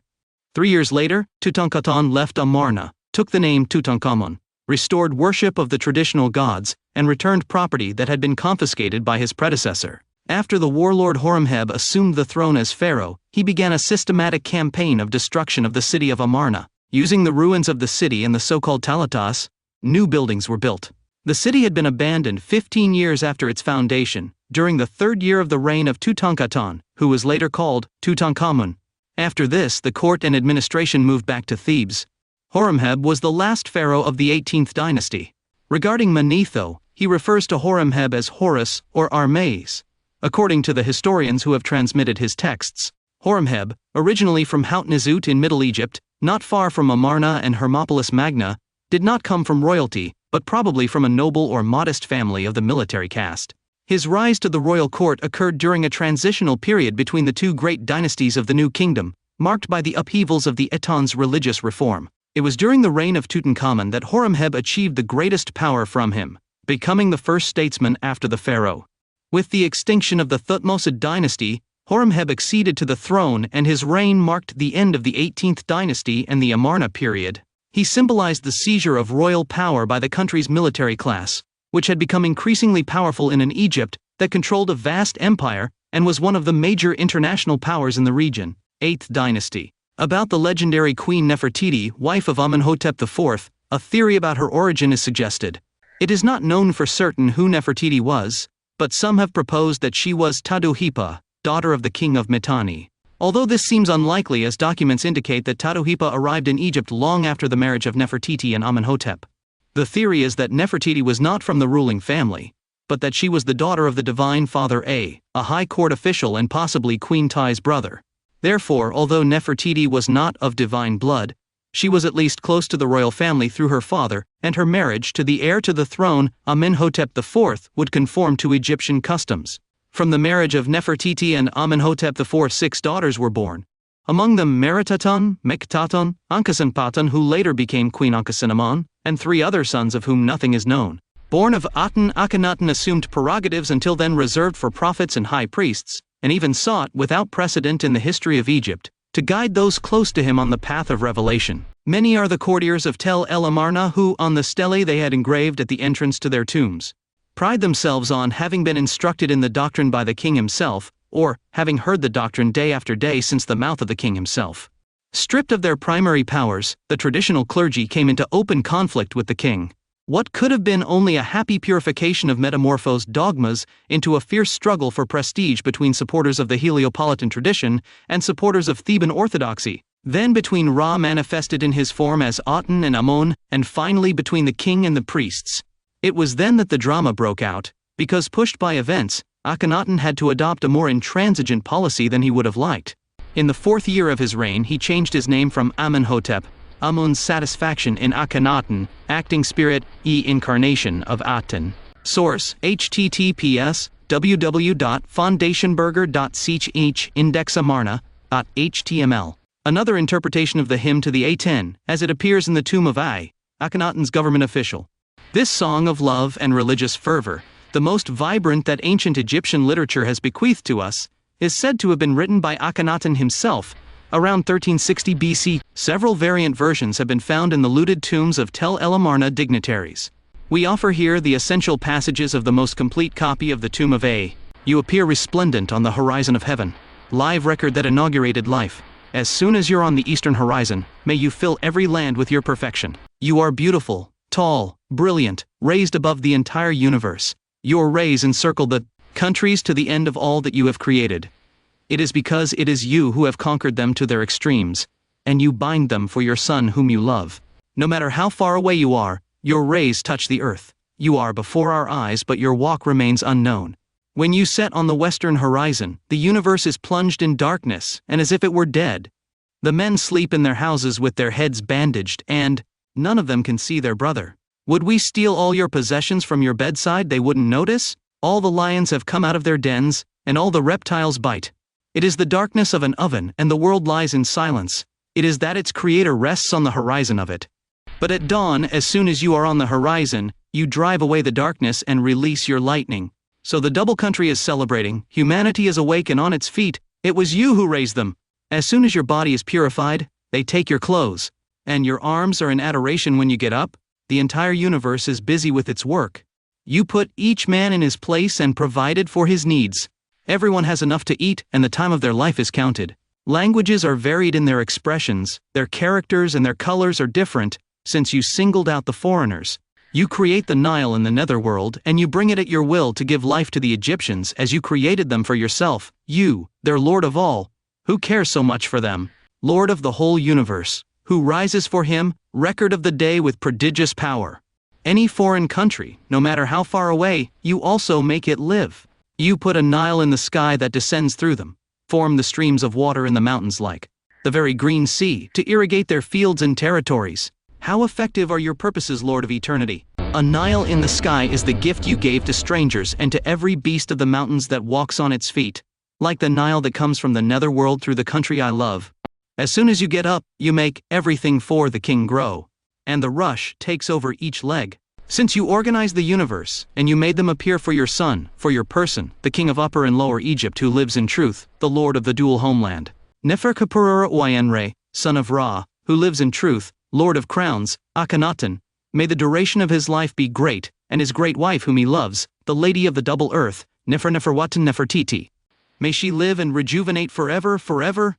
Hornung interprets the 18 hymn as a text without mythical ideas, since its focus is on the creative power of the sun god, who not only gives life to all things in the world, but also created himself with his own hands. In this sense, Aton is the supreme god who renews every day everything that exists in the world, including animals, plants, and people. In contrast, the night the Aton hides is described with grim symbolism, as a condition of death. In Amarna theology, the sun god and King Akhenaten are directly related, and the unique position of the sun god in heaven corresponds to the exclusive position of the king on earth. As the sole mediator between God and man, King Akhenaten received exclusive revelations from the Aten.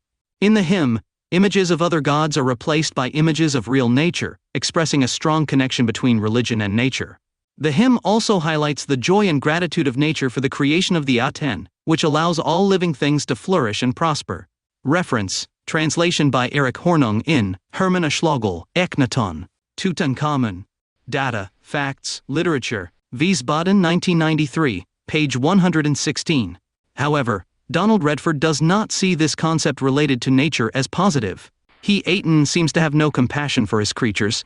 He gives them life and sustains them, but in a rather mechanical, disinterested way. In no text can one read that he hears the cry of the poor, helps the sick, or forgives sinners. Referent, Donald B. Redford, Akhenaten, the Heretic King.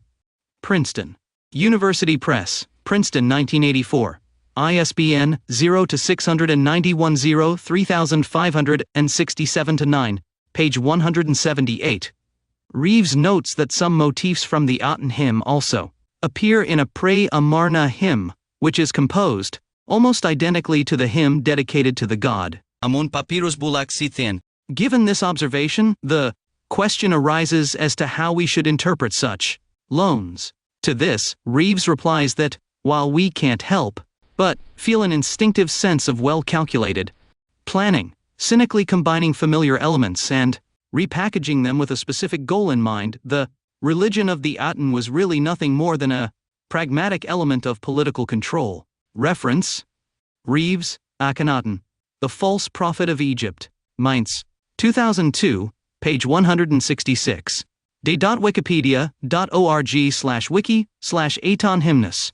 The Aten hymn was found to be very similar in content to Psalm 104:2, 7-28 of the Bible, as was Psalm 145:1, 5-16. This is probably due to the general presence of this text in the Middle East. Some theologians infer an influence of Amarna theology on the theology of Moses from Exodus in the Bible, and consider parts of Psalm 104 to be a direct translation of the Egyptian text. Reference, Jan Assmann, Moses the Egyptian. Fischer, Frankfurt 2004 ISBN 3-596 14371-3, page 255. www.bibleserver.com/EU/Psalm 1452 c. 15-16. The 18th dynasty is made up of the group of pharaohs who ruled Egypt between the years 1575 and 1295 BC, c. approx. This era is considered the period of maximum splendor of the pharaonic civilization, as well as a moment of great territorial expansion. It is the beginning of the period called by historians the New Kingdom of Egypt. The prosperous 18th dynasty consists of 14 or 15 kings, almost all of them fairly well documented. The names listed below are the most common Hellenized ones, followed by the Spanish transcriptions of their titles. The throne name or Nezut Bidi, and the birth name or Sa-Ra, the most used by these pharaohs in inscriptions and monuments. Ahmosis I, Nebhetira Ahmose. Ahmosis was the son of the Theban king Seqenenrata and brother of the forerunner of unification Kamose. He is considered the liberator of Egypt, a territory that had been partly dominated by the Asian Hyksos people for about 100 years. During his 25-year reign, Ahmosis managed to restore the political system prior to the Hykson conquest and protect Egypt's borders by building numerous fortresses. Amenhotep I, Dzerkara Amenhotep. He was a monarch especially praised by the builders, and came to be deified and worshipped for many years afterwards by the craftsmen and tomb builders of Deir el-Medina, leading to the belief that he was the true founder of the Valley of the Kings. However, this has yet to be demonstrated, as there is no serious candidate to be the tomb of Amenhotep I, neither in the Valley of the Kings nor outside of it. Even so, his mummy was found in the DB 320 cache. Thutmosis I, Ajaperkara Thutmose. The ties that linked him to his predecessor, natural son, son-in-law, brother-in-law, are unknown. He had to marry a royal princess in order to legitimize his ascension to the throne. He ruled for about 13 to 15 years, in which he turned the country into a world superpower, conquering the entire Syro-Palestinian region and reaching as far as the fourth cataract of the Nile in Nubia. He is considered the founder of the artisan town of Deir el-Medina, and his tomb is the first known in the Valley of the Kings and, in short, he was one of the greatest pharaohs in history. Thutmose II, Ashperenra Thutmose, son of the above with a secondary wife. His ascension to the throne is legitimized with the adoption as great royal wife of her half-sister Hatshepsut. The exact time of his reign is unknown, ranging from 3 to 13 years. When he died, he inherited his kingdom from him, his son Thutmosis III, but his minority prevented him from reigning, and Hatshepsut had to do it. It seems that he was a very inactive king, who passed without pain or glory. Hatshepsut, Matkara Hatshepsut.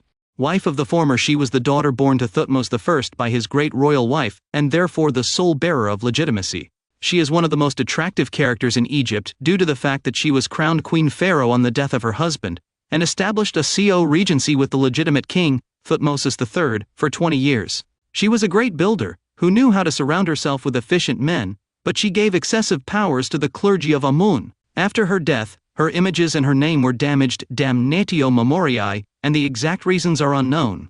In 2005, Zahi Hawass, director of the Egyptian Mummy Project and Secretary-General of the Supreme Council of Antiquities, and his team focused on a mummy called KV60A, discovered more than a century earlier.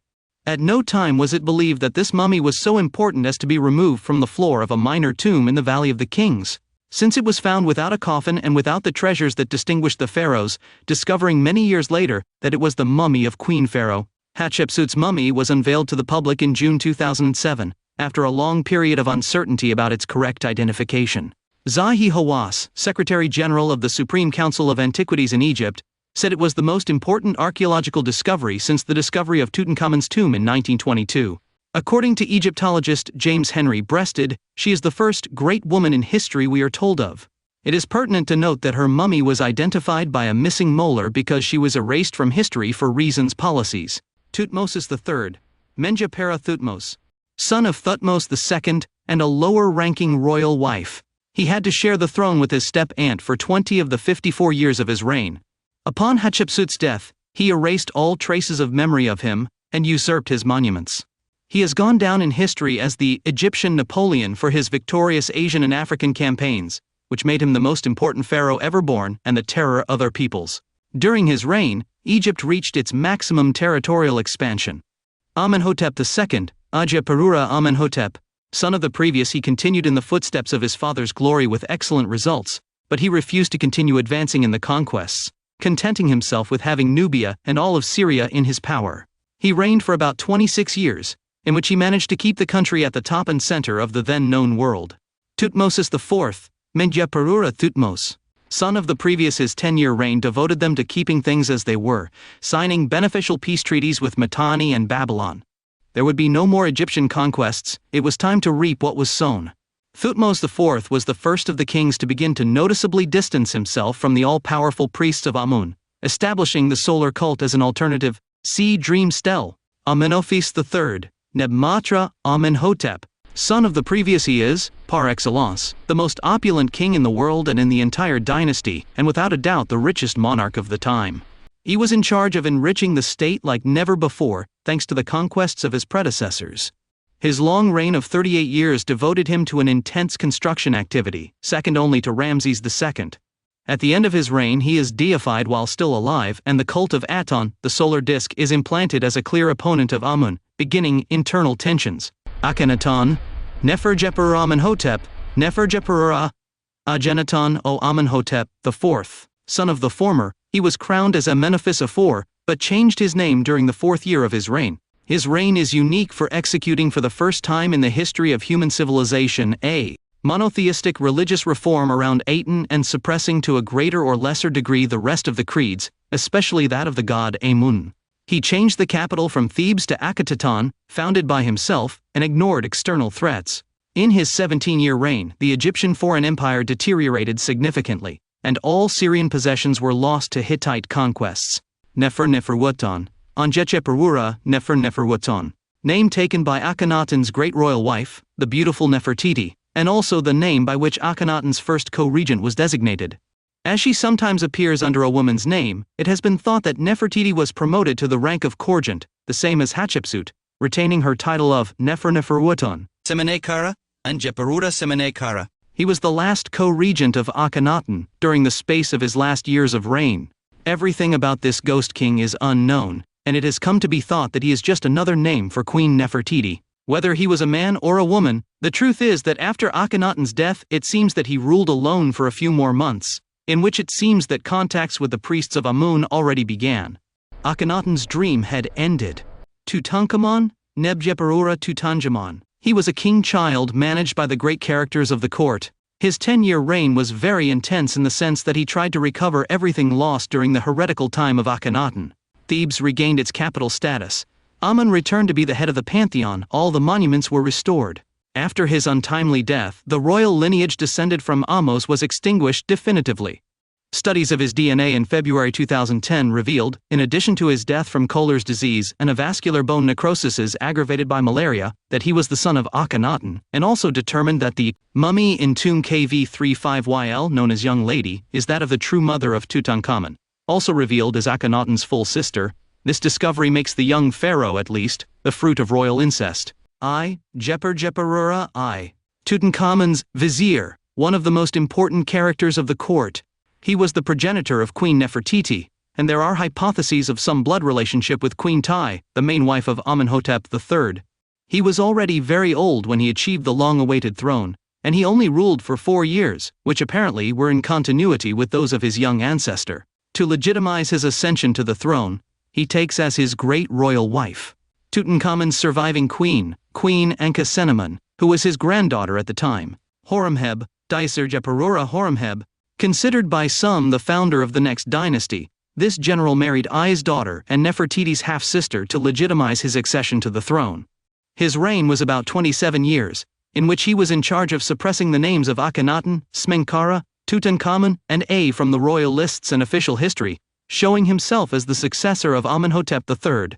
He had numerous warlike activities, and recovered part of southern Palestine, but the expansion achieved by Thutmose I and II would never be reached again. Horemheb's successor was his vizier, the aged Paramesu, who took the name of Ramses I and was founder of the 19th dynasty. Source: es.wikipedia.org/wiki/dynasty, 3 Adaxvia d'Egypto, offspring of Akhenaton.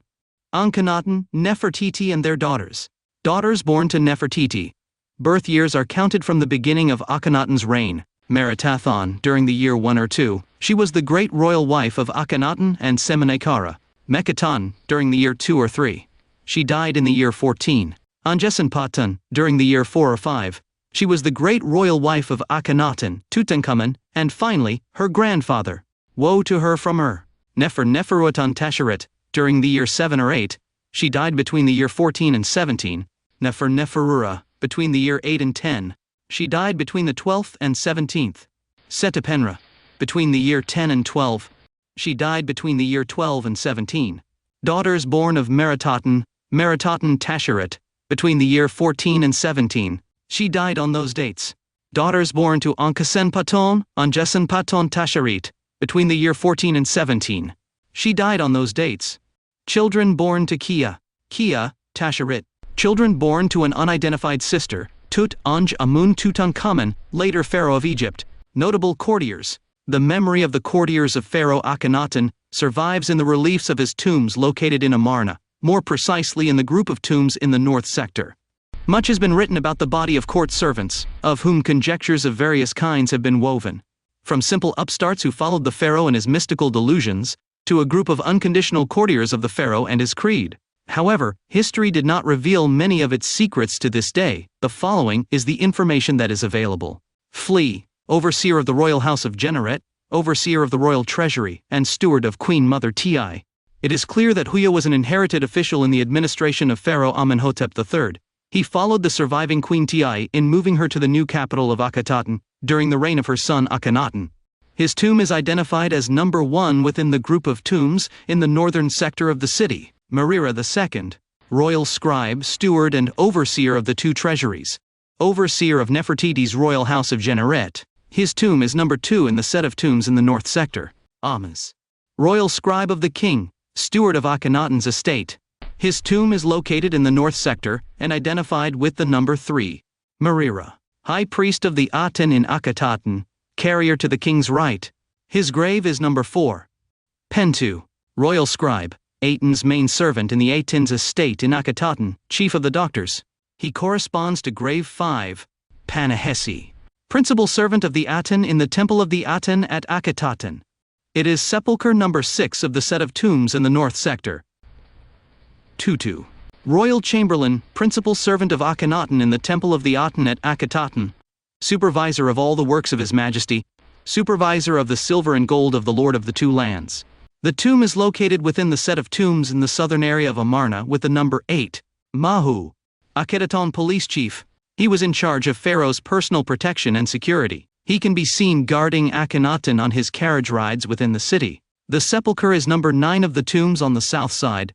Ramos, royal scribe, commander of the troops of the Lord of the 2 lands, steward of Amenhotep III.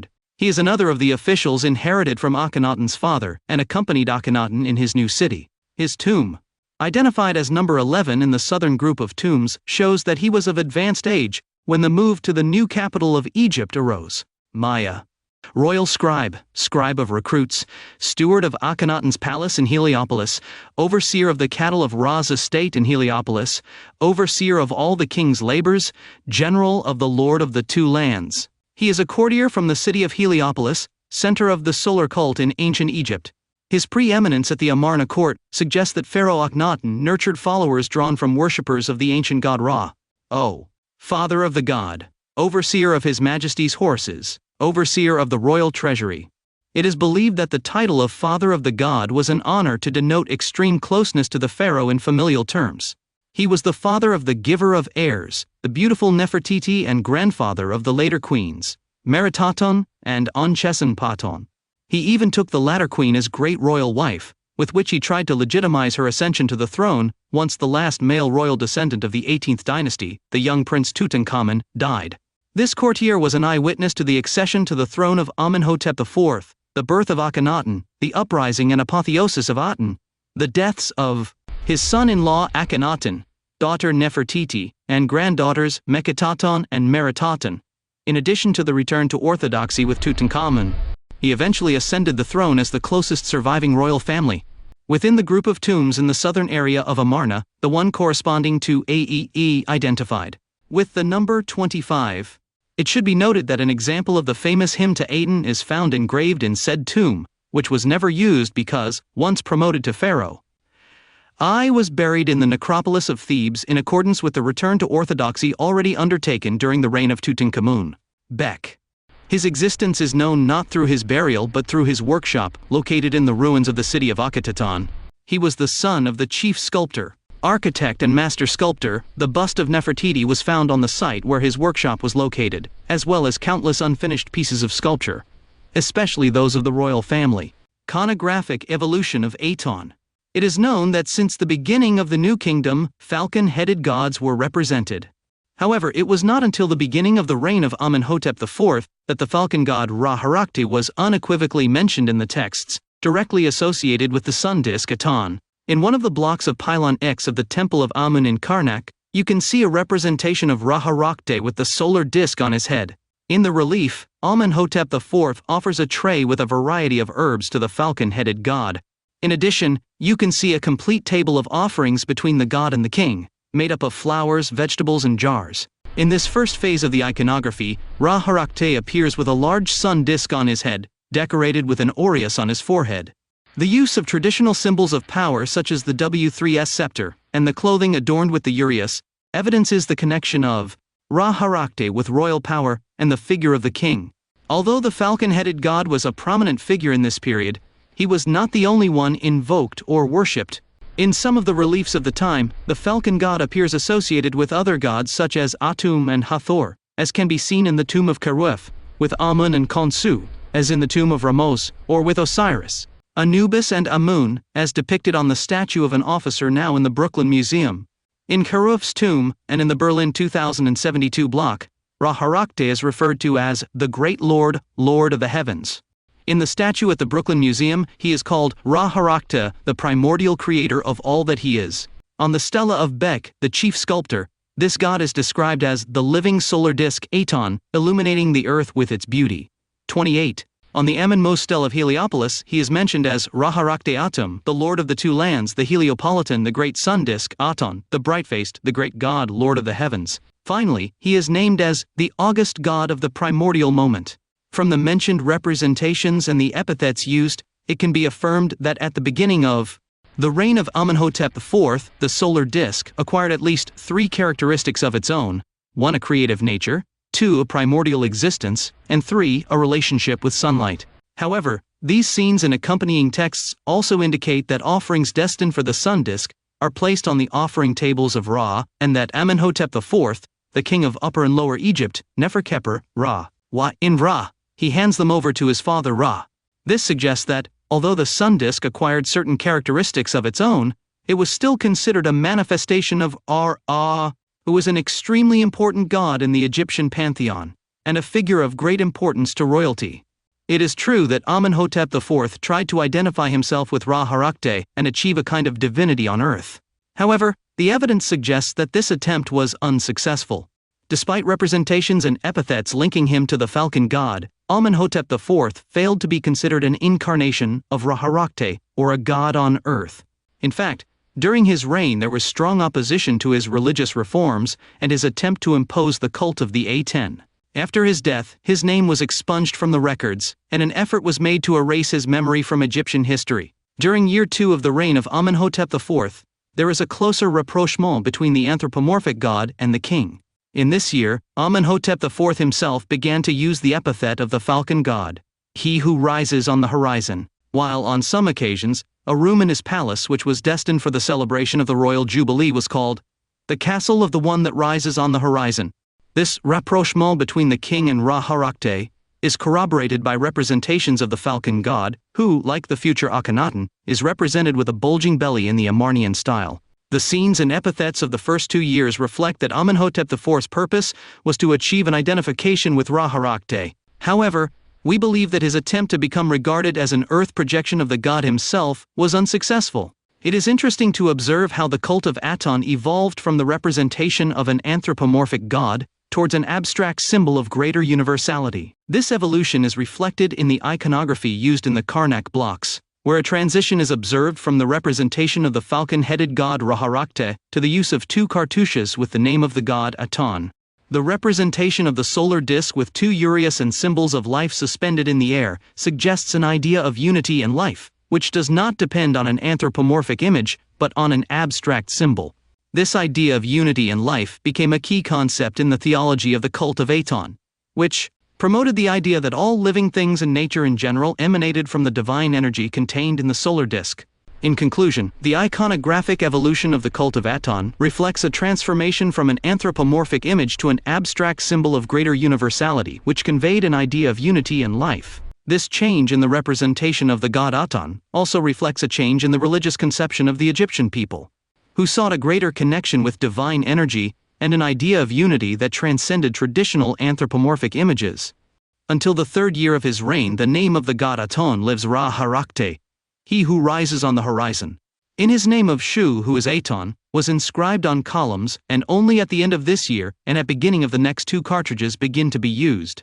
From year 5 of the reign of Amenhotep IV, the scenes depicted in the tombs of high officials, first in Thebes and then in El Amarna, show further iconographic development in the search for an abstract image for this god. In this last iconographic stage, some significant changes from the artistic point of view can be seen. The image of the falcon-headed man with the sun disk is replaced by that of a sun disk with a series of long arms ending in hands. The great innovation of the new iconography are the rays of the sun in the shape of arms. In Amarnian art, these arms perform 3 functions. 1. They provide life and prosperity to the officiant of a celebration. 2. They protect the king and the uraeus from him. And 3. They take possession of the offerings destined for the god. The hands of a lightning god Aton usually hold 2 symbols, the NH and the scepter W3S, which represent the life, prosperity and dominion bestowed on the king. These are not always directed towards the face of the king or queen. In some scenes, the arms that support them descend to the waist of the royal figure, and surround it as a sign of protection. The protection of the king and queen by the arms of the god once again symbolize the close union established between the king and queen, and the god Aton. However, we believe that the approximation between both worlds, the divine and the earthly, is mutual.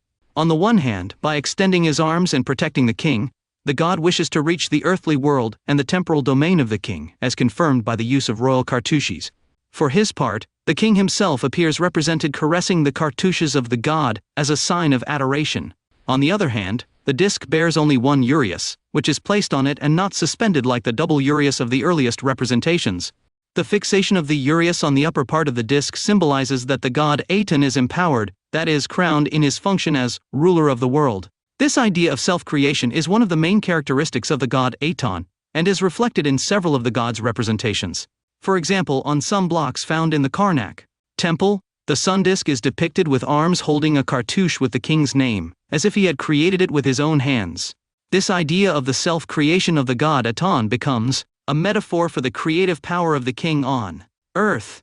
In general, the symbolism of the Aton iconography in the Amarnian era reflects a new conception of the role of divinity in the lives of men, and of the relationship between the king and the god.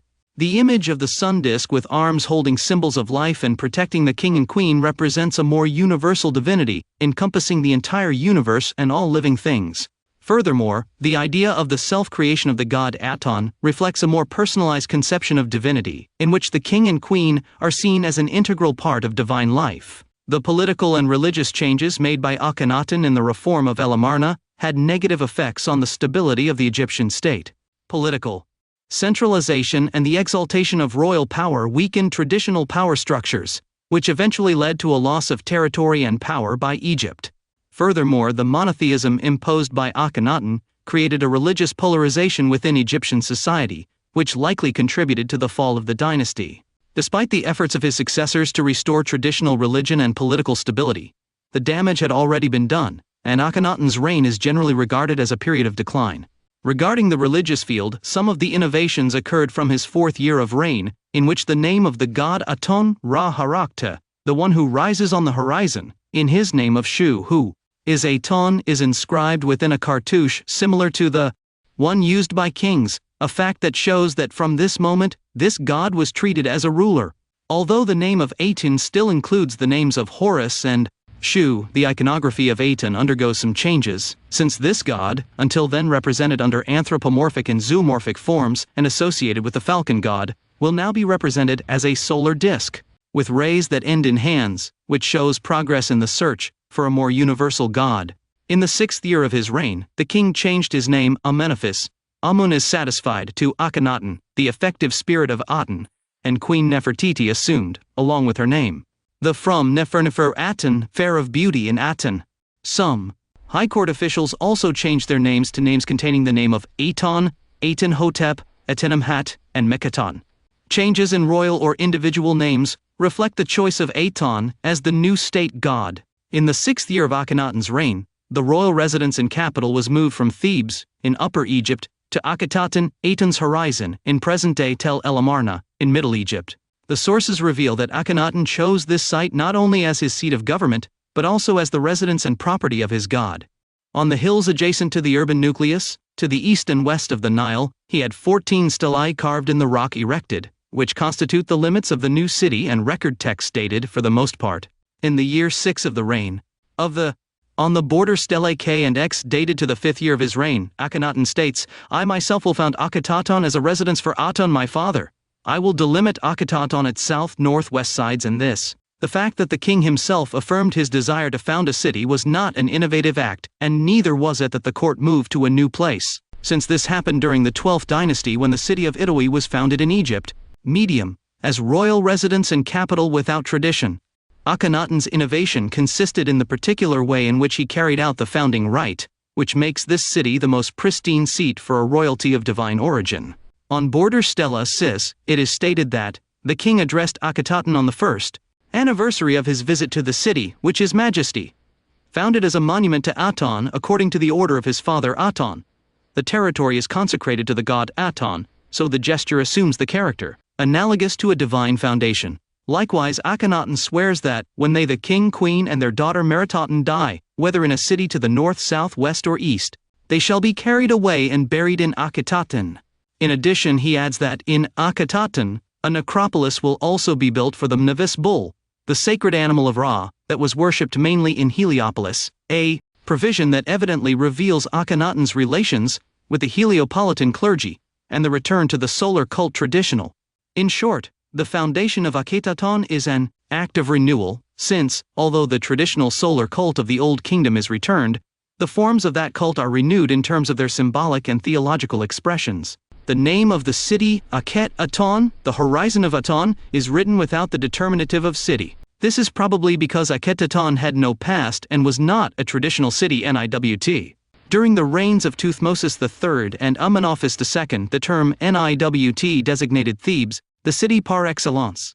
It is likely that Akenaton deliberately ordered the omission of the city determinative because it evoked the city of Thebes and the clergy of Amun. Another explanation could be that one of the two terms used to name the city Aket, the horizon, was used during the New Kingdom to designate the temples of the gods, and, therefore, that Akenaton was not considered a city but the temple of Aton. The delimitation of Akenaton by means of border stelae reflects the sacred and inviolable character of the city and symbolizes the universality of Atonism. In short, the two explanations are valid and complement each other, since Akenaton avoided any compromise with Thebes and the Ammonian clergy, and founded Akenaton as a sacred place for Aton and not for men. During the 6th year of his reign, Akenaton celebrated his and the Aten's first jubilee, thus emphasizing the fact that he and his god had ruled together. As noted by the border stelae recording the Aton's new epithet, he who is in the Jubilee. Akenaton celebrating jubilees together with Aten revealed a close governing relationship between god and king. Beginning with the year 9 of Akenaton, the texts record a new name for the god Aten, Ra, the ruler of the horizon, the one who rises on the horizon, in his name of Ra the father who returned as Aton, which implies the elimination of the names of the gods Horus and Shu, and the conservation of the name of the sun god Ra. It is interesting to note that the inclusion of the name of Ra in the Amarnian doctrine does not imply a return to the cult of the old gods, but rather a reinterpretation of the god Ra through Aton. The idea is that Aton is the true and only sun god, and that Ra is simply a manifestation of him. This is in line with the belief that Aton is a universal god encompassing all living things and the entire cosmos, and that he is the sole creator and sustainer of life. The inclusion of the name of Ra in the Amarnian doctrine could also be seen as an attempt to reconcile the old beliefs with the new religion, and to establish a continuity between the past and the present.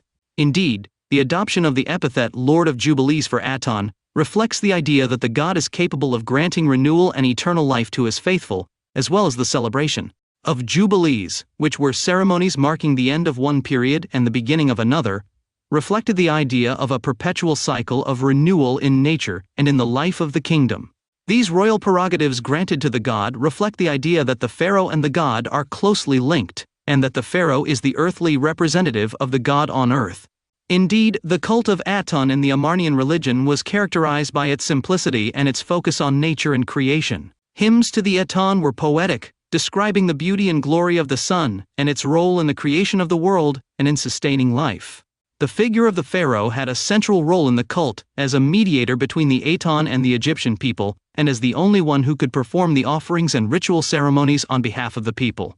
Additionally, the Amarnian religion promoted equality between men and women, and it is believed that Nefertiti may have played an important role in promoting this idea. However, the abolition of the traditional divine cults and the exclusivity of the Aten cult generated resistance and discontent among the priests and members of Egyptian society who followed the ancient beliefs. Source: in order to facilitate its reading on the internet, a summary of the original research work carried out under the direction of Dr. Alicia de Neri Rodrigo, Universidad de Buenos Aires and Prede Conicet, 1996–1997 has been presented. The iconography of Aton in Egypt of the 18th dynasty and his relationship with the Amarnian ideology. Lic. Graciela N. Gestoso Singer. www.transoxiana.org/0106/gestosoiconografia-aton.http. During the Amarna period, there was a major pandemic that was probably caused by the bubonic plague, polio, or influenza. This pandemic originated in Egypt and spread throughout the Mediterranean Levant, claiming the lives of many notable people, including the Hittite king Suppiluliuma I. If this pandemic was caused by influenza, it may have been due to the proximity of birds, aquatic animals, pigs and humans, and the development of livestock systems could have facilitated the spread of the disease. References: cf. Ancient Egypt Online Akhenaten. In English. Schultisek, C. Naylor, E. 1988. Fish Farming and Influenza Pandemics. Nature. Vol. 331, 6153, p. 215. PMID, 2,827,036. doi, 10.1038, 331,215 A0. Shortridge K. 1992. Pandemic Influenza, a Zoonosis? Semin Respire. Infect. Vol. 7 No 1 p. 11–25. PMID 1,609,163. The earliest archaeological evidence of the livestock system has been dated to the reign of Akenaton, and the pandemic that followed this period across the Near East may have been the first recorded outbreak of influenza. However, the precise nature of this Egyptian plague is not yet known, and some have suggested that Asia might have been the source of the human influenza pandemic. The succession of deaths in the royal family must have had a profound personal impact on Pharaoh Akhenaton and in general on the entire kingdom. The Queen Mother Tai, the great royal wife Nefertiti, and the princesses Meketaton, Meritaton, Setapenra, and Neferura were victims of this pandemic, in a time interval that goes from the 12th to the 17th year of the reign. Source: Kozlov, Ariel, 2006. Bubonic Plague in the Reign of Amenhotep. 2? KMT. Vol. 17-3, p. 36–46. The prevalence of the disease may help explain how quickly the city of Akhetaten was later abandoned, and also why later generations considered the gods to have turned against the kings of Amarna. There have been some suggestions as to the cause of the pandemic, with Zahi Hawass suggesting that it could have been the Black Death, as traces of that disease have been found in Amarna. Ariel Kozlov, for her part, has argued that the epidemic was caused by a bubonic plague along with a polio epidemic.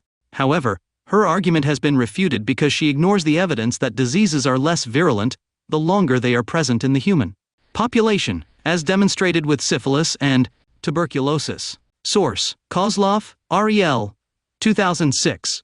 Bubonic Plague in the Reign of Amenhotep III? KMT. Vol. 17-3, p. 36–46. Bibliography on the Amarna period. Akenaton et Nefertiti Soleil et Ombre de Pharaon. Textus de Suzanne Bickel, Peter Brand, Betsy Bryan, Jean-Luc Chapaz, Marianne Eaton Krauss, Marc Abol, Dimitri Labori, Bernard Mathieu, Francesco Tiradriti, Robert Vergneux, Yuri Volokhin, Catalogue. Exposition Musée d'Art et d'Histoire, Genève, Sylvana ed. 2008. Aldred Cyril Akhenaton Roi d'Égypte Sol 1997. Aldred Cyril, The Foreign Gifts Offered to Pharaoh, G. 56, p. 105–116, 1970. Amarna Letters No. 1. 3, 4. KMT Communications A Not to Miss site, the official website of the Amarna Project.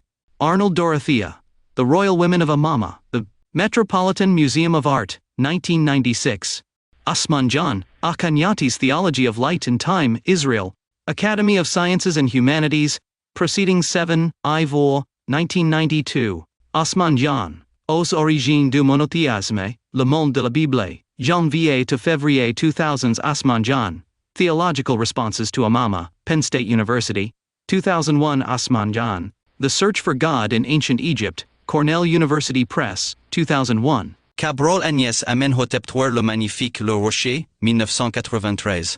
Can Your Christian, Akenaton, Precursor du Monotheism? Bibliothèque Clio, 2006. Annuaire Christian la religion d'Akenaton, monothéisme ou autre chose, histoire et actualité d'un débat égyptologique, dans R. Lebrun, J. de Vos, Ovan Quickelberg, ed. Eus unicus homo religiosus seri. 2. Vertiende. P77 117, Brepols, Turnhout, 2014. Chapas Jail Amenhotep IV à Karnak Revue Égypte Afrique et Orient. In March 13, 1999. Chapas Hotel L'Horizon Daton, Revue Égypte Afrique et Orient. N. March 14, 1999. Davies Norman de Garis. Akhenaten at Thebes. Gia, Vol 9, N. P. 132 to 152, 1923. Der Manuelian Peter. Semi-Literacy in Egypt, Solms. Erasures from the Amama Period, in Gold of Praise, Studies on Ancient Egypt. In honor of Edward F. Wente P. 285 to 298, University of Chicago, 1999. Dodson Aden. Amarna Sunset. Nefertiti Tutankhamun I. Horemheb. And the Egyptian Counter-Reformation, AOCP, 2003. Herman A. Ranke Herman, La Civilisation Égyptienne, Payot, 1952. Gabol de Mare Akhenaton. Du mystère à la lumière découverte Gallimard, 2005. Gabol de Marc Amama, La Cité du Roi Soleil, Revue Égypte, Afrique et Orient, N. 14e. Gabold Mer. d'Akhenaton à Toutankhamon, Université. Lumière Lyon 2. Institut d'archéologie et d'histoire de l'Antiquité, Vol 3, 1998. Gabol de Mare Laden de la famille royale amarnienne et les sources égyptiennes NIM 6 p 177-203 2013. Grande Pierre. Hymne de la religion datant, Soil, 1995. Hofmeyr James K. Akhenaton and the Origins of Monotheism, Oxford University Press, 2015. Hornung Eric, Akhenaton and the Religion of Light, Camel University Press, 2001. Hornung Eric, Les Dieux de l'Égypte, l'un et les multiples, Le Rocher, 1971. Ikram Salima, Domestic Shrines and the Cult of the Royal Family at El Amarna, GS 75p 89 to 101 1989. Kemp Berry and al., Life, Death and Beyond in Akhenaton's Egypt. Excavating the South Tomb Cemetery at Amarna, Antiquity 87p 64 to 78, 2013. Kemp Berry, The City of Akhenaton and Nefertiti, Amarna and Its People, Thames and Hudson 2012. Kozlov A., Brian B., Berman L.M., Delage E. Amenophis Le Pharaon Soleil RMN 1993. Laborie Dimitri, Akhenaton, Pygmalion Collection Les. Grands Pharaons, 2010. Mathieu Bernard Le Grand Hymne à Aton, Revue Égypte Afrique et Orient, L'époque amamienne IN 13. P 35 44,1999. Moran Walter Les Lettres de la Mama, Surf 1987. Morin Siegfried, La Religion Égyptienne. Payout 1977. Murnane William, Observations on Pre-Amarna Theology. During the earliest reign of Amenhotep IV, in Gold of Praise, Studies on Ancient Egypt in honor of Edward F. Wente, p. 303 to 313, University of Chicago, 1999. Okinga Boyo, The Non-Royal Concept of the Afterlife in Amarna, Ancient History, Resources for Teachers, Vol 38, N1, p. 16 to 37, 2008. Kirk Stéphane Le Culte de Ré, L'adoration du soleil dans l'Égypte ancienne, Le Rocher, Collection Champollion, 2001. Redford Donald B. Akhenaton, The Heretic King. Princeton University Press, 1984. Reeves Nicholas, Akhenaton, Egypt's False Prophet, Thames and Hudson, 2001. Reeves Nicholas Akhenaton et son Dieu, Pharaon et Faux. Prophète, Editions Autrement, Collection Memoirs N108, 2004. Reeves Nicholas, Tutankhamun, Belfond, 1991. Revue Égypte Afrique et Orient La redécouverte d'Amama, N52 2008 à 2009. Revue Égypte Afrique et Orient L'époque amamienne, Teguine 14,1999. Revue Egypte Afrique and Orient, L'époque amarnienne, EY, N13, 1999. Schaefer Heinrich, Principles of Egyptian Art, Griffith Institute, Oxford, 1966. The Akhenaten Temple Project. The Oxford Encyclopedia of Ancient Egypt AOCP 2001. Aten Krosim Akenaten, Vol 1, p. 451c. Schlogel Ha, Aten, Vol 1. p. 156 to 158. Brian B. Amama, Vol 1, p. 60 to 65. Van der Pere, Athena. The Year 16 Graffito of Akhenaten in Dire Abu Hinnis. A contribution to the study of the later years of Nefertiti. Journal of Egyptian History. 7 p. 67 to 108, 2014. Van der Sleyen Claude l'Égypte et la Vallée du Nil, tome 2. Puff. Collection Nouvelle Clio, 1995. Vergnier, Gondran M. Amenophisphar et le Pierre du Soleil, Artho de 900. Williamson Jacqueline, Amarna Period in UCLA. Encyclopedia of Egyptology, 2015. Williamson Jacqueline. The Disappearing Sun Temple of Queen Nefertiti Amarna 40th Anniversary, 2017. General Bibliography. Aldred, C. 1968 y 1988, Akhenaten, King of Egypt. Londres. Badoy A. 1962, The Symbolism of the Temples of Amarna Greater Than, Zos 87th, pp. 77 to 95. Berman M. ed. 1990, The Art of Amenhotep III, Art. Historical Analysis, Cleveland. Bernhard K. 1969 Amenophisphor und Psalm. 104 größer als Mio 15 pp. 193-206. Borchardt L. 1980, Die Wohnhäuser in Tel El. Amarna. Berlin. Brian M. B. 1984, The Reign of Thutmosis IV. Baltimore et Londres. Cooney J. 1965, Amarna Reliefs from Hermopolis, Nueva York.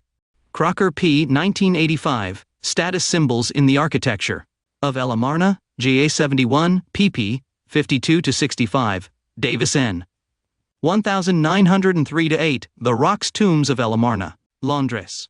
Hari R. 1985, New Kingdom. Amarna Period. Leiden. Janssen J. 1983, El Amarna as a Residential City, Bior 40, pp. 273 to 288. Kemp B. 1977, The City of El Amarna as a Source for the Study of Urban Society in Ancient Egypt, World Archaeology I, pp. 123 to 39. 1981, The Character of the South Suburb at Tel El Amarna Greater Than, M-Dog 113 pp. 81 to 97. 1985 to 89, Amarna Reports, 5 vols, Londres. 1989, Ancient Egypt, Anatomy of a Civilization, Londres. Kozlov, A. et Ali, 9 Instituto, Egypt's Dazzling Sun, Amenhotep III in His World, Cleveland. Crookton J. 1981, Le Decret d'Horemheb, Bruxelles. Leprechaun, R. 1985, The Reign of Akhenaten Seen. Throt, The Later. Decrees Greater Than, EFAU pp. 93 to 103. Royal, Martin G. 1976 y 1989, The Royal Tomb at El Amarna, Londres, 2 vols. Murnane W. 1977, Ancient Egyptian Corrigencies. Chicago Sayok, 40. Nendliguri, J. et Ali, 1923-51, The City of Akhenaten. Londres, 3 vols. Redford D. 1966, History and Chronology of 18th Dynasty. Toronto, 1984, Akhenaten, The Heretic King. Princeton. Russman 1990, The Egyptian Sculpture at Cairo and Luxor, Londres. Sadek I.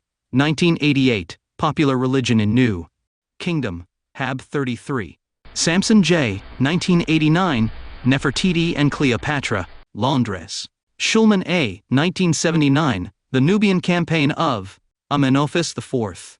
L'Egyptologie en 1979, Paris. Smith H. 1976, The Fortress of Buhen, Londres. Tawfiq S. 1972-88, Aton Studies. Siete Estudios. Publicados en Matic.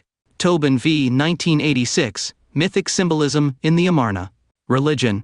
JSE 16, pp. 5 to 18. Wells R. 1989, The Amarna MSK Boundary Stele. Date. Sac 16, pp. 289 to 327.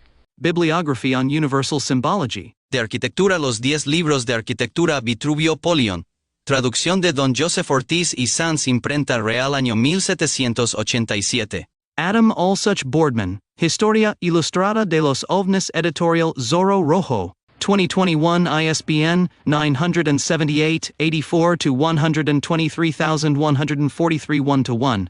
El libro egipcio de los muertos. Traducción de Wallace Budge, editorial Kier, Buenos Aires, ISBN 13-9,788,417,030,506. Palladio, Andrea, los 4 libros de arquitectura, traducción de Don Joseph Ortiz y Sanz, imprenta real, año 1799. El sueño de Polífilo, Hipnerotomaquia Polifili. Francesco Colonna, Venecia, 1499.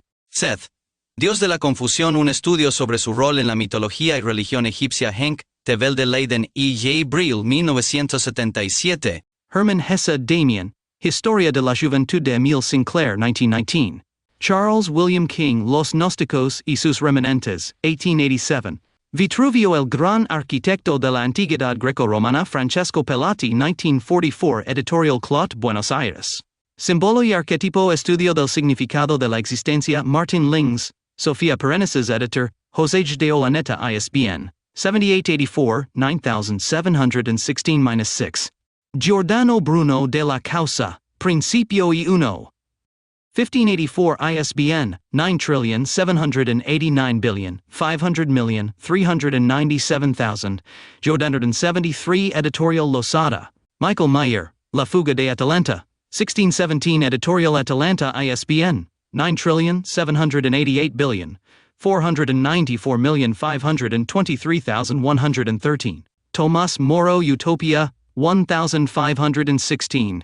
Francis Bacon, Teoria del Cielo, Descriptio Globi Intellectualis y Tema Coeli, 1612. El asno de oro de Lucio Puleo, siglo I.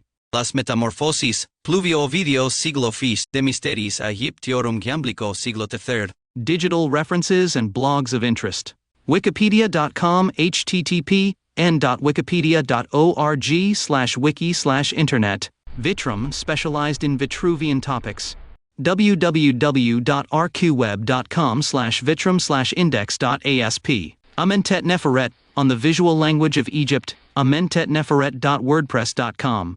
Bible Wheel, Gematria of Greek and Hebrew words. www.biblewheel.com/wheel/wheel.php. Keystone the Creative Word, by Per Sanchez Ferracaputanguli.blogspot.com.ar. Hebrew for Christians, Text and History of Letters. www.hebrewforchristians.com/index.html. Architecture, Classic Architecture, Texts, architectura.cesr.univtours.fr/trait/index.asp. Param N. Word Etymology, etymologias.dachile.net. On the Liberal Arts, La Formula della Peace.wordpress.com/tag/circle, about Egyptian gods. www.egyptologia.org/mythologia/pantheon, min not htm. www.egyptologia.org/mythologia/leyendas. Creacionra, on symbolic architecture. www.arcweb.com/arco/arco2.asp.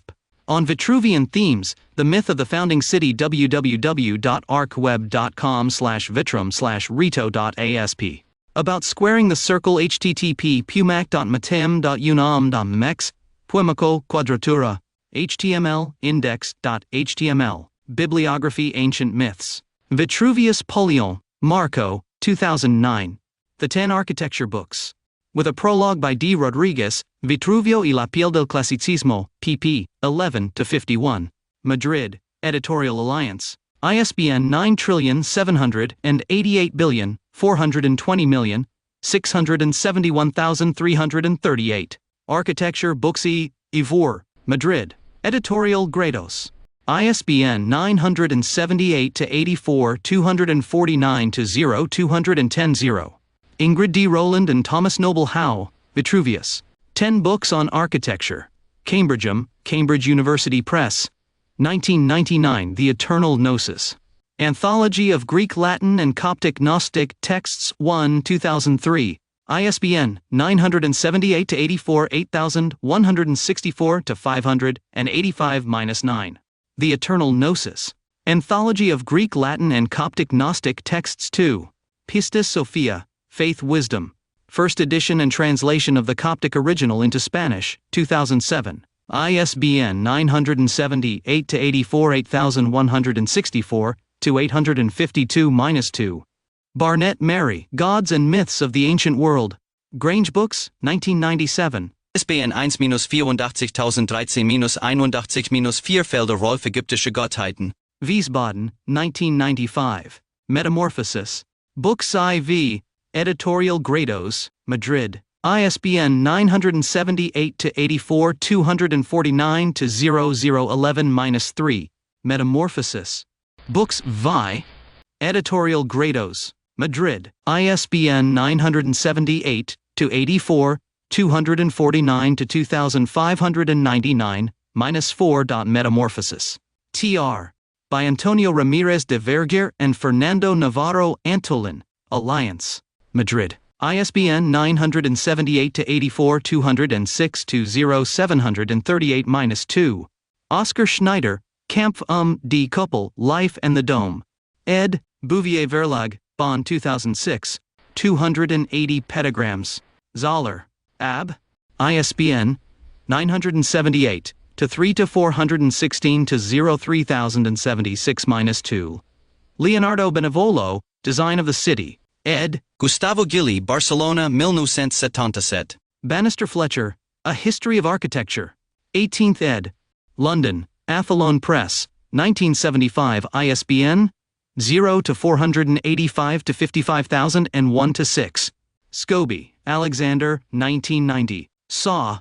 Hitler's State Architecture, The Impact of Classical Antiquity, University Park, Pennsylvania State University Press. pp. 109-118, ISBN 02710069119. Jamblico, 2003. Pythagorean Life. Protreptic. Editorial Grados, Madrid. ISBN 84-249-2397-9. 1997. On the Egyptian Mysteries. Editorial Grados, Madrid. ISBN 84-249-1870-3. Longo, Achilles Tassio, Jamblico, 1997.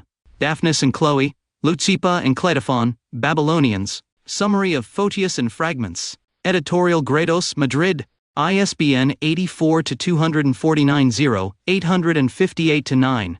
Pilog.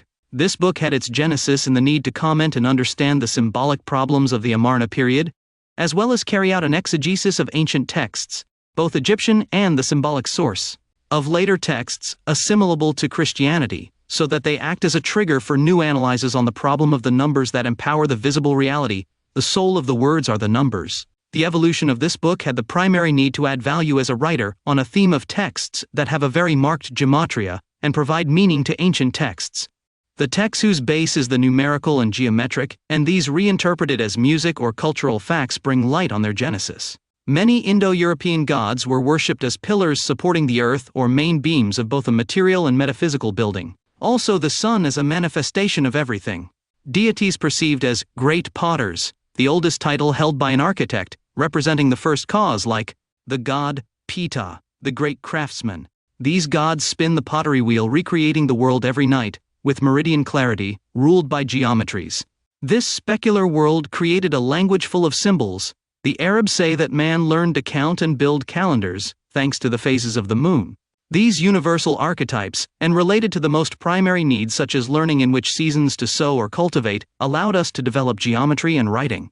Certain events, such as the overflow of the Nile River, or the arrival of the monsoons in Central Asia, an event that was associated with the appearance of the star Sirius, allowed us to develop the first signs of proto-writing. The temple is before the gods. It was the place where the human collective marveled at the silence and the hollowness, the first place where man saw himself alone, and in his solitude he could contemplate the void. The oldest signs and logos in which it can be read are carved on ivory labels belonging to the Nagata culture in Egypt, the cradle of pharaonic Egypt. On many of these labels are the oldest signs of writing organized through letters and numbers. This monumental culture gave birth to the alphabet as we know it, passing from there to Proto-Canaanite and Phoenician, and from there to Greek and Latin. Many words of this culture, The spoken form of these symbols is even more ancient, associated with the Indo-European language, whose roots are lost in Central Asia, near the current border between Iran and India. Some authors speculate that the Indo-European language and people had their genesis in Northern Europe, an unproven hypothesis, but plausible. Monuments in Europe, such as those left on the island of Malta or in the Carnac region of France, date back 7,200 years. Much of this ideology saw in the positions of the moon, the sun, and the mobile stars, the planets, a form of fabric or warp assembled around the planet Earth. Said fabric, created with spirals, was associated with the planet Venus, whose dance with the moon gives the impression of a fabric with hexagonal sides. Numbers such as 8, 5, and 13, as well as 144, were linked to said planet. All these numbers represent the Fibonacci scale, which when divided by them, gives us the golden ratio, a geometric ratio present throughout the natural world as a form of divine writing or modulator of three-dimensional space. Did the first cause of construction in its form of Aten have a blueprint for the world? Man saw in these celestial symbols a divine mind that could be decoded through geometry. The solar god Aten, above all things, is a circle, not only for the understanding of the natural world, but also for the apotheosis of the architect, a divine fusion between beginning and end. Printing finished in Buenos Aires and editorial Sophia Lux Franklin, 2054 Celsius's Day BA phone, 011458470711, 100 copies on May 13, 2023.